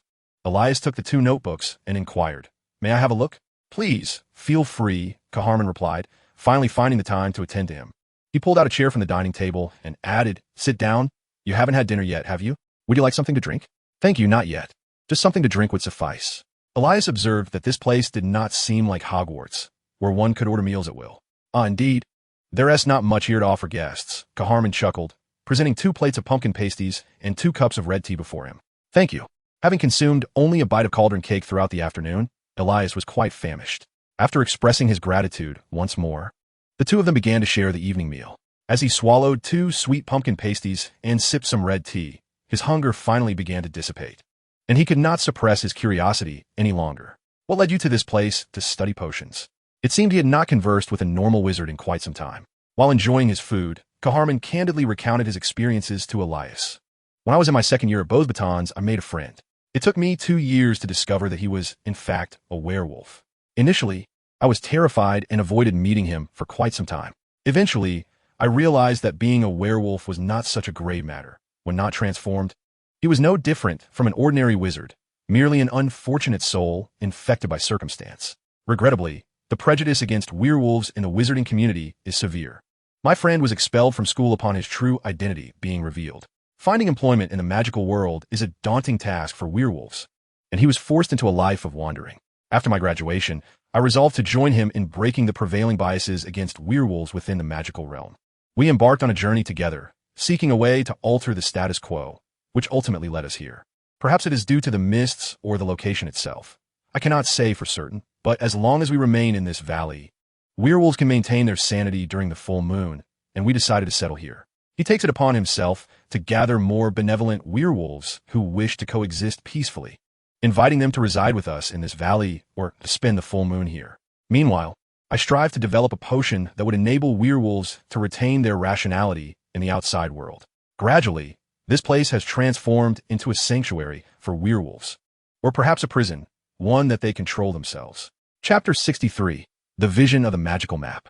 As he casually flipped through several pages of Caharman's notebook, he found the recorded adventures truly worthy of the trials endured. In a most perilous encounter, Caharman and his lycanthropic companion aided a village in liberating itself from the menace of werewolves, albeit at the cost of his friend losing a leg forever. While Caharman emerged with numerous injuries, fortunate enough to have escaped a bite from the werewolf. Just as humanity is divided into good and evil, so too are werewolves not all malevolent. However, the proportion of benevolent werewolves is remarkably small. Throughout Caharman's adventurous journey, he frequently encountered those who had suffered discrimination, lamenting the injustices of the world, and those werewolves who would drag another down with them whenever possible. In such circumstances, Caharman's ability to maintain a rational perspective towards these werewolves and offer them assistance was indeed commendable in Elias's eyes. Yet, that admiration was fleeting. Had he encountered those werewolves intent on infecting others, he would have harbored no thoughts of reforming them, seeing the removal of each as a necessity. Do you believe that your concoction will alter the wizard's perception of werewolves? Elias casually flipped through his research notes, realizing that perhaps his potion-making skills were insufficient, as the inspiration gleaned from his findings was severely limited. Of course, Caharman asserted confidently, believing that if werewolves could retain their sanity during the full moon transformation, wizards would no longer shun them. Elias shook his head, disputing this notion. Wizards' aversion to werewolves has never stemmed from the fear of losing reason. Even moderately skilled wizards do not fear giants or the perilous eight-eyed spider, which some even keep for the magical materials it provides. What concerns wizards is the irreversible transformation into a werewolf that could result from a bite. Until a potion is developed to completely suppress such transformations, werewolves will continue to be ostracized by the wizarding community. Caharman stood momentarily speechless, at a loss to counter this argument, and instead stuffed several pumpkin pastries into his mouth, feeling an overwhelming sense of powerlessness. Do not be too disheartened. The journey must be taken step by step, Elias offered in consolation, sensing Caharman's shifting emotions. Moreover, this is merely my perspective. Dumbledore's request for your experimental records may very well yield significant findings. Caharman nodded, observing Elias with a hint of daze. The person sitting before him bore little resemblance to a mere child. By the way, what does Dumbledore want with your adventure records? Elias redirected the conversation, noting that compared to Dumbledore's legendary life, Caharman's experiences seemed unlikely to garner much interest. I'm not quite sure, Caharman replied, shaking his head. And what of your werewolf friend? Him? Caharman's tone grew, tinged with worry. I do not know where he has gone. I have not seen him in over a year, and I have received no news from other werewolves. A werewolf missing for more than a year? Elias considered the likelihood of dire circumstances for the creature, but said, perhaps he has traveled to another country. After a simple dinner, Elias once again sought counsel from Caharman regarding the potion. His interest in this elixir was quite profound, perhaps suggesting a desire to delve deeper into its mysteries in the future. Caharman, ever willing to share his knowledge, was delighted to engage with a wizard, even if he was merely a novice, who showed interest in the potion related to werewolves. However, after a brief exchange, Elias discerned that Caharman's proficiency in potion-making was rather mediocre. He frequently combined ingredients with conflicting properties in the same experimental brew, which explained the frequent explosions. After grasping the fundamentals of Cahalman's theoretical framework, Elias took his leave, reluctant to spend the night in a place where he might be encircled by werewolves. Despite his favorable impression of Cahalman, the thought of sleeping outdoors made him uneasy. The return journey was significantly quicker than the outbound trip, under the cover of night. Elias soared beneath the clouds, free from the prying eyes of muggles. Upon reaching the villa, he found the Nichols already asleep and chose not to disturb them. After a refreshing bath, he succumbed to slumber. The following morning, after breakfast, Elias dispatched 2 notebooks to Dumbledore, which Cahalman had kindly replicated for him after noticing his enthusiasm. France, being Nico's homeland, had initially served merely as a stop on his world tour during his final days. However, the sudden acquisition of a student necessitated a longer stay. With his studies in alchemy now on a solid foundation, Elias felt comfortable pursuing self-directed learning, allowing Nico to embark on his travels with peace of mind. Considering the freedom to use magic in France, Elias decided to remain until just before the start of the new term. Staying in Nico's villa had its advantages. Even if it wasn't frequently occupied, it boasted a substantial collection of books and abundant alchemical materials at his disposal. The experience of flying the previous day sparked inspiration. After studying alchemy for so long, he contemplated creating a magical equivalent of a GPS for the wizarding world, capable of indicating his location to prevent disorientation while soaring through the skies. A more advanced version could incorporate navigation features and perhaps even voice guidance. With a visionary perspective, Elias recognized this could become a sensational product in the wizarding community, potentially yielding him a substantial fortune. The financial prowess of a master alchemist far surpassed that of a potion expert. However, he understood that this was a monumental undertaking, requiring not only alchemical knowledge, but also an array of sophisticated spells, establishing it as a long-term aspiration.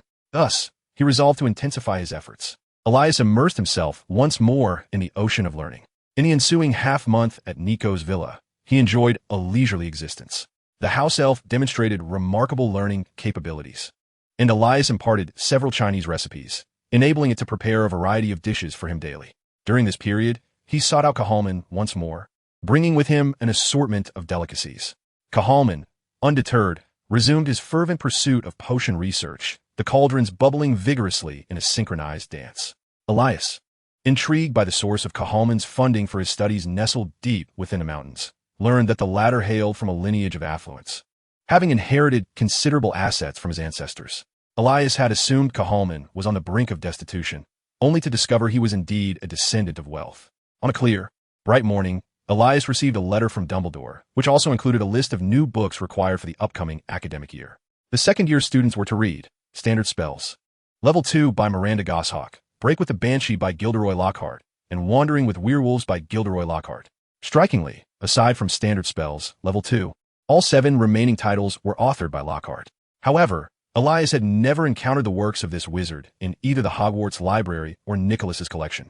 Merely judging by the titles, he initially assumed they were fictional tales from the wizarding world, devoid of any scholarly essence.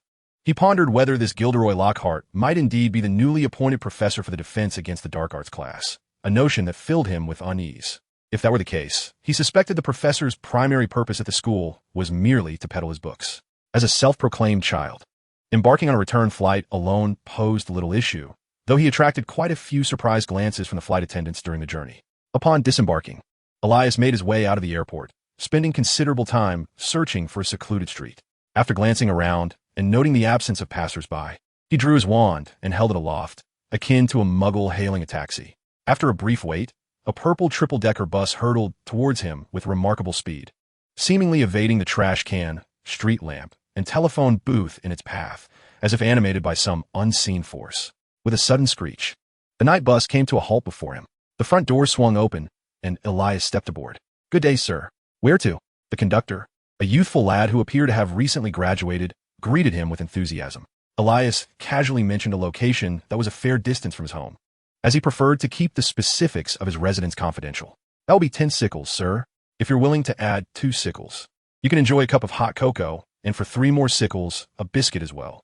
Having had breakfast before his flight, Elias paid only the fare. "Very well. I wish you a pleasant journey."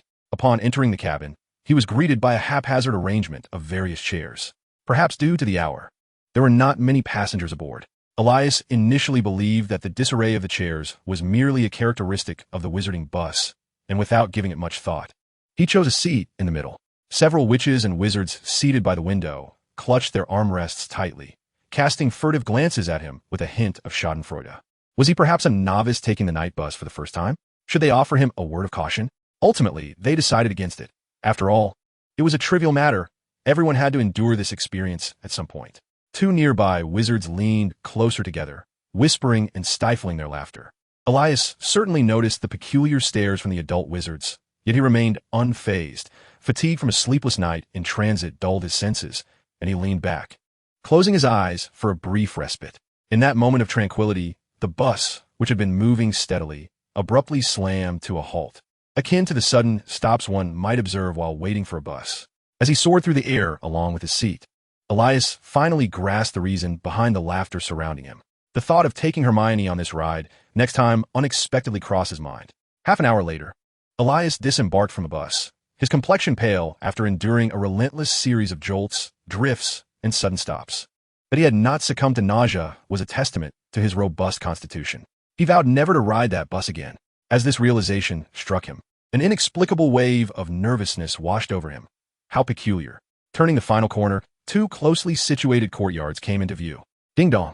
The sound of the doorbell echoed, and a girl's silhouette appeared at the window of a second-floor bedroom. Elias waved cheerfully. Hermione's eyes widened in surprise as she quickly dashed out of her room, bounding down the stairs, crossing the lawn of the courtyard, opening the gate, and leaping into Elias's arms for a warm embrace, exclaiming excitedly. Elias effortlessly caught her, his earlier tension dissipating entirely.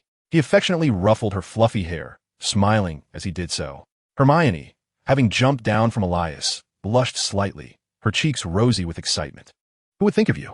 Not me, for sure.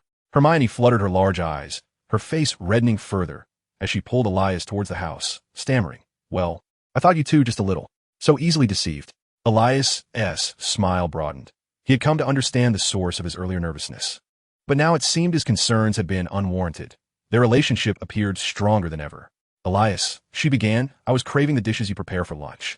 "I just got off the plane," he replied. "But I really want to eat them. Please, pretty please." "All right then, let us go buy some ingredients." Chapter 65. The eve of the school year, 2 days later, Mr. Granger drove Elias and Hermione to Diagon Alley. After much contemplation, Elias decided against coaxing Hermione into riding the night bus once again. As the back-to-school season commenced, Diagon Alley was as bustling with witches and wizards as ever, all jostling for space. "Shall we go buy some books first?" Hermione inquired, tilting her head slightly. "Certainly." Elias nodded nonchalantly, leading the way towards the leaky cauldron. In the distance, the two observed a throng of people gathered at the entrance, with a large banner unfurled from the upper window. The content somewhat obscured, but seemingly announcing a book-signing event that rendered the entrance utterly impassable. Reluctant to jostle through the crowd, the two decided to first visit Florian's ice cream parlor for a couple of ice creams, and subsequently procure some ink, parchment, and quills. At this stage of their growth, their wizarding robes had become rather snug, so they also intended to order a few new robes from Madame Alkines. Additionally, Elias purchased an abundance of alchemical and potion ingredients, knowing that once at Hogwarts, he would have to rely on his own supplies. He felt a twinge of reluctance to take anything from Nick's home, grateful that he had been allowed to practice freely. As they drew closer, the words on the banner became discernible. Gilderoy Lockhart, signing his autobiography, Magical Me. Gilderoy Lockhart sat behind a table adorned with his own photographs, showcasing his dazzling white smile. A short man was bouncing around in front of him, camera in hand, flashing lights as he took pictures, with each signature accompanied by a 2-minute photo session, all appearing rather ostentatious. Elias scanned the queue, noting that it was predominantly composed of middle-aged witches, their expressions filled with fervent excitement. To his surprise, it seemed wizards also had their share of fans, likely enamored by his looks. Such individuals, however, hardly seemed worthy of teaching defense against the dark arts at Hogwarts. A voice, neither too loud nor too soft, interrupted his thoughts. It was Malfoy. At that moment, the middle-aged female fans turned their ire towards Malfoy, who shrank back, lowering his voice slightly as he muttered, "Dumbledore must be losing his wits." Elias found it hard to believe that this was to be their defense against the dark arts professor for the year. Based solely on his initial impression of Lockhart, he felt Malfoy's words held some truth. He tapped Malfoy on the shoulder, inquiring how he knew who the professor was this year. Malfoy had indeed asked Dumbledore, but the latter had only responded with riddles. Malfoy inhaled sharply, suddenly jumping aside, startled by the unexpected touch. "Is that you?" he stammered, swallowing hard, fearing he had inadvertently attracted the attention of Lockhart's fans. Upon hearing the question, Malfoy, as pride surged back, his tone rising, "Of course, my father told me. He is a governor at Hogwarts." Shortly thereafter, Lockhart confirmed Malfoy's assertion. He enthusiastically dragged a small, slender boy from the crowd, Harry Potter. The boy, looking bewildered, stared as the photographer rapidly captured their group shot, the camera emitting a billow of purple smoke that made it seem as though it might explode. "Ladies and gentlemen," Lockhart proclaimed loudly, followed by a lengthy soliloquy, "this September, I shall be the defense against the dark arts teacher at Hogwarts School of Witchcraft and Wizardry." The crowd erupted into enthusiastic applause and cheers. Upon catching sight of Harry Potter, Malfoy's countenance immediately soured, muttering about the attention-seeking Potter. At that moment, old Malfoy arrived behind Draco, marking the first encounter for Elias with the individual frequently mentioned by Draco. He bore the same light, golden hair and exhibited the same pride openly, with a sense of purpose. Old Malfoy merely cast a fleeting glance at Elias and his companion before maneuvering through the crowd with Draco. Noticing their destination aligned, Elias seamlessly took Hermione's hand and slipped into the bookstore through the gap painstakingly created by old Malfoy. "Ah, isn't that Arthur Weasley?" Even before seeing the man, Lucius's mocking tone resonated. Upon entering the bookstore, Elias and Hermione discreetly sidestepped, spotting the Weasley family alongside Harry, accompanied by a young red-haired girl whom he had not seen before, presumably Ginny, the youngest sister mentioned by Ron. Mr. Weasley and Lucius exchanged a meaningful gaze, after which Lucius resumed his derisive commentary. "It seems you've been rather busy scouring for dark artifacts, Arthur. The Ministry must be compensating you handsomely to afford new books." He drew a tattered copy of Beginner's Transfiguration from Ginny's newly purchased cauldron. "Ah, it appears I was mistaken. My goodness. Perhaps I should consider donating more galleons to the Ministry, as few are willing to undertake such arduous tasks without overtime pay." Both Mr. Weasley and Ginny flushed with embarrassment. "This doesn't concern you, Malfoy," Mr. Weasley stiffly replied. "After today, your family might find yourselves going hungry next month," Draco taunted, his expression mirroring that of his father, though directed at Ron. Enraged, Ron hurled the book into the cauldron and charged at Malfoy, only to be restrained by Harry and Ginny clutching his arms tightly. "Potter, look at the company you keep. So uncouth," Draco retorted, taking a slight step back before raising his chin defiantly. Anyone is better than you, Malfoy." Harry decisively interrupted Draco's invitation for friendship. "The illustrious, attention-seeking Harry Potter," Draco scoffed. "Mind your son, Lucius," Mr. Weasley said coldly. "Your feigned concern is unnecessary, Lucius. Pray that I do not uncover anything incriminating in your home," Lucius huffed, escorting Draco away from the scene. Elias's gaze flickered as he noticed a subtle maneuver by Lucius Malfoy, who seemed to place an extra notebook into Ginny's cauldron. However, unfamiliar with the Weasley family and deeming a notebook unlikely to pose a threat, he chose not to mention it. "Let us proceed. It is time to buy some books," Elias gently urged Hermione, who was engrossed in the unfolding drama. "All right, I need to select several more books," she replied. Chapter 66. A Pen. A miracle. The joyous days of summer were fleeting. In the blink of an eye, the holiday had come to an end. On the morning of September 1st, Mr. Granger and Mr. Sorensen accompanied the children to the station. Bidding farewell to his parents, Elias hurriedly pulled Hermione into the compartment, hastily selecting an empty room to settle down. It was rare for him to be in such a rush, yet the summer's agenda had entirely eclipsed his awareness of his student responsibilities. In short, he had forgotten to complete his summer assignments, leaving them untouched. It was only last night, while packing for school, that he stumbled upon this disheartening revelation. Although his current knowledge far exceeded that of a first-year student, the assignments in the magical realm were no trifling matter. Each subject had assigned a considerable number of essays, and despite toiling throughout the night, he was still burdened with a significant amount of work. Hermione sat beside him, wearing a look of schadenfreude, having never anticipated that Elias would overlook his assignments. Their correspondence had merely touched upon their circumstances and some recent amusing anecdotes, without any mention of summer homework. Peering into the currently vacant compartment, Hermione extracted the history of magic assignment from Elias's pile, brandished a quill, and began imitating Elias's notes to assist him. After all, Professor Binns was unlikely to discern the difference. This ghostly professor hardly recognized any of his students. Elias cast a grateful glance in her direction before immersing himself in his potions assignment. His responses for the other subjects could be somewhat abbreviated and casual, but potions were a different story. Snape was well aware of Elias's proficiency in potions, and during the summer, Elias had even sent letters to Snape inquiring about potion-related queries. Thus, after teaching for over a decade, Snape would likely detect at a glance whether this assignment was genuinely his own and if it had been undertaken with due diligence. Should Snape find it unsatisfactory, Elias feared he might face repercussions throughout the term. Reassuringly, when Elias excused himself to the restroom, he discovered that nearly every other compartment housed students diligently catching up on their work. You copy my history of magic, and I'll copy your herbology. They seemed to harmonize. He refrained from asking Hermione to lend him her assignments. While he knew she would probably not refuse, he felt it essential to respect her efforts. It was not until the train began to move that the compartment door swung open once more, revealing two young girls outside. The red-haired one was Ginny Weasley, whom he had encountered at Flourish and Blots, while the other girl, donned in a pale yellow dress with cork earrings dangling from her ears and a wand tucked behind her silvery hair, appeared quite whimsical. "Hello. It seems that everywhere else in the compartment is full. May we sit here?" The girl spoke with a lilting tone, reminiscent of song, which eased the tension of those preoccupied with their assignments.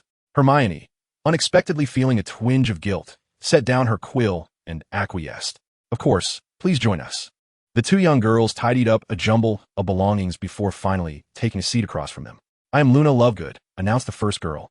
"I am Ginny Weasley," introduced the second. Hermione had completely put down her quill, seemingly reluctant to let others believe she had not completed her summer homework. "I am Hermione Granger." Elias glanced up from his busy work. "Elias Sorensen. Ah, I know you," Ginny exclaimed in surprise. "I've heard Ron mention that, Elias.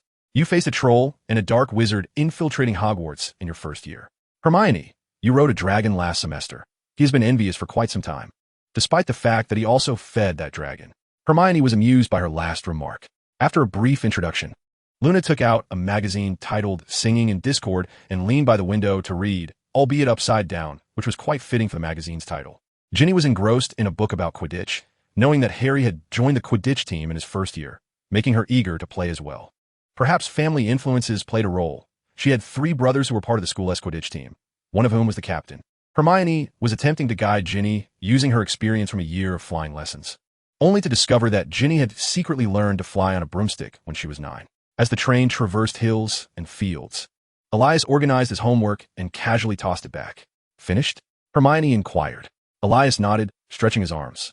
Hermione took hold of his right hand, playfully pinching it a few times. "All right, since you're done, come play wizard's chess with me." During the summer, Elias had shared with Hermione the various challenges that the professors had set up in the corridors, informing her that Dumbledore did not intend to remove them. Since then, the once rule-abiding Hermione seemed to have developed a desire to venture into the Forbidden Forest, although she would not admit it verbally. Yet, her actions spoke volumes as she practiced flying and chess, corresponding to Professor Flitwick and Professor McGonagall's challenges. Unfortunately, Hermione's chess skills mirrored her straightforward personality. Despite her intelligence enabling her to discern Elias's traps on the board, she still found it challenging to win a game against him. Fortunately, even in defeat, the girl remained composed, reveling in her occasional victories which brought her immense joy. Thus Elias was happy to indulge her in the game. Ginny and Luna, noticing their chess match, grew intrigued and leaned over to offer Hermione suggestions. Ultimately, with the assistance of 2 inexperienced players, Hermione quickly lost 2 games to Elias, with the third match already precariously poised. Just as the 3 girls were deep in thought, the compartment door swung open again, revealing Fred and George peering inside. "Not here either," George scratched his head. "Ginny, have you seen Harry?" "Harry? What happened?" Ginny instantly grew anxious. "We've searched several compartments and haven't found him. He should have boarded right behind us," Fred remarked, equally puzzled. "How could that be?" Ginny's worry intensified. "Let us embark on this quest together," Luna suggested, her expression radiating delight as she rose to her feet. "We should assist in the search," Hermione exclaimed, seizing the chess piece that Elias was poised to move, pulling him up alongside her, for more hands would surely hasten the endeavor. "Wait," Elias interjected, as the group was on the verge of rushing forward. "Aren't Harry and Ron best friends? They ought to be together, so there is no need for such haste." "Oh," George elongated his tone, exchanging a knowing glance with Fred, and together they chimed. "Ron is missing too." Chapter 67, A Stroke of Genius. The absence of merely boarding the train seemed trivial to all, yet upon noticing the homework Elias had left on the table, Fred couldn't help but gloat. I don't think I've ever seen our little brother complete any assignments. George added, it seems Harry hasn't done his homework either, likely due to his aunt and uncle. Only Ginny remained visibly troubled. You seem quite concerned about Harry, Elias remarked curiously, causing Ginny's worry to evaporate, replaced swiftly by a deep blush. The group resumed their unfinished game of wizard chess. Wait, am I missing a few pieces? As twilight descended, the Hogwarts train rolled into the station, and students jostled to disembark. First-year students, gather here. Hagrid was once again there to greet the newcomers, guiding them toward Hogwarts Castle to partake in the ceremonial welcome. Elias and Hermione exchanged pleasantries with Hagrid before following the other students along a rugged, muddy path. At the path's end, 100 or so carriages awaited, poised to transport the older students to Hogwarts. Each carriage was drawn by a skeletal creature, its emaciated frame devoid of flesh, black hide tightly clinging to its bones, revealing a stark skeletal structure, with heads reminiscent of dragons and pale, vacant eyes. These creatures gazed listlessly at the passing students, their enormous bat-like wings occasionally flapping with indifference. They stood silently under the cloak of night, exuding an eerie presence. Ordinary students perceived only empty carriages, attributing their movement to some enchanted magic, entirely oblivious to the shadowy steeds drawing them. Only those who had glimpsed death could perceive the Thestrals, leading many to regard them as ominous harbingers. Elias was among those who could see the Thestrals, perhaps due to his own brush with death or the influence of Quirrell. He had discovered during his wanderings in the Forbidden Forest last semester that a colony of Thestrals inhabited the school. Yet he had not anticipated such rare creatures would be tamed by Hogwarts for transportation. Reaching out to touch the Thestral's head, he found its surface chilling to the touch, akin to a stone. Is there something here? Hermione inquired, her curiosity piqued. Nightmare, do you want to touch it? Elias inquired. The girl quickly shook her head, rejecting the suggestion. Unseen things often evoke greater fear.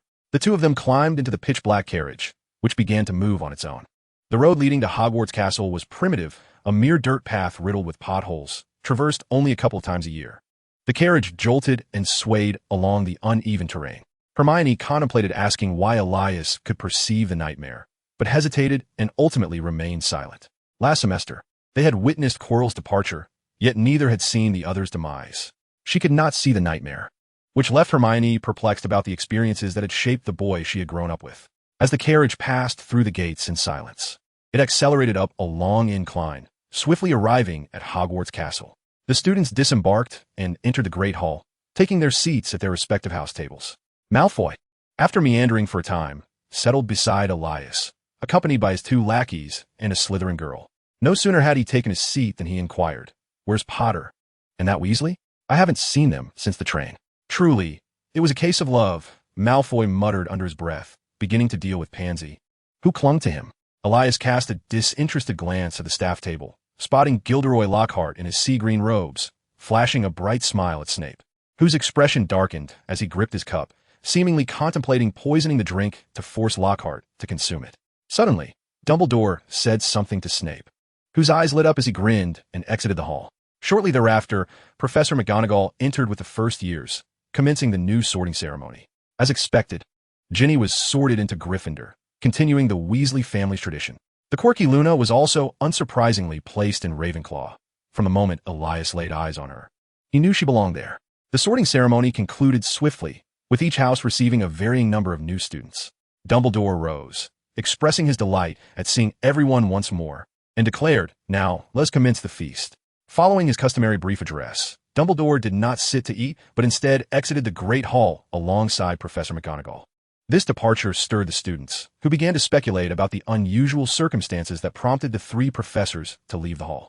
Many noticed the absence of the famous Gryffindor, Harry Potter, and his friend Ron, leading to wild conjectures about what significant event had transpired.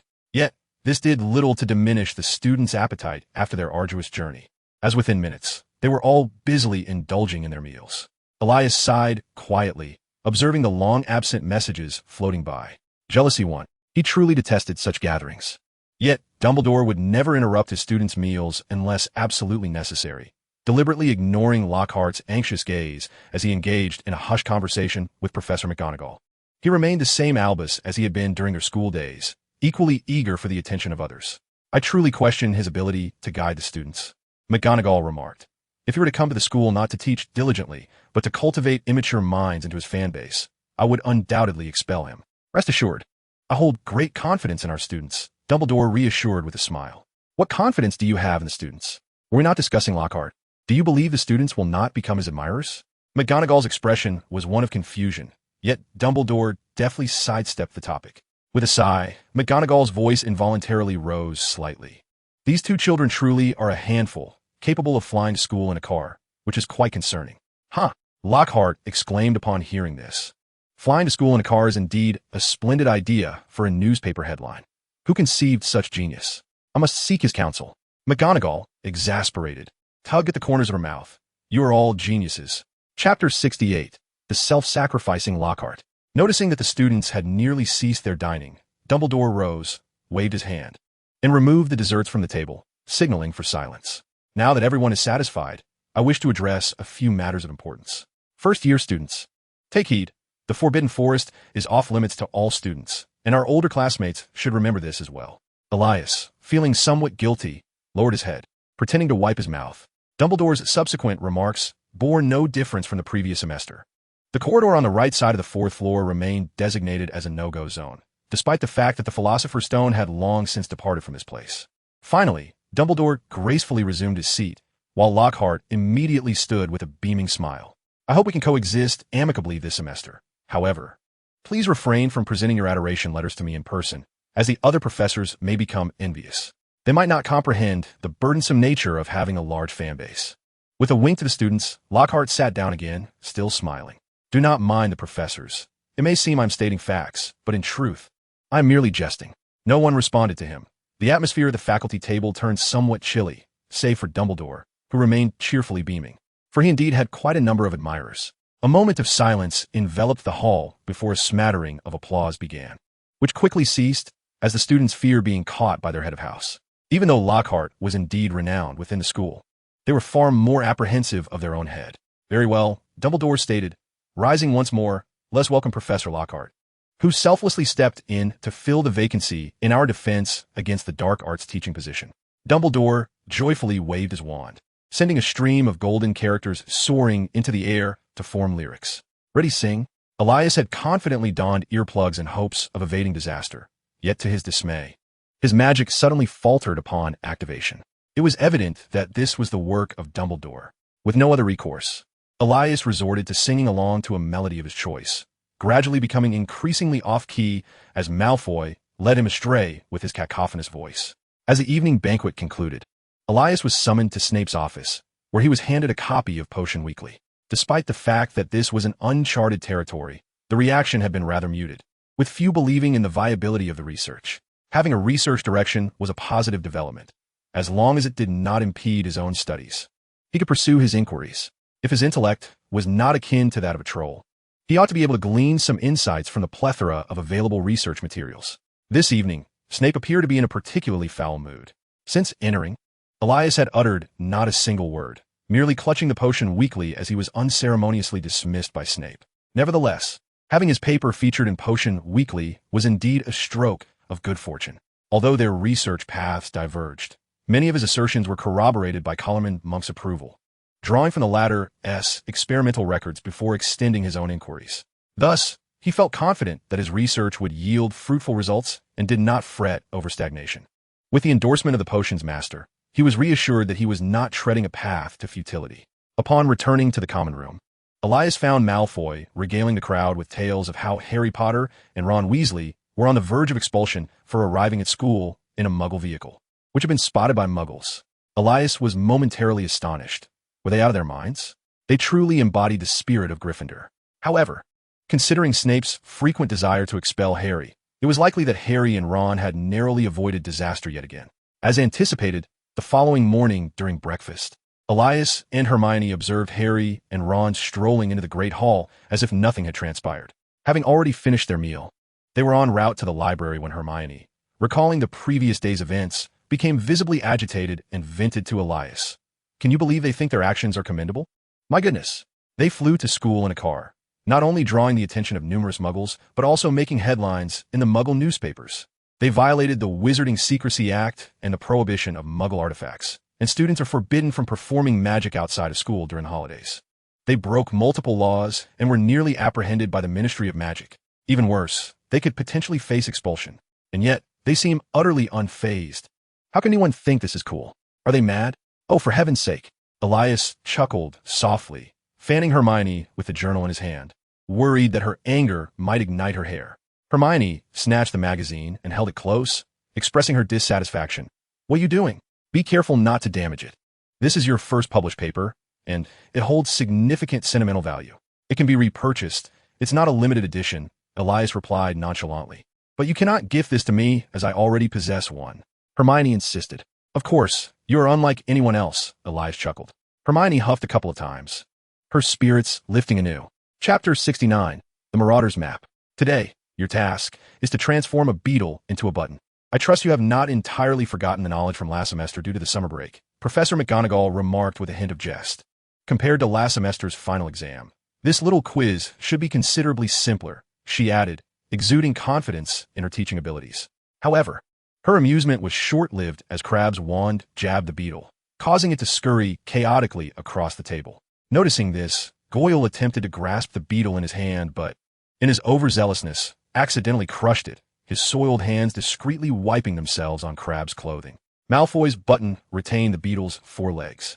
Yet only a few in the class managed to reach this stage. Professor McGonagall pressed her lips together tightly until she beheld Elias's completed product, at which point her expression softened.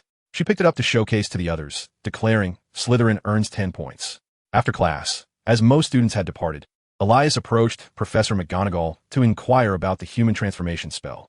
This was a spell that Caharlman Monk and his werewolf companion had attempted to research in order to restore werewolves to their human forms, albeit without success.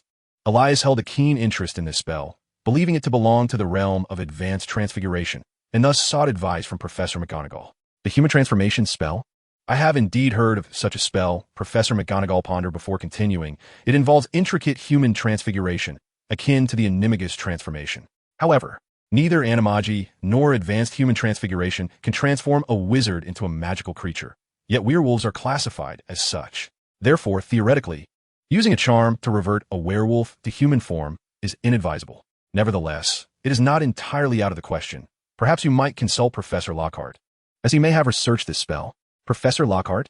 Elias expressed surprise, as Lockhart did not strike him as a scholar. He realized he had underestimated him.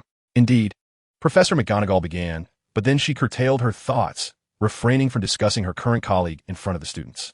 Elias shook his head, casually perusing a few pages. Lockhart's writings were merely self-indulgent adventure tales, failing to pique his interest. Yet it may be worth a look, while much of the content is fictitious. The methods for dealing with various dangerous creatures are quite practical. Otherwise, I would not have sanctioned these books as part of the curriculum, Professor McGonagall remarked. Elias nodded in agreement, thanked her, and exited the classroom. On the way to the third greenhouse, one could still see the branches of the Whomping Willow suspended by bandages. Undoubtedly, the handiwork of Harry and Ron. All right, that's enough. It's time to begin our lesson, children, Professor Sprout said, wiping the sweat from her brow. Today, we shall be repotting the mandrakes. On Monday afternoon, Slytherin had no classes. Lockhart was busy teaching second-year students from Gryffindor and Hufflepuff.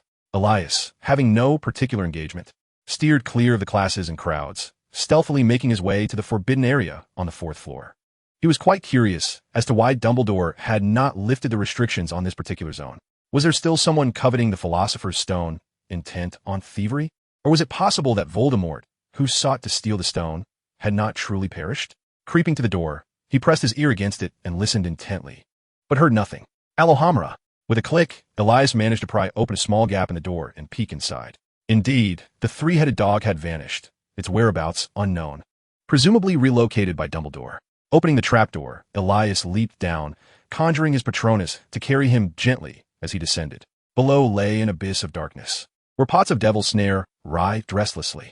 Intrigued, Elias approached, and the glow from the tip of his wand illuminated the ground, revealing 2 wands and a piece of parchment scattered about. Had other students been here?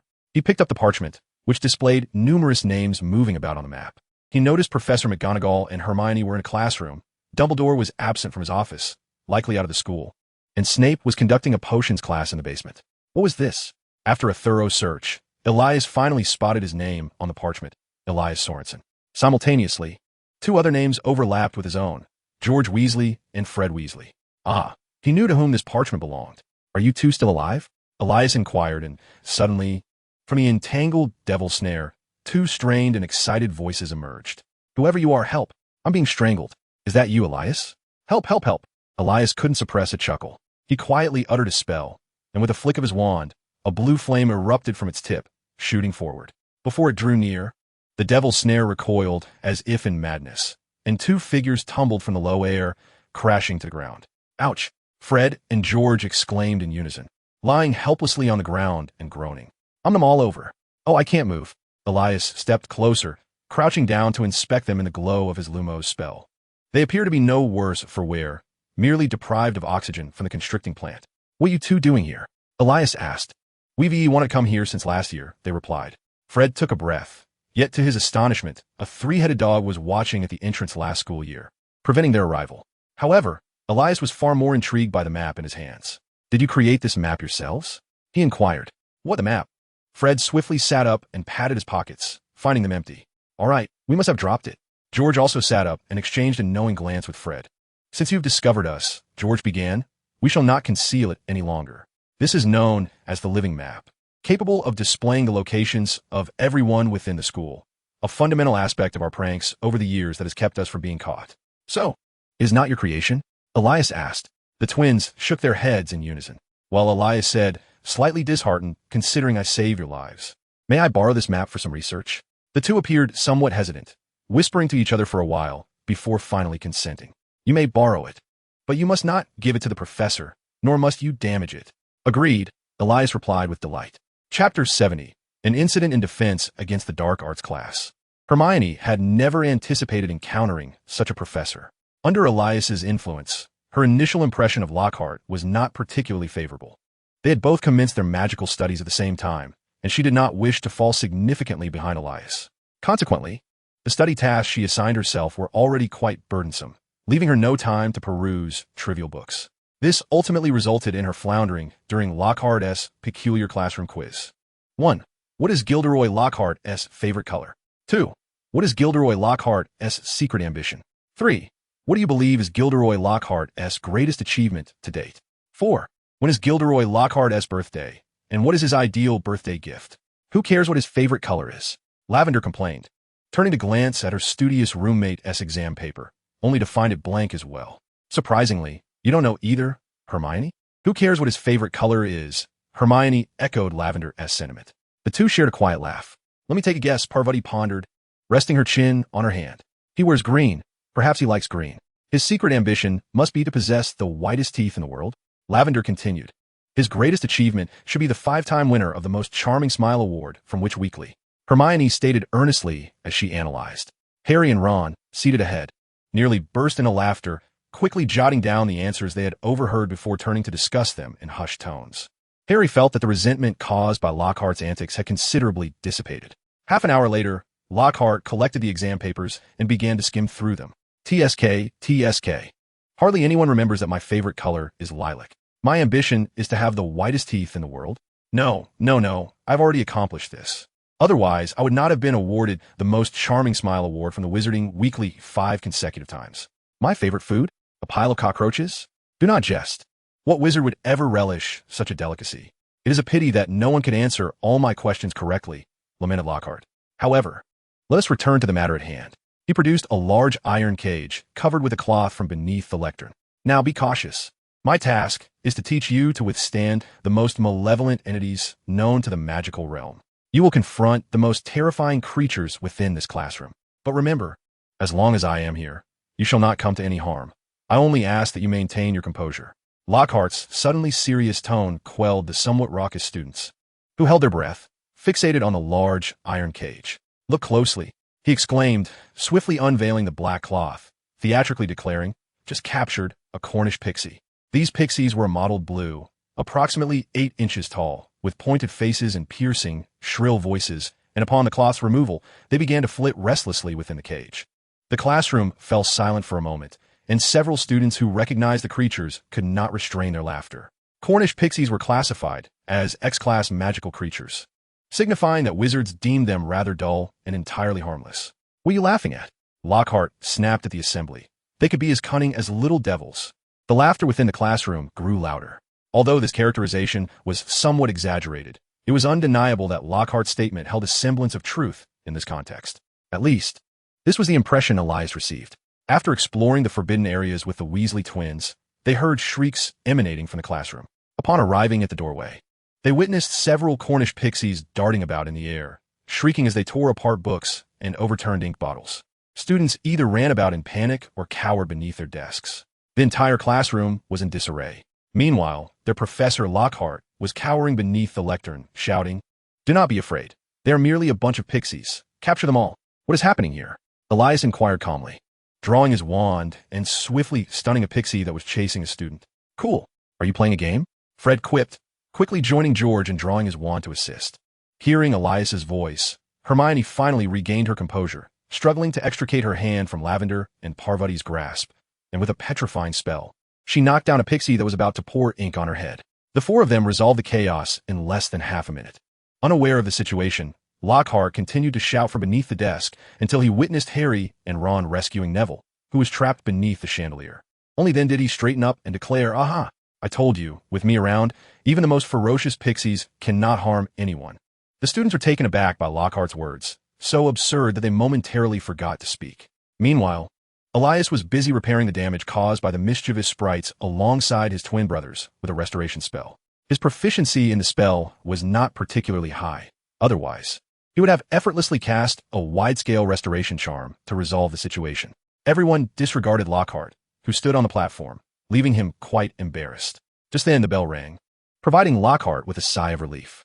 He cleared his throat and remarked, "Oh, it appears that your proficiency in dealing with dangerous creatures is somewhat lacking. You have struggled to complete even the simplest practical exercise I provided. However, fear not. As an honorary member of the Dark Arts Defense Association, I shall surely facilitate your improvement. Now, class dismissed." With that, Lockhart hurriedly left the room, carrying a large iron cage containing the sprites, almost colliding with Ron, who was supporting Neville in the corridor. "P.S. Dreadful. ISNT?" Ron scoffed. "I simply cannot fathom why my mother is infatuated with such a man. He seems like nothing more than a charlatan. Perhaps his stories are indeed quite captivating," Harry speculated. "He claims that everything written in his books is his own doing. But who can discern the truth?" Ron expressed his dissatisfaction, saying, "Honestly, they should let Elias teach defense against the dark arts instead. He defeated a giant last semester and vanquished a dark wizard. He certainly appears more competent than Lockhart. Or Harry, you could give it a go. You could tell everyone about how you defeated the Dark Lord, and I'm sure they would be eager to listen." Harry, blushing, shook his head vigorously. "I couldn't possibly do that. I don't even know how I managed it." Neville, somewhat timidly, interjected, "Aren't we supposed to be heading to the hospital wing? I think we've passed it." Oh, my apologies." Neville, Harry, and Ron both stammered an apology. Chapter 71. Werewolf Lockhart. By the end of the afternoon, the second-year students of Gryffindor and Ravenclaw had disseminated the incident from Lockhart's class throughout the entire school. Aside from a few of Lockhart's admirers, the vast majority of students deemed him an overhyped fraud, much to his dismay and helplessness. However, Lockhart was not keen on repeating such a practical lesson, fully aware of his own limitations. Thus, after considerable contemplation, he ultimately devised a novel teaching approach, inviting students to perform excerpts from the stories within their books. During Wednesday's defense against the dark arts lesson, Malfoy, whose hair color closely resembled Lockhart's, successfully captured Lockhart's attention and was compelled to take the stage to enact the story featuring Lockhart. Grasping a stick as a makeshift wand, he grimaced as he pretended to battle against the werewolves portrayed by Goyle and Crabbe, while Lockhart narrated the plot. "I conveyed my grand aspirations to that female werewolf. I yearned for all werewolves to coexist harmoniously with wizards. The female werewolf was profoundly moved by my noble ideals and wished to embrace me. Truth be told, even though she was a werewolf, she was rather attractive when not transformed outside the window. Two of her suitors, also werewolves, could no longer contain themselves. Suddenly, the two werewolves leapt through the window and lunged at me. Crabbe and Goyle hesitated for a moment, but one of them exerted force and pinned Malfoy down. I had anticipated this, elegantly turning aside to evade their attack. With a mere flick of my wand, I sent both assailants crashing to the ground.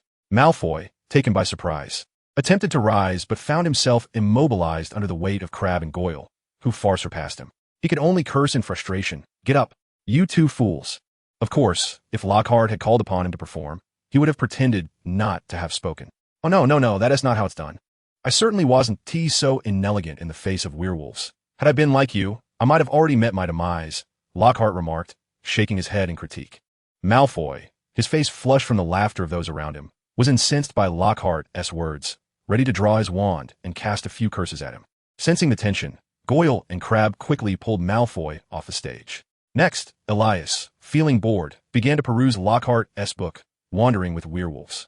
Initially intending to skim through casually, he found himself increasingly captivated by the narrative. Noticing that the story bore striking similarities to the tale of Cahalman Monk and his werewolf companions. Interestingly, despite the high degree of similarity, the perspective presented by Lockhart diverged significantly from that of Cahalman. If one were to consider these as a singular narrative, it seemed Lockhart represented the viewpoint of Cahalman's werewolf friend. Was it possible that Lockhart was indeed that werewolf? Elias was startled by his own thoughts. If so, Lockhart's romantic entanglements with the female werewolf could not be dismissed. Once the others had departed, Elias approached Lockhart privately. Professor Lockhart, may I pose a question to you? After a moment of contemplation, Lockhart replied, Oh, it's you. I previously thought you were a Gryffindor student. Is there something you didn't understand in my lecture? Not at all, Professor. Your teaching was excellent. I'm simply curious about the transformation spell mentioned in your book and would like to inquire further, Elias explained. Is that so? Haha. I also believe my teachings are quite commendable. Lockhart feigned nonchalance. The transformation spell? That is quite an advanced enchantment. I spent a considerable time studying it. Such knowledge is not typically suited for a young wizard of your age. Elias wished to say more, but Lockhart entirely disregarded his opportunity to speak, placing an arm around his shoulder and guiding him outside the classroom. All right, my dear child, I know many admire me, envy my fame, and aspire to become me or surpass me. However, there will always be only one Gilderoy Lockhart. You cannot become me. To surpass me, one must not merely imitate my path. True achievement relies on your own diligent efforts. Do you understand? Seeing Elias nod, Lockhart released a sigh of relief and nonchalantly retreated into his office, leaving Elias outside. Elias gazed at the firmly shut office door, shaking his head in bemusement. Lockhart's evasive demeanor effectively ruled out the possibility of him being the werewolf and suggested that the experiences recounted in his book were perhaps not his own. The origin of his tale remained a mystery. So, Professor Dumbledore truly appointed a professor incapable of handling even a house elf to teach us defense against the dark arts? Hermione inquired, furrowing her brow in confusion. The headmaster believes we can glean valuable lessons from Gilderoy Lockhart, unrelated to magic, Elias replied indifferently. His capacity for self-directed learning is commendable. He is unconcerned with the individual professor's level of expertise. Should he encounter insurmountable problems, he can seek guidance from the heads of various houses or even from Dumbledore himself. Perhaps Lockhart, like Quirrell, is a dark wizard concealing his true power within Hogwarts. George mused whimsically. That seems improbable. Lockhart hardly appears to be a discreet sorcerer, Fred countered. Indeed, Lockhart's flamboyant nature hardly suggests he would mask his abilities. It would be prudent to exercise caution during potion development to prevent any disastrous mishaps. Unexpectedly, he spotted Ginny on the 8th floor, seemingly in search of something. Good afternoon. Elias greeted cheerfully. Good afternoon, Ginny stammered, startled, before hastily departing. Chapter 72, The Three-Headed Dog. I solemnly swear I have done no good. As Elias uttered these words, the Marauder's map unfurled, revealing every corner of Hogwarts in intricate detail. Tiny ink footprints formed a myriad of miniature tracks, with names inscribed above in even smaller letters. However, in comparison to the multitude of names, the map felt somewhat inadequate. Whenever students congregated in a shared space like the common room, their names overlapped densely, rendering it nearly impossible to locate a specific individual. A cursory glance at the map revealed that only Dumbledore was present in his office on the 8th floor. Ginny had already departed. His name did not appear on the map, a detail Elias had noted upon acquiring the Marauder's map. The Room of Requirement seemed to be cloaked by a concealment charm, rendering it invisible on the map, much like the wizarding prison Azkaban. Thus, while he remained in the Room of Requirement, he too would not be depicted on the map. The Marauder's map perfectly aligned with his original vision, which was merely to create a map capable of real-time navigation. However, the Marauder's map not only accomplishes this feat, but also surreptitiously includes the ability to locate others. Its coverage, however, is somewhat limited, as it only extends to the confines of Hogwarts, neglecting even the Forbidden Forest, thus offering him minimal practical assistance. On the map, Elias detected a wide array of tracking spells, drawing charms, binding spells, and 7 types of anti-violence counterspells. It must be said that the 4 creators of this map possessed remarkable ingenuity. With his current level of alchemical skill, Elias could replicate such a map. Yet his magical prowess remains in a state of growth, preventing him from employing extensive tracking spells, which are crucial for displaying an individual's real-time location. He recognized this issue. His age has become a critical limiting factor in his development. Lacking formidable magical power, his progress in higher-level spells is exceedingly slow. After adding 2 more ingredients to the cauldron, Elias exited the room of requirement only to re-enter, transforming the potion brewing chamber into his exclusive training ground, where he commenced his spell training for the day. Recently, he had been delving into the disillusionment charm, which would allow him to become invisible. Mastering this spell would transform the forbidden forest into his private garden, enabling him to enter and exit at will, significantly enhancing his nocturnal escapades discretion. Having practiced spells in the room of requirement until the afternoon, Elias finally went to have dinner before attending his evening history of magic class. It was unclear which professor orchestrated this arrangement, but it seemed they had a particular fondness for the students of Slytherin and Ravenclaw, fearing they might struggle to sleep at night, thus assigning Professor Binns to lull them into slumber. Despite Elias's reluctance to squander his time, the ambient atmosphere lulled him into a state of drowsiness, with his hand propping up his head. With a sigh of resignation, he closed his eyes and drifted into slumber. On the first weekend of a new term, Elias rose early. The previous day, Hagrid had sent him a letter inviting him to see a rather adorable creature. Due to the friendship established with Norbert, the dragon, Elias harbored skepticism regarding Hagrid's use of the term adorable. Nonetheless, he was open to encountering whatever Hagrid deemed cute. Perhaps it was yet another little dragon. Upon arriving at Hagrid's hut, he found Hagrid waiting at the door, carrying a large bucket filled with beef, with several dead chickens slung over his shoulder. "I've been waiting for you since before dawn, Elias. I can hardly wait to introduce you to Rubeus," Hagrid exclaimed, hastily exiting the yard. "Shall it be just the 2 of us?" Elias asked, glancing around and noting the absence of others. Yes, Dumbledore advised against informing the other students, fearing it might incite panic. Hagrid elucidated a particular statement, but I surmise you would not be alarmed, for we all adore such delightful creatures. Dumbledore was aware that I could scarcely refrain from divulging this information to others, thus he consented to my sharing it with you.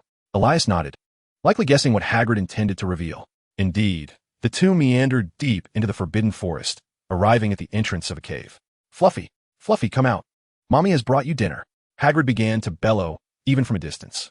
The sound of iron chains dragging across the ground echoed from within the cave, growing ever closer. 1 head, 2 heads, 3 heads successively emerged from the cave's mouth, their 3 tongues lolling lazily, incessantly drooling. It was the 3-headed dog Elias had encountered in the corridors of the restricted area. The 3-headed canine joyfully tugged at the iron chain, racing towards Hagrid, appearing just like any ordinary household pet. However, as the creature, affectionately named Fluffy, pounced upon Hagrid, the stark difference in their sizes momentarily led Elias to perceive that Hagrid was, in fact, the pet of this 3-headed beast. Good boy, oh, you missed Mommy, didn't you?" Hagrid enthusiastically scratched Fluffy's 3 heads. All right, stop now, it's time to eat." Upon hearing the word eat, Fluffy finally released Hagrid and stepped aside, eagerly awaiting his meal. From Elias's understanding of the 3-headed dog, despite having 3 heads, it possessed but a single stomach. Otherwise, he would not have contemplated sedating Fluffy with magical potions. Surprisingly, however, during mealtime, the 3 heads would incessantly jostle for food.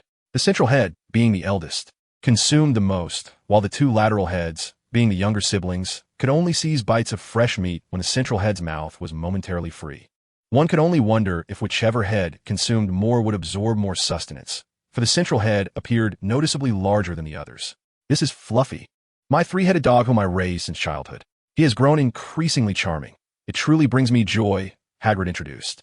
Elias imitated Hagrid's manner and tossed a chicken to each of the side heads, subsequently observing without any desire to pet them. When the dragon hatched, it possessed a slightly awkward appearance, yet grew to be quite majestic. Conversely, the 3-headed dog was quite the opposite, aside from its youth when it could be deemed somewhat adorable. It became increasingly grotesque with age. No wonder legends often associate 3-headed dogs with the underworld.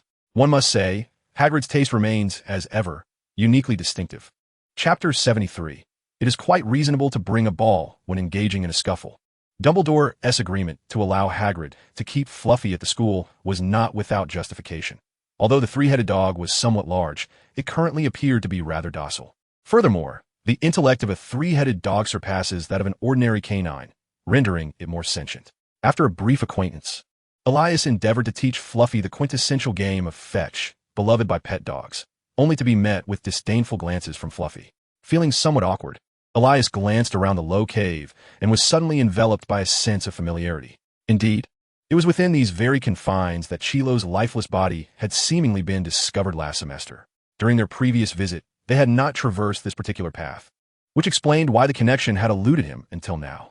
As memories of the cave began to coalesce with the present, he scrutinized the ground where Chilo had once lain, noticing faint traces that differed from the surrounding terrain. Yet now, Chilo's body had vanished, and no remnants remained in the cave, indicating that the charred remains had not been devoured by the beasts of the Forbidden Forest. This raised an intriguing question. What creature would inexplicably relocate a burnt corpse? Surely, it could not be that Chilo had risen from the dead and departed on his own accord. Elias began to comprehend why Dumbledore had chosen to keep the three-headed dog here, tethered by a seemingly inconsequential iron chain. The chain was secured to the rock by a wooden peg, appearing far from capable of restraining such a formidable beast. Having grown weary of listening to Lockhart boast about himself on a leisurely weekend, Elias bid farewell to Hagrid and made his way to the Quidditch pitch. Malfoy's father, through his financial prowess, had donated 7 Nimbus 2001 brooms to the Slytherin team, enabling Malfoy to join and become a Seeker.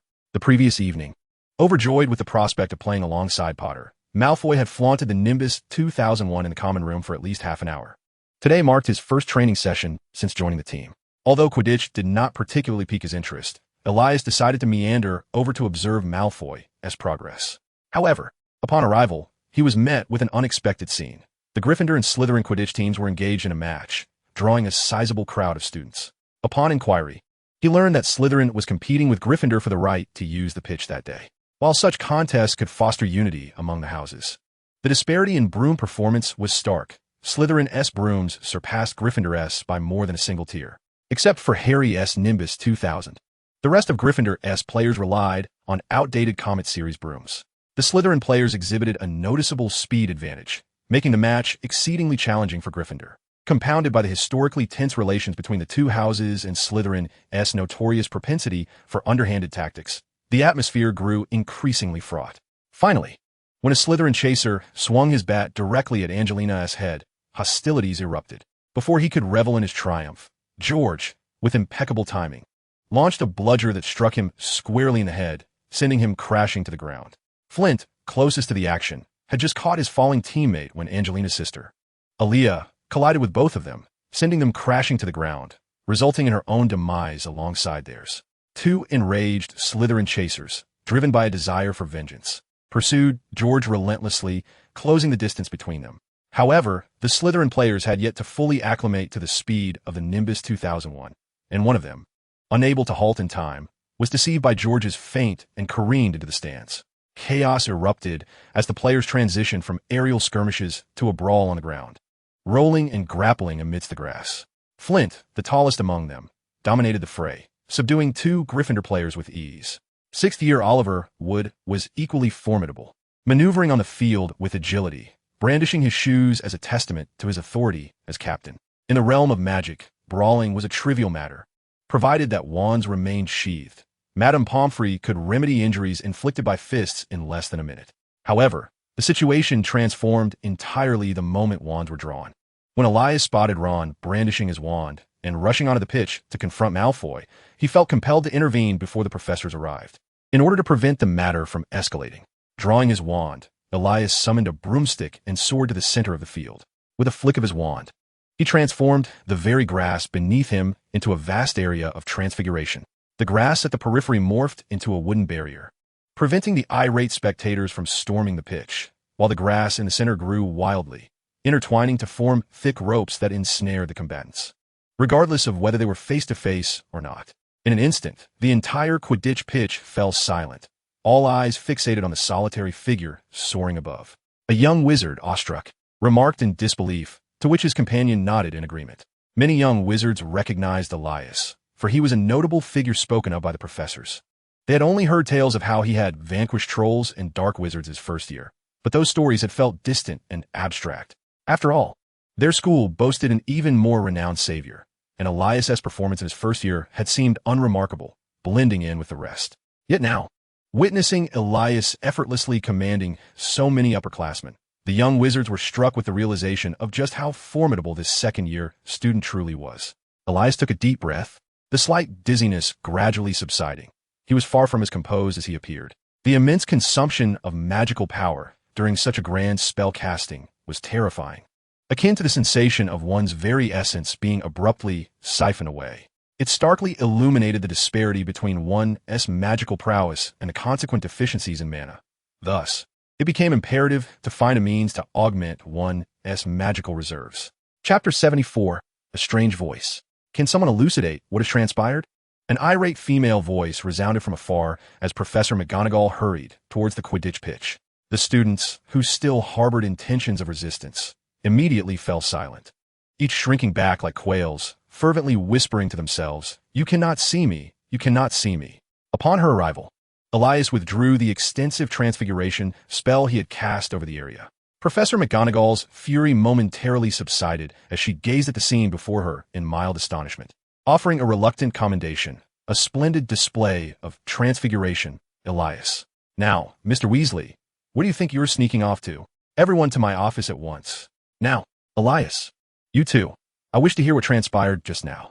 Elias nodded and dismounted from his broom, replying, "Yes, Professor." A throng of students spilled into McGonagall's office, lining up against the walls. Soon, Severus Snape, having caught wind of the commotion, arrived post-haste. "You must have witnessed the entire episode, Elias," Professor McGonagall inquired. "Indeed," Elias affirmed, "though it is of little use." Professor McGonagall remained quite displeased, chastising the row of miscreant players for over half an hour. Snape, seizing the opportunity during her brief pauses, interjected with his characteristic sardonic remarks. Under the imposing authority of both deans, the students dared not breathe a word, their heads bowed as they drifted into a reverie. Only Elias sat awkwardly by the desk, clutching a teacup, regretting his earlier acquiescence. He had assumed he would merely serve as a witness and then depart.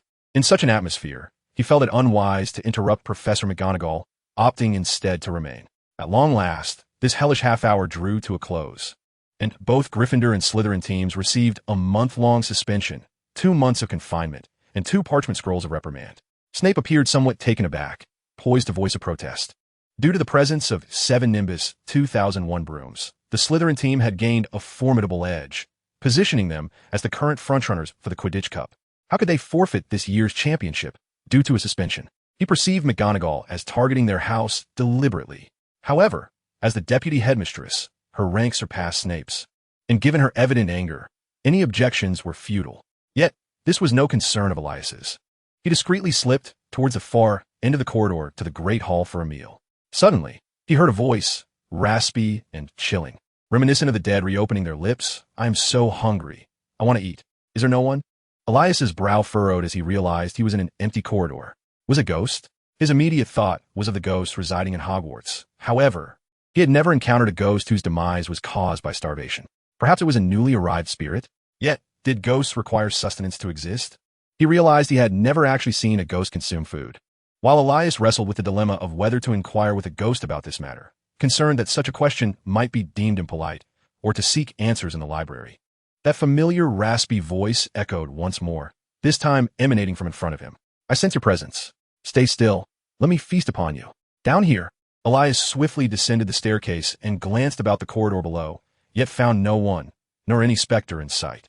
As a calm and rational wizard with a profound curiosity, he dismissed the notion of auditory hallucinations. After hastily consuming a bite of lunch, Elias returned to the second floor in search of answers. During his passage, the fat friar imparted a piece of information.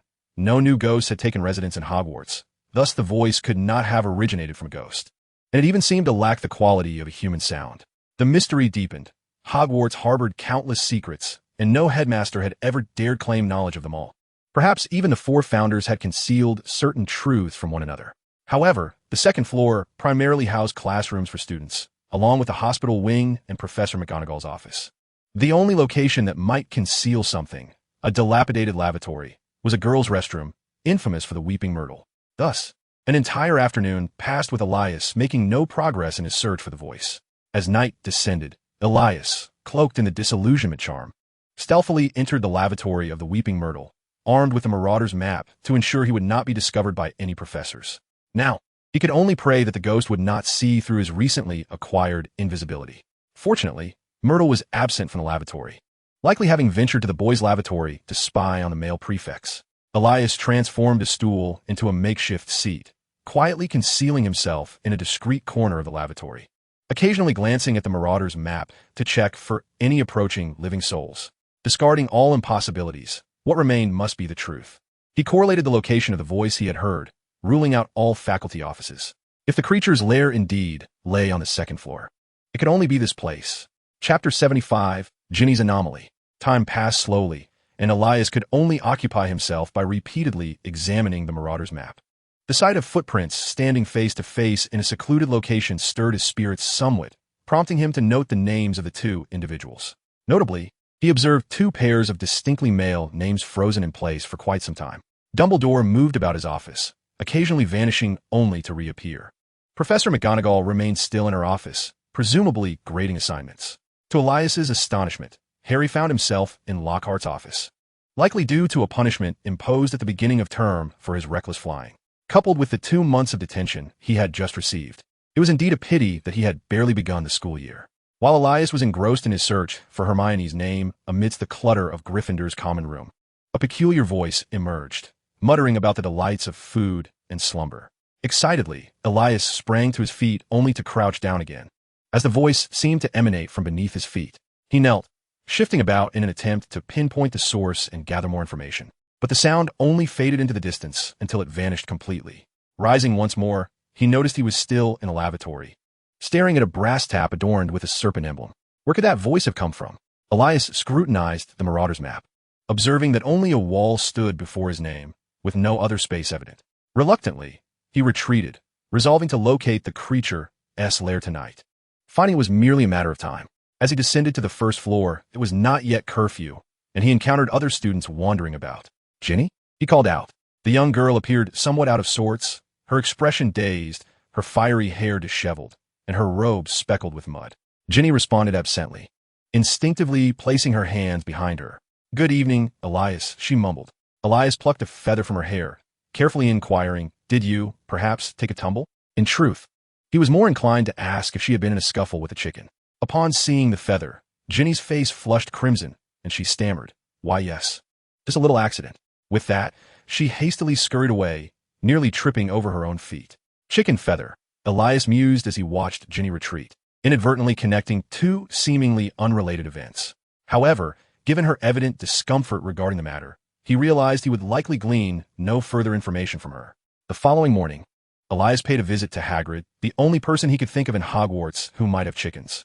Hagrid readily welcomed him, enthusiastically describing the oversized pumpkins, cabbages, and lettuces flourishing in his garden. Upon reaching the chicken coop, Hagrid sprinkled feed inside, but suddenly sensed something amiss. 1-2-23. "How on earth are 7 chickens missing?" he exclaimed. "Damn those cunning little creatures." 7 chickens, Elias thought, observing the hens that were nearly as large as Hagrid's head. It seemed implausible that such plump birds could go missing while still proclaiming their hunger. Was it possible that the creature he sought was connected to Ginny? Elias initially contemplated denying the notion that this was merely an accident. After all, Ginny was just a first-year student. How could she possibly be connected to the colossal creatures lurking within Hogwarts? Yet, reflecting on his own experiences in his first year when he had once cared for a dragon, he realized that perhaps nothing was truly impossible. With a tinge of skepticism, Elias frequently utilized the Marauder's map in the ensuing days to monitor Ginny's whereabouts, curious to see if she would venture to the second-floor restroom. There was something peculiar about this situation, and he had no intention of informing Hagrid just yet. Surprisingly, in the weeks that followed, everything returned to normal. He no longer heard that mysterious voice, nor witnessed Ginny sneaking in a moaning Myrtle's restroom. In contrast to their previous encounters, during which he had stumbled upon her in the school, their recent meetings revealed a notable ease in the young girl's demeanor, devoid of the earlier air of guilt. Just as Elias found himself perplexed, October arrived, bringing with it an unexpected chill that swept through the castle. Even though wizards possessed a magical advantage in their physical well-being compared to muggles, cold still spread among students and professors alike. Madame Pomfrey's infirmary was perpetually crowded, requiring a substantial supply of invigorating potions to combat the common cold. Consequently, the overwhelmed Madame Pomfrey enlisted Snape's assistance in brewing potions. Elias found himself at the mercy of Snape's notorious sense of humor. One day, while lying in wait in Moaning Myrtle's restroom, clad only in his pajamas, he unwittingly exposed himself to the cold and consequently caught a cold himself. When he arrived at the infirmary, Madame Pomfrey presented him with a vial of Snape-esque concoction. Typically, invigorating potions exuded a refreshing scent of mint leaves, but Snape had inexplicably added some repugnant ingredients that, while not compromising the potion's efficacy, resulted in a foul odor reminiscent of socks that had been worn for a week. Elias, holding back his nausea, hesitated for quite some time before summoning the courage to drink it. Ultimately, it was Hermione who concocted a proper, invigorating potion that alleviated his foggy mind. Rumor had it that those who had consumed Snape's potion endured a day of nausea and could hardly eat, prompting everyone to bundle up in thicker clothing, wary of catching a cold again. Snape's apparent dedication to the student's health was admirable, and one could only hope he wouldn't succumb to a cold himself. Chapter 76, The Halloween Feast. The Great Hall was adorned, as usual, with live bats, and Hagrid's enormous pumpkins were once again put to use, carved into lanterns capable of seating several individuals. There were even whispers that Dumbledore had booked a skeleton dance troupe to entertain the guests. Although Elias could not fathom the appeal of a bunch of bony figures dancing, such events were quite the trend within the wizarding community. Unlike ghosts, who were often bound by unresolved obsessions from their mortal lives, skeletons were typically born from environmental circumstances. Some skeletons, still yearning for life, gathered together like a troupe of skeleton dancers, performing to earn a few galleons for themselves, purchasing attire, accessories, or perhaps indulging in some bone care. Those skeletons less inclined to embrace existence choose instead to return to the earth for a slumbering repose or to immerse themselves in flames, reducing themselves to ashes. Elias harbored a curiosity about these skeletons. Much like ghosts, they had lingered in this world for a considerable time, perhaps privy to untold histories. Professor McGonagall, having assigned homework, departed the classroom amidst the lamentations of her students. Arriving slightly late, he discovered that the festivities had already commenced. The skeleton dance troupe, summoned by Dumbledore, was performing an exhilarating striptease. A single glance was enough for Elias to lose all interest. Meandering past several jack-o'-lanterns, he spotted Hermione peering out from within one, and upon noticing his presence, she eagerly beckoned him over. Hermione had chosen a medium-sized pumpkin, accommodating 4 individuals. Elias had initially presumed he would find Hermione alone, only to be pleasantly surprised by the presence of Luna from Ravenclaw. "Good evening, Elias," Luna greeted in her ethereal tone. "Good evening," Elias replied, glancing around and instinctively inquiring, "Where's Ginny? Is she not with you?" Coincidentally, Ginny Weasley seemed reluctant to engage with her roommates for some unknown reason, resulting in a rather distant relationship. Though Ravenclaw students prided themselves on their uniqueness, they often marginalized the peculiar Luna, leaving her friendless in her own house. Thus, the two girls from different houses had become each other's sole companions, often spotted together, which had prompted Elias's inquiry. Hermione puffed her cheeks but remained silent, opting instead to take a hearty bite of pumpkin pie. "A what?" Hermione queried incredulously. "What is a botherfly?" "I've never heard of such a creature." Elias, equally perplexed, shared a glance with Hermione before quickly averting his gaze, rebutting, "How could such a creature exist? I've never encountered it in any of my readings." Hermione was prepared to argue further, but Luna's next words startled her. "It seems there might be one near your head, Hermione. It wasn't there before, but it suddenly appeared after Elias arrived." As she spoke, Luna gently patted Hermione's ear, as if genuinely attempting to dispel an unseen presence. "Really?" Hermione stammered, her expression betraying a sense of disbelief. "How do you perceive this botherfly?" Elias inquired curiously, mimicking Luna's gesture of patting Hermione's ear, which elicited a laugh from the girl. "All right," Elias conceded, choosing not to dwell on the matter, and instead offered a spoonful of freshly prepared fruit salad to Hermione. She cast a furtive glance at Luna before swiftly placing the fruit into her mouth. Luna quietly set down her plate of cake, pondering why the dessert seemed less sweet than expected. As the banquet approached its conclusion, the Weasley twins released a multitude of dazzling fireworks into the ceiling, illuminating the dimly lit hall in a riot of colors. With no professors to intervene, the assembled crowd eagerly spilled out of the pumpkin to witness the spectacle. Erupting in cheers, the celebration concluded in this jovial atmosphere as everyone jostled towards the exit of the hall amidst the clamor. However, as they reached the staircase. The students at the forefront suddenly fell silent, prompting those behind them to quiet down in confusion. After a moment of stillness, Malfoy's voice broke the silence, warning, "Beware, heirs of the enemy. You shall be next, filthy mudbloods." The last 3 words were spoken in a significantly subdued tone, yet they were unmistakably clear to all. Elias struggled to navigate through the crowd, bringing Hermione with him to the forefront. With a single glance, they spotted a shadow dangling from the wall, a cat. "Mrs. Norris."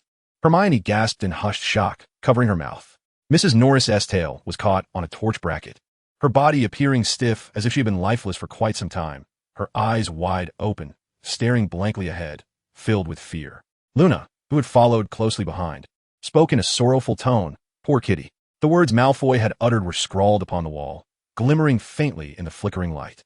Among the scenes stood 2 incongruous figures, Harry and Ron, who appeared equally stiff, lingering beside the site of the incident, the distinction being they were very much alive. "Ha, look what we've stumbled upon." Malfoy sneered, "The infamous Harry Potter is killed, shut up." "Malfoy," Elias interjected calmly, stepping forward. "They didn't do this. What on earth happened here?" Harry and Ron, momentarily relieved by Elias's words, felt their hearts leap into their throats upon hearing another voice. Filch, drawn by the commotion and Malfoy's outcry, shouldered his way through the crowd, which parted for him. Soon, he laid eyes on Mrs. Norris hanging there, stumbling back a few steps in shock, clawing at his face in terror as he screamed, My cat! What has happened to Mrs. Norris?" He spotted the bewildered Harry and Ron, pointing at them in a high-pitched voice. "You too. You've killed my cat. You've murdered her. I shall make you pay. She is not dead. Filch, calm down." Elias strained to support Filch, preventing him from collapsing onto him. What did you say?" Filch suddenly found strength, whirling around to seize Elias by the shoulders and shaking him vigorously. "My cat, she..." At that moment, Dumbledore arrived on the scene, accompanied by several professors. Observing the situation, he scrutinized the words on the wall before speaking. "Come along, Argus, Elias O, and Mr. Potter." Mr. Weasley Lockhart eagerly stepped forward. "My office is the nearest, principal, just upstairs." "You may..." "A splendid suggestion, Gilderoy," Dumbledore interjected, leading the way upstairs. The hushed crowd parted to let them pass, silence enveloping them, save for Lockhart's excited demeanor, which suggested this was a fortuitous turn of events for him. Upon entering Lockhart's dimly lit office, a commotion arose. Elias noticed several photographs of Lockhart, who seemed to be frantically hiding from view.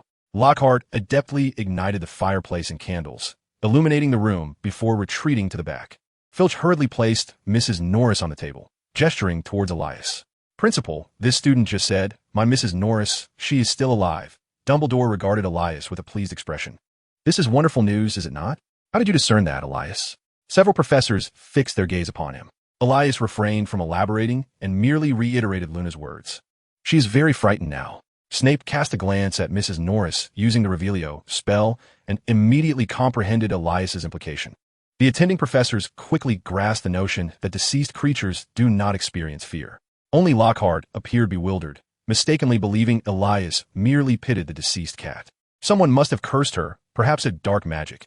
I have encountered numerous spells with similar effects and have researched counter curses extensively, documented in my autobiography. It is truly unfortunate that I was not present, or I could have saved her." Filch was visibly shaken by Lockhart's words, unable to suppress his tears. Snape's expression was peculiar, as if he were desperately restraining laughter. At that moment, Dumbledore seemed to recall something, murmuring a few strange incantations and tapping Mrs. Norris with his wand, yet she remained unresponsive, lying stiffly like a specimen. "She is indeed alive, Argus," Dumbledore reassured Filch. "She is merely petrified, though I have not encountered this particular magic before."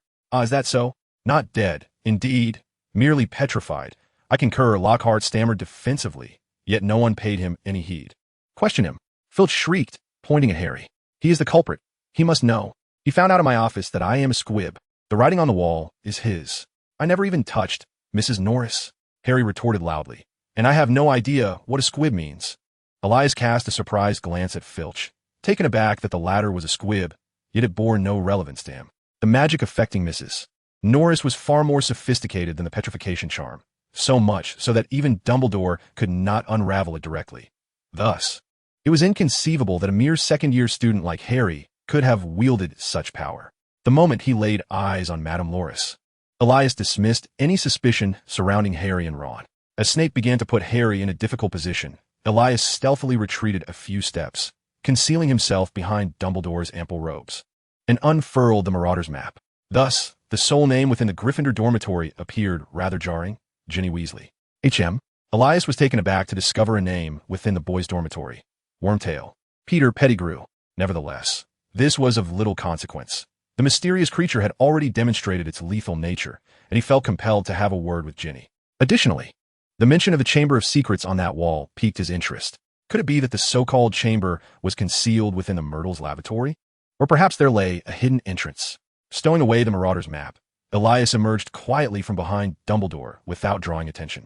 Dumbledore, peering through his crescent-shaped glasses, cast a probing glance in his direction before continuing his conversation with Filch. "I shall brew it," he stated. Lockhart interjected, "I have brewed this potion hundreds of times, receiving accolades each time. I could even concoct this Mandrake revival potion with my eyes closed."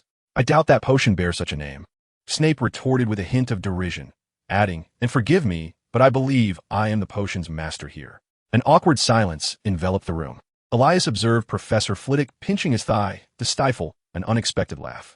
It seemed that the professors were already aware of Lockhart's blustering incompetence. "Very well, you may leave." Dumbledore addressed Harry and Ron. "Elias, do come to my office." Elias nodded and followed suit, while Snape, after a moment of expression change, also made his way to the headmaster's office. Chapter 78. The Monster of the Chamber. In the headmaster's office, Dumbledore settled into his chair, resting his chin upon his interlaced hands, his cerulean eyes gazing through the crescent lenses at the ceiling, seemingly lost in contemplation. This book was Hermione's favorite, yet he held no interest in it, having merely skimmed a few pages. Dumbledore clearly possessed an intimate familiarity with its contents. Merely the term Chamber of Secrets evoked memories of a specific page that contained a description. The book chronicled. Legend has it that during the medieval period, Salazar Slytherin constructed an underground edifice beneath Hogwarts School of Witchcraft and Wizardry, known as the Chamber of Secrets, unbeknownst to the other three founders. After Salazar Slytherin departed the school, the chamber was forever sealed, accessible only to him and his heir. Within dwelled a monstrous creature, governed solely by Slytherin's heir, and when unleashed upon the school, it would purify the institution by eradicating those whom Slytherin deemed unworthy of practicing magic. "Professor, do you believe the culprit is the monster from a chamber?" Elias inquired. Dumbledore nodded knowingly. "It is quite evident. However, this is indeed peculiar." Elias inquired with a furrowed brow. "If we are to adhere to the legends, the creature's intention ought to be the purification of the school, which suggests the elimination of all young wizards hailing from Muggle families. Yet, the recent victim was merely a cat, and rather than being slain, it had only been petrified. If the encounter between Madame Loris and this monster was purely coincidental, then why did the heir deliberately inscribe those two sentences upon the wall, exposing himself to public scrutiny and inciting widespread alarm without achieving his objective? Such a contradiction, is it not? Dumbledore's expression grew grave as he replied. "The creature within the chamber has never been the crux of the matter, Elias. The legend of the chamber emerged a century after Slytherin departed from Hogwarts, suggesting that it had likely been opened long before, and certainly more than once over the past millennium. However, in all that time, there have been no recorded instances of the monster attacking students, which indicates that the creature itself is not inherently dangerous. The true peril lies with those who dare to unlock the chamber." Dumbledore pondered for a moment, recalling the sole instance of a monster attacking a student occurred 50 years prior, with the deceased student being moaning Myrtle Warren. Elias exclaimed in surprise. "Did Myrtle perish at the hands of the creature within the chamber?" Dumbledore nodded. "Indeed, and I happen to have surmised the identity of the one who opened the chamber. However, at the time, I lacked the evidence to substantiate my claim. Subsequently, whether or not evidence exists has become irrelevant, but he ought not to be present at Hogwarts at this time." Elias furrowed his brow, realizing there could not possibly be another suspect. Dumbledore, too, appeared perplexed. "This is a matter I have been contemplating. I happen to have some understanding of his condition. Not to boast, but he possesses an ability that even I at 13 could not contend with. I summoned you here for this very reason, as it seems you have been investigating something. Perhaps you have made some discoveries that relate to this matter." Elias's lips twitched. "But isn't there surveillance set up at Hogwarts, Dumbledore? How could he carry out his investigations without being detected? Or could it be that Dumbledore possesses a Marauder's map as well?" This line of thought began to make sense. Indeed, there is some connection. After a moment's hesitation, Elias resolved to disclose his findings to Dumbledore. I have heard the voice of that monster. Though it seems to drift through the floor, I have not seen its form. The last place I heard its voice was in the abandoned girls' lavatory on the second floor, the very one where Myrtle resided. I suspect the entrance to the chamber may be there. As for the one who opened the chamber, I had been pondering if it could be Ginny, but it now seems that she may have been under Voldemort's control. Dumbledore's glasses glimmered as he rose to his feet and declared, "Then what are we waiting for? Today presents a splendid opportunity. Let us go and investigate, for we may uncover some traces of significance." Indeed, today, Madame Loris was attacked. Does this not suggest that the monster has manifested beyond the confines of the floor? Elias swiftly rose to follow. As Dumbledore opened the door, he beheld Severus Snape poised at the entrance. "Ah, Severus, what brings you here at this hour?" Dumbledore inquired with a smile. Snape, his countenance shadowed, replied, "I wish to discuss a matter with you, Headmaster. We are just about to step out. Why not accompany us and converse as we walk?" Dumbledore graciously invited. Snape neither accepted nor declined, silently trailing behind the two. They soon arrived at the abandoned girls' lavatory on the second floor. Upon hearing the commotion, moaning Myrtle emerged, astonished. "Headmaster Dumbledore, what a surprise!" she exclaimed. "Pardon me, Headmaster," Myrtle added apologetically. "I was attending Nick's Death Day party at the time, and was not here." Snape curled his lip, thinking only a fool like Potter and his friends would fall for such a charade. What can a living possibly do at a Death Day party? Consume rotten food? Sip putrid drinks? Is something amiss? Myrtle queried cautiously. "Nothing of concern. We are merely here to observe," Dumbledore reassured her, shaking his head. "Very well, Headmaster." Myrtle acquiesced and fluttered away. Once Myrtle had departed, Elias produced his wand and cast a Lumos charm, crouching to examine the traces on the ground. The place had been abandoned for quite some time, a thick layer of dust blanketing the floor. Elias had always been careful not to disturb the scene, meticulously treading along a single pathway.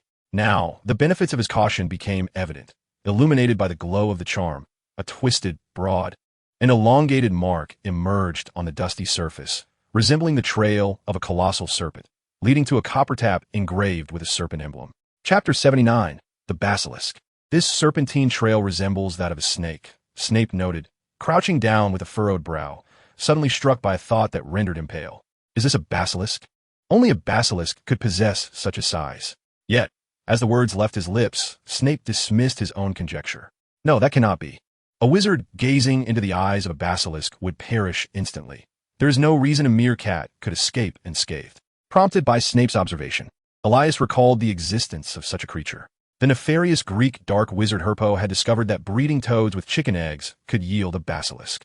He was indeed the first creator of this monstrous beast. A basilisk can grow to an immense size, living for several centuries. In addition to its lethal fangs, its gaze can also cause instant death. The creature within the chamber, indeed, bore a striking resemblance to a basilisk, and considering age, it was said that Herpo's basilisk lived for approximately 900 years.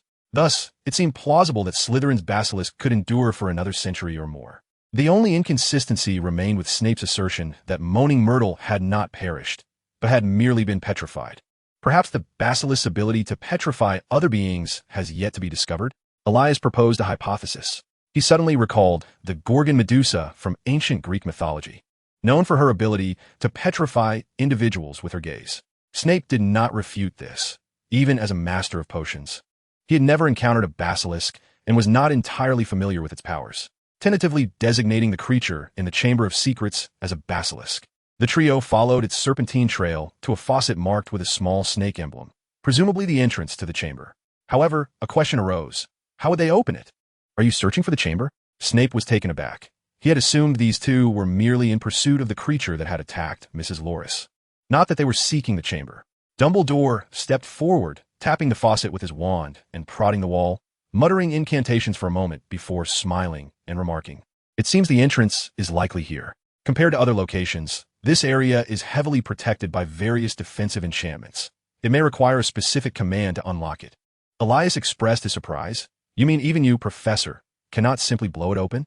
Elias found this hard to accept, but he acknowledged that the speaker was the headmaster, who might have his own motives. At present, he still could not fathom Voldemort's intent in revealing the existence of a monster within the school to everyone. A creature as large as a basilisk wandering the castle would undoubtedly lead to the discovery of the chamber. It was merely a matter of time. Although the basilisk appeared terrifying based on descriptions, Elias was certain it could not possibly rival Dumbledore. He could not believe that Voldemort, who had been defeated by Dumbledore, would be unaware of this fact. Thus, was Voldemort's motive truly just to attack students? There were no answers. As soon as the office door closed, Snape urged, "I find Sorlinson's suggestion quite reasonable. We should simply blast open the entrance to the chamber. Once inside, whether it's a basilisk or not, it cannot possibly be your match. Alternatively, allow me to handle it. The basilisk is hardly a concern. Indeed, you mentioned the basilisk poses no threat. Why the urgency to eliminate it?" Dumbledore replied calmly. Snape, exasperated, retorted, "Sometimes I truly believe you're losing your wits. While the basilisk may not be a problem for us, what about the students? The defense against the dark arts professor is perpetually inept. And most students haven't even learned a basic protective charm, let alone offensive spells against the basilisk. The entire Gryffindor and Slytherin Quidditch teams were overturned by a mere second-year student. Some of them are even in their 7th year. With such a lack of competence, how can you allow a basilisk to roam freely within the castle? One day, we may awaken to find all the students dead without even knowing how it happened." Dumbledore leaned back in his chair, his tone still serene. "I assure you, there will be no student fatalities for the time being, but once the basilisk is slain, that certainty may not hold. The serpent monster must certainly be dealt with. However, before addressing the creature, it is imperative to uncover the identity of the individual who opened the secret chamber. This will prevent them from being driven to desperation, potentially resulting in actions beyond our control." Severus Snape, after a moment of contemplation, inquired with a tone fluctuating between uncertainty and resolve, "So, you have entrusted this matter to Sorensen?" Albus Dumbledore smiled. "He is indeed remarkable, is he not? Moreover, he has long been aware of the serpent monster, and it was he who discovered the entrance to the chamber. Now that he possesses leads regarding the mastermind, I am confident in his capabilities. And what a Potter! He was the first witness and clearly concealed certain details during the questioning. To be frank, he is not adept at lying." Snape followed up with a probing question. "Do you believe the adversary is targeting Harry?"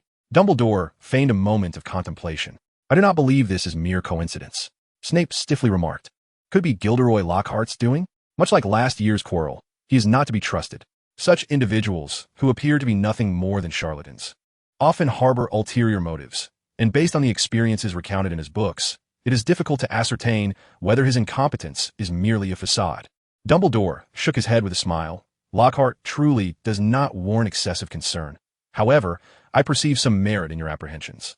It is possible that the target is indeed Harry, thus I would appreciate your vigilance regarding him." Snape's expression darkened as he turned to leave. "I would sooner keep an eye on Quirrell than endure this face before me."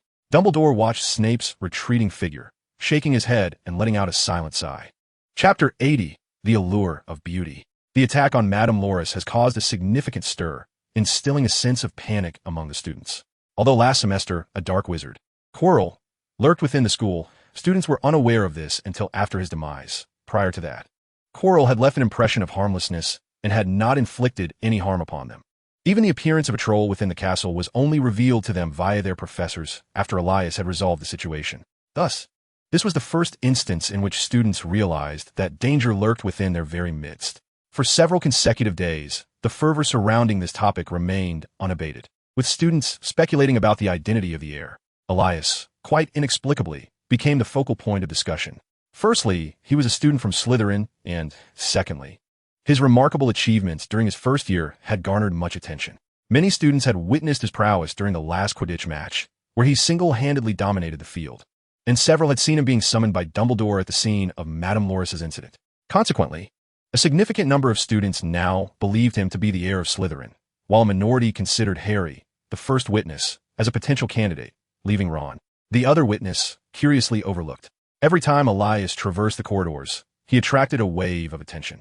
Initially, he presumed that his looks had ascended to a new level, rendering him universally adored. It was only later, upon learning the true reason from Hermione, that he was left utterly speechless. Fortunately, this time the attack only involved the cat. Otherwise, he felt that many people would have avoided him. The one most affected, of course, was Filch. The incident involving Madame Pomfrey dealt him a significant blow. Each day, he would pace back and forth at the scene of her attack, as if hoping the assailant would return, allowing him the opportunity to capture them. Elias observed Filch scrubbing the walls with various cleaning agents daily, yet to no avail. He considered using magic to assist, but was abruptly dismissed by the irate Filch. It then occurred to Elias that Filch had once referred to himself as a muggle. Perhaps his actions had been misconstrued as an affront. Following this, Filch's patrolling intensified. He emulated Madame Pomfrey, stealthily lurking in the corridors, before pouncing on unsuspecting students, concocting various excuses to impose detentions. For instance, stepping into the corridor with the right foot was grounds for reprimand, while loud discussions would lead to punishment. Once students adapted, the left foot became the new criterion alongside hush conspiracies. This behavior made Filch even more detestable, with some students contemplating whether they might petrify him before the assailant was apprehended. Ultimately, the decision to impose detentions lay with the heads of each house, leaving Filch to merely cause trouble. In the aftermath of the incident, Elias noticed that Ginny appeared quite distressed. In Luna's words, Ginny seemed to be plagued by persistent thoughts akin to pesky flies.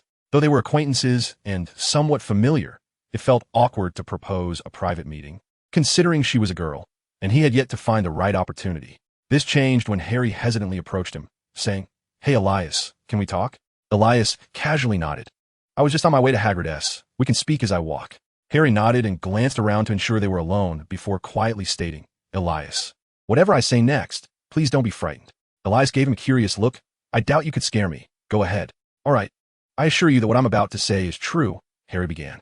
"On the day Madame Pomfrey was attacked, I thought I heard a voice from within the walls. I chased after it, but saw nothing that could account for the sound. However, Ron was right beside me, and he heard nothing at all. Did you hear any strange noises at that time?" Elias shook his head. "I did not hear anything that day, as I was not present. However, I had indeed heard something before." "Really? That is splendid." Harry sighed in relief. "Ron said that hearing voices others cannot is not a good omen, even in the magical world." "Indeed, it is not a good omen," Elias replied calmly, turning to face him. "Only the heir of Slytherin can hear that voice. You are destined for greatness. Slytherin will undoubtedly guide you toward glory." The Sorting Hat deemed him more suited for Slytherin, a notion he had previously entertained, believing Slytherin to be a breeding ground for dark wizards. Thus, he resolutely declared in his mind that he would not join Slytherin, ultimately finding himself sorted into Gryffindor. "You do not consider yourself the heir of Slytherin, do you?" Elias stifled a laugh as he observed Harry. "While you may comprehend this voice, are you indeed a Parselmouth, able to converse with serpents?" He had not anticipated that his jest would elicit such a fright from Harry. Yet, there lay truth in his words. The creature within the Chamber of Secrets was likely a basilisk, and only a Parselmouth could command such a beast. Salazar Slytherin was a Parselmouth. Thus it was only fitting that his heir would also possess this rare gift. Although he was unaware of why he could understand the serpent's tongue, he certainly could not speak it. Cough, cough. Elias nearly choked on his own saliva. "I once conversed with a python at the zoo that had never ventured to Brazil," Harry remarked, only now realizing that this was what they called Parseltongue. "So, it was you who opened the chamber?" Elias exclaimed in astonishment. Harry quickly waved his hands, panicking. "Of course it was not me." Elias sighed in relief, thinking he had misjudged the culprit all along, and could not help but roll his eyes. "Then why are you telling me all this? I thought you were about to confess." Harry also came to a realization. Why should he panic when he was not the heir? No, it's just that I feel you're not the heir, and I have been suspected, so I wanted to join you in the search. And, wait, you already know what the creature in the chamber is? Harry's excitement surged. He knew seeking Elias was the right choice, for after all this time, his mind was still a muddled mess. Elias had initially wished to ignore Harry, considering the matter involved the Basilisk and Voldemort, which carried its own dangers, and Harry would not be of much assistance. However, he suddenly recalled the day on the train when Ginny reacted to Harry not boarding, and an idea struck him. "Harry," Elias halted and fixed his gaze upon him. "Indeed, there was a task that required your help." Chapter 81, Tom Riddle's Diary. Harry never imagined that his first moment alone with Ginny would be so awkward. Only then did he notice a question he had previously overlooked. Whether at the burrow or in the common room, he and Ginny had scarcely exchanged a few words. Despite their agreement to journey to the same destination, a distance of 7 or 8 meters lay between them. Harry walked ahead, while Ginny blushed and trailed behind. "I should have called Ron," Harry mused, feeling that Ron's sister was indeed shy and reserved, making it difficult for him to strike up a conversation. Fortunately, he finally arrived at Hagrid's hut, where Elias awaited at the door. "Come with me," Elias beckoned as he led the way towards Hagrid's chicken coop. Ginevra noticed Elias's presence, and her complexion brightened momentarily before succumbing to an air of nervousness. She paced at the entrance of the courtyard until Harry called her once more, prompting her to finally enter. "Come on, Ginevra," Elias urged. He approached the chicken coop, inspecting the alarm he had gifted Hagrid. pleased to find it intact and unharmed. Peering inside the coop, he realized, to his dismay, that all the roosters had been consumed during the last attack. Only hens remained. "Is Elias seeking to speak with me privately?"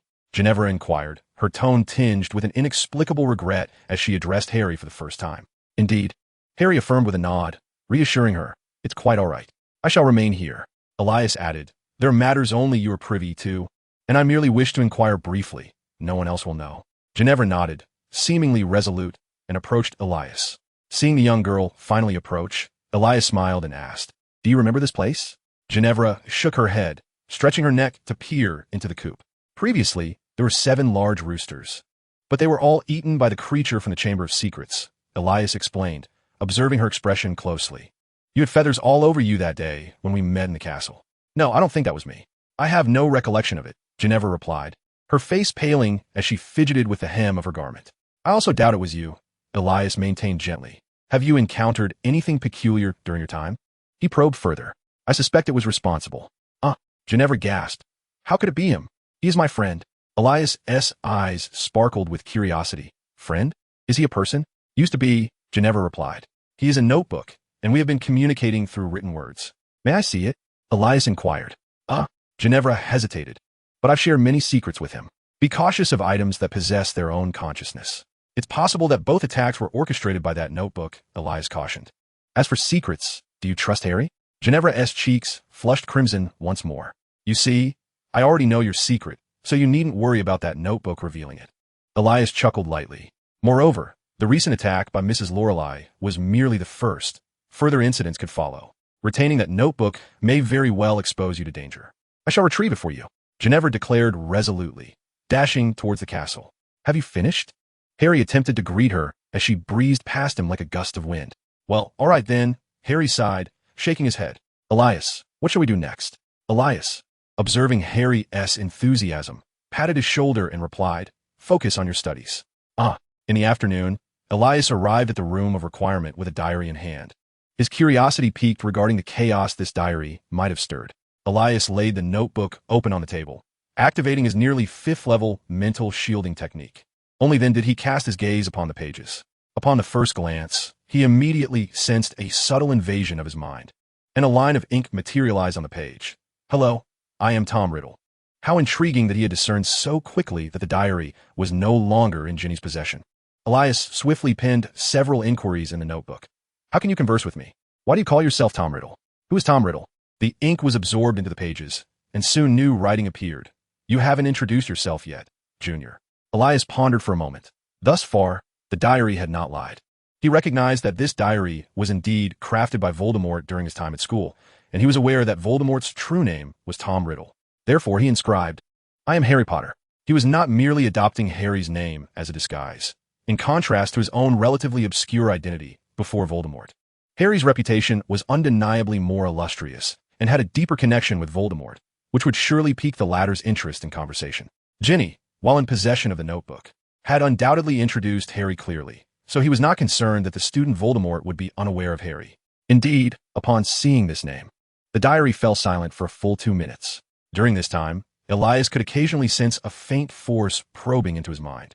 He willingly relaxed his mental defenses and conjured an illusion of wanting to eat, using Harry's face to convince Voldemort that he truly was Harry.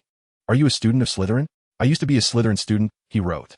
Elias raised an eyebrow and decisively replied, "Yes." The memories of Tom within the diary became bewildered as he intensified his probing. However, no matter how he scrutinized, the Slytherin common room in Elias's memories bore no distinction from his own recollections.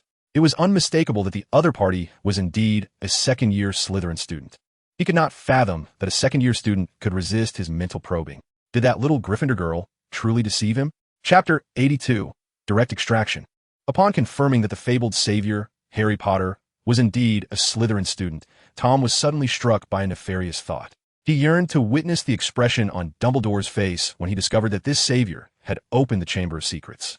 "You're also a Slytherin student. How splendid. I was the most exceptional student of Slytherin in my time. Feel free to ask me any questions you may have." "Is that so?" Elias discerned the young Voldemort's overwhelming confidence and contemplated before inquiring. "Do you know how to brew a potion that can turn a werewolf back into a normal person?" For a considerable time, the diary remained unresponsive. "Do you not know?" Elias added, This content is quite challenging. You're only in the second grade, and there is no need to aim too high. It is essential to establish a solid foundation first. Elias rolled his eyes, but refrained from disclosing his own academic progress, as he did not wish to instill a sense of crisis in Tom. Otherwise, once Tom realized that the second-grade wizard opposite him was exceptionally skilled, he might easily deduce that the other possessed mental occlusion techniques. You're correct. I am curious. At what grade were you when you crafted this remarkable diary? I created this diary in the 5th grade. The notion of a 5th-grade Voldemort brought some relief to Elias. After all, how formidable could a 5th-grade Voldemort truly be? Moreover, considering it was merely a diary containing a single memory, it posed little threat to him. However, did the 5th-grade Voldemort possess knowledge that surpassed his own? Elias felt a surge of interest, jotting down academic inquiries in his diary without pause. They spent an entire afternoon engrossed in scholarly discourse until Elias became aware of his hunger, prompting him to close the diary. Indeed, the 5th-grade Tom Riddle could be regarded as the most exceptional student in Slytherin, particularly in the realms of spells and dark magic, far surpassing Elias. He had long been troubled by his lack of potent offensive spells, and now, learning from Tom seemed fortuitous, especially as Tom appeared more eager than he was to delve into dark magic. Upon exiting the inquiry room, Elias was suddenly drenched in cold sweat. How had his vigilance towards the diary dissipated? What had happened? His mind raced, maintaining the operation of his mental occlusion technique. It was impossible for Tom to have controlled him through his mind, nor had he detected any minor spells being employed. Was it merely his persuasive discourse? Gradually, Elias began to comprehend. He had never engaged in such a fluid conversation with a stranger before. Yet, during his interaction with Tom Riddle, he had scarcely felt the passage of time. The young Tom Riddle was exceedingly adept at manipulating hearts and minds. For the first time, Elias sensed the terrifying potential of young Voldemort. It was no wonder that the future Voldemort became so brutal, yet always had a devoted following of Death Eaters. Nevertheless, this would not deter Elias from extracting the full value of the diary. After dinner, Daculi flash. A black arc of lightning erupted from the tip of Elias's wand, bouncing several times on the ground before striking the armor, shattering it to pieces. The power was indeed immense. Elias marveled. It was no wonder that this dark magic was learned from Voldemort himself. He pondered how much more potent this spell would become when enhanced with rage. His research on the 7 deadly sins had stagnated for too long. He could find no direction. Perhaps he could inquire of Tom? After all, Voldemort had even managed to infuse consciousness into the creation of magical objects. Perhaps he had insights regarding emotions as well. Elias found the idea feasible and took out his notebook, writing, "Tom, how did you manage to transfer your memories into this diary?" He realized that this inquiry seemed to pertain to the very essence of the diary, yet Tom Riddle appeared reluctant to divulge any information. Thus, Elias opted for a different question. Do you know how to amplify the potency of spells through your emotions? Certainly, it is merely a matter of chance. In truth, as long as you master a spell to perfection, it is not an issue at all. Elias fell into contemplation, recognizing that inducing intense emotional turmoil was a challenge he could hardly surmount, leading him to dismiss that avenue entirely. He was uncertain under what circumstances he might experience overwhelming rage, nor did he wish for such a day to arrive. As for the alternative method of refining his spellcasting to a level of mastery, that was indeed worth pursuing. Currently, his most formidable and highest level spell was the 5th level exploding spell, but it was insufficient. He could not harness his primal fury through it. However, once a spell reached the 5th level, advancement could only be achieved through a deeper understanding of the spell itself, which required considerable time and effort. The exploding spell hardly seemed worthy of such investment to reach the 6th level. In light of this, Elias pondered that it might be more prudent to cultivate this self-created, more potent spell under the guidance of the young Voldemort until it reached the 6th level. Is your self-created spell highly proficient? Elias inquired in advance. This is my original spell, Tom replied with pride. Could you teach it to me? Of course, we are friends, aren't we? Indeed, we're the best of friends. Thank you so much. In reality, I have no friends. Everyone approaches me solely due to my reputation, but you treat me with genuine kindness. Elias fabricated a sob story. How could they do such a thing? I would be honored to be your closest friend. However, once I have fully taught you this spell, would you, as my best friend, be willing to assist me with a small favor? Did Tom Riddle finally reveal his true nature? Elias narrowed his eyes, yet his hands moved without hesitation. Of course. Chapter 83, The Chamber of Secrets. In the days that followed, Tom Riddle dedicated himself wholeheartedly to mentoring Elias. Naturally, this was an implausible expectation. while he was eager to learn everything from the young Voldemort before attempting to dismantle it. The latter seemed anxious to re-enter the Chamber of Secrets. Thus, Elias found himself at an impasse. The day they entered the chamber would mark the day of their falling out. Another Saturday arrived, and Gryffindor and Slytherin faced off in their first match following the suspension. Snape issued a stringent order in the common room. This match must be won. If Slytherin's team failed to secure victory, even with 7 Nimbus 2001 brooms at their disposal, Snape would not know where to hide his face. Consequently, he decided to attend the match in person to oversee it directly. As the hour approached 11, nearly all the students and faculty of the school hastened towards the Quidditch pitch, leaving Hogwarts Castle eerily desolate. Elias peered through the window at the Quidditch field, waiting until the match commenced before he set off. It was time. Clutching his diary, he cast the disillusionment charm and stepped in a moaning Myrtle-esque bathroom, finding it empty. "I have arrived. What should I do?" he inscribed in the diary. "All right now, clear your mind." Following this line, a swirling pattern suddenly emerged on the pages. Elias gazed at this design, feeling as though a force was drawing his very essence into its depths. His mental barriers operated only partially, and soon he sensed a consciousness infiltrating his mind, causing his body to move of its own accord towards the faucet adorned with a serpent carving. Then, a series of incomprehensible hissing sounds escaped his lips, commanding it to open. Elias was taken aback to discover that Parseltongue could be uttered even through another's form. It seemed an opportune moment to learn. As his hissing resonated, the faucet emitted a dazzling white light and began to spin rapidly. Subsequently, the basin below stirred, gradually revealing a thick pipe large enough for a person to enter. He thrust his legs into the pipe, releasing his grip, and was swiftly propelled downward. Inside, the tunnel was shrouded in darkness and a sticky substance, twisting and turning endlessly, and it took a full 30 seconds before he landed with a splash on a damp surface. Now, Elias understood why he had heard the serpent's voice emanating from the walls. He had indeed penetrated the intricate plumbing of Hogwarts Castle. Tom, without even drawing his wand, navigated the dim surroundings with ease, the sound of his footsteps echoing softly. The tunnel stretched on for a considerable distance, winding through numerous turns until he finally reached its terminus. Before him stood a sturdy wall, intricately carved with 2 entwined serpents, their eyes set with large, gleaming emeralds. "Open!" The familiar hissing returned. The serpents parted, and the stone wall split down the middle, gradually sliding away to reveal a long, dimly lit chamber. Inside, towering stone columns were adorned with menacing serpents, supporting a ceiling that vanished into the shadows above. Despite the chandelier's flames being red, the room was suffused with a mysterious green haze. At the far end of the chamber loomed a statue nearly equal in height to the room itself, depicting an ancient, simian visage adorned with a sparse, long beard that nearly brushed the hem of the stone wizard's robe. With a single glance, Elias recognized the figure, Salazar Slytherin. It appeared they had indeed found themselves within the Chamber of Secrets. He stood before the grand statue of Slytherin, continuing to speak in Parseltongue. "Speak to me, Slytherin, the greatest of the 4 founders of Hogwarts." As his words faded, the immense stone visage of Slytherin began to animate. Its mouth slowly opened, releasing a slithering sound. Moments later, a colossal, pitch-black serpent's head emerged, gradually coiling before Elias. The basilisk flicked its tongue, tasting the air. "You must not harm the students," it hissed, shaking its head in discontent. "I am your master now," Tom asserted. The basilisk, somewhat displeased, lowered itself to the ground, allowing Tom to stand upon its flattened head. Elias sighed in relief.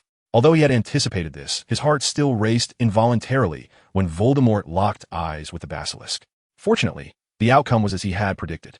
Voldemort had silently cast a binding spell using his own body and magic, a technique Elias swiftly grasped.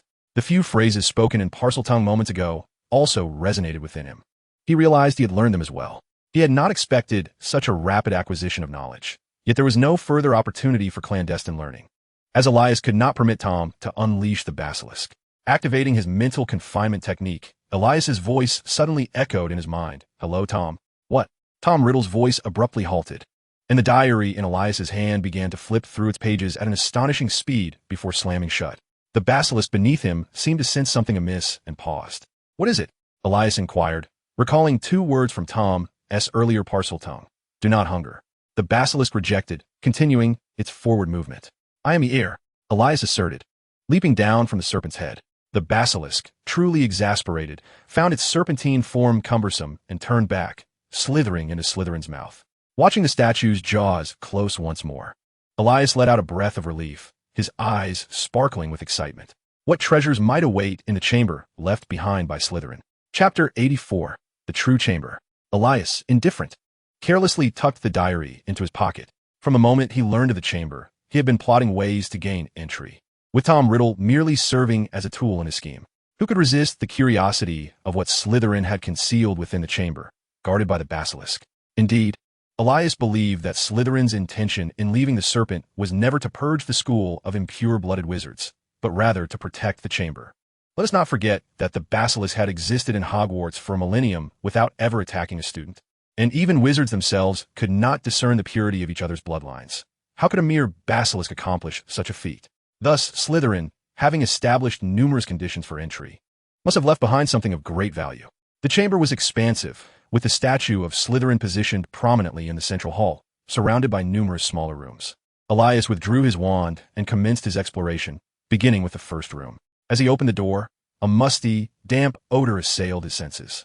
Inside, several greenish tables and chairs were haphazardly arranged, and a few of the tables bore tattered scraps of parchment, suggesting the space had once served as a classroom. Upon closer inspection, Elias noted that the ink on the parchment had become thoroughly saturated by the humid environment, rendering the writing nearly illegible, with only faint traces of black visible. The second room revealed a potion brewing chamber, where several worn cauldrons were stacked against the wall. The cabinet meant for potion ingredients stood empty, save for a mouse that suddenly darted out from within, causing the cabinet door to rattle precariously. A collection of identical, ancient potion books stood before the cauldrons, their texts as obscured as those in the previous room. When Elias attempted to turn a page, he nearly tore it from the binding. In the third room, numerous bookshelves were laden with tomes, likely serving as the library of this secret chamber. With a silent prayer that the volumes might still be legible, Elias carefully extracted a relatively dry book from the center of the shelf. To his relief, the text was indeed readable. The title, inscribed in archaic runes, translated to Advanced Analysis of the Fiendfire Curse. Elias marveled at the realization that this chamber must have once been a place for Slytherin to instruct favored students in the dark arts, and he felt no trepidation about the potential for uncontrolled flames to engulf the subterranean space. Cautiously, he examined a few more titles, which translated to Advanced Analysis of the Killing Curse, Comprehensive Exegesis of Ancient Egyptian Curses, and Cutting-Edge Dark Magic. Strikingly, none of the accessible texts hinted at any form of white magic. This revelation deepened Elias's understanding of the chamber, perhaps at the inception of Hogwarts.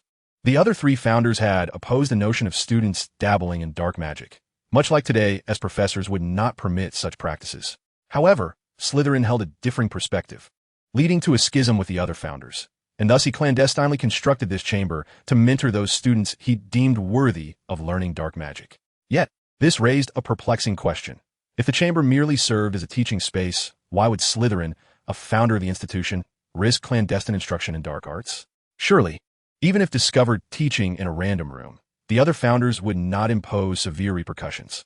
Furthermore, which esteemed master of defense against the dark arts could be proficient without a thorough understanding of dark magic? Regardless, Elias unhesitatingly collected all the advanced dark magic tomes. He continued to inspect the remaining rooms, discovering 2 dormitories, one for boys and one for girls. Why did Slytherin insist on having students reside in such dark, damp quarters? He couldn't help but think of the possibility of mice nibbling at their toes during the night. Another room appeared to be empty, resembling a practice area for combat, with signs of struggle evident throughout. Ultimately, the only item of value remained that dark magic book from the library. Elias felt somewhat dissatisfied with this acquisition. He believed that should he wish to learn such dark arts, Dumbledore would not deny him a few borrowing slips. However, he was aware of the vast array of knowledge he needed to acquire. The words of Voldemort had provided him with a glimmer of insight. It was not that transfiguration and charms could not resolve his dilemmas, but rather that his learning had not yet reached a sufficiently advanced level, causing him to prematurely abandon that path. Perhaps, once he elevated his skills in potion-making, he might uncover the potential of the 7 deadly sins within his brews. Why not consult Voldemort directly? A sudden inspiration struck Elias as he retrieved his diary to inscribe his thoughts. Pray tell, what has Slytherin left behind? I might spare your life, Voldemort. At last, the diary responded. When did you come to this knowledge? Elias smirked. I am Harry Potter, your adversary. How could I fail to recognize you? You're not Harry Potter, came the reply. Surprisingly, it had reacted. Elias raised an eyebrow. My identity seems irrelevant to you. Why would I divulge Slytherin's secrets if you won't even reveal your own identity? Because the fate of this diary currently rests in my hands. You cannot destroy it. In just a couple of days, I shall master the Fiendfire curse. Would you care to test that? The diary fell silent once more. Elias's learning capabilities were well known, and the threat was indeed plausible. After half a minute, ink reappeared on the pages. The true chamber left by Slytherin is not here. It lies in the place guarded by the basilisk. The place guarded by the basilisk? The entrance must be within the mouth of the Slytherin statue. Realization dawned upon Elias as he approached the statue's base.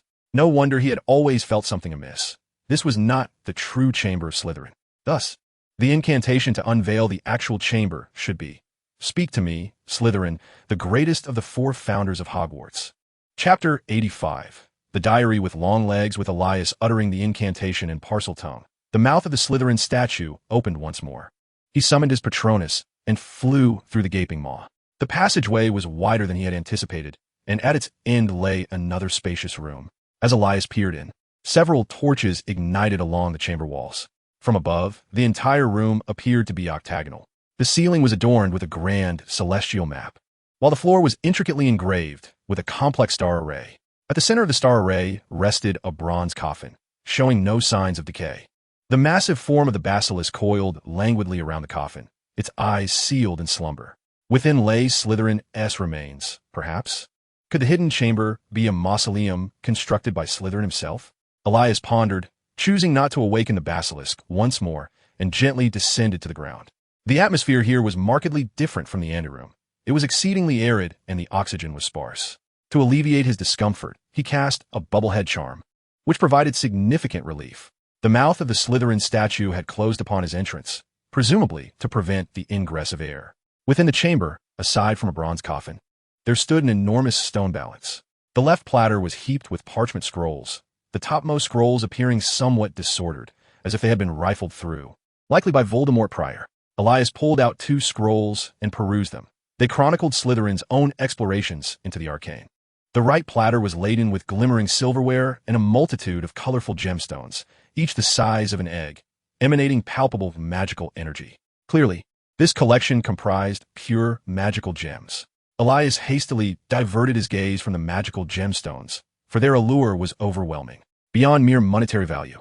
These gems represented the finest materials for an alchemist, a balance of knowledge and wealth. He murmured, contemplating Slytherin's deeper intentions. If the aim were merely to maintain equilibrium, he could have opted to remove both knowledge and wealth entirely. After a millennium, these treasures had long since become ownerless and devoid of spiritual significance. Thus, Elias felt no moral quandary in appropriating them.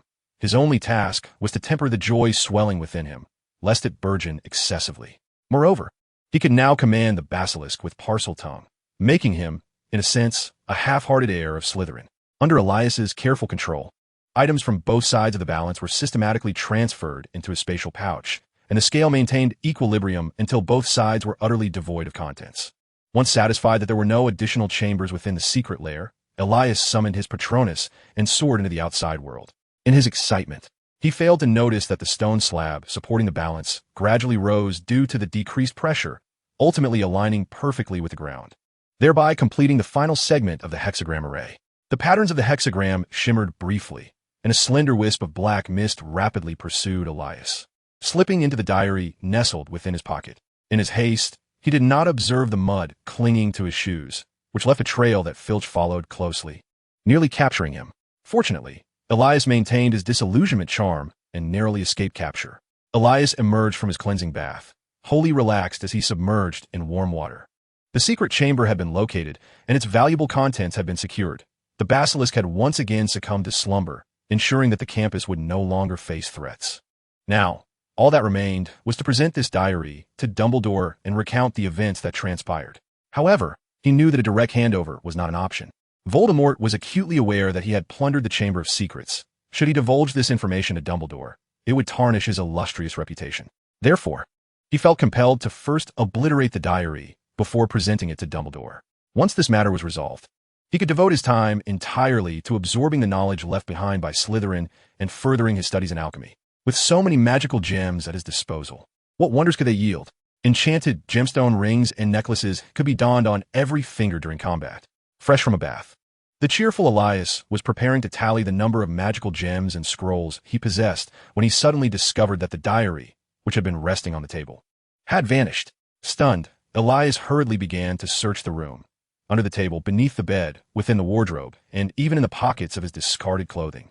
He turned the entire room upside down, yet the diary seemed to have sprouted legs and disappeared entirely from sight. Sitting on the bed, he wiped the sweat from his brow, feeling that his bath had been for naught. Consulting the Marauder's map, he noted that the castle was now teeming with students, as the Quidditch match had concluded. Oh no, this was dire. A headache began to throb as he pondered where Voldemort might next place the diary. Now likely in the hands of some unsuspecting young wizard. Having experienced the perils of being passed around and threatened, the young Voldemort would undoubtedly be more cautious this time, far less prone to detection than before. Nevertheless, Elias harbored little anxiety. The true terror lay in enemies lurking in the shadows. However, given that Voldemort's destiny was to become the Dark Lord, Elias resolved to extend him a modicum of respect, advising the professors to caution students against trusting any sentient diary. Should such an item be discovered, it must be surrendered immediately. Although this could potentially expose the fact that he had emptied the chamber, it was at this moment the most prudent course of action.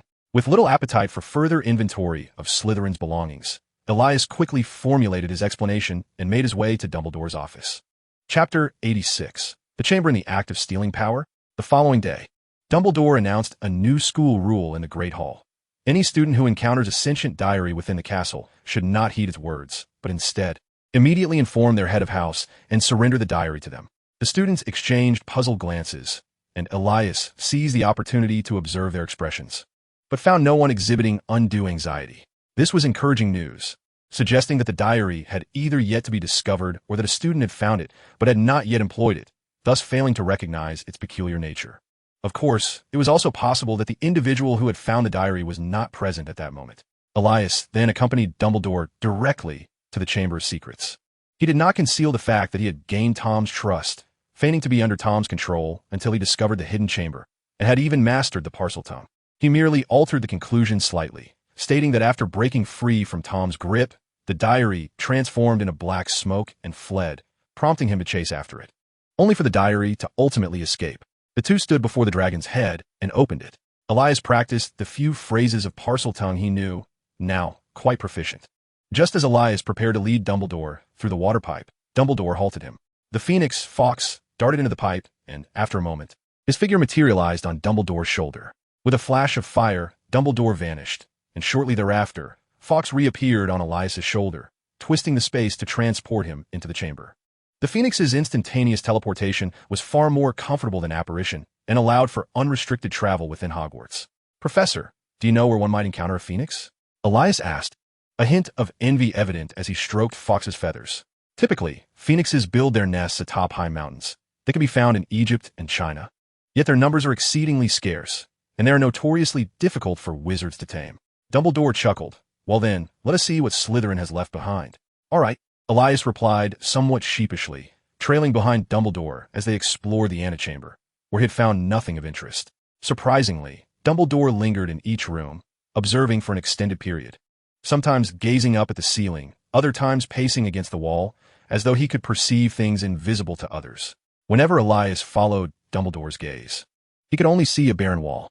At last, Dumbledore concluded his exploration, stating, "Let us proceed to the true chamber." Elias nodded, and they repeated the familiar process. Entering the room where the bronze coffin lay, Fawkes arrogantly perched atop the basilisk's head, yet the creature showed no signs of awakening. Dumbledore regarded the basilisk thoughtfully before declaring, "This must indeed be the basilisk bred by Slytherin. Perhaps Severus will be delighted to see it, as the creature is rich in treasures." "Really?" Elias exclaimed in surprise. "The basilisk can also serve as an ingredient for potions?" Dumbledore nodded. "Generally, magical creatures possess components useful for potion making, and advanced creatures like the basilisk are no exception. You may extract some blood and scales for study. Once we leave, I will seal this place with magic. Although you claim the basilisk does not actively attack students, Voldemort's presence in the school renders it a significant threat." Elias, astonished that his opportunity had yet to be exhausted, promptly produced several glass vials to begin drawing blood from the basilisk. With the formidable Albus Dumbledore, the most powerful white wizard in the magical realm, by his side, there was little concern about the basilisk suddenly awakening. although Elias was merely drawing a small amount of blood, should the creature rouse and retaliate. His life would be in jeopardy. However, despite Elias having exhausted all the glass vials he carried, extracting 8 bottles of blood in total, the basilisk showed no signs of awakening. It appeared that without a specific incantation, the creature would remain in its slumber, much less pose a threat to the students. As Dumbledore paced the chamber during Elias's task, he remarked, "What a peculiar design this is. Professor, have you noticed something amiss?" Elias inquired, having been curious for some time, and finally receiving Dumbledore's attention. This chamber seems to be continuously siphoning magical energy from Hogwarts Castle. It is indeed strange, Dumbledore observed through his crescent-shaped spectacles, gazing at the bronze sarcophagus. This chamber is unlike the Room of Requirement. Where has all the magic gone? Does Hogwarts Castle itself store magical energy? Elias asked. Indeed, Hogwarts Castle is essentially a grand alchemical creation designed by the 4 founders. The moving staircases, the doors that refuse to open, the Room of Requirement, and so forth, all rely on the magical energy stored within the castle to function, Dumbledore explained. So, does that imply that something within the chamber is consistently consuming the castle's magic?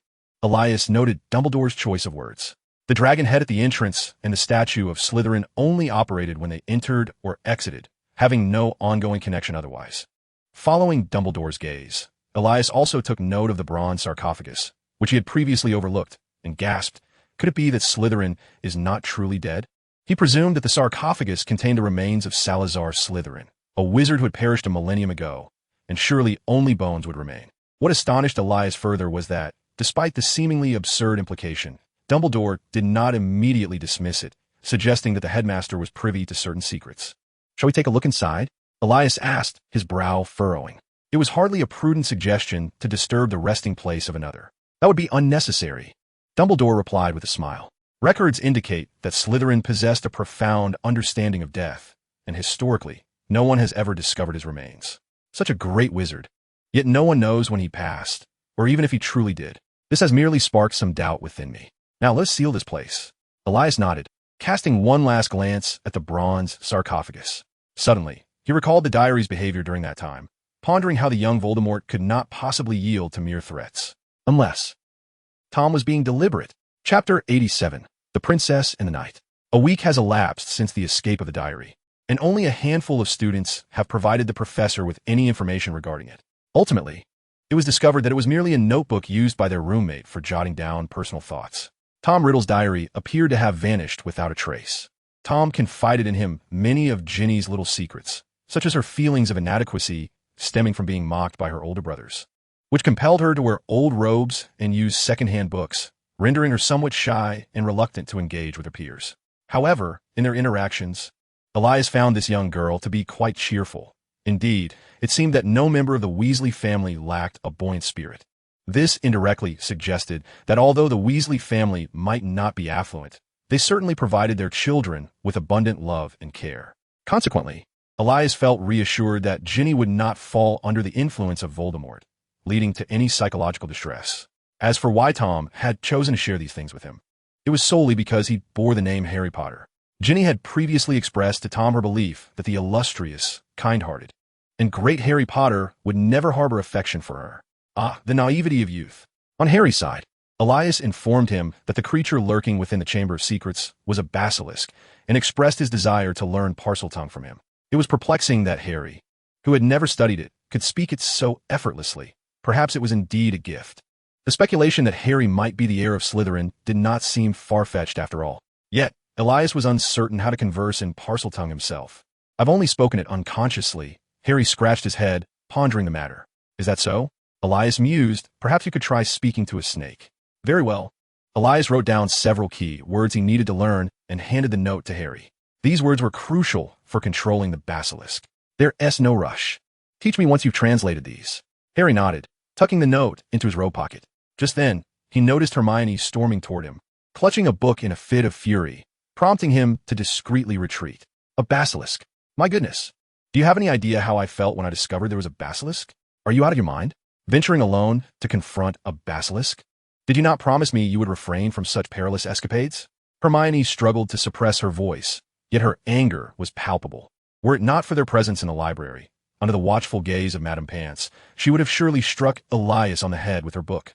testing whether the sound it made was as crisp as it seemed or if it was filled with water. "No, Hermione, listen to me," Elias interjected, anticipating her reaction.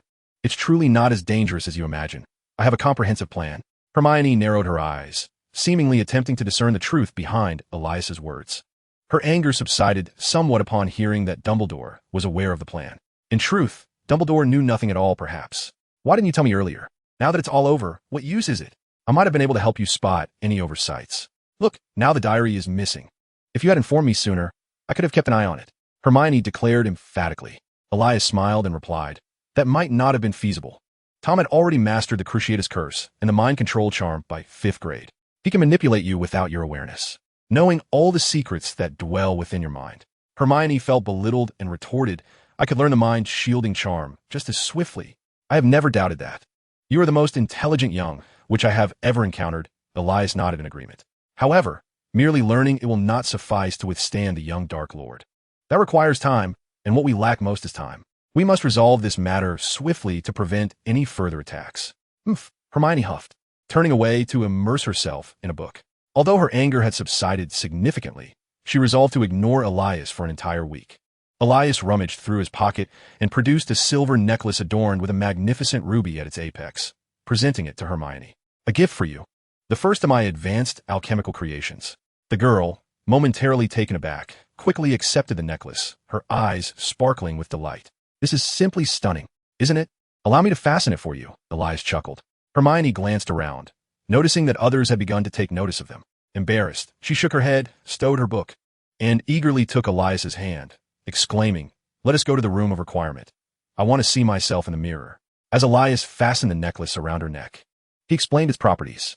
"This magical gem can store magical energy. I inscribed the sigils of the ironclad charm upon it, enabling it to automatically activate for your protection when you come under attack. Additionally, I included 2 sigils that will automatically draw magical energy, ensuring the ironclad charm can last as long as it remains unbroken." This was why Elias was so exhilarated by the collection of magical gems. For an alchemist, he could transform these gems into offensive or defensive artifacts. Whether ambushing or engaging in prolonged combat, his combat prowess could multiply significantly. Even Nicholas had but a few magical gems, and it remained a mystery where Slytherin had acquired such a trove. I also incorporated the technology of safety charms, etching my hair into the gem, intending to create 2 interlocking necklaces. As long as we both wear our necklaces, I will sense when you are in danger and rush to your aid. Just remember not to remove it casually." Hermione tilted her head back to look at him and inquired, "Are the effects of these 2 necklaces reciprocal?" Elias nodded. "Then you mustn't remove yours either. What if you cannot protect me when I find myself in peril?" "At your service, Princess," Elias bowed slightly. "Very well, my knight. I command you to teach me the art of mental closure." Hermione chuckled incessantly. Chapter 88. Another Assault in December. Elias made noteworthy progress in his research on the lycanthrope potion type 1. He had a sudden inspiration to experiment with the blood of werewolves and basilisks, and was astonished to discover a peculiar reaction between the two. He termed this phenomenon the dominance reaction of biological fluids.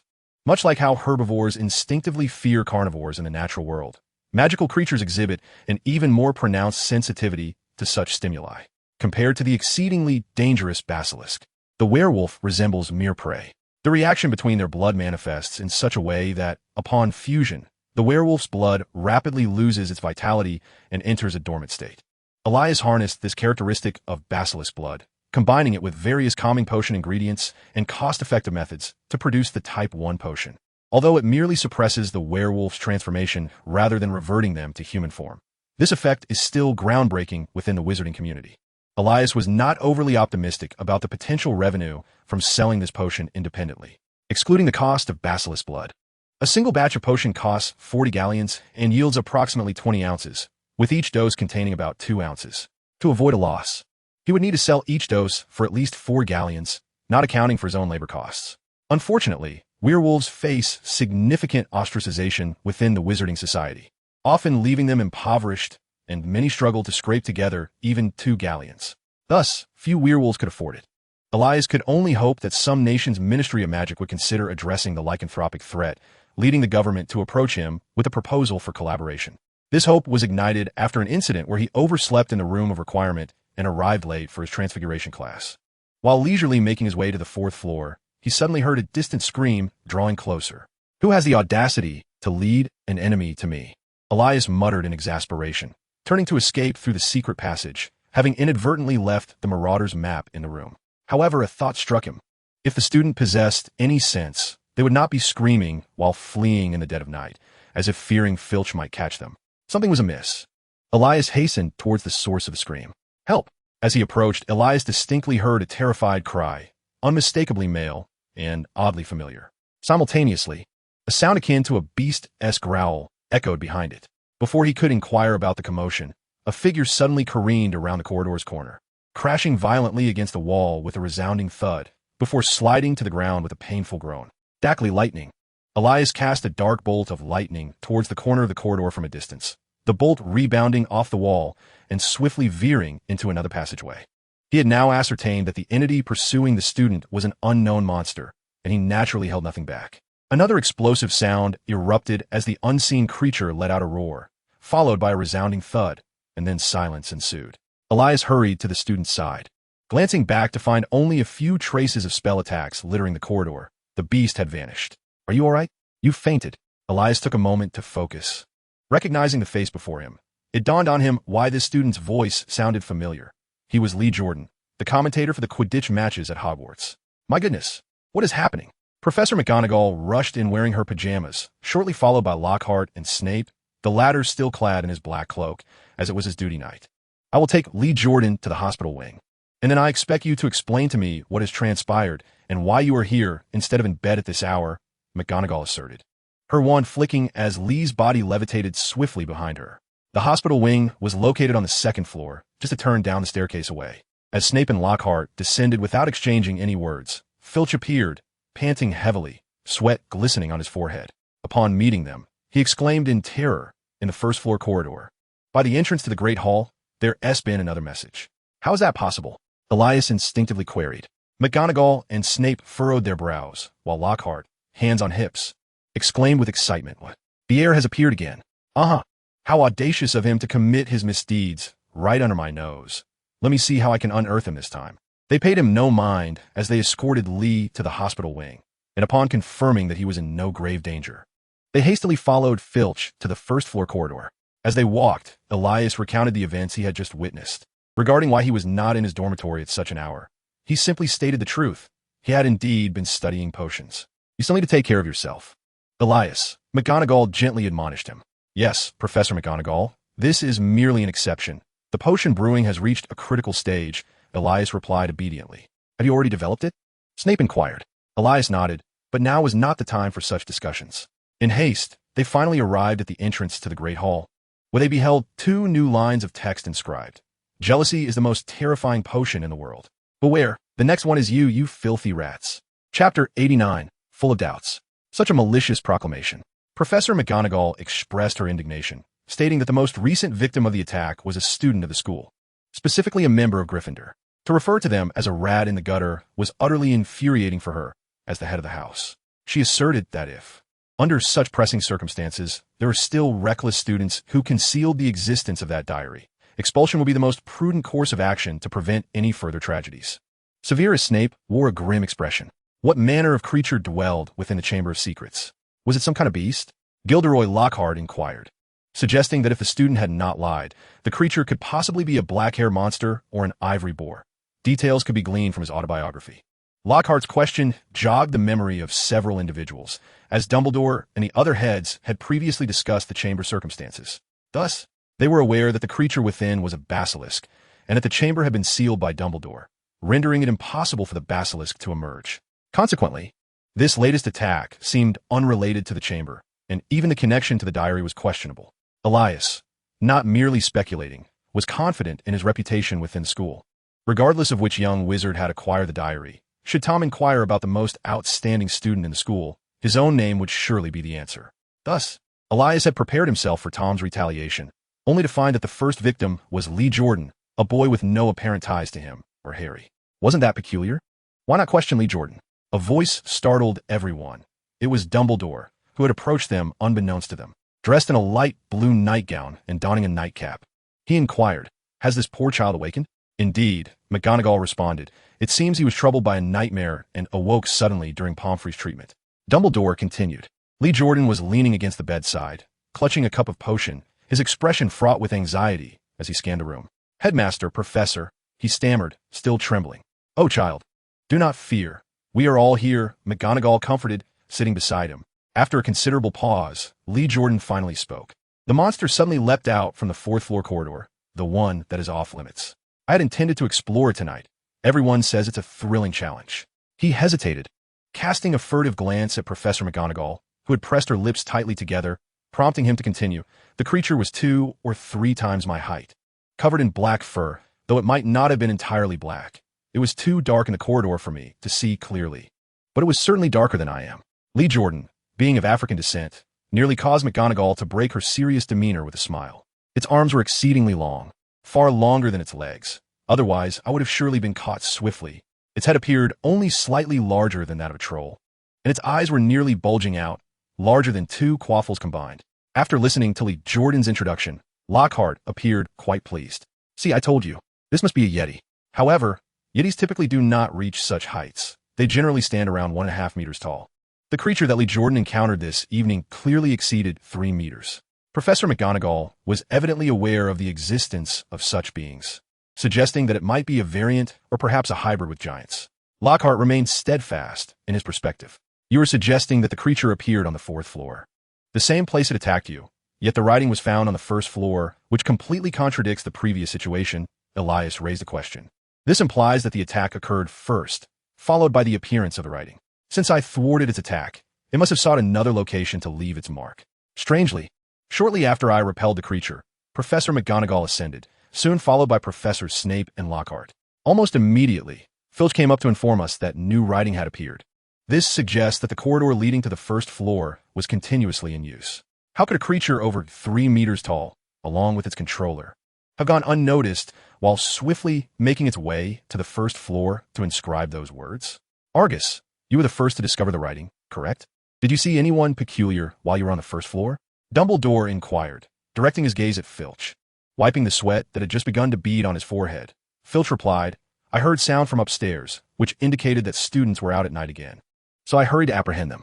However, as I passed by the corridor near the Great Hall, I noticed the newly appeared writing, but I did not see who had inscribed it. Suddenly, Filch seemed to recall something, his expression turning fearful. There are certainly more students who enjoy wandering at night. What if that creature suddenly attacks again? Professor Lockhart, I would appreciate it if you could commence a patrol immediately. If this creature is indeed a Yeti, I recall you have considerable experience in dealing with it. Oh dear, that simply won't do. Let the student accompany me, Lockhart said, slightly awkward. Of course, it's not because I need a student to protect me. How could I ever require a student for that? My autobiography contains countless methods for dealing with such creatures. I merely wish to teach this student the proper way to confront such a being. Your name is Elias, correct? Following me will be a wise choice. You're in for a treat. Lee Jordan, lying on the bed, could not suppress a laugh.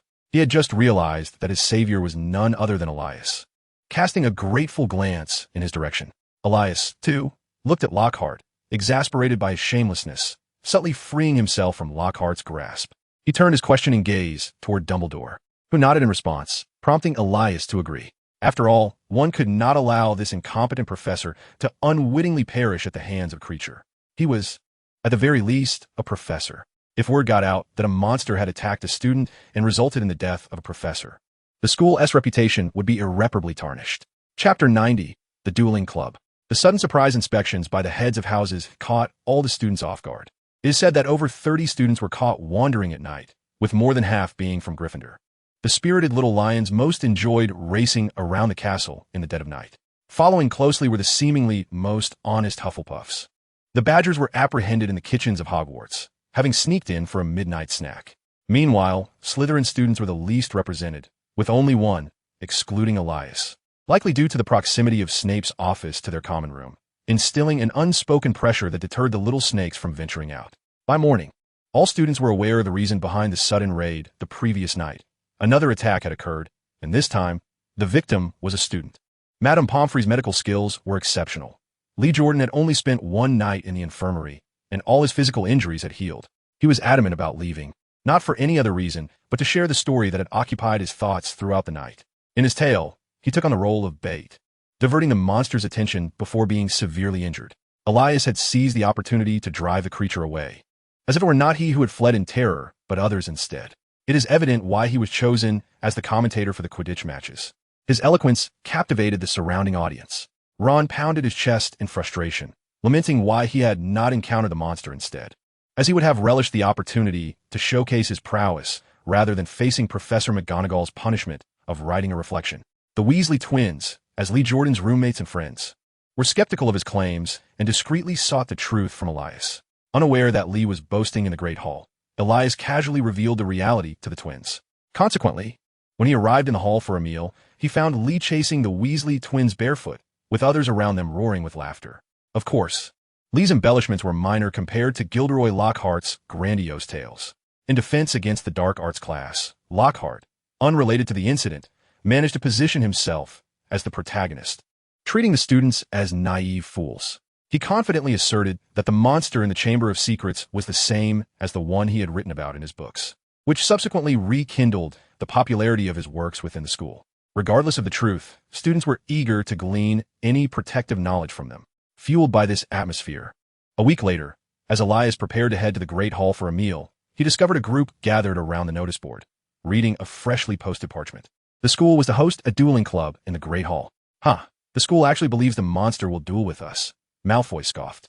Should I bow to it first, then be flung away? I heard that one of the professors teaching us this time is Professor Snape, Elias reminded him. Immediately, Malfoy fell silent. Isn't there more than one professor to teach us? A blonde girl inquired while raising her right hand to Elias. Elias had no recollection of her. She was likely a first-year student. Another professor, Lockhart, had long held this notion. The assembled students expressed profound disappointment upon hearing this answer, for based on Lockhart's habitual performance, they harbored no expectations of him. Were it not for the knowledge that Snape would also attend that evening, the Slytherin students might have opted out of the dueling club entirely. At 8 o'clock, a throng of students surged into the Great Hall. The 4 long tables had vanished, replaced by a gilded stage that appeared along one wall, illuminated by hundreds of floating candles. The ceiling once again took on a velvety blackness. Nearly all the students were present, each clutching their wand, their faces alight with excitement. A few students had already begun dueling on stage, vibrant beams of magic shooting forth from their wands, creating an intense spectacle. However, the accuracy of most spells left much to be desired, and several spectators below were inadvertently struck by stray spells. As the chaos escalated, some students, unable to contain their frustration, retaliated by launching surprise attacks on the wizards on stage, plunging the scene into utter disarray. Wait, Lockhart exclaimed as he hurried onto the stage to intervene. This is not how dueling is conducted. Snape followed closely behind Lockhart, clad in his usual black attire, a sardonic smile curling at the corners of his lips. He had long sought to teach Lockhart a lesson, but had yet to find a suitable reason, and today provided a perfect opportunity. Lockhart managed to regain control of the situation and called out, "Gather round, gather round. Can everyone see me? Can everyone hear my voice? Splendid. Professor Dumbledore has granted me permission to establish this dueling club, ensuring that you are all adequately trained should you ever find yourselves in peril, requiring the myriad techniques I have employed to protect yourselves. For further details, do peruse my published works. I would like to introduce my esteemed assistant, Professor Snape," Lockhart declared, flashing a grin. He has a modicum of knowledge regarding dueling himself and has graciously agreed to assist me with a brief demonstration before our lessons commence. Snape's lips curled into a cruel smile as he brandished his wand before him. It seems your Professor Snape is quite eager," Lockhart remarked, flamboyantly twirling his wand, only to nearly fumble it as he prepared to begin. "I shall temper my efforts, ensuring that your potions instructor remains unscathed."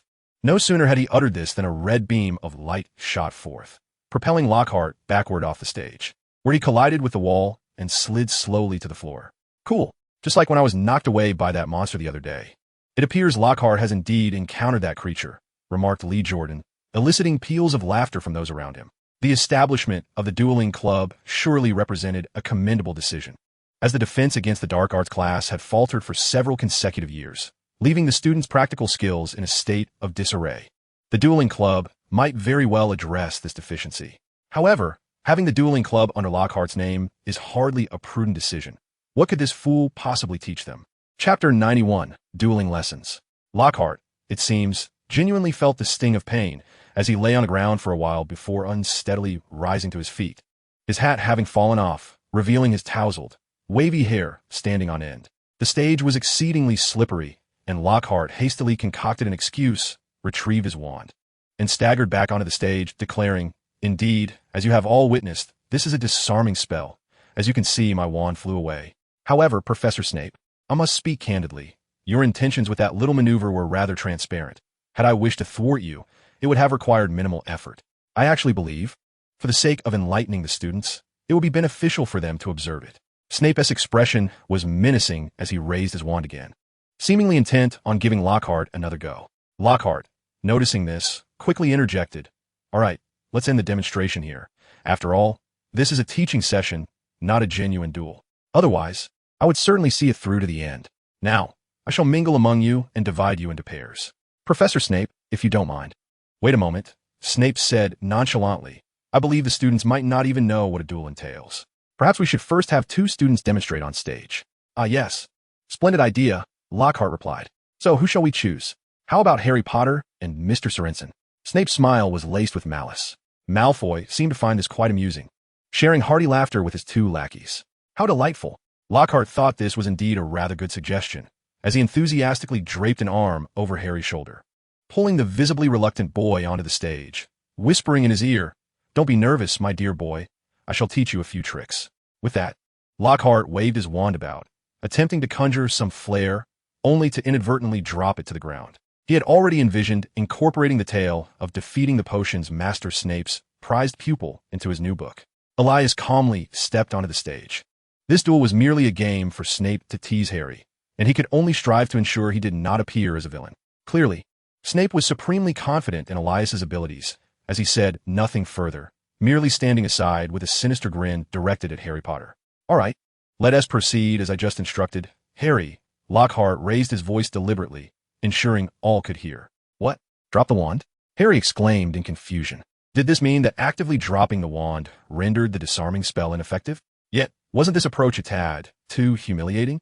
Harry felt that, although he hardly knew any spells, he should concede before even beginning. 3, 2, 1, begin. As Lockhart issued his command, Harry racked his brain for a spell he could conjure. Noticing Elias's inaction, he took the initiative shouting, "Shield of Armor." Struck by his own incantation, Harry gasped for breath, shaking with laughter, utterly immobilized, while his wand slipped from his grasp. Thus, the duel concluded rather hastily. Snape, however, was not satisfied with the leniency shown to Elias. At the very least, Harry ought to have been sent flying like Lockhart. "It seems the mantle of Savior has not afforded you any advantages," Snape taunted, dispelling the charm on Harry and reclaiming his position. "Allow me to demonstrate the art of true dueling. Elias, you shall be my opponent." Snape's demeanor shifted to one of casual indifference. "What, you against a student?" Lockhart began to question, but upon seeing the glint of coldness in Snape's eyes, he hastily closed his mouth. "Very well, it is indeed time for a lesson. I shall serve as the referee." Elias was more than eager, hoping to glean something of value from Snape's instruction. The spectators were equally exhilarated. One was a prodigious student from Hogwarts, and the other was the head of Slytherin House. Watching their duel promised to be far more engaging than observing Lockhart. "Now, let's bow. 3, 2, 1, begin. Disarm." Elias launched the first attack, yet his proficiency with the disarming spell was insufficient for silent casting. Snape, without uttering a single incantation, merely flicked his wand, deflecting the incoming red light, which exploded harmlessly at Lockhart's feet, prompting him to retreat hastily to the sidelines. In professional dueling, wizards refrain from vocalizing their spells, as this not only alerts their opponent to the nature of the incantation, allowing for countermeasures, but also provides them with precious moments to react and evade. "Of course, it is quite normal for you at your current level to lack such finesse," Snape remarked lazily while silently casting a disarming charm. Elias, rather than emulating Snape's method of deflection, quickly sidestepped to reposition himself, sending a silent, stunning spell towards Snape. "What remarkable spell casting!" Snape exclaimed, his eyes widening in surprise. Yet he effortlessly sidestepped the incantation. In dueling, footwork is of paramount importance. If a spell can be avoided with a single step, there is no need to take 2, and if small steps suffice, then large strides are unnecessary. Accurate judgment and swift evasion are crucial for mounting a counterattack. As he spoke, Snape unleashed 2 consecutive silent, disarming spells. Elias successfully evaded the first, but could not escape the second, having chosen the wrong direction in his attempt to dodge. Now positioned perilously at the edge of the stage, he could only cast a shield charm for defense. Snape, suddenly quickening his pace, unleashed a relentless barrage of disarming spells against the barrier formed by the shield charm. The dueling stage was devoid of any obstructions. When one is compelled to unleash the ironclad charm to fend off an assault, it signifies that they must endure a relentless barrage from their adversary, making it exceedingly challenging to mount a counterattack. At this moment, Elias dared not withdraw his ironclad charm. However, upon hearing Snape mention obstructions, an idea suddenly struck him. He rolled to the side, narrowly evading the oncoming spell, and in the midst of his tumble, transformed the candles hanging from the ceiling into a flurry of sparrows that launched at Snape. This not only neutralized Snape's barrage of spells, but also turned the tide from defense to offense. Snape finally adopted a more serious demeanor, waving his wand to transmute another set of candles into slender serpents, which engaged in combat with the sparrows. With a swift turn, he dodged a stunning spell.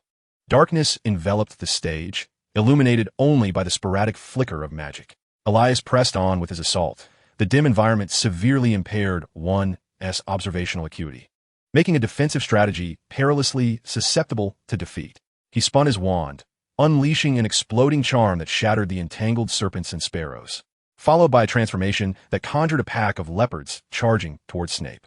Snape retreated 2 steps, creating distance, and with a flick of his wand, summoned fireballs that erupted across the arena, sending debris flying.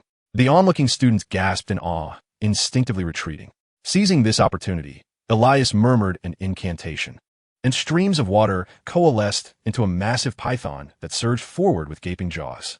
Snape, drawing circles with his wand, conjured a phoenix of flames that collided with the python, resulting in a small explosion at the center of the stage. Thick steam rose, obscuring the view at the arena's heart. Relying on memory, Elias cast a stunning spell through the mist, then instinctively stepped to the right. Unbeknownst to him, these 2 steps aligned precisely with an incoming disarmament spell, causing him to involuntarily release his grip and watch helplessly as his wand spiraled through the air into Snape's grasp. During a duel, habitual movements can become critical vulnerabilities if exploited by an opponent. One's instinctive direction of movement is invariably towards the right. Snape, striving to suppress his inner astonishment, spoke in a calm tone.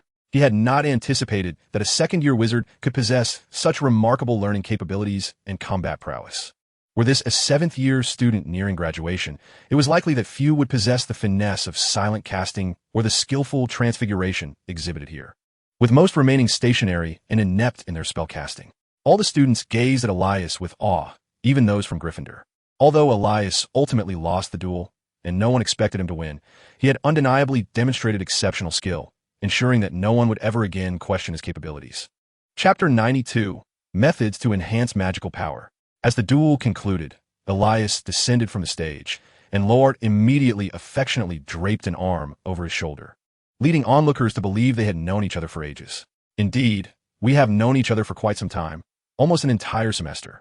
Due to my abilities vastly surpassing those of Severus Snape, I refrained from retaliating during our demonstration duel, fearing I might inadvertently harm him. However, Snape perceived my skills as meager. My apprentice, Sorensen, could no longer bear the sight and boldly stepped up to duel Snape, resulting in a stalemate. From that moment forth, Snape regarded me with newfound respect. Lockhart beamed with delight, while Elias felt a twinge of disdain and withdrew his hand. Ah yes, it is time to organize the students into pairs. Lockhart, realizing this, navigated through the throng, pairing them off. Naturally, Elias was grouped with Hermione, as they had been practicing together for quite some time. Ginny and Luna formed another pair, positioning themselves nearby. Hey Elias, didn't you mention that the creature in the Chamber of Secrets had been dealt with? Ginny inquired in a hushed tone, her face betraying a hint of concern. She feared that perhaps the creature she had unleashed was once again attacking students. This one has emerged anew. It is not the same as the previous one, Elias clarified. There may even be a second chamber, who knows? I have heard of it, Luna contributed softly. It seems a ghost from Ravenclaw mentioned it. Lady Ravenclaw supposedly left behind a mysterious room at the school. Is that so? Hermione pondered. Why is it that Gryffindor has never had such legends? Indeed, it appears we have none. My entire family belongs to Gryffindor. Ginny sighed with relief. Could the new creature possibly be one that emerged from Ravenclaw? Luna's eyes widened in excitement. Then I must certainly go and greet Mr. Monster. The 3 exchanged peculiar glances at her enthusiasm. Luna retracted her neck slightly, stating, "But how could Lady Ravenclaw wish us harm?" Strangely enough, in light of the historical rivalry between Ravenclaw and Slytherin, Luna's assertion held some merit. "Let us not engage in such foolishness," Elias cautioned. "This creature is certainly not a remnant of Lady Ravenclaw. If you encounter it, flee immediately and inform a professor. Or come to me." Luna tilted her head, agreeing, yet appeared somewhat dazed, as if she had not fully grasped his words. Elias suddenly regretted mentioning another chamber. After the conclusion of the dueling club, Elias made his way to the room of requirement. His duel with Snape that evening had provided him with a clearer understanding of his current shortcomings. It was indeed a matter of age. He was still quite young, and his magical abilities were in a phase of growth. His total magical capacity and quality were insufficient, as evidenced by the fact that his 5th-level stunning spell was easily deflected by Snape's wand, indicating that while his comprehension of the spell was sound, its power was lacking. Coincidentally, one method to awaken the latent powers within one's bloodline involves the ingestion of a long-lost potion. Surprisingly, this potion was discovered among the relics of Slytherin. Historically, it was employed to assist mute wizards in awakening their magical abilities. Later, it was revealed that this potion could enable young wizards to rapidly amplify their magical prowess to that of fully grown sorcerers. During the Middle Ages, the relationship between wizards and muggles was fraught with hostility, as no governing body among wizards had been established, resulting in a fragmented wizarding society. Consequently, wizards lived in constant fear of being discovered by muggles, whose wrath could lead to a fiery demise. Young wizards, in particular, faced dire challenges, often lacking the means to resist adult muggles. Thus, many young wizards from non-pure blood families resorted to consuming this potion for their protection.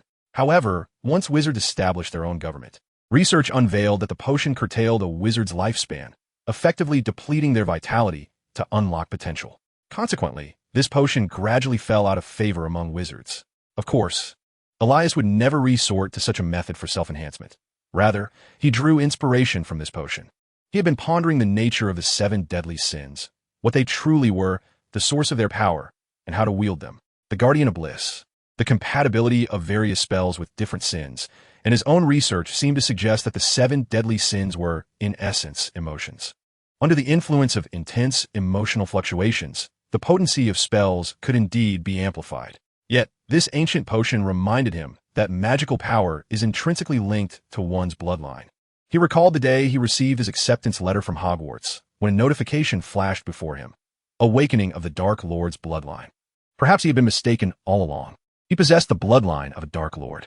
If the power of the 7 deadly sins does not reside within one's bloodline, then where could it possibly exist? He also came to understand why the Philosopher's Stone could gather the 7 deadly sins. It is an essential component in the creation of the elixir of life. Imbued with vitality, the extraordinary nature of his Guardian of Bliss stemmed from the infusion of his own life force within its power. Thus, when he cast spells using the Philosopher's Stone, he was expending magic that contained his own vitality. This explained why prolonged use of the power derived from the 7 deadly sins left him feeling utterly fatigued. He had depleted too much life force in a short span of time. With newfound clarity, Elias recognized that, due to the unique attributes of his Dark Lord bloodline, his life force could regenerate alongside his magical energy, alleviating concerns that utilizing his vitality for spell casting would shorten his lifespan. Yet, even with this understanding of the origins of the power of the 7 deadly sins, Elias found himself unable to wield it, as both life force and emotion remained elusive concepts that he could not truly grasp. Thus, Elias conceived a bold idea. Could his lack of vitality stem from the fact that his bloodline had yet to awaken? Should he attempt to awaken one of the original sins to see what might transpire? Chapter 93, The Exemplary Youth. Elias found this notion quite feasible. The awakening of 3 aspects of the Demon Lord's bloodline would undoubtedly precipitate the world's destruction. However, given his current circumstances, achieving the awakening of all 3 seemed an impossibility. At the very least, he considered himself a commendable youth. With this thought in mind, Elias, after a long interval, accessed his data panel. Demon Lord, Elias Sorensen. Pride, 107. Wrath, 79. Sloth, 82. Greed, 86. Envy, 35. Gluttony, 50. Lust, 95. Abilities, Transmutation LV5, 3, 613, 000. Potionology LV5, 4, 232, 500, Alchemy LV3, 6, 552, 000. Guardian Spell LV6, 7, 562, 000. Brain Sealing LV5, 1, 281, 500. Coma's Spell LV5, 668, 1000. Dark Lightning LV5, 51, 200. Due to the enhancement of his abilities, his Pride Index had notably increased, a fact Elias could not deny. Much like how he pondered ways to bolster his strength, particularly after his second-year duel against Snape had ended in defeat. The significant reduction in his Sloth Index was undeniable. He now had an abundance of studies to attend to each day, leaving no room for idleness. The rise in greed stemmed from his insatiable yearning to acquire more knowledge, while his Lust Index was something he had consistently endeavored to maintain. Aside from lust and pride, the values of the other original sins were quite reassuring. Thus, Elias truly felt no concern that he would ultimately awaken all three original sins. The matter at hand was merely which sin to awaken. The awakening of an original sin would likely bestow him with some form of enhancement, yet it remained uncertain whether different sins would yield different benefits, or, conversely, whether such awakenings might bring about negative consequences. In his previous experiments on the fusion of original sins and spells, pride proved incompatible with other spells, while lust had shown compatibility. Thus, awakening lust seemed to be the more favorable option. However, in the annals of legend, pride was represented by Satan, the sovereign of this world, and was regarded as the most primal and severe of sins. In contrast, lust could only be paralleled with carnal desire, which lacked the same gravitas. After much contemplation, Elias resolved to first attempt the awakening of pride. But how could he enhance his pride? Given the rate at which his pride index was rising, it appeared that he simply needed to let things unfold naturally. Rumors circulated, though their origins were unclear, that each of the 4 founders of Hogwarts had left behind a hidden chamber within the school. Every young wizard harbored dreams of becoming the heir of their respective houses. Upon hearing this rumor, Elias was taken aback. It seemed to hold a peculiar relevance to him. In order to confront the creature lurking in the night, the young wizards ventured out in groups for nocturnal escapades. It is likely that even the heads of the institution could not have anticipated that. Following a surprise raid one evening, the number of students indulging in these nightly excursions would not diminish, but rather increase. Upon reflection, this phenomenon is not entirely perplexing. Neither the initial basilisk attack nor the subsequent creature encounter had resulted in any dire consequences, leaving the young wizards blissfully unaware of the dangers that lay in wait. Tragically, an incident did occur. One morning, as a student made their way to the dining hall, they stumbled upon 5 injured peers lying in the corridor, each suffering from multiple fractures. While none were life-threatening, the sight was nonetheless alarming. The young wizards finally grasped the sheer magnitude of their previous good fortune. Professor McGonagall nearly lost her temper upon hearing of the situation, despite the fact that these 5 students were indeed the victims. They were still subjected to a month of detention. So, your quest for the Chamber of Secrets was merely a wager, a bet on who could locate their house's chamber first? Elias inquired, incredulous. He had come to the infirmary seeking information, only to find that the injured were all acquaintances: Harry, Ron, Malfoy, Goyle, and Crabbe. The previous afternoon, these 2 factions had engaged in a heated argument in the dining hall, ultimately deciding to compete that night in a race to find the chamber. The victor would bask in glory, while the loser would be tasked with washing the winner's socks for a month. Now, they had all unwittingly earned a month of confinement instead. Tell me, did you catch sight of the creature during your encounter? Elias asked. It wasn't us who encountered it. Malfoy deliberately led it to attack us. It's all his fault. Ron shouted angrily. Nonsense, Malfoy retorted, his face pale with fury. I could have vanquished that creature, but your wretched wand sent a spell that struck me instead. How else could I be lying here? You must be in league with a monster. The 2 began to bicker loudly, prompting Elias to intervene, fearing Madame Pomfrey would eject him from the room. Enough. Harry, you speak. A what? Oh, right, Harry replied, gathering his thoughts. Ron and I were exploring an abandoned classroom on the 5th floor when we suddenly heard screams from the corridor. Malfoy and his group were being pursued by a tall, hairy humanoid creature, and we rushed to assist them. The unfolding events mirrored the quarrel between Malfoy and Ron, with the creature being the same one that had previously attacked Lee Jordan. One detail, however, raised suspicion. You all claimed to have been attacked on the 5th floor? Where were you found? Elias inquired. The 5th floor is mostly comprised of abandoned classrooms. Who would venture there so early in the morning? The group exchanged glances, and Ron hesitantly replied, It seems we were found on the 1st floor. The 1st floor? Goyle questioned. Could it be that the creature carried us there? Fool! The creature surely intended to drag us into the chamber to devour us. Yet for some inexplicable reason, it released us midway, Malfoy exclaimed with indignation. Did you not encounter Filch during your nocturnal escapades last night? Elias inquired curiously. Huh, that bald-headed fellow thought he could seize me?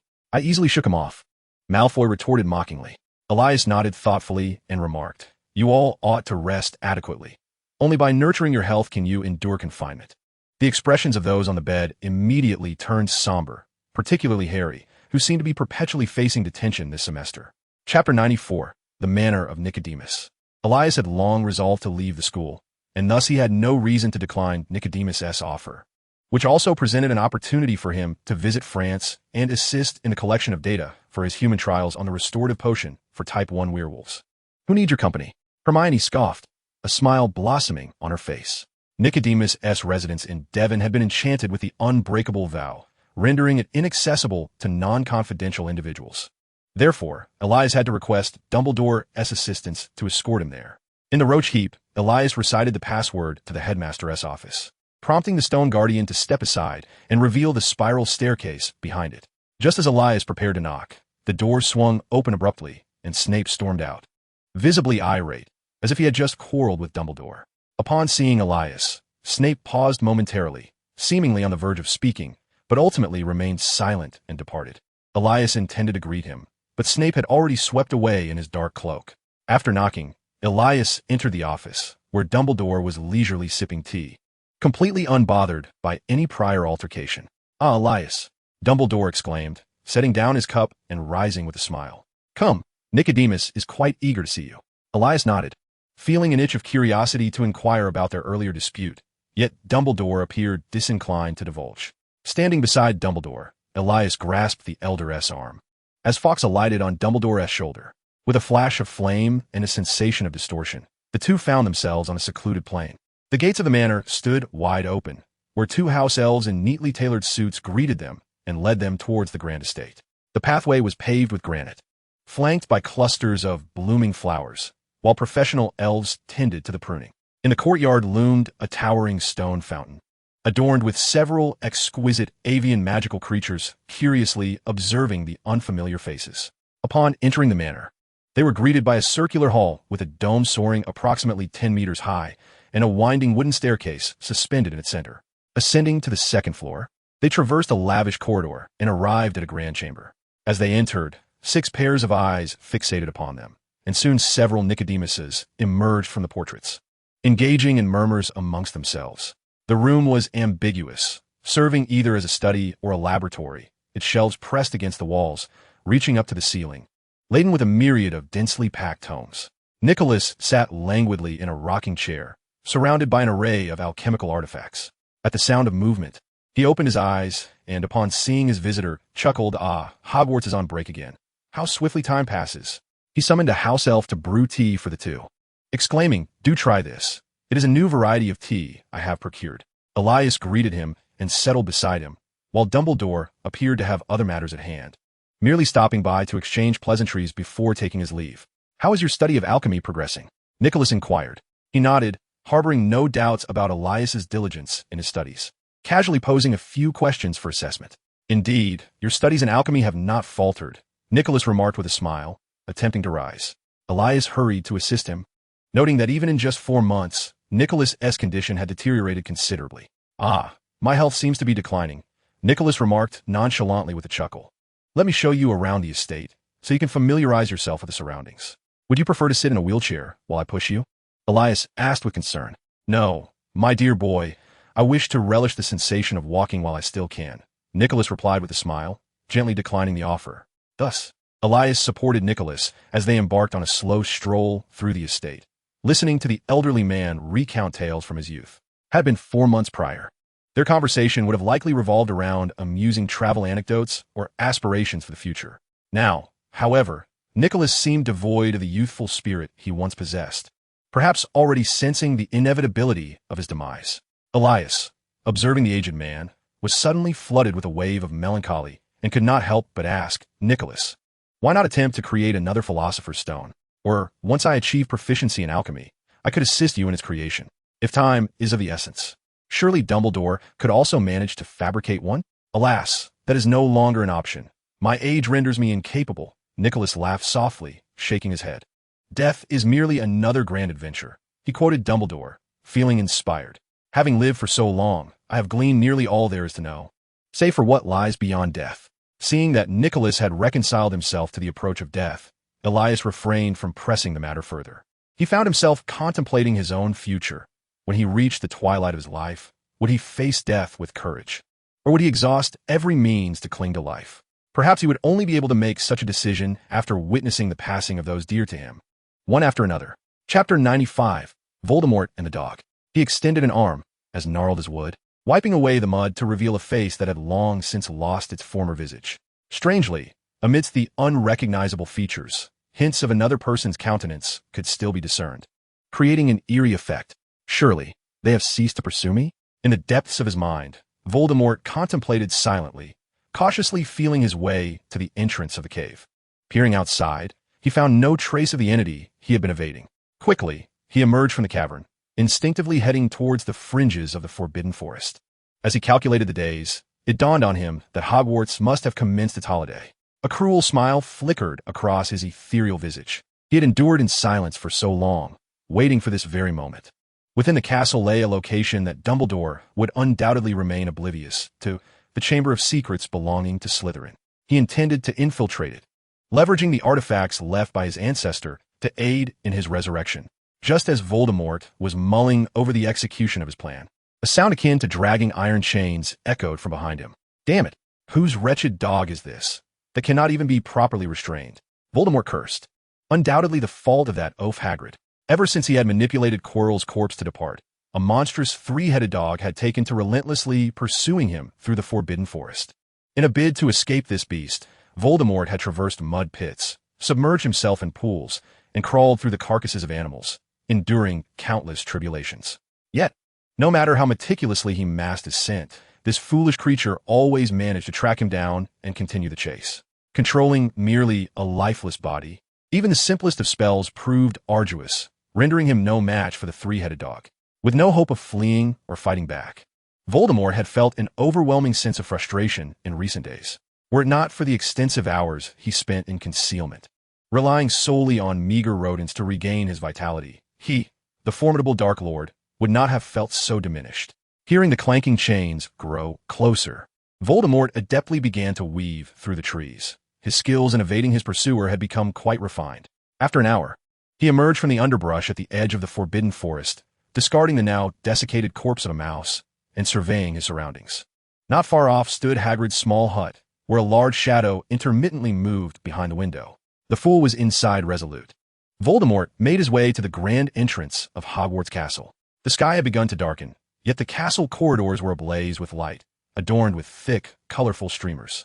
The time for the evening feast was near, and Voldemort deliberately skirted the nearest staircase, navigating around the corridor lined with portraits, until he finally stumbled upon Moaning Myrtle's lavatory on the second floor. With a hiss of excitement, Voldemort swiftly entered the chamber. Curse you, Dumbledore! In a spacious room brimming with alchemical apparatus, Elias was diligently crafting a newly revised Marauder's map under the guidance of Nicholas Flamel. His version of the map not only incorporated a search function to prevent the names of others from obscuring those he sought, but also included a recording feature that could automatically document the terrain and architecture of the places he traversed. Moreover, the visionary Elias drew inspiration from the functionalities of electronic maps decades into the future, enabling him to magnify and minimize specific locations on this Dragonhide map, as well as to display only the pertinent information he required. This method significantly enhanced the map's portability, allowing even a comprehensive world map to be contained within a map no larger than the combined size of 2 potion textbooks. The creation of such a map was an extensive and intricate endeavor. With the assistance of Nicolum, Elias dedicated an entire week to its completion, expending several pieces of fire dragon hide in the process. Only someone as affluent as Nicolum could afford to provide dragon hide for Elias as practice material. Now, all that remained was to input the necessary information into the map. With the map finalized, Elias entrusted Nicolum S. House Elf to escort him to France. The House Elf's ability to apparate was an unexpected revelation for Elias. During peacetime, many adult wizards lacked this skill. The House Elf's apparition was remarkably swift, requiring merely a snap of the fingers, and it could achieve vast distances in an instant. It was no wonder that house elves were not regarded as commonplace slaves in the wizarding world, given this remarkable ability. Shaking his head, Elias chose not to dwell on such matters. After adding another layer of clothing, he summoned his guardian spirit and soared towards Mount Kakiumbali. He considered asking the house elf for a direct transport, but since apparition necessitated knowledge of the destination as appearance, he abandoned that thought. The biting wind howled past him, and Elias nestled within the ethereal embrace of his guardian spirit, shielding himself from the cold. The dynamic map swiftly illustrated the mountains and rivers beneath him, and as he passed by each village, tiny names would appear. His own name was rendered in bold strokes, remaining centered on the map, which helped him accurately discern cardinal directions, preventing him from losing his way while soaring among the clouds. With the aid of the dynamic map, Elias quickly located his destination. In winter, the mist enveloping Mount Kakiumbali had lifted considerably, revealing a large clearing with a substantial bonfire. A group of werewolves was gathered around it, partaking in a feast. Upon finding the name Cahalman Monk on the map, he descended. "Greetings, Mr. Monk," Elias called from midair, aware that mingling with so many werewolves posed a certain risk. The circle of werewolves jumped in surprise, nearly dropping their meat. "It's you?" Cahalman Monk exclaimed in astonishment. "What brings you here?" "I'm here to ask for your assistance in verifying my potion," Elias smiled. "What?" Cahalman gasped, his eyes widening in disbelief. "You've actually developed it." He quickly rose to his feet, eagerly beckoning Elias to enter the house. Come, let me have a look." Elias followed Cahalman into the room, placing the potions he had brought upon the table, and proceeded to elucidate their usage and effects. "A genius. You truly are a genius," Cahalman exclaimed, his face alight with admiration as he cradled the vial of potion, utterly convinced of its efficacy. "However, I cannot afford to wait here until the werewolf transformation occurs. Would it be possible for you to send me the collected data and photographs after conducting your experiments?" Elias inquired, providing his address in England. "No problem, of course not." Cahalman nodded vigorously. "My purpose here is to develop the werewolf potion. Now that you have made the breakthrough, I can certainly assist you with the experiments and send you updates." "All right, I look forward to your good news." Elias was swift in his visit and equally quick to depart. He had no intention of spending the Christmas holiday among a pack of werewolves. He was untroubled by the prospect of his potion being deciphered or replicated. No one could procure basilisk blood as effortlessly as he had. Chapter 96. The burdens of fame as dawn broke. The kitchen of the Sorensen household began to waft delightful aromas, accompanied by the rhythmic sound of chopping vegetables. Creak. The door of the house swung open, and Hermione, as was her custom, hurriedly approached Elias, clutching her Christmas gifts. After stacking a myriad of boxes upon the table, she noticed that Elias seemed oblivious to her presence in the kitchen, and thus she stealthily retreated. Moments later, Hermione re-entered, a handful of snow clutched in her small hand, quietly tiptoeing towards Elias's back. Elias, already aware of her entrance, caught sight of her furtive movements from the corner of his eye and chose to remain silent, curious to discern her intentions. He feigned reaching for something on the nearby counter, intentionally exposing his back completely. Silently counting down, he suddenly pivoted, exclaiming, "Hey, ah!" Hermione's startled scream erupted as the snowball she had intended to shove into Elias's collar crumbled in her grasp and tumbled to the floor. Elias chuckled, turning back to resume preparing breakfast, teasing, "You thought you could sneak up on me?" Behind him, Hermione erupted in laughter, her hands, still damp from the snowball, dove into Elias's clothing. A chill raced through him, invigorating his spirit. "I surrender, I surrender, I surrender." "Umph, you little rascal," Hermione declared, arching her neck triumphantly like a victorious swan. Noticing Elias washing his hands under cold water, she dashed out of the kitchen, declaring, "I am done playing this with you." This year, Hermione received several more gifts than the last. Ginny had bestowed upon her a book. Luna gifted her a set of magazines titled Singing Contradictions.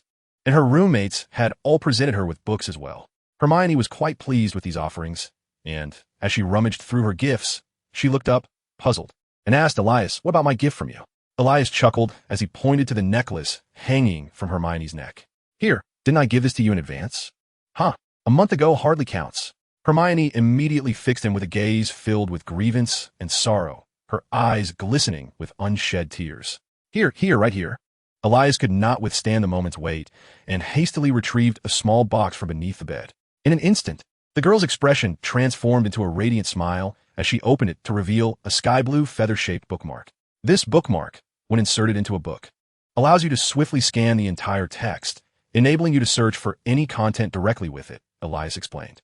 Hermione eagerly tried it out, and then carefully tucked it into the pocket of her blouse. Next came the time for Hermione to unwrap Elias's gifts. "Why do you have so many presents this year?" she inquired, pulling out a gift box from the mountain of packages. "Daphne Greengrass?" Hermione's eyes narrowed slightly. "Isn't she a girl from your year in Slytherin?" "I don't quite remember." "Perhaps," Elias replied, shaking his head, having never made a point of memorizing others' names. As Hermione rummaged through the gifts, she surprisingly unearthed several more parcels from girls, each containing either dark or white chocolate. "You have so many female friends at school?" Hermione scrutinized Elias with a hint of suspicion in her gaze. "Of course not. I don't know them at all," Elias quickly denied, adding, "Maybe it's just because I'm exceptionally handsome." Hermione pouted and asked, "What about the chocolates? Are you going to accept them? You can't eat treats from strangers." "Isn't that something they teach you in kindergarten?" Elias replied, shaking his head. Hermione nodded, falling silent as she continued to unwrap the gifts. Uncertain why a wave of discontent washed over her. All right. I truly don't know them, nor do I know how they got my address." Elias observed her mood and gently ruffled Hermione's hair, speaking softly, "Don't pay them any mind. I only have eyes for our dear Hermione." A blush crept onto Hermione's cheeks as she lowered her head and quietly asked, "Can I take all these girls' gifts with me?" "Yes. You can even throw them away if you wish." Elias shrugged nonchalantly. "On second thought, perhaps I shouldn't. After all, it is their kind intention," Hermione replied, her smile returning as her enthusiasm for unwrapping gifts reignited. Elias silently sighed in relief, having navigated a potential crisis. Beyond the notoriety he had gained at school, which led to an influx of gifts from admirers, Elias had also garnered a few pen pals due to his published papers, resulting in an abundance of presents. He sifted through the pile, prioritizing gifts from acquaintances to open. This year, Dumbledore had gifted him a book on alchemy, an unnecessary addition, Elias mused. Likely a consequence of his own decision to gift the headmaster a book, leaving Dumbledore unsure of what to present in return. Professor McGonagall presented him with a more sophisticated set of transformation journals this year, surpassing the previous collection. In return, he gifted her a white top hat.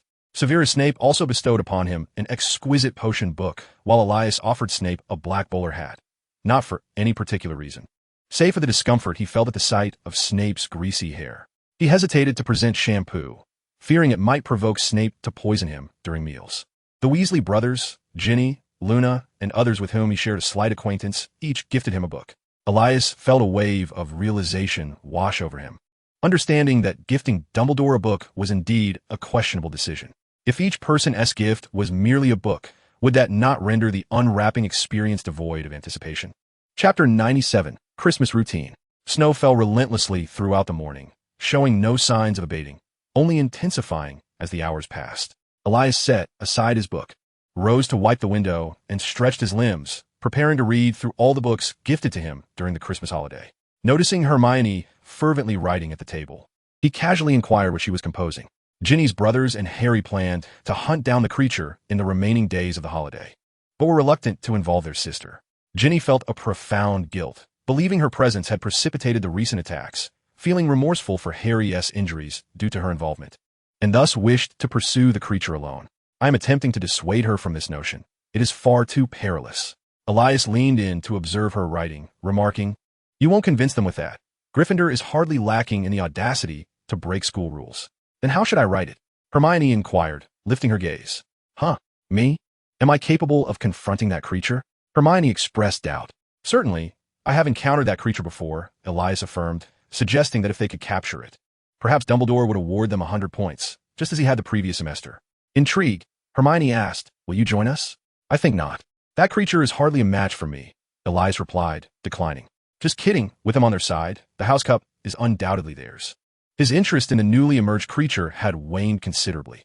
It had proven to be far less dangerous than the basilisk, and was hardly worthy of being considered a rival, displaying only a penchant for elusive behavior. Moreover, the likelihood of it being under Tom's control appeared exceedingly slim. He could not fathom that a young Tom would suddenly adopt such benevolence, after attacking students at night, sparing them from death, and even ensuring they were escorted to the hospital wing for care. Perhaps, as he had previously mused, Hogwarts harbored other hidden chambers left by the founders, and this creature was intended as a trial for future students. Dumbledore has always relished such endeavors. One might find it incredulous that the headmaster has yet to uncover any trace of this creature. Elias, for one, has already formulated some plausible theories, not to mention Dumbledore, who possesses a panoramic view of the entire castle. Regardless of how elusive the creature may be, The multitude of portraits throughout the castle serves as a veritable network of surveillance, promptly relaying information to Dumbledore. Why then does the headmaster not expedite the resolution of this matter? It is likely that he harbors intentions of allowing the students to hone their skills, akin to the Forbidden Forest. The student who ultimately captures or vanquishes the beast would earn points for their respective house. Aware that the situation lies well within Dumbledore's purview, Elias refrains from wasting time on nocturnal excursions in search of the creature. Allowing Hermione to train is quite commendable.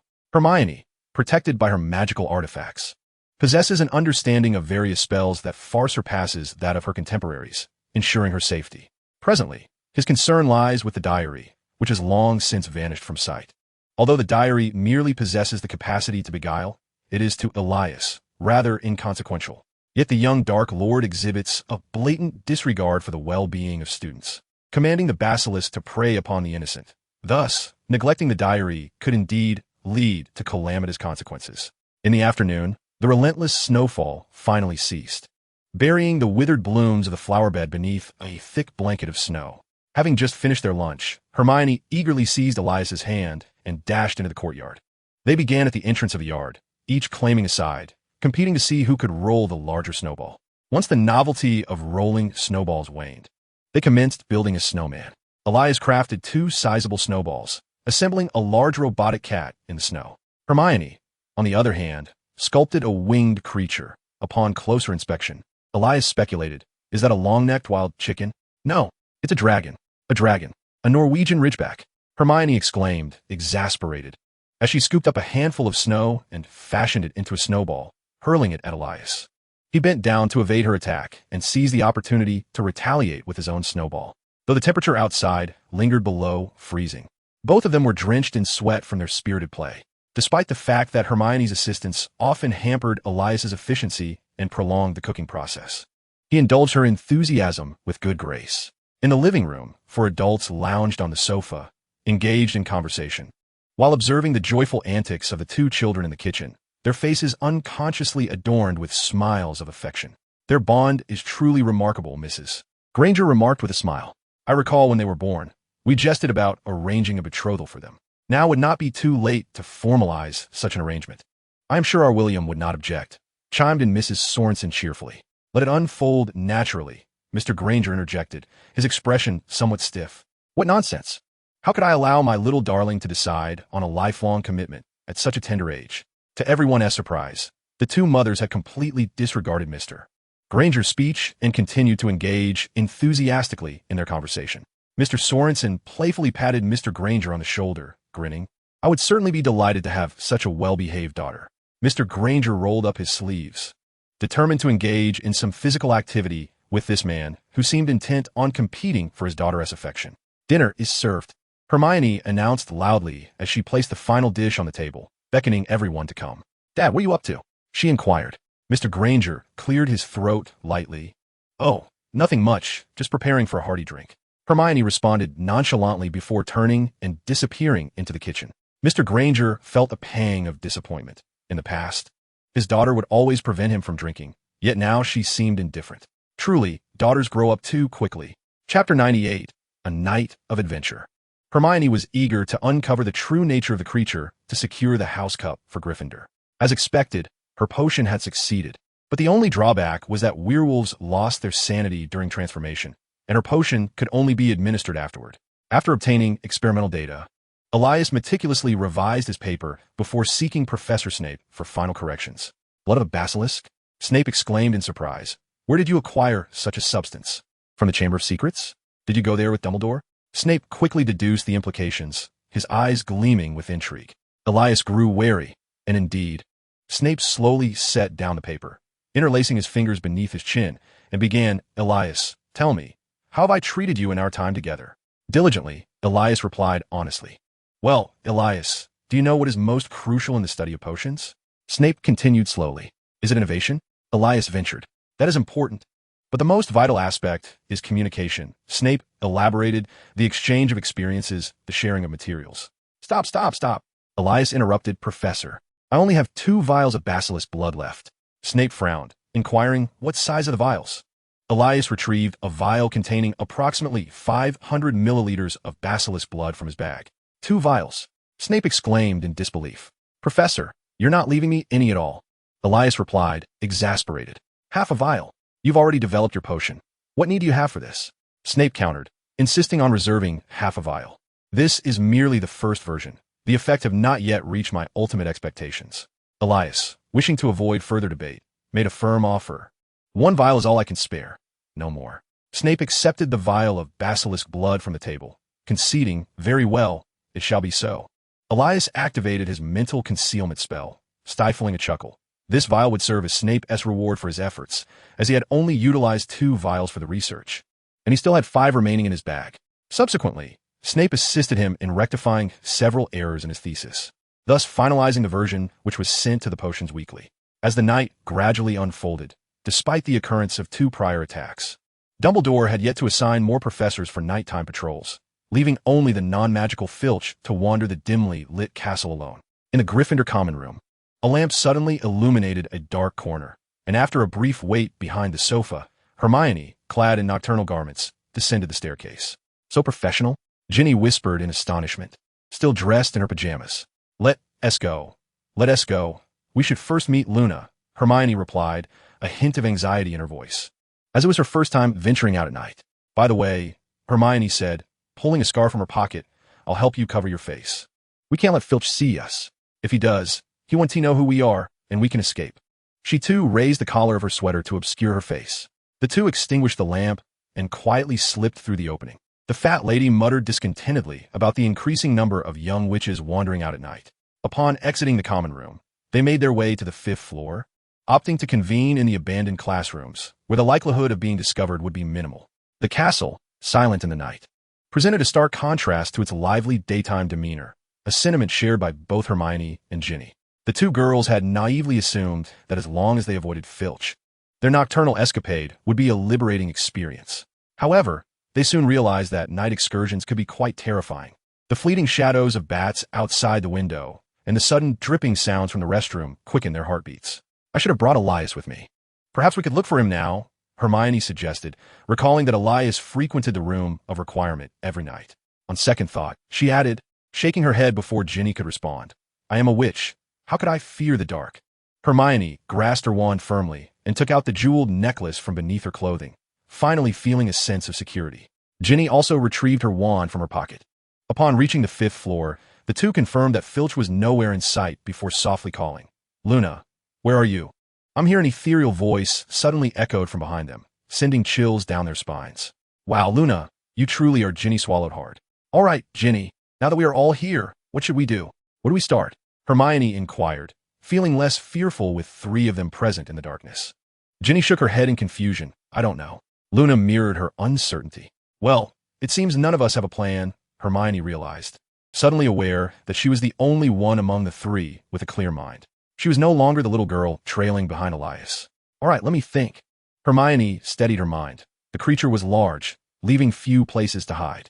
I had heard Elias mention the locations of its 2 attacks, once on the 4th floor and once on the 5th. Perhaps the beast lurked within those 2 levels. Let us commence our search in the abandoned classroom on the 5th floor. Agreed. Chapter 99, The Identity of a Monster. Prior to their nocturnal excursion, Hermione had never realized the multitude of abandoned classrooms within Hogwarts Castle. However, upon reflection, it seemed reasonable. The student population was relatively small, while the castle itself was vast, containing numerous rooms, making it unsurprising that many classrooms remained unused. The trio of girls wandered through the dimly lit corridors of the 5th floor for quite some time, meticulously inspecting each deserted classroom, yet to no avail. Just as they resigned themselves to a fruitless night, Hermione suddenly perceived a series of heavy thuds emanating from above. Those were the footsteps of that colossal creature. She exchanged a glance with Ginny and Luna, both of whom had heard it as well. Without uttering a word, the 3 of them instinctively bolted towards the staircase. Could it be on the 6th floor? A thought flashed through Hermione's mind. Why did this monster appear exclusively on the 4th, 5th, and 6th floors, avoiding the first 3? Was it because the lower levels housed the professor's offices? But how could the creature possibly know where those offices were located? It seemed evident that someone was indeed manipulating this beast. As these thoughts swirled in her mind, Hermione's pace quickened. The trio ascended the stairs, rounding a corridor until they reached the vicinity of the footsteps they had just heard. The creature moved with remarkable speed, and by now, the sound of its footsteps had vanished, leaving only a foul odor wafting through the corridor. Had the beast fallen into a cesspit? Ginny remarked, pinching her nose in disgust. Cautiously, the three girls approached the nearest corner of the corridor and peeked around, spotting a faint light beside a suit of armor. That must be Filch's lantern. Ginny speculated uncertainly. I have seen him with one just like it. But where could Filch be? Luna inquired. If a monster had just passed through here, surely he would have encountered it. Could he have already been devoured by the creature? That monster likely does not consume humans, Hermione asserted as she led the way into the corridor. She picked up the lantern, raised her wand, and incanted a spell to extinguish its flame. There, now that Filch's lantern is out, it becomes even less likely he will catch us. Ginny stifled a giggle and asked, shall we pursue? Hermione placed the lantern back down, and the three resumed their stealthy jog along the wall. They had already covered considerable ground that evening, and were now slightly breathless. Fortunately, their efforts bore fruit. As they rounded another corner, they finally heard the sound of the massive creature running, accompanied by the excited shouts of two students. It was Fred and George. Ginny exclaimed in surprise. The three of them quickly concealed themselves in an empty classroom, peering through the crack of the door. Before long, the twin brothers dashed past, with Fred exclaiming, Quick, George, let us make another round. I refuse to believe this monster can evade the traps we've set. It became evident that the foul odor emanated from the two of them. Ginny realized they were provoking the creature. Indeed, the monster was incensed, swinging its massive arms vigorously, hastening its pace as if striving to cover 2 steps with one, eager to deliver a punch that would incapacitate the brothers. However, Hermione observed something peculiar. Despite its fury, the monster refrained from roaring loudly, emitting only a low growl, seemingly wary of something, suppressing its voice. As the creature whirled past like a gust of wind, Luna suddenly exclaimed, Horseflies! There are swarms of horseflies buzzing around that monster's head. It appeared to be Luna's first encounter with such a phenomenon, and she curiously questioned, but only humans are bothered by horseflies, right? Could this monster be transformed from a wizard? Hermione and Ginny were taken aback by Luna's notion. The idea of a wizard morphing into a creature over 3 meters tall seemed implausible. As for horseflies, the two had heard Luna mention them before, yet they remained skeptical of their actual existence. Just as Hermione was about to counter, an incredulous hypothesis surged within her mind. Filch, she gasped. Could this monster be Filch transformed? After all, Filch's lantern was present, indicating he must be nearby. Yet, with such commotion, how could he not have appeared? Even if he hadn't heard, the stench should have signaled that students were wandering at night. The last time Harry was attacked, he had been discovered on the first floor by other students in the morning. Ginny also spotted inconsistencies, incredulously stating, but Filch's office is right on the first floor. How could he not hear the monster during the night, and yet fail to notice Harry and the others in the morning? Isn't he the castle caretaker? The more they pondered, the more plausible the theory that the monster was a transformation of Filch seemed. To verify this suspicion, the trio remained in the empty classroom, waiting to see whether Filch would appear in pursuit of the monster. If Filch were merely frightened and had gone to rouse a professor to accompany him, that would be one thing. However, if the creature truly was Filch transformed, they would be at a loss regarding what to do. Before capturing the monster, would any professor believe their account if they reported it? Surely, they would be dismissed as jesters and reprimanded. Yet, they did not wait for Filch. Instead, they were greeted by the panting forms of George and Fred. I can hardly run anymore. What should we do? Fred gasped, glancing anxiously at the approaching shadow behind them. Although their traps did not succeed, the time the monster wasted avoiding them allowed them to gain a considerable distance. Otherwise, they would have been caught long ago. If all else fails, this tactic must be employed. George retrieved a bundle of fireworks from his pocket, startling the professor awake. This would ensure their escape. No. Chapter 100. The war is not yet over. Before Fred could respond, a sudden feminine voice startled him, causing his heart to skip a beat. George was equally shocked, nearly igniting the fireworks in his hand. We cannot allow that, or the professor will catch us and deduct points. Hermione rushed out of the room to intervene, having ventured out at night to aid her friends and earn points of the house. The thought of losing points instead left her feeling despondent. Hermione? Ginny? And Luna? Fred exclaimed in surprise as he beheld the 3 younger girls rushing out of the classroom to join them. What are you doing here? Mind your own business. Ginny retorted unceremoniously. We came here on our own. You didn't include me. Truly our sister. George laughed, unfazed, yet warned that without calling for the professor, they might not escape. However, as long as the monster does not pursue us, evading the professor's notice should be quite manageable. Fred spoke with utmost confidence, declaring that since their second year, they had never been caught during nighttime escapades. Hermione was bewildered by their confidence, but she had not come to confront the monster merely to flee from it. "We must capture this creature," she asserted. "It must not be allowed to attack students any longer." "Yes, we must avenge Harry," Ginny agreed vigorously. "With so many of us, that monster cannot possibly stand a chance against us." George, somewhat resigned, countered, "But you're only in your first year. How many spells do you really know?" "I know plenty," Ginny replied defiantly, nearly revealing the few spells she had learned from her diary, but she caught herself in time. "Have you confronted that monster?" Hermione interjected, halting the pointless argument. "Of course not, miss. That monster is clearly beyond our capabilities," Fred replied. "However, we set a trap in another corridor, hoping to ensnare it. But it was too clever and evaded all our traps." The girls exchanged glances. Perhaps the monster could understand them. Hermione lowered her voice. "Elias said that the creature is not particularly strong. Let us turn and attack it together, striking as we run until we reach the corridor where we set the trap, and see if we can catch it." "I know the petrifying charm," Luna announced. "I know the shattering spell, and I can also perform the petrifying charm," Ginny chimed in. "Very well. Then we shall all use the petrifying charm," Hermione declared decisively. "Prepare yourselves." George and Fred exchanged bewildered glances before hastily following suit, gripping their wands. 3, 2, 1. Petrify them all. 5 beams of gray light, varying in size and brightness, shot forth as the creature surged forward. Unaware of the impending spell, it collided directly with the oncoming enchantment. Momentarily petrified by the relentless barrage of stone-casting spells, the creature's massive form toppled uncontrollably. The group halted in astonishment, gazing at their wands in disbelief at their own prowess. "Success!" Ginny let out a small cheer, unable to suppress her excitement as she embraced Hermione and Luna. "Awesome!" George and Fred exchanged enthusiastic high fives, suddenly regretting their earlier instinct to flee. The creature roared in fury, swiftly regaining its footing, having completely shaken off the effects of the petrification spell. "Keep running," George urged, emboldened by their recent triumph over the beast, which instilled a newfound confidence in their plan to ensnare it. As they stealthily distanced themselves from the creature, 2 figures emerged from behind a statue. Elias, clutching a newly crafted Marauder's map, observed the name Argus Filch pursuing the 5 with remarkable speed. "What a brilliant idea," Dumbledore remarked, glancing at the map with admiration. Elias showed no intent to hide his creation from Dumbledore, who had long been aware of the map's existence. Initially, Elias had sought the map merely to ascertain Hermione's safety, only to discover Dumbledore's name nearby, prompting his visit. "I must admit, I'm not entirely certain," Dumbledore mused, "but from my observations, it appears that Argus may be possessed by some entity." "Professor, you've never encountered such a creature?" Elias asked, surprised.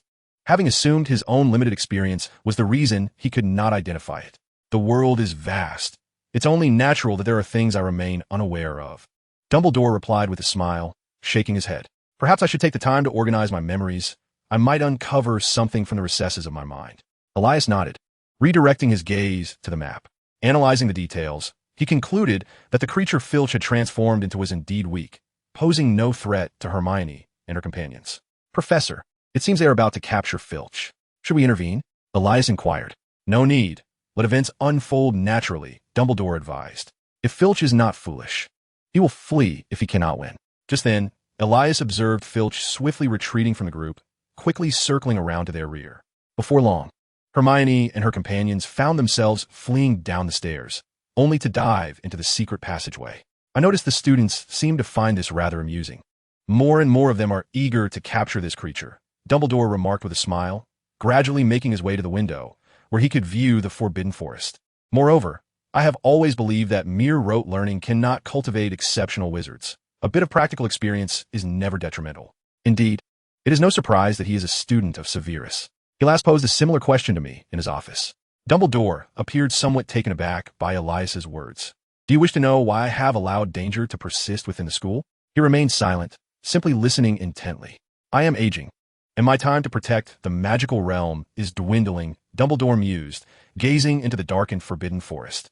"However, the truth remains that the war within the wizarding world is far from over." Chapter 101, The New Dueling Club. As Elias lay in bed, he pondered his conversation with Dumbledore. The headmaster's intentions were unmistakably clear. Voldemort was not dead, and it was highly likely that he would one day return to life. By that time, he would be even more powerful than before. although Dumbledore was confident in his ability to confront a stronger Voldemort. Who could guarantee that he would not rise again? If this continued, eventually, when Dumbledore's time came, Voldemort would turn both the magical and Muggle worlds upside down. Thus, Dumbledore hoped to uncover more talented young wizards while he still held the reins, to combat the future threat posed by Voldemort. The defense against the dark arts professor had always been lackluster, a reality Dumbledore wished to change. However, Tom Riddle's desire to teach this very subject had been thwarted by Dumbledore's refusal, and since that day, the position had been cursed by Voldemort, with no one able to remain in it for more than a single academic year. Every wizard who attempted to break this curse faced unfortunate incidents that forced them to resign. Naturally, Dumbledore did not wish for any gifted wizards to lose their lives due to this curse. Thus, he had no choice but to recruit less competent wizards to teach, hoping to dilute the curse's potency. Recently, Voldemort seemed increasingly active, heightening Dumbledore's sense that the time for his resurrection drew near. Consequently, Dumbledore resolved to continue recruiting exceptional wizards for the upcoming semester, despite the curse. The current semester's Lockhart would be the last casualty. The dueling club. The thought of the previously held club sparked an idea in Elias's mind. During the previous iteration, Lockhart and Snape had served as guiding instructors, and naturally, the students were eager to participate. However, Snape, like every head of house, was typically occupied, leaving little time to oversee the dueling club. This resulted in Lockhart being the sole professor present for the club's second event. By now, all students were aware of Lockhart's ineptitude, and thus, no one was willing to attend, leading to the inevitable dissolution of the dueling club. Perhaps he could revive the dueling club, assuming the role of president. He could invite Professors McGonagall, Flitwick, Snape, and any other willing professors to participate as instructors. The timing of the club's activities is rather unpredictable, as they are contingent upon the availability of certain professors. This arrangement ensures that students receive professional guidance while alleviating the burden on the professors. Furthermore, the duel club stands apart from other courses. It primarily imparts combat techniques, with all participants learning the same material. Thus, there is no necessity to segregate activities by year, rendering it an ideal setting for the establishment of a club. Moreover, assuming the role of the duel club leader presents Elias with another advantage. He can request individualized mentorship from the professors. It is rumored that Professor Flitwick was once a champion in wizard dueling during his youth. Once Elias has sufficiently mastered the skills from Professor Flitwick, why couldn't he himself become the guiding instructor for the club? This would allow him to gain valuable experience in mentoring students, laying a solid foundation for his future aspirations of becoming the headmaster. While pondering these thoughts, Elias gradually drifted into slumber. The following day, Dumbledore promptly acquiesced to his proposal, and Elias effortlessly enlisted several house heads into his duel club, except for Professor Sprout, the amiable head of Hufflepuff, who does not excel in wizard dueling. The rest were eager to join. By lunchtime, students were astonished to discover that the duel club had reopened and was actively recruiting members. When they saw that the club's leadership had shifted from Lockhart to Elias, they erupted in cheers. The presence of 3 house heads as instructors further ignited their enthusiasm, causing many who initially intended to merely observe to reconsider their participation. Amidst the crowd, Harry tugged at Ron's sleeve and inquired loudly, "Ron, are you planning to sign up?" "Of course," Ron replied dreamily. "It's wizard dueling. If I learn a couple of moves, I'll have no trouble dealing with Malfoy in the future." A scoff came from a short distance away as Malfoy sneered. "You think you can challenge me with that thick head of yours? You probably won't even pass the entrance assessment for this club." Although the club was still in its infancy, Elias established some straightforward rules. The entrance assessment was not overly difficult. One requirement was that aspiring members must exhibit proficiency in at least 3 offensive spells, including any minor hexes capable of incapacitating an opponent. After all, it would be quite ridiculous to learn combat techniques without even knowing a few spells.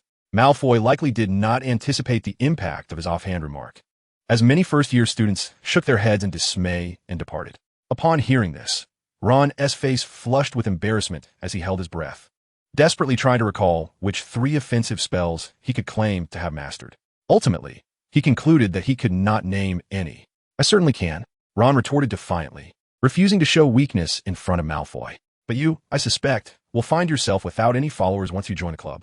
Well then, I could easily take both of you down," he added confidently. Malfoy casually issued a harsh remark. "Let us go, Harry," Ron hurriedly urged, no longer engaging with Malfoy, as he pulled Harry towards the throng. "Harry, you'll definitely know the 3 proficient offensive spells, right?" Harry pondered for a moment before nodding. 3 spells would indeed be manageable. Splendid. Ron exhaled in relief. You must teach me, my good friend. I need to prove to Malfoy that I, too, can join the dueling club. Naturally, Harry would not refuse such a simple request from his dear friend, though the club would officially begin recruiting on Saturday. Is it still possible? Absolutely. I'm not a novice at Hogwarts, you know, Ron replied, leading Harry towards the lawn outside Hogwarts. An anxious voice interrupted them. Neville timidly raised his hand and asked, Could you take me along? I think I might need some last-minute training. Come on, let us hurry, Ron said without hesitation, pulling Neville along as he gritted his teeth. Curse you, Malfoy, just wait. Chapter 102. Elias begins to assemble an army. Once the dueling club became a long-term gathering activity, it could no longer continue in the Great Hall. Therefore, Elias specifically requested an empty classroom and cast the extension charm until the room could accommodate the entire student body. This vacant classroom was located on the 5th floor. Elias relocated the suits of armor he had previously used for spell experimentation from the room of requirement to serve as targets for training, spell accuracy, and speed. These armors had been modified to automatically restore themselves after falling apart. He also hastily created numerous targets that could move freely in all directions, which were further enhanced with protective enchantments to ensure they wouldn't be easily damaged. The stage previously acquired by Lockhart was reinforced through alchemy and put back into service.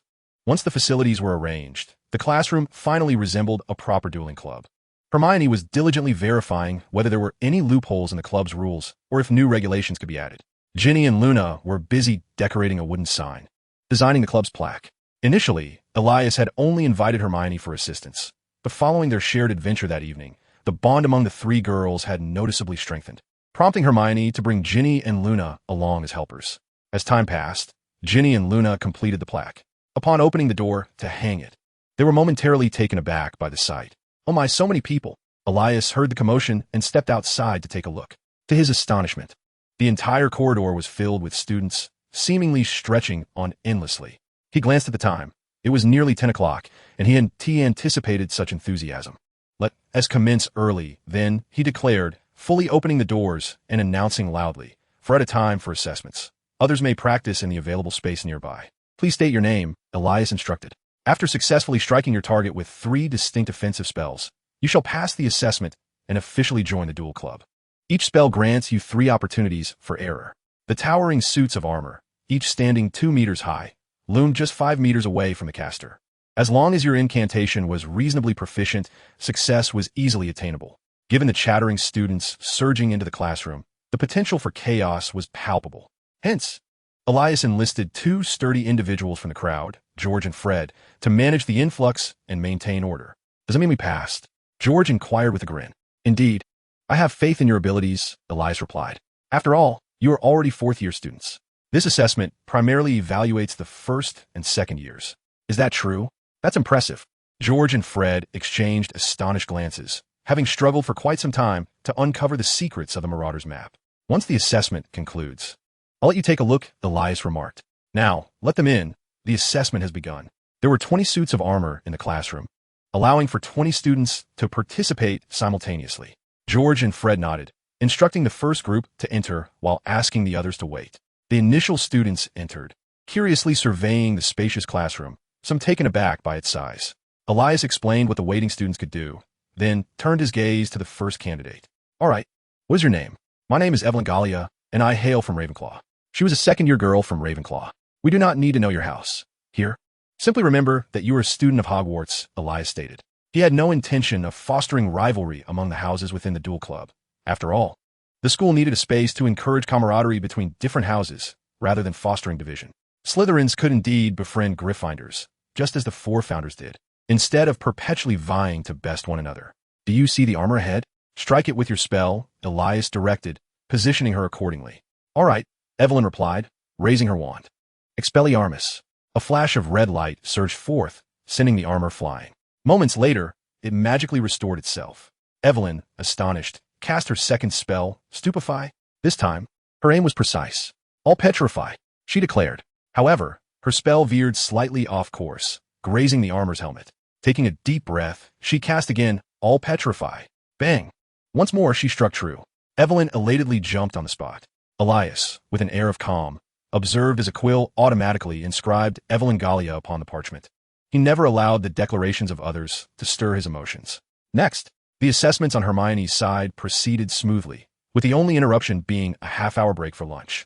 Their evaluations continued uninterrupted until 5 in the afternoon, when they finally concluded. Apart from a few first-year students who had not passed their assessments, and the fifth-year students preoccupied with examinations, as well as the seventh-year students engaged in both testing and job hunting, nearly all students from other grades participated in the dueling club. During the evaluations, the three heads of houses visited the classroom. Professor Flitwick stood 10 meters away from the moving target, demonstrating the spell casting on the mobile target. Professors McGonagall and Snape then presented a display of wizarding duels, culminating in Professor McGonagall's transfiguration triumphing over her opponent. Both professors were lenient in their performance, though it remains uncertain who was more lenient. Should genuine dark magic be unleashed? Elias felt that Snape might possess the upper hand.